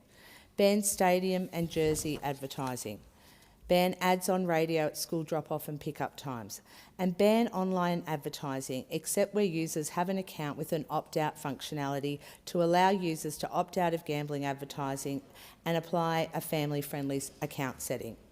Importantly, if the online platforms choose not to implement these restrictions, they will not be able to show ads to anyone, anytime. These are important changes. These are changes that will make a difference, and they are the biggest changes that we have seen on gambling advertising. Deputy Speaker, I would like to point out that today's package of reforms is not the first step we have taken to reduce harm from gambling. It is only the latest in what I have already said is the strongest action against gambling that we have ever seen in this country. 3 years ago, our National Self-Exclusion Register BetStop was launched. Since then, it has supported around 61,000 Australians to exclude themselves from gambling, helping those struggling with this to reclaim their lives. Nearly 40% of those registered on BetStop have also opted for a lifetime ban, showing the power that this platform can have in supporting vulnerable people to recover from gambling harm. Once someone is registered on BetStop, wagering companies cannot take bets from them. They can't open betting accounts for them, and importantly, they can't direct market to them, such as through emails and SMS. As part of those reforms, wagering companies were also required to promote BetStop And while the BetStop review found the system is working, we don't think enough people know that it exists. The review found that only 1 in 4 people were aware of BetStop, and of those who had placed a bet in the last 12 months, only 1 in 3 knew about this important protection measure. So this legislation seeks to strengthen BetStop, to make sure that more people know about the difference it could be making to their lives by funding a standalone advertising campaign along with strengthened education campaigns to boost community awareness of BetStop. At the same time, these changes improve data matching between BetStop and industry systems and increase monitoring and compliance activities with online wagering providers. This bill will also ban online keno, the rapid draw pocket pokies. These platforms are seeing people lose up to $1,000 every 3 minutes, which is just not acceptable. So we'll put a stop to it.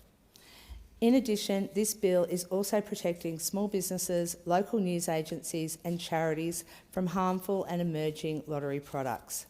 These products operate through loopholes that allow them to act as a middleman, buying the ticket in the offshore lottery on someone's behalf on the claim they will deliver the winnings to them if they do win. The law doesn't allow Australians to buy tickets in offshore lotteries, and these nefarious actors have found ways to get around that. So we're putting a stop to it.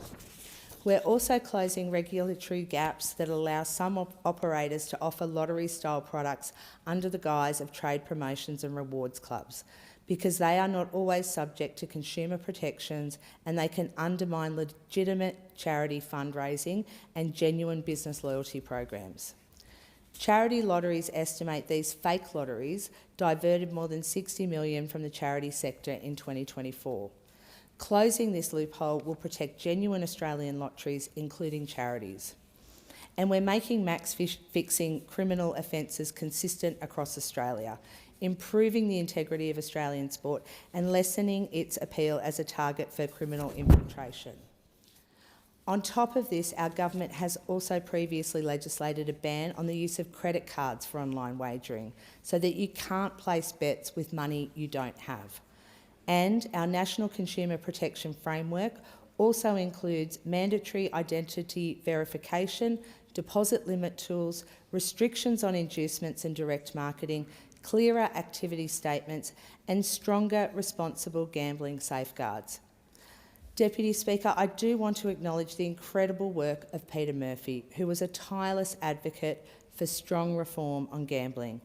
Peter's work as Chair of the House of Representatives inquiry into online gambling and the You Win Some, You Lose More report are what has put us on this path today, and we remain grateful for all that she has worked so hard for.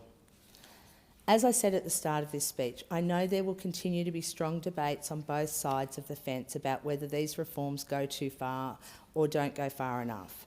I welcome open and transparent debates on these difficult topics, as I do around all of the tough conversations that we need to have in our community.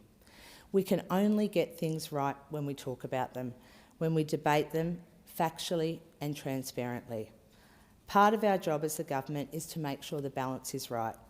To achieve that, we also have to think about unintended consequences, particularly for our regions. We need to be working with free-to-air television because that industry is under enormous pressure already, particularly in regional areas like the Illawarra. We must see sport continue to be shown live and free in our communities. Local sporting clubs in the regions are also under pressure.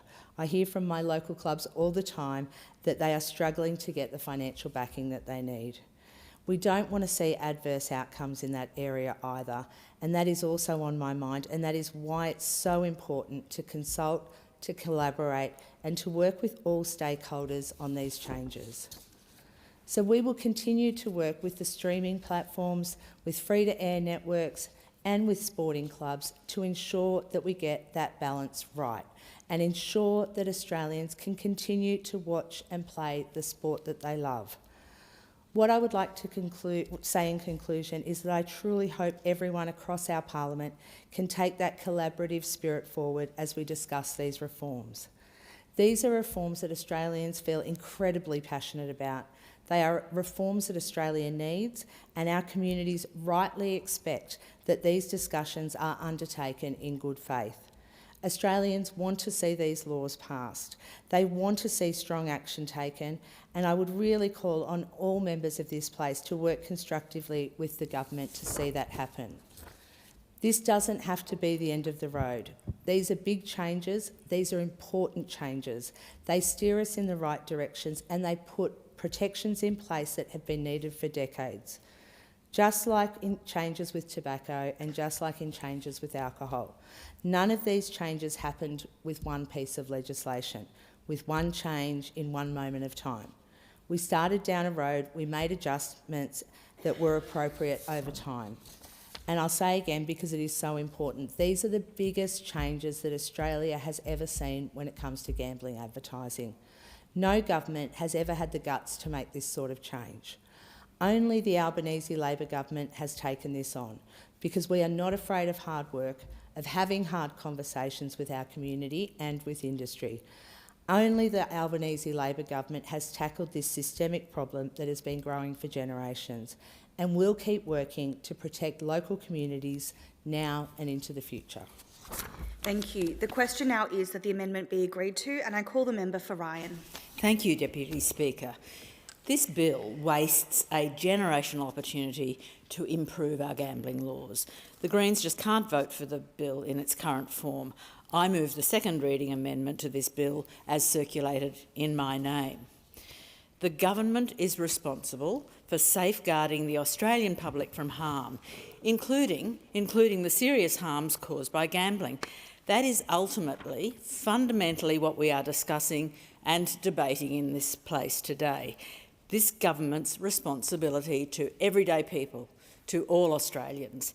But how can the government seriously consider reform to the gambling industry when they refuse to acknowledge, let alone address, the influence of the gambling lobby?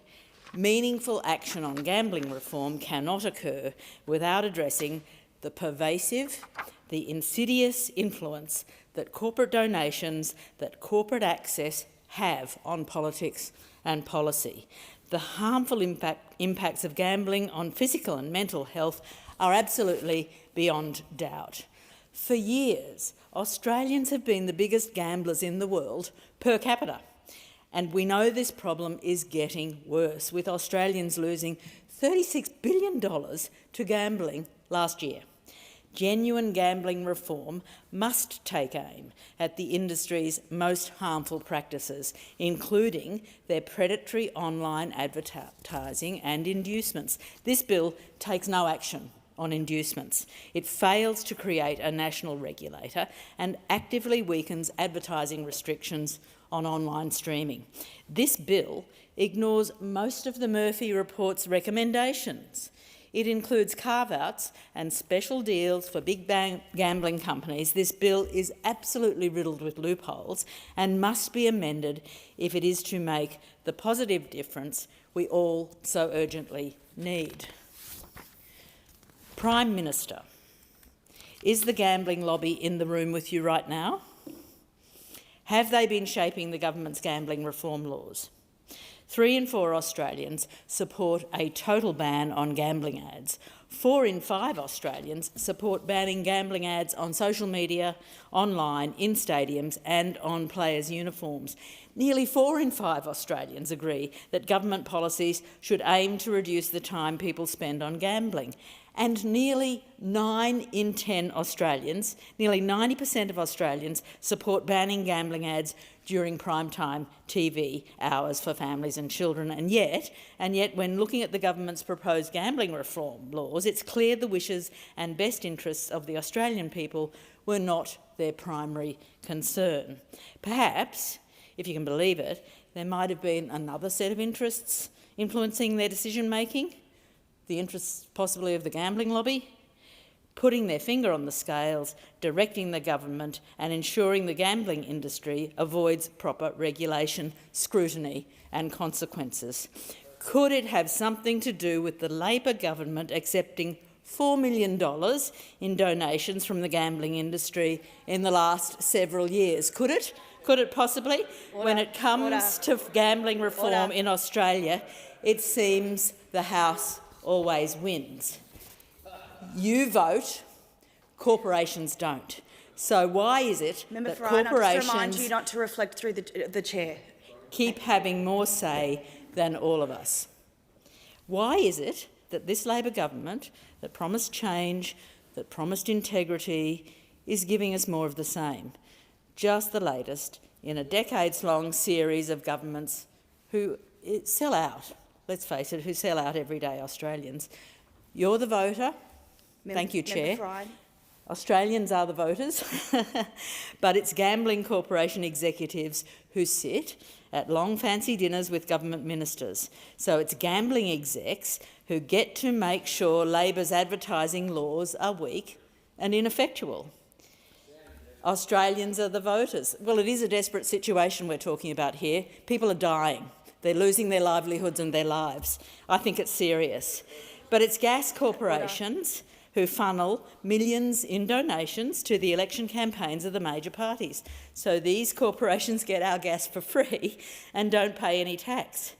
Australians are the voters, ordinary people, but it's the AI companies who have multi-million-dollar sophisticated lobbying operations. So it's AI companies that get their destructive data centres fast-tracked with little to no regulation or public control.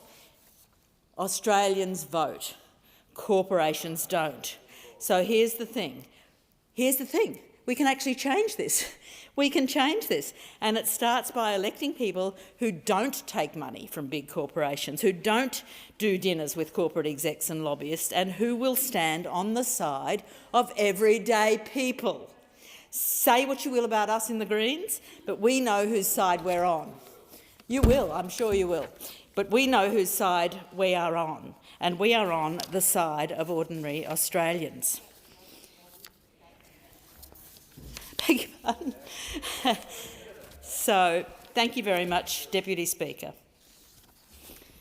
Okay, is the amendment seconded? Second the amendment and reserve my right to speak. Thank you very much, Member for Clark. The original question was that this bill be now read a second time.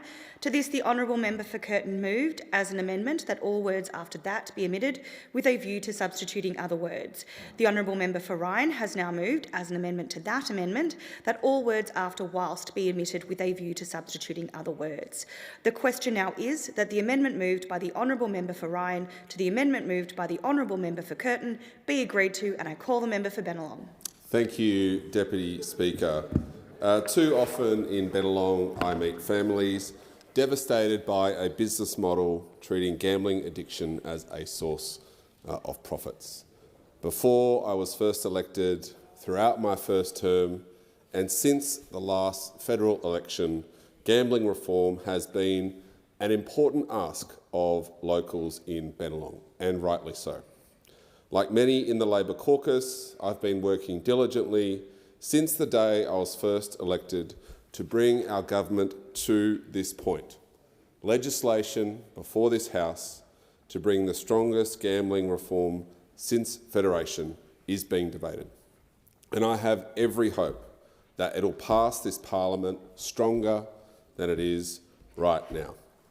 As I said before the election, I was sick of seeing sport and gambling go hand in hand. This bill seeks to break that link.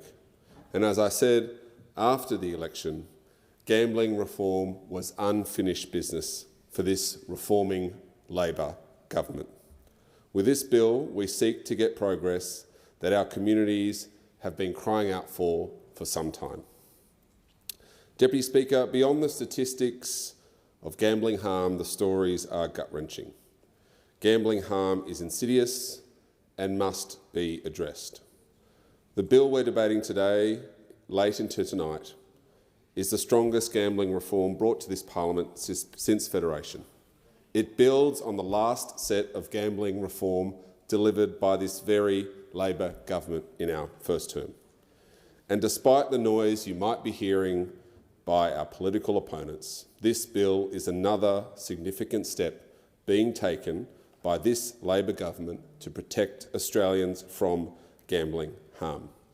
It will protect children from gambling ads, and it will break the link that currently exists between gambling and sports. And it will do much more. Because it has to.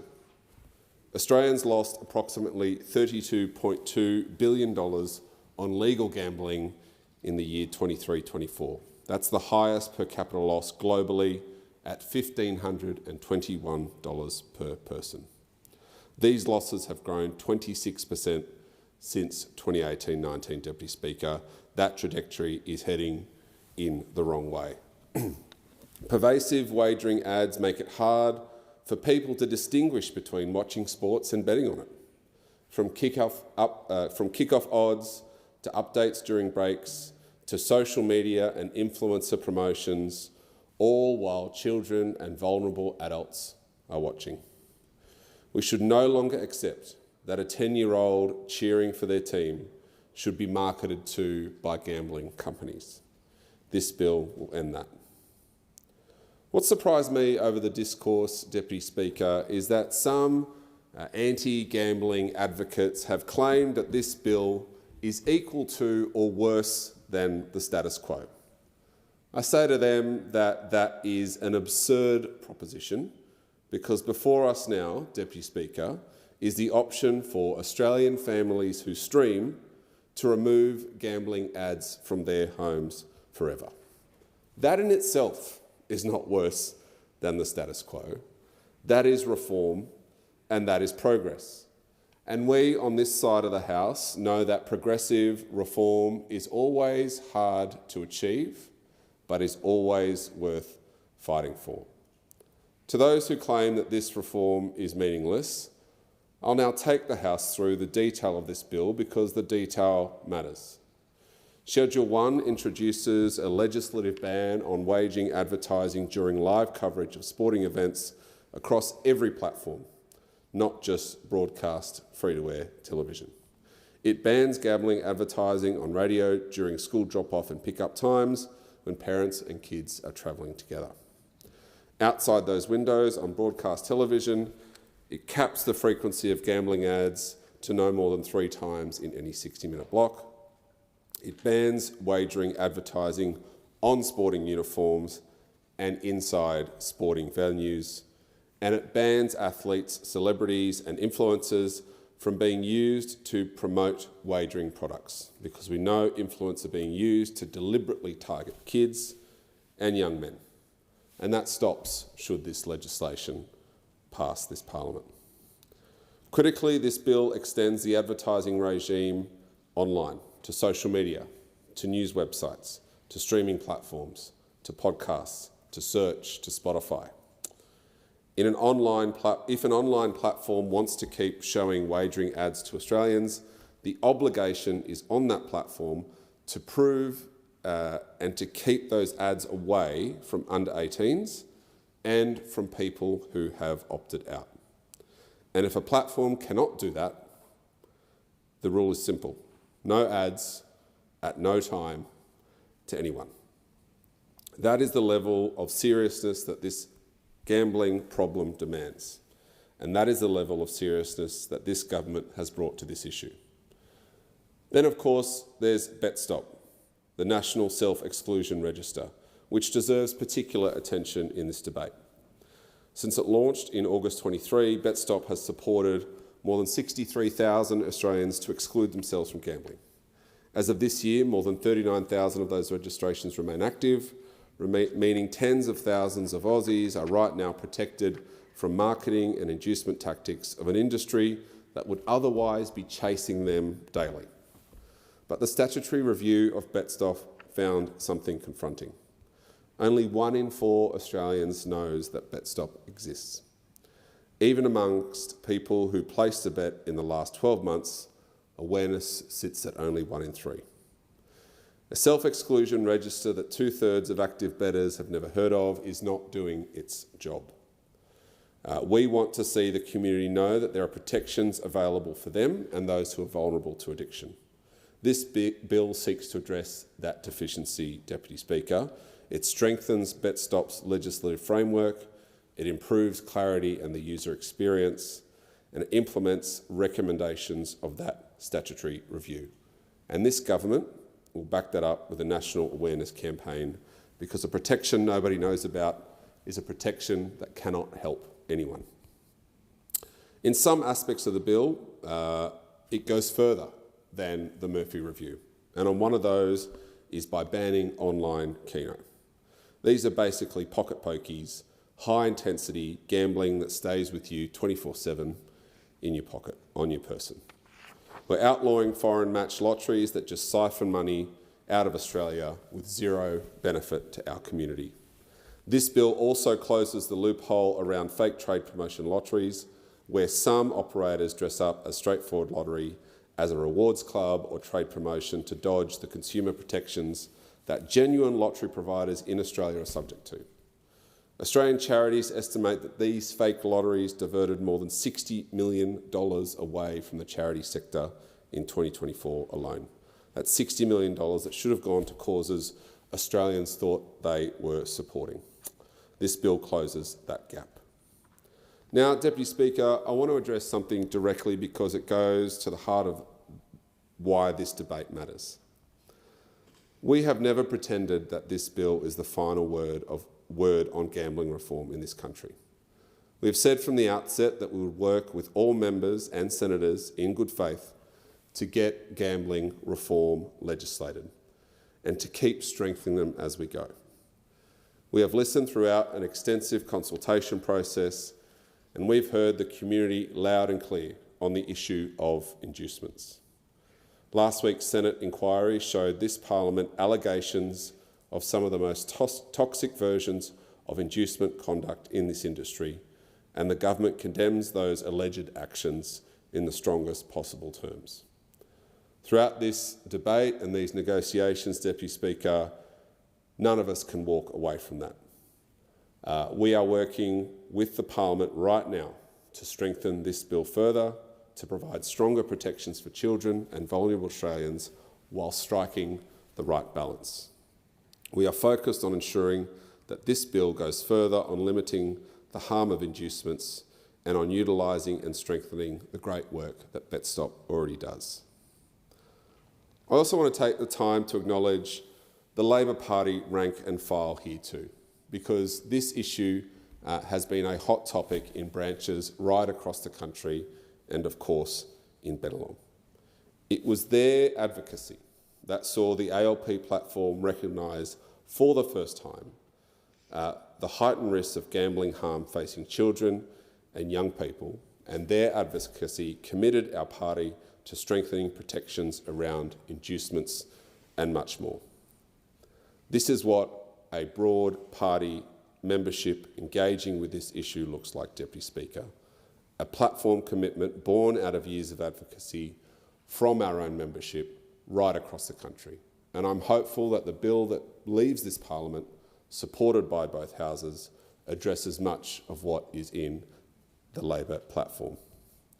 And that brings me to the point I want to leave this House with today. This government is the only political force in this building that has actually done the work to get real change on gambling reform into legislation. We are the ones who announced this suite of reforms. We are the ones that ran the consultation, who sat down with the state and territory governments, with banking and payments providers, with broadcasters, with digital platforms, with sporting codes, with racing organisations, and with anti-gambling advocates to get these settings right. We are the ones who have been in this chamber and in the Senate negotiating clause by clause in good faith to get this bill passed rather than talking about it. Every other voice in this debate has had the option to engage constructively, and I welcome every one of them who has. But it is this government, the Albanese Labor government, that runs on the board in this space. We have legislated the ban on credit cards for online wagering. We launched BetStop and will strengthen it. We legislated the restriction stopping gambling companies from accessing research and development tax concessions, and that we have now brought forward the most significant suite of gambling advertising reforms that any Australian government has ever attempted to legislate. There's too much at stake for this bill to fail, and we have made decisive action to ensure that children and those who are suffering from gambling harm are protected. We want to break the link between the sports we love to watch and the pressure to bet on it. We want a future where we celebrate skill and teamwork and the joy of watching our friends compete at their best and not become obsessed with the odds on the corner of the screen. This government has done the hard work. We have consulted and negotiated in good faith at every step. And this government will keep going, with further reforms still to come, because getting the balance right on gambling harm is not a once-off exercise, it's an ongoing responsibility. The time for reform is long overdue. I commend this bill to the House. Thank you. The question now is that the amendment moved by the honourable member for Ryan to the amendment moved by the honourable member for Curtin be agreed to, and I call the member for Clark. And I thank you, Deputy Speaker. Deputy Speaker, regrettably this bill is diametrically opposed to the Murphy report. The Murphy report was the work of a cross-party, unanimous parliamentary committee. It made 31 recommendations. It is without doubt the finest blueprint for reform this parliament, in fact this country, has ever seen. It had flagship recommendations like a phased out of gambling advertising over several years, flagship recommendation of a complete ban on inducement, flagship recommendation that there be a genuinely independent national regulator. But what have we got instead, Deputy Speaker? We've got this half-baked bill from the government that's going to be supported by the opposition that is almost entirely ineffective. No ban on gambling advertising, no ban on inducements, no independent regulator. In fact, I think the saying is putting lipstick on a pig.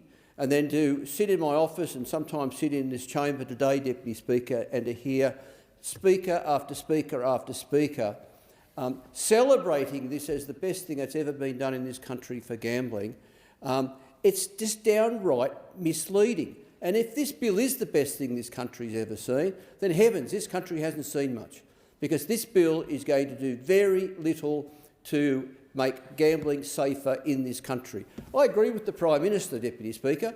People should be allowed to have a punt. But where I disagree with the Prime Minister, Deputy Speaker, is it should be safe. We should be focusing on effective harm minimisation measures. So how do we explain this? How do we explain the fact that we had this fabulous blueprint, but yet this bill is diametrically opposed to it? Now, Deputy Speaker, you might have heard me before in this place speculate about, why is it so? Why are governments of either colour so reluctant to implement effective gambling reform? I've offered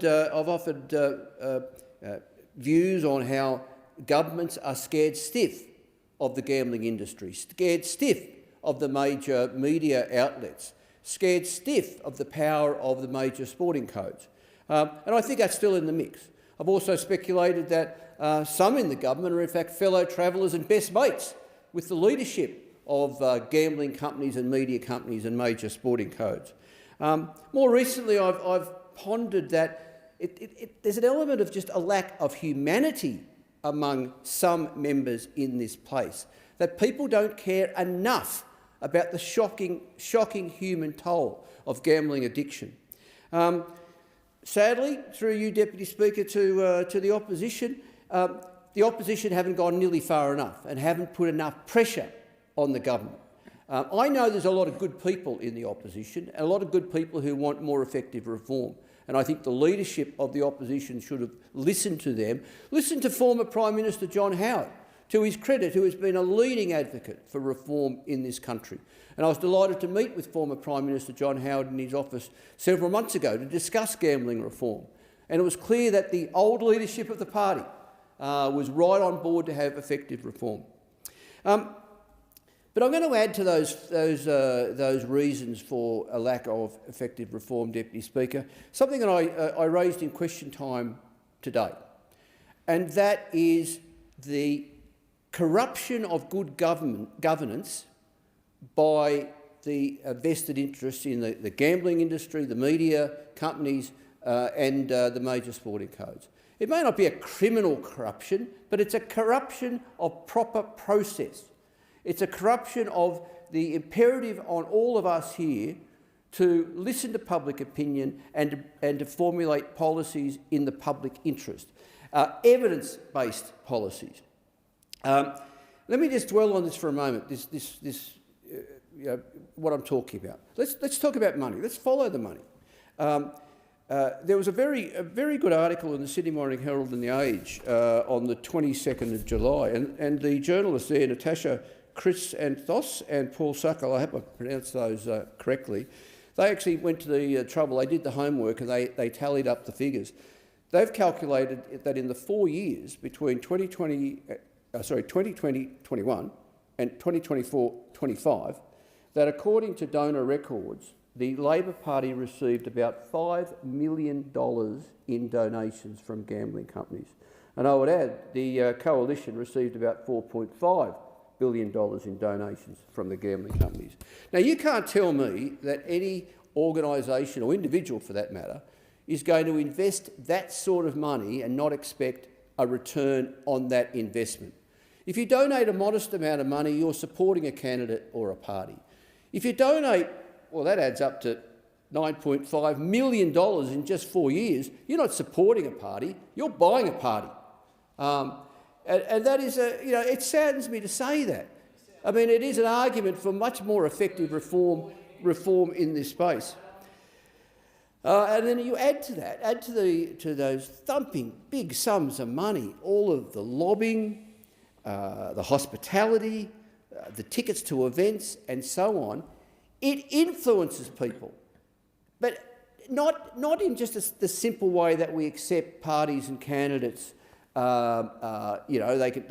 can be lobbied, they can accept donations, they can make their own decisions about policies. I mean, that's accepted. I'm not disputing that. But surely there's a line in the sand, Deputy Speaker. Surely there's a point at which those sorts of sums of money are just so big that we would agree they are unacceptable. Now, as a result of my concerns, Deputy Speaker, and I flagged this in my question to the Prime Minister in question time today, as a result of this, today I referred to the National Anti-Corruption Committee this matter. And I'll read the letter into the Hansard record, Deputy Speaker. It's only very short, it'll only take me a couple of minutes. So this was sent by me to the NAC today. And I'll quote, "I write to the Commission to express my concern that individuals in the federal government, when formulating gambling reform policy, have been improperly influenced by individuals in the private sector, most obviously but not exclusively through donations, gifts, hospitality and personal relationships. This has resulted in policy so clearly at odds with research, public opinion and the public interest that the implementation of such policy could be characterised, in my opinion, Deputy Speaker, as serious corruption in the Commonwealth public sector." What finally prompts me to raise this matter with the Commission is an article in the Sydney Morning Herald and the Age, which I've already referenced on the 22nd of July this year. If this article is accurate, then one or more individuals in the private sector stand accused of affecting the impartial exercise of powers or performance of official duties by one or more public officials.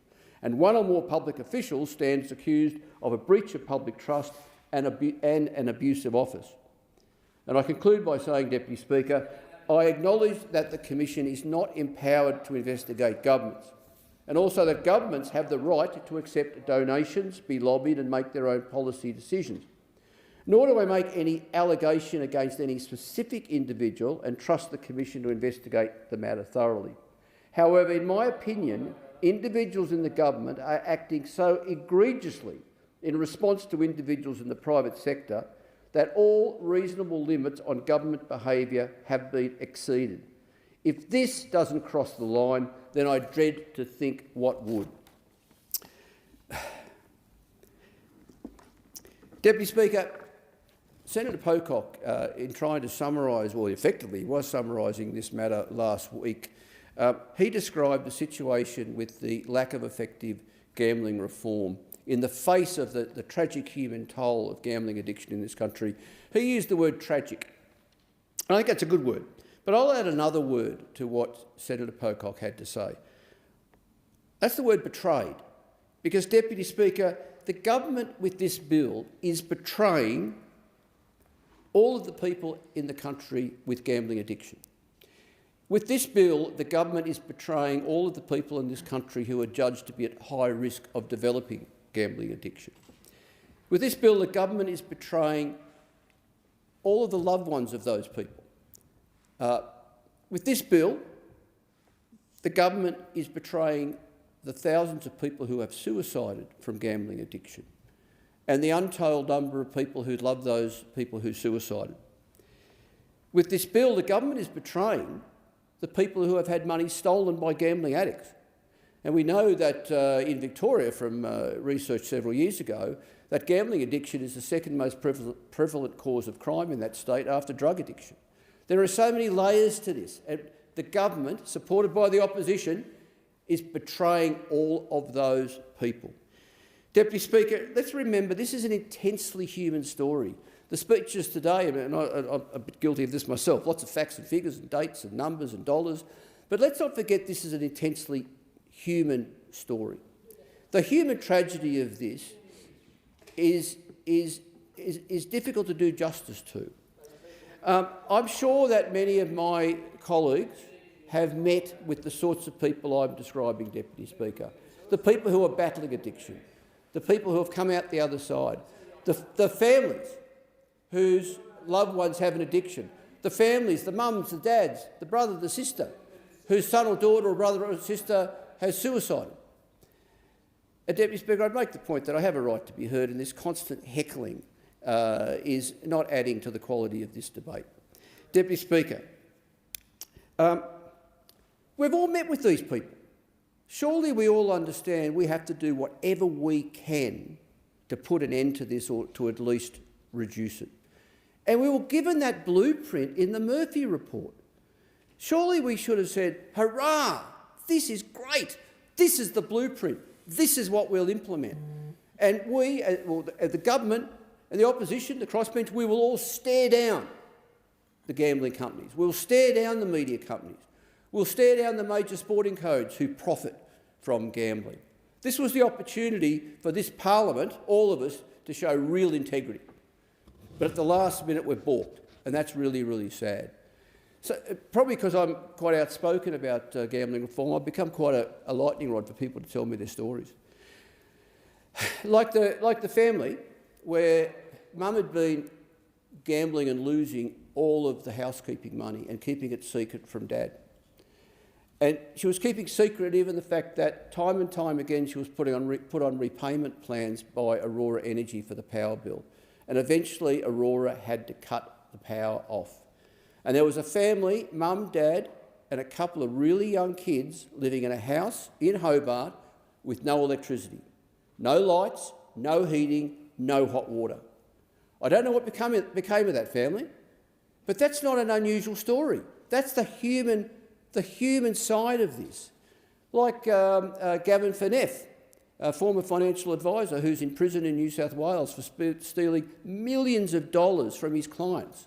Now, I don't in any way justify that theft. That was a serious crime, and Gavin, to his credit, acknowledges it's a serious crime and he has to do his time. But you know, think of the effect on Gavin. He had an addiction. He couldn't help himself. Think of the effect on all of his clients who lost millions of dollars. I mean, this is, again, the human face of this. So, Deputy Speaker, I will not support this bill. Now, I know there's a line of thinking that some reform is better than no reform. And to a degree, that's right. To a degree, I would agree with that, that you know, sometimes you just got to suck it up, accept that that's the best you're going to get and not support it. The trouble with this bill, though, is this bill will give the government, and I notice a number of government speakers said this is just the start. I don't believe them. I think what's going to happen now is the government's going to say the job's done, the opposition's going to say the job's done, and this will be the end of any sort of meaningful reform or end of any reform for years and years and years, because they'll keep saying the job's done. And that's going to mean that all of the main parts of the job will not be addressed. We won't get this ban on these pesky ads. We won't get this national regulator to do a much better job than this nonsense regulator in the Northern Territory that we've got at the moment. We're still going to have inducements. You know, I'll be delighted if I'm proven wrong, Deputy Speaker. I'll be thrilled if I'm proven wrong, and in the next rest of this parliament, or maybe the next parliament, that there's strong and effective reform. But I just don't think it's going to happen. So I'm not going to support this bill, and I'm going to keep agitating as loudly as I can that the government and the opposition are yet to get the job done, because that's the fact of the matter. And I just hope that you know, over coming years, the leadership of both sides understand the human imperative of this, the financial imperative. Heavens, the political benefit to them. This was a chance for the government or the opposition to really stare down these powerful interests and show real character. They would have benefited at the next election, I reckon, Deputy Speaker, but not now. The only reason both sides will get away with it is because they're in cahoots, they're in lockstep, and they agree that very limited reform is all that the community is going to get. I thank the member for Clark for your contribution, passionate point of view. The question is that the amendment moved by the honourable member for Ryan to the amendment moved by the honourable member for Curtin be agreed to, and I call the member for Hughes. Thank you, Deputy Speaker. Problem gambling is one of the most urgent public health challenges facing Australia today. And in our digital age, the pull of the poker machines is not limited to the four walls of a local club or pub. The rise of smartphones, online betting apps, and aggressive advertising means gambling is no longer something people need to seek out. It can follow Australians into their homes, their workplaces, and their pockets, available 24 hours a day. The siren song of online gambling rings from the phones in our pockets. It erupts our TV screens while watching footy with our families. It flashes on our feeds, beckoning us to try our odds. Aggressive online advertising follows us home on our smartphones and makes it harder for those at risk to escape their influence. The corrosive impact of gambling advertisements is not restricted to those of us who are old enough to enter a licensed venue. It is ever present on the television programs and screens watched by adults and children alike. Odds displayed before matches, bookies during breaks, betting promotions seamlessly integrated into the sporting experience. These accompaniments to the sport programs we watch are completely normalised, like chloroform to the mind. The coupling of gambling ads with sport sends a strong signal to viewers that the evening cricket or footy is best enjoyed with a bet. For years, Australians have been exposed to betting advertisements throughout sporting broadcasts. Odds are displayed before matches, bookmakers advertise during breaks, and betting promotions are increasingly integrated into the sporting experience. Gambling is presented alongside the game itself, creating the impression that placing a bet is simply another way of participating in sport. The linking of online gambling with sports is a pernicious bait and switch for young people. Gambling ads are prevalent. A comprehensive report from the Australian Gambling Research Centre estimated that 78% of Australian adults reported seeing or hearing a gambling advertisement at least once a week, with 41% being exposed 4 or more times per week. If the link between gambling inducements and behaviour was weak, there might be limited reason for concern, but a growing body of evidence suggests otherwise. That same report highlighted that exposure to gambling ads had the greatest impact on young people aged 18 to 34 and people at risk of gambling harm. 1 in 5 young women and 1 in 7 young men reported that they started betting for the first time after seeing an advertisement. Among those who were at risk of serious harm, 2 in 5 reported trying a new form of betting, and another 2 in 5 bet on impulse as a result of seeing or hearing these advertisements. Similarly, an international meta-analysis suggested a positive association between exposure to gambling advertising and gambling-related attitudes, intentions and behaviours. Yet another study on gambling behaviours in Australian secondary school students found an association between online gambling ad exposure and gambling behaviours, and warned that young people are increasingly exposed to media promotion and advertising of gambling. The empirical evidence is increasingly clear that gambling inducements do produce their desired effect, inciting susceptible gamblers to test their odds online. We know that the human cost of gambling can be severe. Its impact does not stop with the person with problem gambling. On average, for every person suffering gambling harm, around 6 others, family and friends, colleagues and kids, experience the second-hand effects through financial pressures, stress and strained relationships. The scale of problem gambling in Australia is immense. Australians collectively lose upward of $30 billion through poker machines and online gambling every year. While many who gamble do not develop serious problems and might enjoy the occasional slap or punt, the personal consequences for those at risk of addiction can be shattering.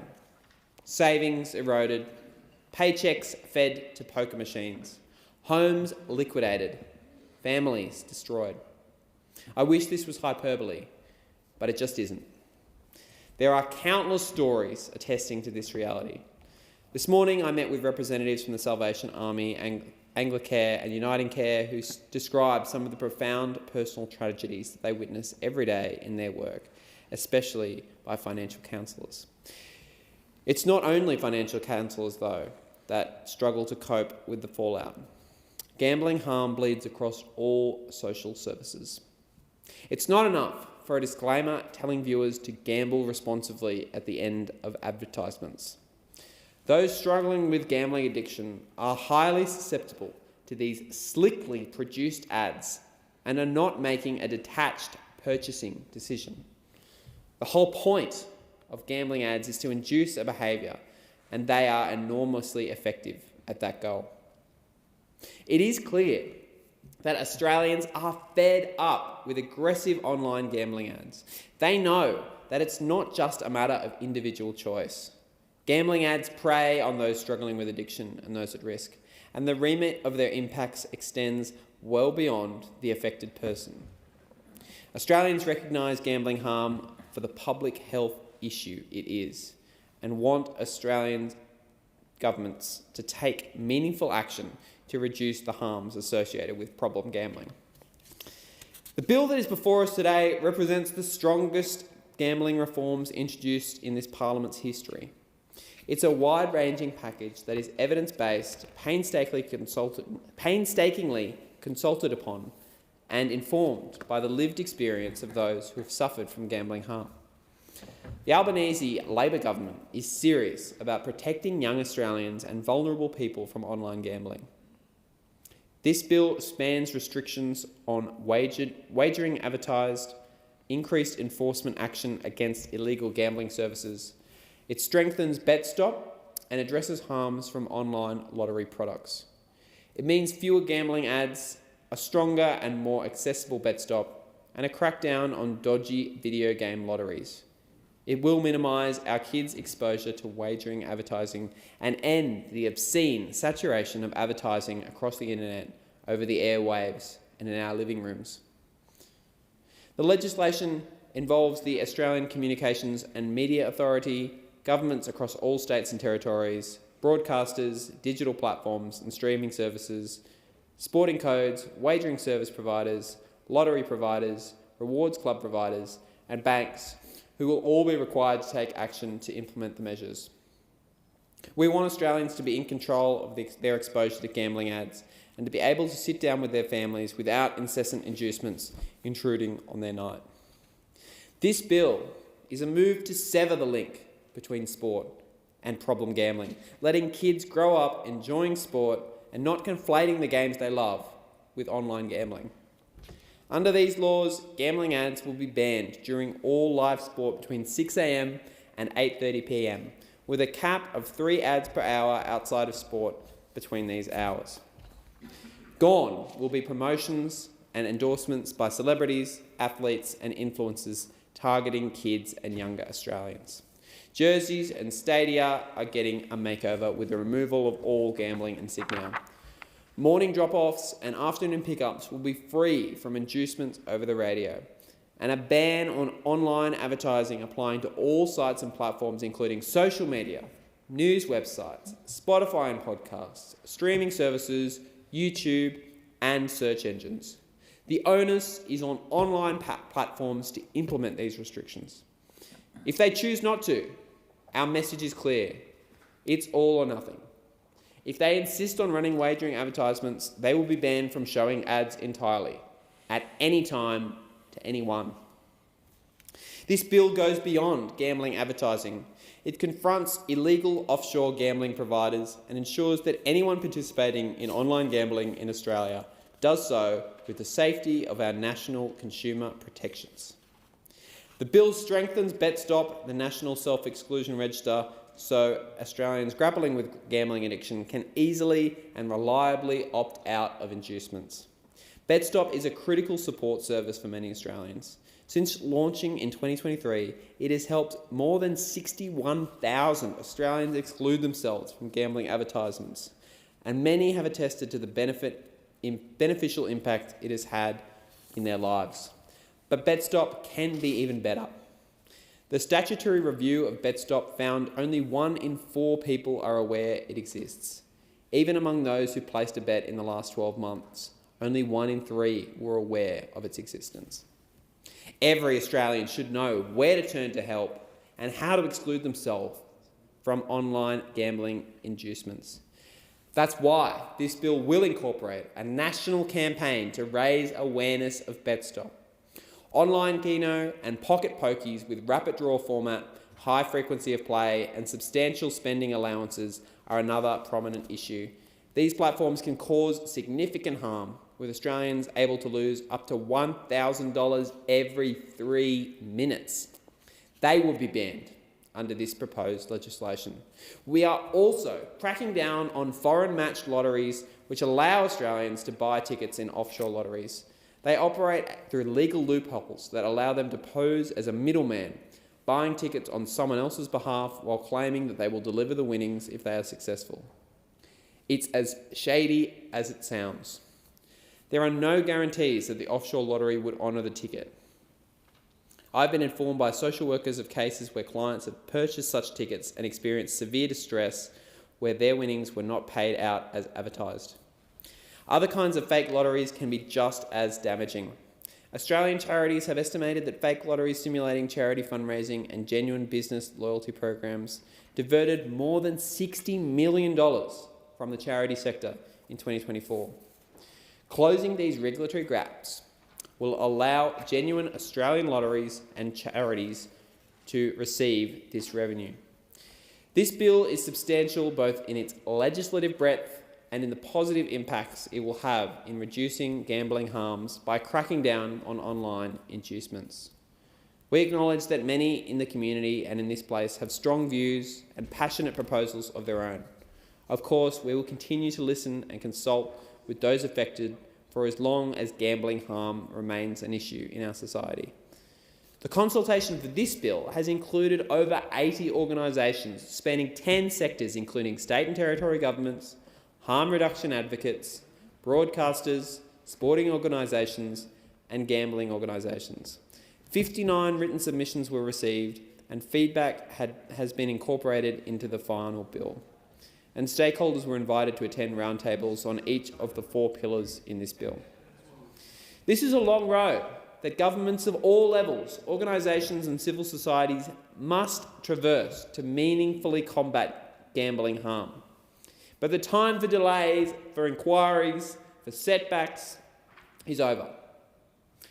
For those who would prefer to wait, to push back the passage of this bill in an endless procession of debate, to continue kicking the can down the road for the next generation, must recognise that lassitude has its cost. These reforms must commence from the 1st of January 2027. Debate, discussion and democratic contest is welcome, but action must be taken. The timely passage of this bill is of the utmost importance to ensure that families, victims of gambling harm, and children can have the confidence to navigate the online world free of endless gambling inducements without delay. And that's why I commend this bill to the House. The question is that the amendment moved by the honourable member for Ryan to the amendment moved by the honourable member for Curtin be agreed to, and I call the member for Goldstein. Thank you, Deputy Speaker. And Deputy Speaker, as some of the members opposite like to taunt on the other side on such an important subject matter, indeed it is an opportunity to talk about this legislation and the consistency around making sure that we protect children, something that's core to the Liberal mission, while also supporting people's freedom to choose, to be informed, and to make conscious and responsible decisions for themselves. So I always welcome the taunting of Labor members who don't understand liberalism, don't understand the foundations of a free society, because at every point their objective, sadly, seems to be to directly assault it and violate it. But, Deputy Speaker, it's a common story on a Saturday night for a parent, a mum, to be sitting on the couch with their son or daughter. Of course, it's often watching sport. And, hopefully, it's the Demons flogging Collingwood, or at least how they flogged Freo last Sunday afternoon. The suspense builds, the third quarter, maybe 5-6 points in the game. And the parents, let's say mum, is watching the game, but she's also watching her son, because she wants to know what he is watching. Is he someone focused on the sport and believing in physical prowess and human achievement and what can be done? Or is the son watching the odds and their phone to be kept abreast of whether the betting odds are in favour? Now, mum isn't a wowser in my electorate, and frankly most of the electorates around the country. She is not asking this Parliament to run her household. She just wants one thing: a fair chance to raise her son before someone else starts doing it for her. Now, let's be very clear about who the villain in this story is. It's not a bloke putting $20 on at the track. I can tell you, that's me. I like a flutter, and I suspect a lot of other members do too. It's a good industry, people enjoy it, and they should be free to choose it. In fact, the Goldstein electorate has one of the largest shares, I understand, of VRC and MRC members in Melbourne. And we're very proud of that. Nor is gambling the enemy. The villain is a machine that tries to take advantage of children and the vulnerable. A sophisticated billion-dollar marketing operation with a commercial interest in reaching the children of Australia, or going after those who are addicts and leaving their lives as human wreckage. And let's also be clear about this. Not all gambling companies or gaming companies, or however we want to talk about them, behave that way necessarily. And it may not even sometimes be, I acknowledge, their intent. But it does not change the fact that there is predatory behaviour. And there's a point in which we have to make sure not just that we empower citizens to be able to make responsible decisions for their own lives, but also where there is room for legal protection. And getting that balance right matters enormously. Because the problem is not that adults bet. The problem is that gambling has stopped being incidental to sport and started to become an architecture through which young Australians understand sport. That is the problem in our community. And here, of course, is the problem that parents feel. They feel outgunned, because they are. No family on any street in Goldstein or anywhere else can compete with the marketing budget or the sophistication of commercial operators to influence the behaviour of their children and sometimes themselves. That, by the way, isn't just limited to gambling. And my starting position is not to think the answer is always to censor or silence people being able to express their view, something I hold very dearly. But it doesn't change the fact that sometimes it can be wrong, because believing in freedom and believing in adults' freedom to choose and make responsible decisions is central to, I think, not just a free society, but the type of country we should want to be. Because if people cannot be free to make decisions for themselves and take responsibility, there is no learning nor growth. But freedom depends on people having a genuine sense of agency and control. And the same rules that apply to adults simply do not apply to children. Children should not be treated or approached as prospective customers. Parents should not have to compete with a machine that seeks to normalise gambling as part of sport because their sons or their daughters are not old enough to understand it. And I hear this in our community all the time. And of course, particularly from parents who can see the convergence that takes place between sports, phones, social media, influencers, and gambling all occupying the same cultural space of our nation. And they're concerned about it. And they ask simple questions, like why is it so hard for a child to simply watch sport without being sold a bet? Frankly, for a lot of us, I suspect the answer is why can't any of us do that? One constituent, Dale Hardy, has written to me previously about his concerns, and I think legitimate ones, around gambling advertised on public broadcaster SBS. The Parliamentary Library says the evidence shows gambling advertising contributes to individual and social harm. But we all know that because we know the human consequences. And of course, there has been an inquiry that has established exactly those points. But I don't start where that inquiry landed. I start here. Adults should be free. Children should not be cultivated. And adults who do not want this stuff can ultimately choose to avoid it. These three things can fundamentally coexist because we know the cost and the harm of what happens when it isn't honoured. The cost is human.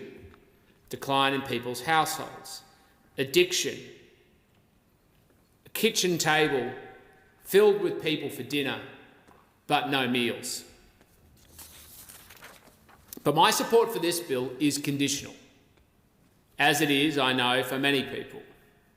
We step into this space with trepidation, both to get the balance right, but also, frankly, to call on the Prime Minister to work with the opposition to get a mutually agreeable outcome.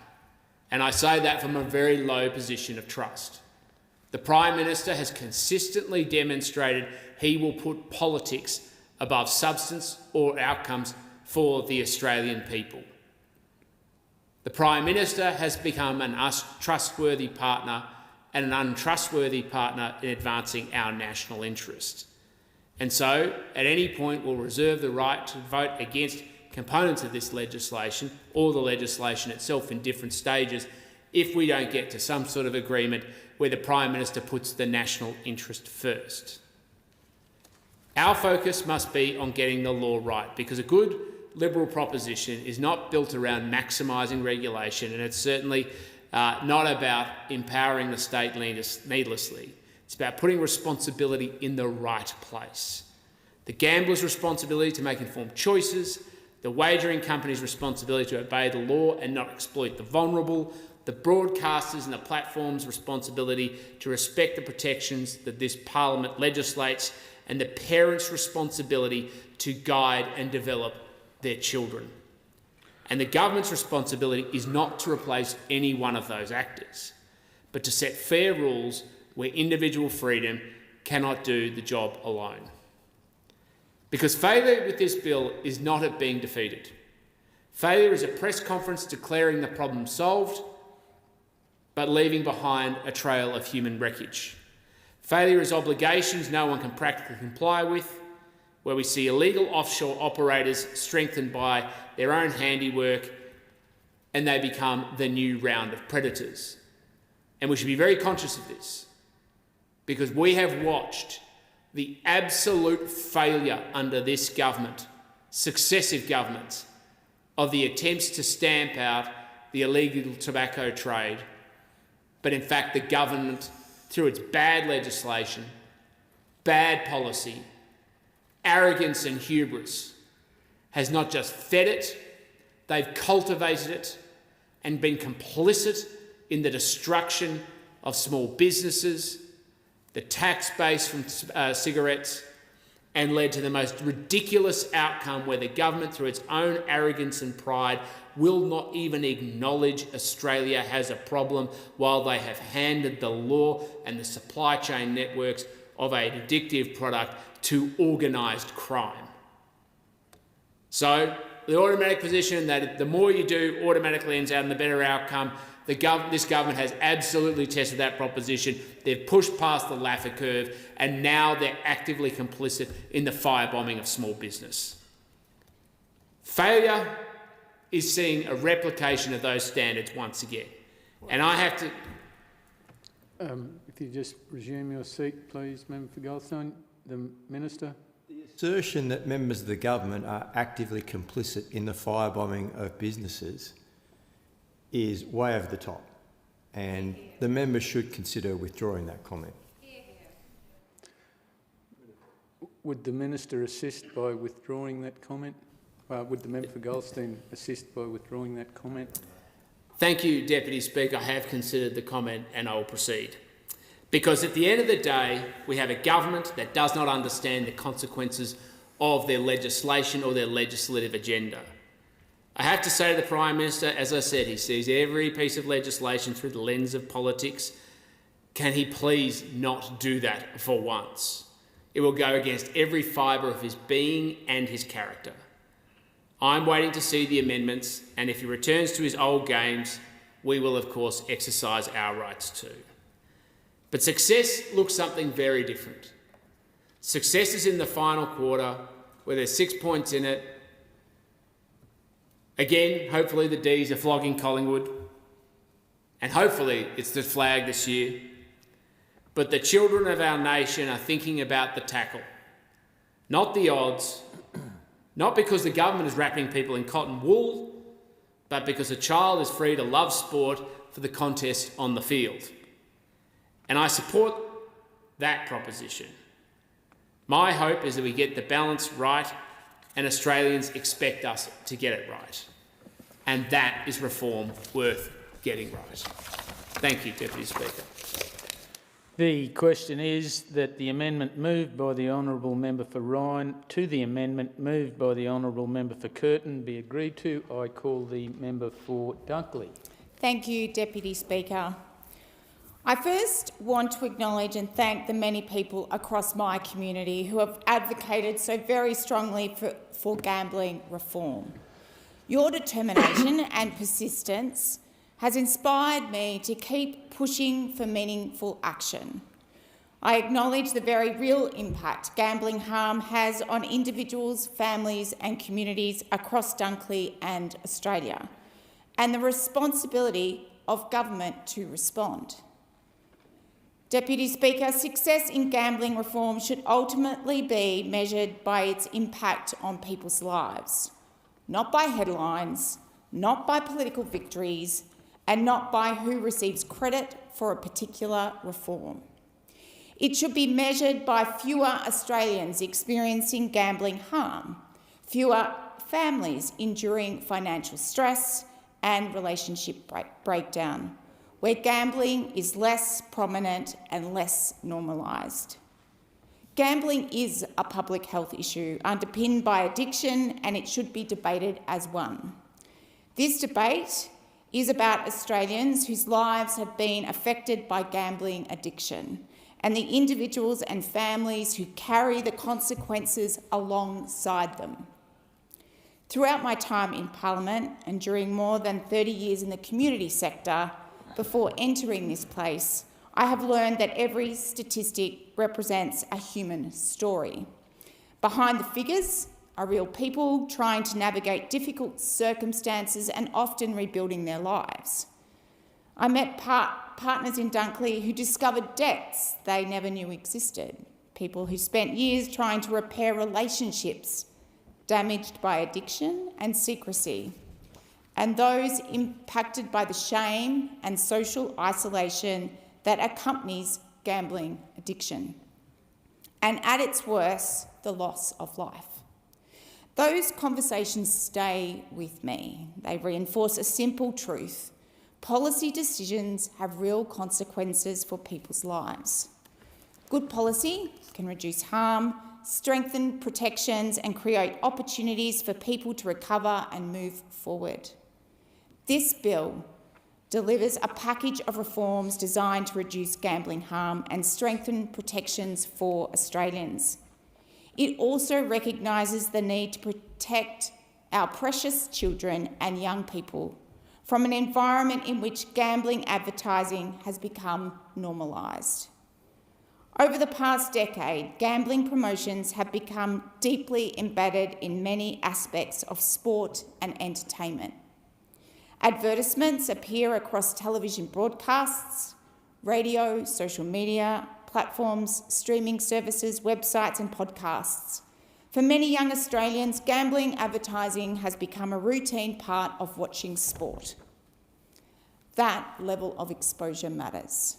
Sport occupies a special place in Australian life. It brings communities together, it teaches teamwork, resilience and participation. It creates connection across generations and communities. Young people and children should be able to engage with sport and not be constantly exposed to messages encouraging them to place a wager and know the odds. Before entering Parliament, I spent 3 decades working alongside people experiencing disadvantage, trauma and addiction. One lesson remained constant throughout that work: prevention is always preferable to crisis intervention. The earlier we act, the greater our opportunity to prevent serious harm from occurring. That principle underpins effective public health policy. It is why education matters and is why sensible regulation matters. On its own, no single measure will eliminate gambling harm. It's an issue that involves organisations, government and people. People and organisations and government who have the power of choice and the freedom to make decisions about what they choose to do with the time and money and power. However, that shouldn't be an excuse for inaction. Meaningful reform often occurs incrementally. Progress is rarely achieved through one decision alone. Instead, it is built through a series of reforms that collectively deliver better outcomes over time. This legislation and further amendments are an important step on the reform journey. This bill reduces the volume of gambling advertising and restricts when and where those advertisements can appear. It limits gambling advertising during live sport broadcasts and at specified times and places new restrictions on the use of celebrities, athletes, influencers in wagering promotions. It reduces advertising during key periods when children are likely to be listening to radio broadcasts on the way to and from school. This legislation also removes gambling advertising from stadiums and sporting uniforms and provides Australians with greater control over their exposure to gambling advertising online. There is more we can do, and I'm hopeful the harms associated with inducements will also be addressed. This will help more families and reduce overall harm in the community. Consistent with addressing inducements, we will continue to work on strengthening measures that protect children from pervasive gambling advertising. This bill, as it stands, extends beyond advertising reform. BetStop was introduced in 2023 and is Australia's national self-exclusion register. BetStop has also already provided thousands of Australians with a practical mechanism to exclude themselves from online wagering services. This bill will further strengthen this very important initiative. It will also strengthen action against illegal offshore gambling operators. These operators function outside Australia's regulatory framework and often operate beyond the consumer protections Australians rightfully expect. The legislation further addresses emerging gambling products such as online keno products. The bill also addresses foreign matched lottery products and sham promotional lottery arrangements, closing loopholes and strengthening consumer protections where regulation has not always kept pace with technology. Speaker, throughout this process, I have appreciated the constructive engagement of many people and organisations from Dunkley and further afield. Researchers, service providers, advocates, community organisations, parliamentarians and people with lived experience. They have all contributed to this very important discussion. Many Australians have shared deeply personal stories about the impact of gambling harm on their lives and on the lives of their loved ones. That takes courage. I want to particularly acknowledge Caroline and Stephen, who were prepared to share their experiences directly with me. As a government backbencher, I have worked alongside colleagues who share a commitment to reducing gambling harm and improving protections for the communities we represent. I want to particularly acknowledge the members for Boothby, Macarthur, Bennelong, McNamara and Macquarie, Reid and Spence for their advocacy and commitment throughout this process. The legislation before us and the amendments that are currently being negotiated are stronger because my community, advocates and my colleagues have listened to evidence, engaged constructively and advocated for better reforms. Recommendation 24 in the Murphy report outlined a phased approach to reform, and that process has already been underway. In 2023, BetStop was established and was a significant reform in its own right. And at the close of 2024, 7 additional measures were introduced to address gambling harm. And in April this year, the Prime Minister announced a suite of 11 additional measures we are debating tonight. And there is hopefully more to come. For those who have worked like me in government, community and the public health sector, we know that public health policy evolves over time due to advocacy and negotiation, and that is where we are right now in this process. As with any public health reform, these measures will be implemented, monitored and evaluated. Outcomes will be reviewed and further improvements considered. That is how effective policy operates. It adapts, learns and continuously improves over time. Today, however, is a day to recognise progress. It is a day to acknowledge those who advocated for change and the contribution of people with lived experiences. This hasn't been an easy debate. For me and my community, this issue is not simply steeped in the tangible challenges gambling harm presents, but in grief. Throughout this debate, I have often reflected on my predecessor and friend, the late Peter Murphy. Peter was a passionate and determined advocate for Australians experiencing gambling harm. She understood both the scale of the problem and the very real human impact that sits behind it.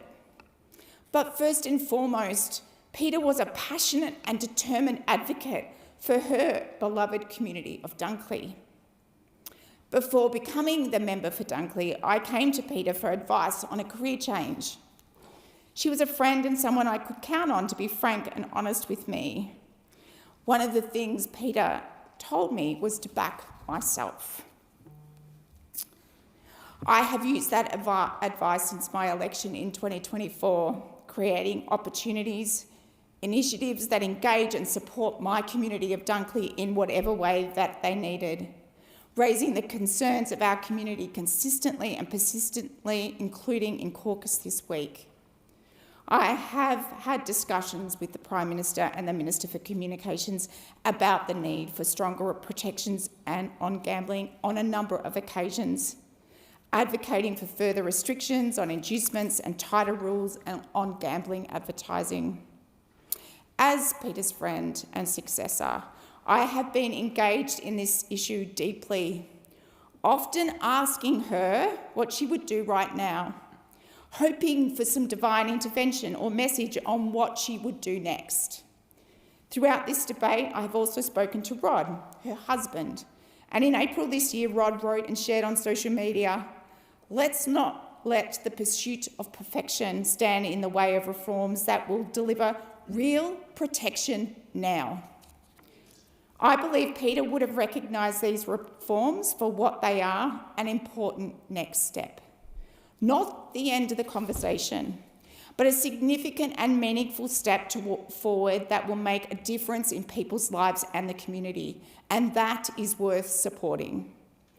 Peter's legacy has been widely cited across the media and in this chamber with people who have worked with her on a number of issues. As a friend of Peter, I cannot be in this chamber and let her legacy be defined by just one issue. She was more than that. She was a fierce advocate for breast cancer patients. She helped establish a national metastatic breast cancer register. She stood up for women fleeing domestic and family violence, helping stop a coalition proposal forcing women escaping violence to draw on their superannuation. And she co-founded the Parliamentary Friends of Women's Health, helping lay the foundations for many of the women's health advancements we have seen made by this government. Not to mention, she was a lifelong champion of squash. That is the legacy I want this Parliament to remember of Peter. When I was elected as a member of Dunkley, I made a commitment to represent the views of this community in Parliament, and on gambling reform I have. The Albanese government has taken seriously its responsibility to protect children, particularly children and young people, from gambling harm. These reforms will create stronger safeguards for future generations, and they will reduce gambling harm. But I have another important message. We need to keep listening, we need to keep evaluating. But there is a lesson the gambling industry needs to take from this. It is that they need to grow a conscience. Their standards and values have been shown to be more than questionable. Luke Bateman's story highlighted the lack of ethics and integrity that is the foundation of the gambling industry. To the leaders of these organisations, I invite you to wake up and check your values, because Australians are watching. I commend the bill to the House. The question is that the amendment moved by the honourable member for Ryan to the amendment moved by the honourable member for Curtin be agreed to. I call the member for Lyon. Thank you, Deputy Speaker. I rise to speak on the Interactive Gambling Amendment, Gambling Reform Bill 2026, and I want to start by making my position clear. I am not anti-gambling. I'm not arguing that gambling should be banned. That would make me something of a hypocrite. I buy lotto tickets and sometimes play the pokies. I worked in a casino for a couple of years where part of my job was supplying drinks and coffee to keep people at betting tables. I participate in a footy tipping competition, and when I'm trying to work out who to back and around, I sometimes look at the betting odds to see what the market thinks. So this isn't about stopping adults from having a bet. Adults should be allowed to make their own choices, and this Parliament should steer clear of nanny state politics. This is about something different. It's about whether gambling companies should be allowed to relentlessly push people to gamble, whether our kids should grow up believing betting is simply part of watching sport, and whether people already struggling with gambling should be pursued with inducements designed to keep them betting. There's a difference between giving someone the opportunity to gamble and actively encouraging them to do so. And the evidence tells us gambling advertising isn't simply providing information. It's designed to influence behaviour. The Parliamentary Library points to research showing that the relationship between exposure to gambling advertising, increased gambling activity and gambling-related harm. The landmark Murphy inquiry, You Win Some, You Lose More, also heard extensive evidence about the normalisation of gambling through sport. The late Peter Murphy and her bipartisan committee concluded Australians were being subjected to a torrent of gambling advertising and recommended a phased approach, ultimately leading to a comprehensive ban on online gambling advertising. Importantly, its first phase targeted inducements and inducement advertising. And inducements are one of my biggest concerns. If the member for Lyne would resume your seat, please, it being 7:30. And on behalf of the Speaker, I present a revised report of the Selection Committee relating to the consideration of committee and delegation business and private members' business on Monday, 17 August 2026. Copies of that report are now placed on the table. It being 7:30, I propose the question that the House do now adjourn, and I call the member for Wentworth. Deputy Speaker, less than 2 weeks ago, ministers and parliamentarians from this place joined Indigenous leaders and leaders from all across Australia at the Garma Festival. Organised by the Yothu Yindi Foundation, Garma has become the leading forum to celebrate and focus national attention on the importance of our Indigenous Australians. There are many things to celebrate, but there is no denying that our Aboriginal and Torres Strait Islander communities are hurting. I want to talk about how we can best achieve the outcomes which are needed and identified in the Closing the Gap statements, and also about the increasing rise of racism directed at our First Nations community. The government had put a whole lot into the Voice to Parliament referendum nearly 3 years ago. Its failure was devastating and was a huge setback for our Indigenous brothers and sisters and for many in my own community. But this setback cannot be the end of our efforts or the responsibilities we all share. But our government must lead, and since the referendum defeat, it seems that the government hasn't been able to. I know it's difficult to lead after such a loss, but we need a strong, ambitious agenda on Indigenous policy to get the outcomes that the community deserves. And now I admit there has been good action, I don't want to deny that, but it has been a patchwork, not a dedicated plan that can make a real difference. There has been good work in investment in housing, to contributing to things like domestic and family violence support. Those things have been important. And I don't give this speech to undermine the important work of Indigenous agencies or the Minister, but we need to be upfront that the policies are not achieving the goals that we have all committed to in this country, and something needs to shift. Back in 2024, the Productivity Commission did a review of the Closing the Gap work and said, and I quote, "Progress has for the most part been weak and reflects tweaks to or actions overlaid onto business as usual approaches. The disparate actions and ad hoc changes have not led to improvements that are noticeable or meaningful to Aboriginal and Torres Strait Islander people. What is needed is a paradigm shift." And I'm afraid it is clear that not much has changed since then. The 2026 Productivity Commission found that only 3 of the 19 Closing the Gap targets are on track, with adult imprisonment, childhood development, out-of-home care and suicide all going backwards. Nowhere is this crisis clearer than in youth detention.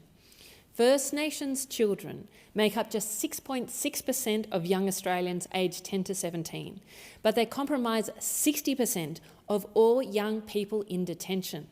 A First Nations child is 21 times more likely to be locked up than a non-Indigenous child. The number has increased from 17 times as just over 4 years ago. For children aged 10 to 13, the gap is even starker. They are detained nearly 20 times the rate of their non-Indigenous peers.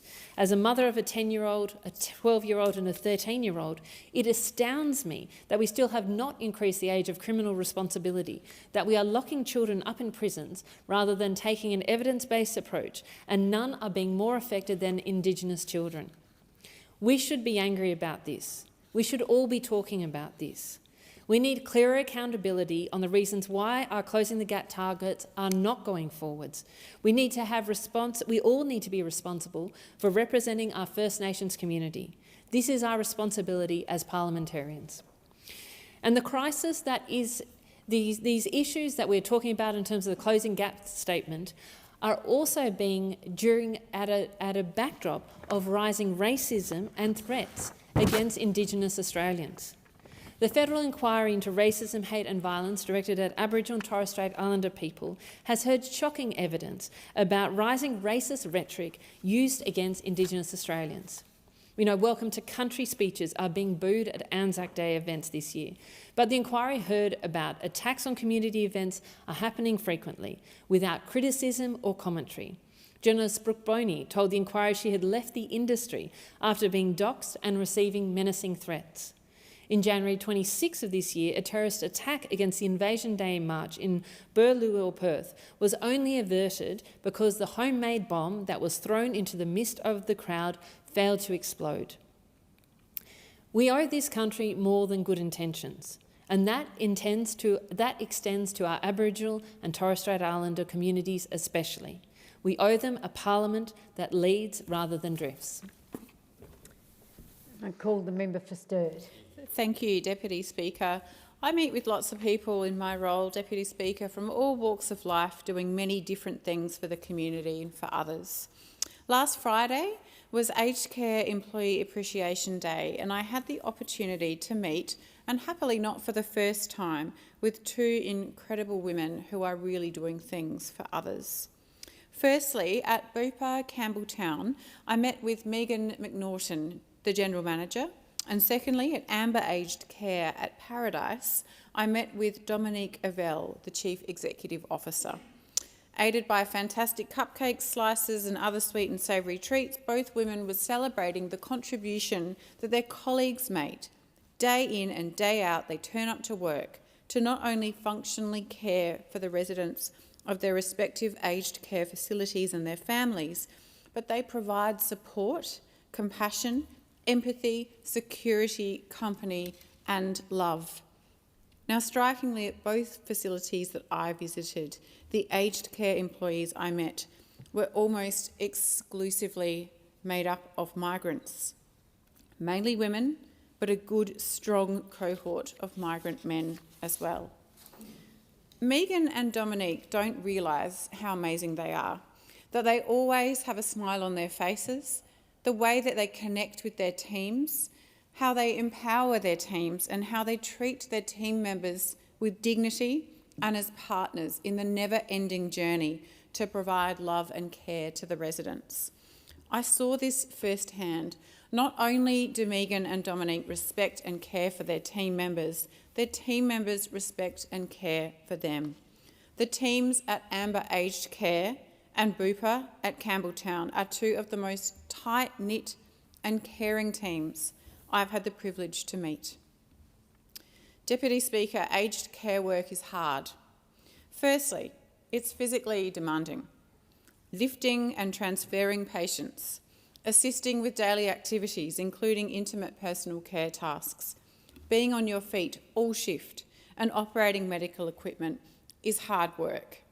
It's also repetitive, being told the same story repeatedly, the same daily routines, the same sadness, the same feeling of being understaffed, run off your feet and completely overwhelmed, the same sentiment of never quite being able to do enough, the same emotional challenges, the grief and loss that aged care workers experience, having established close relationships with those that they care for. The same emotional challenges and exhaustion that arises from talking to and supporting families who are often frustrated, often angry, often sad. The challenge that comes with watching the physical and emotional suffering of families and residents with chronic illness, with dementia, or who are in the final stages of life. Those same feelings of sadness and helplessness. Aged care work is hard. Yet, despite this, some sections of society continue to undervalue aged care workers. They are dismissed as being part of the care economy, which in turn is dismissed as something unproductive, something worth less than a contribution from, say, a lawyer, a business owner, or an investment banker, because it doesn't produce a monetary return. And these people always ignore the fact, of course, that there are only so many efficiencies you can make before you start to compromise on the quality and dignity of care that you can provide. This dismissal and this attitude towards the care economy and aged care workers is unacceptable. Imagine your elderly loved one alone in a room, unable to eat or to move or to communicate or go to the bathroom or even just scratch an itch that is driving them crazy. Then, in contrast, imagine your elderly loved one not alone in a room, but sitting with the support of their aged care worker, helping to hand feed them, gently stretch their limbs, hold their hand, cover them with a blanket, talk to them and give them a hug. Imagine that and then tell me that the care economy is not worth investing in. So if the care economy has exploded, it has done so in parallel with this government's appreciation of those who work tirelessly within it in service of others. I call the member for Monash. Thank you, Madam Deputy Speaker, and it's always a pleasure to follow my friend, the member for Sturt, especially after such a beautifully thoughtful contribution on behalf of her community. Last week, I dropped a new Australian flag into Lyrebird Aged Care Facility in Drouin, and I had the immense privilege of sitting down for a cup of tea with a group of women who live there. They had grown up in Iona, Jindivick, Drouin, mostly around the Gippsland region, and they shared with me their stories of riding to school, meeting farmers and postmasters whom they married, raised a family with. They talked to me about farming in good times and tough. It was a real privilege for me to listen to the stories and experiences of a group of women who have lived full, accomplished lives, and that deserves respect. Madam Deputy Speaker, I want to share with you an email that I received last week from Rhonda, who lives in my electorate. She wrote to me. It's the first time she's ever written to a Member of Parliament. She said, "Mary, if you're a baby boomer, you're made to feel like you're stealing food from the mouths of the younger generation." Now, Madam Deputy Speaker, Rhonda's husband has been a brickie and a landscaper his whole working career. Decades of physical labour have taken their toll. They've worn his body down and he's had to cut back on work. Like many tradies, he will need medical support in the years ahead. Rhonda and her husband did all of the right things. They worked hard, they saved hard, and they've tried to put a bit of extra money away into private health care so they wouldn't be a burden on the public system. And now the Albanese government's cuts to the private health insurance rebate for over 65 mean that they will barely be able to afford to keep their private health care right at the point in their life when they will need it the most. Many older Australians have had enough of the boomer bashing. They're not responsible for this government's housing crisis. They deserve support to participate in society and access services and not be disadvantaged because of a digital divide. Disadvantaging older Australians isn't an isolated story under this federal government. It is this Prime Minister's operating manual. Take housing, Madam Deputy Speaker. The focus should be on home affordability and ownership for younger Australians and first-time homeowners. Yet, under this government's housing policy failures, many seniors are watching their home equity, often their only real safety net, crash in value. Older women are the fastest growing group of homeless Australians, up to almost 40% in a decade. Divorce or widowhood combined with a lifetime of lower super is enough to lock them out of re-entering the housing market. Madam Deputy Speaker, who is standing up for them? And then there's superannuation. Thousands of grieving families are waiting years for death benefits owed to them. Australian Super is being sued by the regulator over these delays, and Cbus was fined a huge amount recently for the same failure. After 18 months of promising a legislative fix, the government still hasn't done anything. Many older Australians rely on bricks and mortar banking. Madam Deputy Speaker, a landmark Senate inquiry in 2024 found that 596 country towns have lost every bank branch they once had. 2 years on, and the government has just released a half-hearted response to the report with no strategy. Older Australians deserve face-to-face support behind a branch counter, not just a phone app. Rhonda and her husband and the ladies I mentioned earlier have all done the right thing by this country. They've contributed to their community. They deserve better. Their government is failing them. On the private health insurance rebate, around 21,600 seniors in Monash are potentially affected by this change. Thousands of people responded to a survey that I put out recently asking them for their opinion. 97% of people in my electorate that I surveyed on changes to the private health insurance rebate for over 65s said that they opposed the proposed change. More than 80% of respondents said that they would or would likely have to cancel their private health insurance if that change went ahead. Older Australians are not asking for something special. They are just asking for a fair go from this government. They are asking for some respect from a country they have spent their life investing in, contributing to, and they deserve far better. I call the member for Calwell. Thank you, Speaker. I have spoken before about how the Liberals broke the social contract with working families by daring Australian manufacturers to move offshore. It was more than neglect, it was economic vandalism, and our country is still reeling from it. The flow-on effects don't just happen overnight. They ripple through the economy and sectors until that decline bears its weight on communities. Imagine if, instead of attacking Australian industry, the Liberals had shown some foresight, if they had looked beyond the next political cycle. Their complacency came at a cost. During the pandemic, we didn't have all that we needed.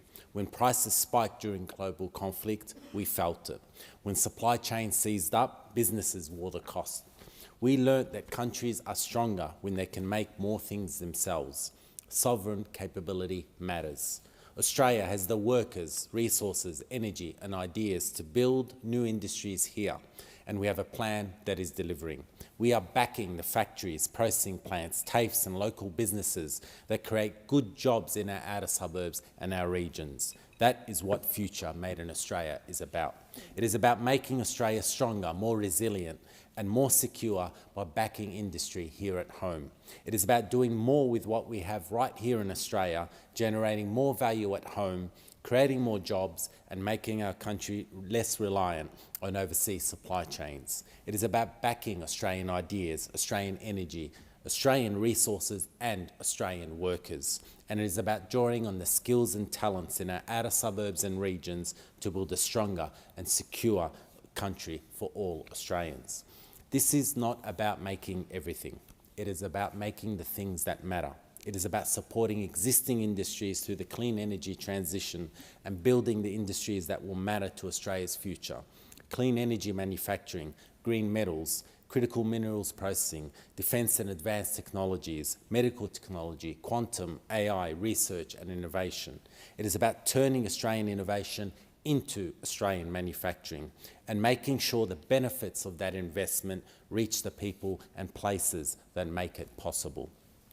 Because if public investment is helping to unlock private capital, if governments are helping to build new industries, then those industries must deliver tangible benefits for workers, businesses and communities, recognising that communities should not be passive bystanders in industrial change. They should share in the opportunities. They should see local jobs. They should see apprenticeships. They should see local suppliers getting a fair shot.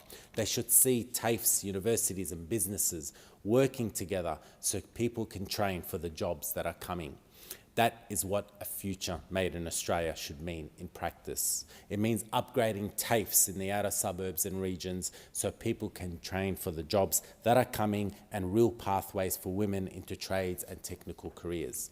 It means backing blue-collar workers, tradies, engineers, researchers and scientists, the people who are building the industries that make Australia stronger. And it means making sure workers and communities are not left behind as industries change and grow.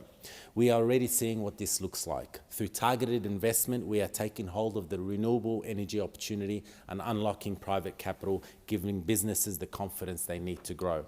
The National Reconstruction Fund is backing businesses in priority industries that lift manufacturing, value add and enhance local capability. Across the country, Future Made in Australia is helping secure industrial jobs, strengthen supply chains and create new opportunities in the industries that will shape our future. In Victoria, Future Made in Australia is helping turn Australian innovation into local manufacturing and good jobs across the state. National Reconstruction Fund investment in companies like Polyactiva and Synchron is backing Australian medical technology developed here at home. Investments in companies like Applied Electric Vehicles are growing advanced vehicle manufacturing and helping build new, high-skilled industries for the future. This is what it means to rebuild and strengthen Australia's industrial base. It is hard work. Establishing new industries is not a linear process, but this government unashamedly backs Australian ingenuity and industrial effort. We back the people who design, make, maintain, repair and improve the things our country needs. We back the factories, processing plants, TAFEs and local businesses that create good jobs in our outer suburbs and regions. And we back the communities that have backed Australian industry for generations. Future Made in Australia is about turning those strengths into jobs, investment and industry here at home. I call the member for Flynn. Thank you, Deputy Speaker. Australians have now endured 16 crushing interest rate increases under this Labor government. And why? Because this government has spent too much, it has taxed too much and put far too much upward pressure on all prices. Leading economists across the nation have issued clear, unequivocal warnings. This government is actively making the Reserve Bank's job harder. Dr Shane Oliver hit the nail on the head when he said the government should be cutting spending rather than going down the endless rabbit hole of tax fiddling. Labor cannot keep hiding behind the Reserve Bank, shifting the blame for high interest rates while Canberra continues to pour fiscal fuel on the inflation fire. Whether rates go up or stay on hold, the underlying reality for struggling families does not change. Inflation remains too high, interest rates remain too high, and this government has completely lost control of the budget and the economy.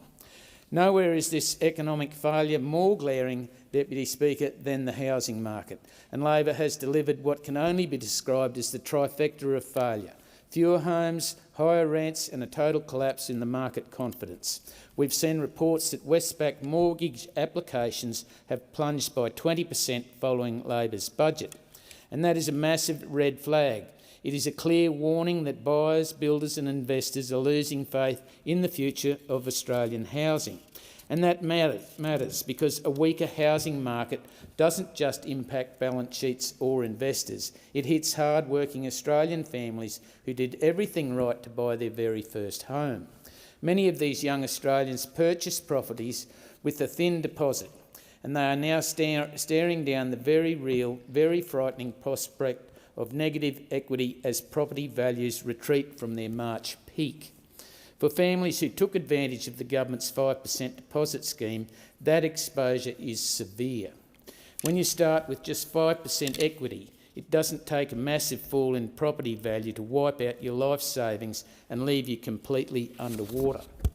Yet remarkably, the government's own Assistant Minister demonstrated an alarming lack of basic economic understanding on national television while trying to defend this very scheme. Appearing on News 24, the Assistant Minister claimed that because 99% of participants were making their repayments on time and, quote, They can't be in negative equity. Now, Deputy Speaker, this is completely wrong. Negative equity is not about whether you can make your mortgage repayment on time. Negative equity occurs when the total amount owing on your mortgage exceeds the market value of your property. A family can meet every single payment without fail and still find themselves buried under negative equity if home values fall. This isn't an entry-level oversight. The Assistant Minister holds a Bachelor of Economics and spent years in the Labor's economic team covering Treasury and financial services. Labor actively encouraged young Australians to take on high-leveraged mortgages, and now they try and spin the failing property values as a positive for affordability outcomes. The Minister responsible ought to understand the immense financial risk his government has created for these young families. These families followed the rules. They saved their deposit, they entered the market and bought a home to raise their children. Yet now they are left financially exposed by a government that treats falling home equity as a policy success.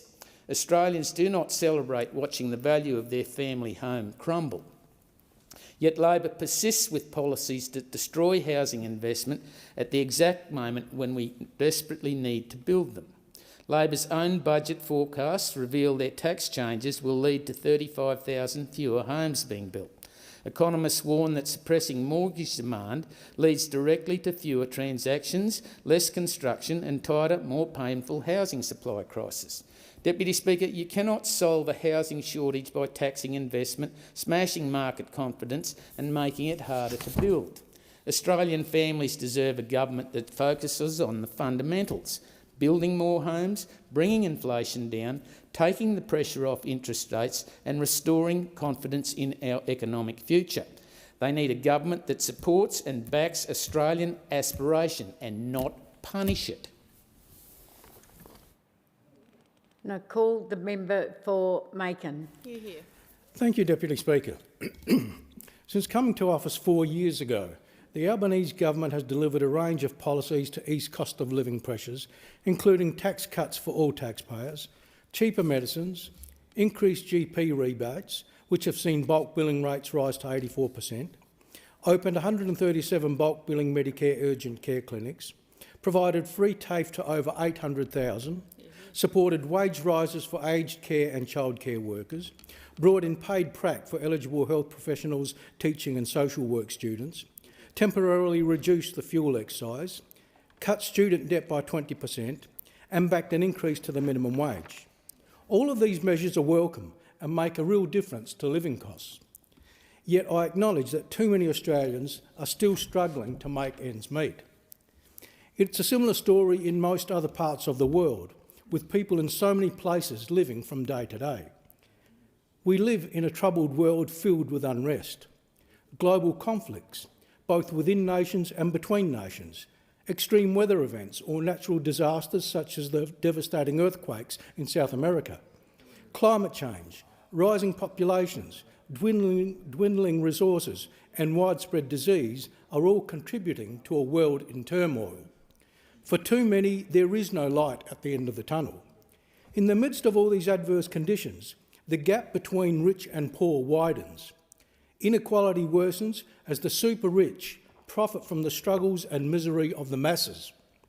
According to one report, here in Australia over the past decade, Australia's 200 richest increased their wealth by well over 300%, from $197 billion to $707 billion. Only today, the Commonwealth Bank of Australia announced an all-time record profit of $10.9 billion for the 25-26 financial year, a period when most Australians were under cost of living pressures. I await with interest to see the profits of the other three major banks. In another recent example, in the second quarter of this year, whilst the world struggled through higher fuel costs arising from the US strike in Iran, 8 oil multinationals reportedly made a $93 billion profit. Major defence companies and Wall Street banks have also been huge beneficiaries of the Iranian conflict. Across the world, including in Australia, inequality is rising and the calls for the super rich to pay their fair share of tax and stop using transnational tax evasion schemes are growing louder. Today, 1 in 7 Australians are living below the poverty line, and welfare agencies and charitable institutions are seeing record numbers of people turning up for food and basic needs. It's unacceptable that in Australia, a relatively rich country, around 3.7 million Australians struggle through life living below the poverty line. Globally, inequality has always existed, but it is not only getting worse, it is also becoming the cause of so much human conflict and disillusionment in governments everywhere. It is not reasonable that across the world the richest 10% own around 74% of all global wealth, and the richest 1% own about 50% of all global wealth. Just a slight adjustment of those statistics alone could be life-changing for so many people. I note with interest that this week the UN is hosting the UN Framework Convention on International Tax Cooperation, where a proposal to tax entities at the source country of their revenue instead of at the country where their domiciled headquarters are located is being negotiated. Yet regrettably, I also note that a number of Western countries are resisting that proposal.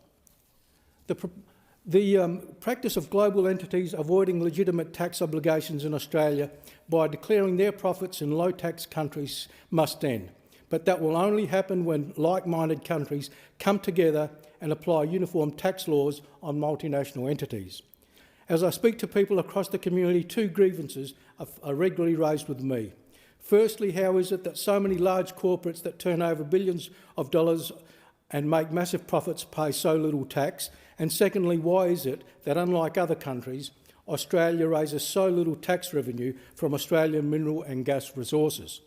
We have made some good progress on these 2 issues, but there is much more to do if we are to provide more help to people in need and create a much more equal society. In accordance with the resolution agreed to on the 12th of August 2026, I call the clerk. Government business, order of the day number 4, Interactive Gambling Amendment, Gambling Reform Bill 2026, resumption of debate on the second reading and on the amendment moved by the member for Ryan to the amendment moved by the member for Curtin. Before the debate is resumed on this bill, I remind the House that it has been agreed that a general debate be allowed covering this bill and the National Self-Exclusion Register Cost Recovery Levy Amendment Bill 2026. The original question was that this bill be now read a second time. To this, the Honourable Member for Curtin moved as an amendment that all the words after that be omitted with a view to substituting other words. The Honourable Member for Ryan has moved as an amendment to that amendment that all words after whilst be omitted with a view to substituting other words. The question is that the amendment moved by the Honourable Member for Ryan to the amendment moved by the Honourable Member for Curtin be agreed to, and I call the member for Lyne in continuation. Bonus bets, deposit matches, betting credits, VIP programs, special offers pushed directly to customers. These aren't simply advertisements saying, here is our product if you would like to use it. They are designed to get somebody to put another bet on.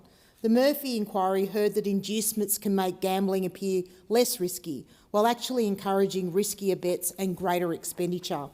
VIP programs deserve particular scrutiny because they target people gambling and often losing very large amounts. Some of the evidence presented to the current Senate inquiry into this legislation have been deeply disturbing. The inquiry heard allegations of extraordinarily large bonus bets and VIP treatment involving travel, accommodation and tickets, and much more serious allegations involving drugs and sex workers in the cultivation of high-value gamblers.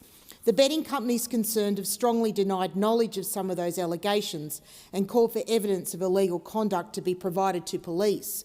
That is important to put on the record. But the evidence should still make every parliamentarian ask, how did we get to a point where competition for someone's gambling dollar can involve inducements of this scale? I believe strongly in personal responsibility, but we also need to understand what addiction does. Addiction can impair the parts of our brain that help control impulses, weigh consequences and make rational decisions. So when a betting company sends an inducement to somebody it knows is gambling heavily, we cannot simply wash our hands of it and say, oh, well, it's personal responsibility. The company knows who it is targeting, it has the data, and the inducement is designed to produce another bet. That is partly why we're here today. Deputy Speaker, I didn't want to rely only on lobbyists, industry groups or commentators to tell me what people think. I went directly to my community. 814 people responded to my gambling advertising reform survey. More than 90% supported stronger restrictions. 71% supported the Murphy Review's recommendation for a complete phased ban on gambling advertising and sponsorship, while another 20% supported significant restrictions without a complete ban. When I asked what our highest priority should be, 43% said reducing gambling addiction and harm, and another 38% said protecting children and young people. So more than 4 in 5 put reducing harm or protecting our kids first. And 245 respondents, almost 1 in 3, said they or somebody in their family had been negatively affected by gambling. Behind all the arguments about advertising models, broadcast revenue and sponsorship are real people, real families and real consequences. I want to put some of their voices on the parliamentary record. One constituent wrote, "The constant bombardment of gambling ads during family shows and sports is ridiculous and needs to stop. I have an 18-year-old son with multiple friends the same age who already have gambling addictions. It's really bad." Another constituent said that this is really heartbreaking, when their 10-year-old grandchild suggested gambling as a means to make money, they knew that gambling advertising is something we need to ban. Countless respondents revealed personal stories recounting the physical loss, hardship and grief caused by gambling addiction. They shared stories of financial loss and hardship, of criminal prosecution for fraud committed to support addiction, of the breakdown of relationships, the breakdown of the family unit, and of suicide. For many constituents, the problem and the answer is clear. Kerry said, "The constant promotion of betting during sporting events, entertainment programs and across digital platforms normalises gambling as a routine part of everyday life. This repeated exposure can influence children and young people before they're old enough to understand the risks, while also making it more difficult for people experiencing gambling harm to reduce or stop gambling." Look, not everybody agreed. Leslie from my electorate told me his mother gambled so much after his father died that she could not afford food or gas for hot water. Yet his view remains that people have a choice to gamble and are entitled to live their lives as they wish. I respect that view. Personal responsibility is an important part of my position, but personal responsibility does not mean corporate behaviour should be without limits. Deputy Speaker, another message came through repeatedly in my survey. People are sick of the sheer volume of betting advertising during sport. I understand exactly what they mean.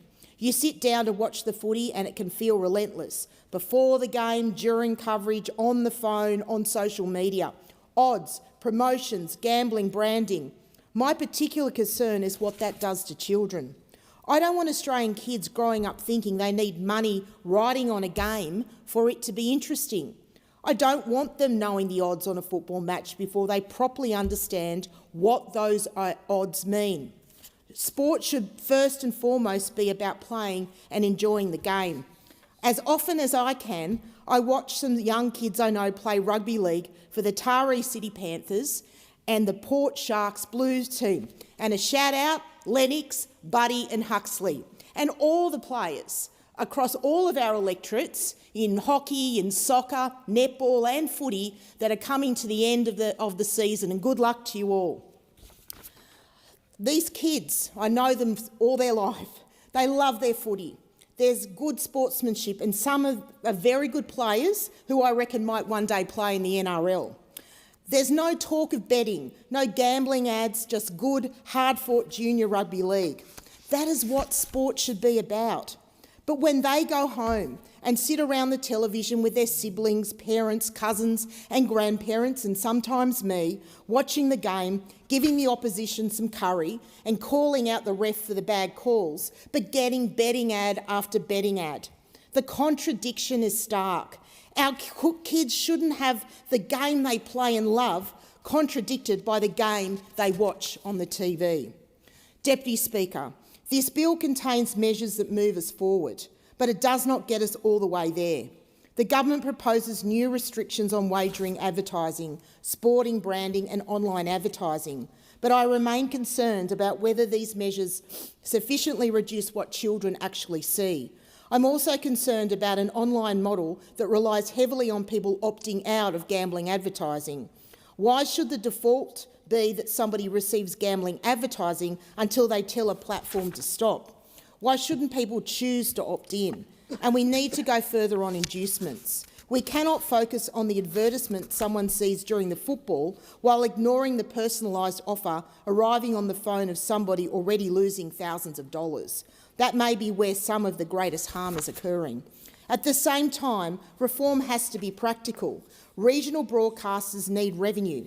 Sporting organisations and community clubs rely on sponsorship, and poorly designed regulation could push gamblers towards illegal offshore operators where consumer protections are even weaker. Those consequences matter. I also support the different treatment in this legislation for horse racing, harness racing and greyhound racing. That distinction is important. Racing isn't a football or cricket match onto which gambling has been bolted as another product. Wagering has always been intrinsic to racing. People deliberately tuning into racing coverage know what they're watching, and information about fields, form and odds is part of it. Racing is also enormously important to regional Australia. Country racing clubs are part of the fabric of our towns. They bring communities together, attract visitors and support trainers, jockeys, drivers, breeders, stable hands, hospitality workers, volunteers and local businesses. So I support the racing carve-out. There is a real difference between deliberately watching a racing broadcast and a child sitting down with mum and dad to watch the footy or the cricket and being confronted with gambling advertisements. But the carve-out should not become a backdoor around sensible protections. Inducements and the targeting of vulnerable gamblers still need strong safeguards. The principle is straightforward. Recognise the legitimate place of racing and its importance to regional communities, while regulating gambling advertising according to the risk, audience and context. Not every form of gambling, sporting event or audience is the same. Deputy Speaker, there is nothing inconsistent about supporting personal responsibility while also expecting corporate responsibility. Adults can choose to gamble. Adults can choose not to gamble. But billion-dollar businesses should not have an unlimited right to engineer advertising and inducements designed to make people gamble more. There is a balance to be struck, and the 814 people who responded to my survey have told me very clearly they don't believe we've struck it yet.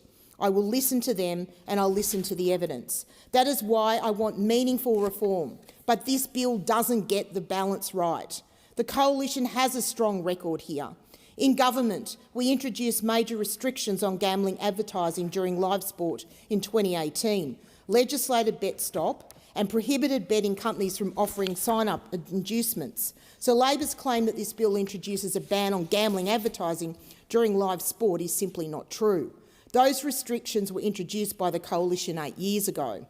Worse, there are serious deficiencies in this bill. It does not adequately deal with inducements. Indeed, it leaves predatory inducements, including VIP contact, gifts, reactivation offers and loss-linked incentives untouched. Furthermore, on its face, it could allow up to 3 gambling advertisements an hour during television watched by children.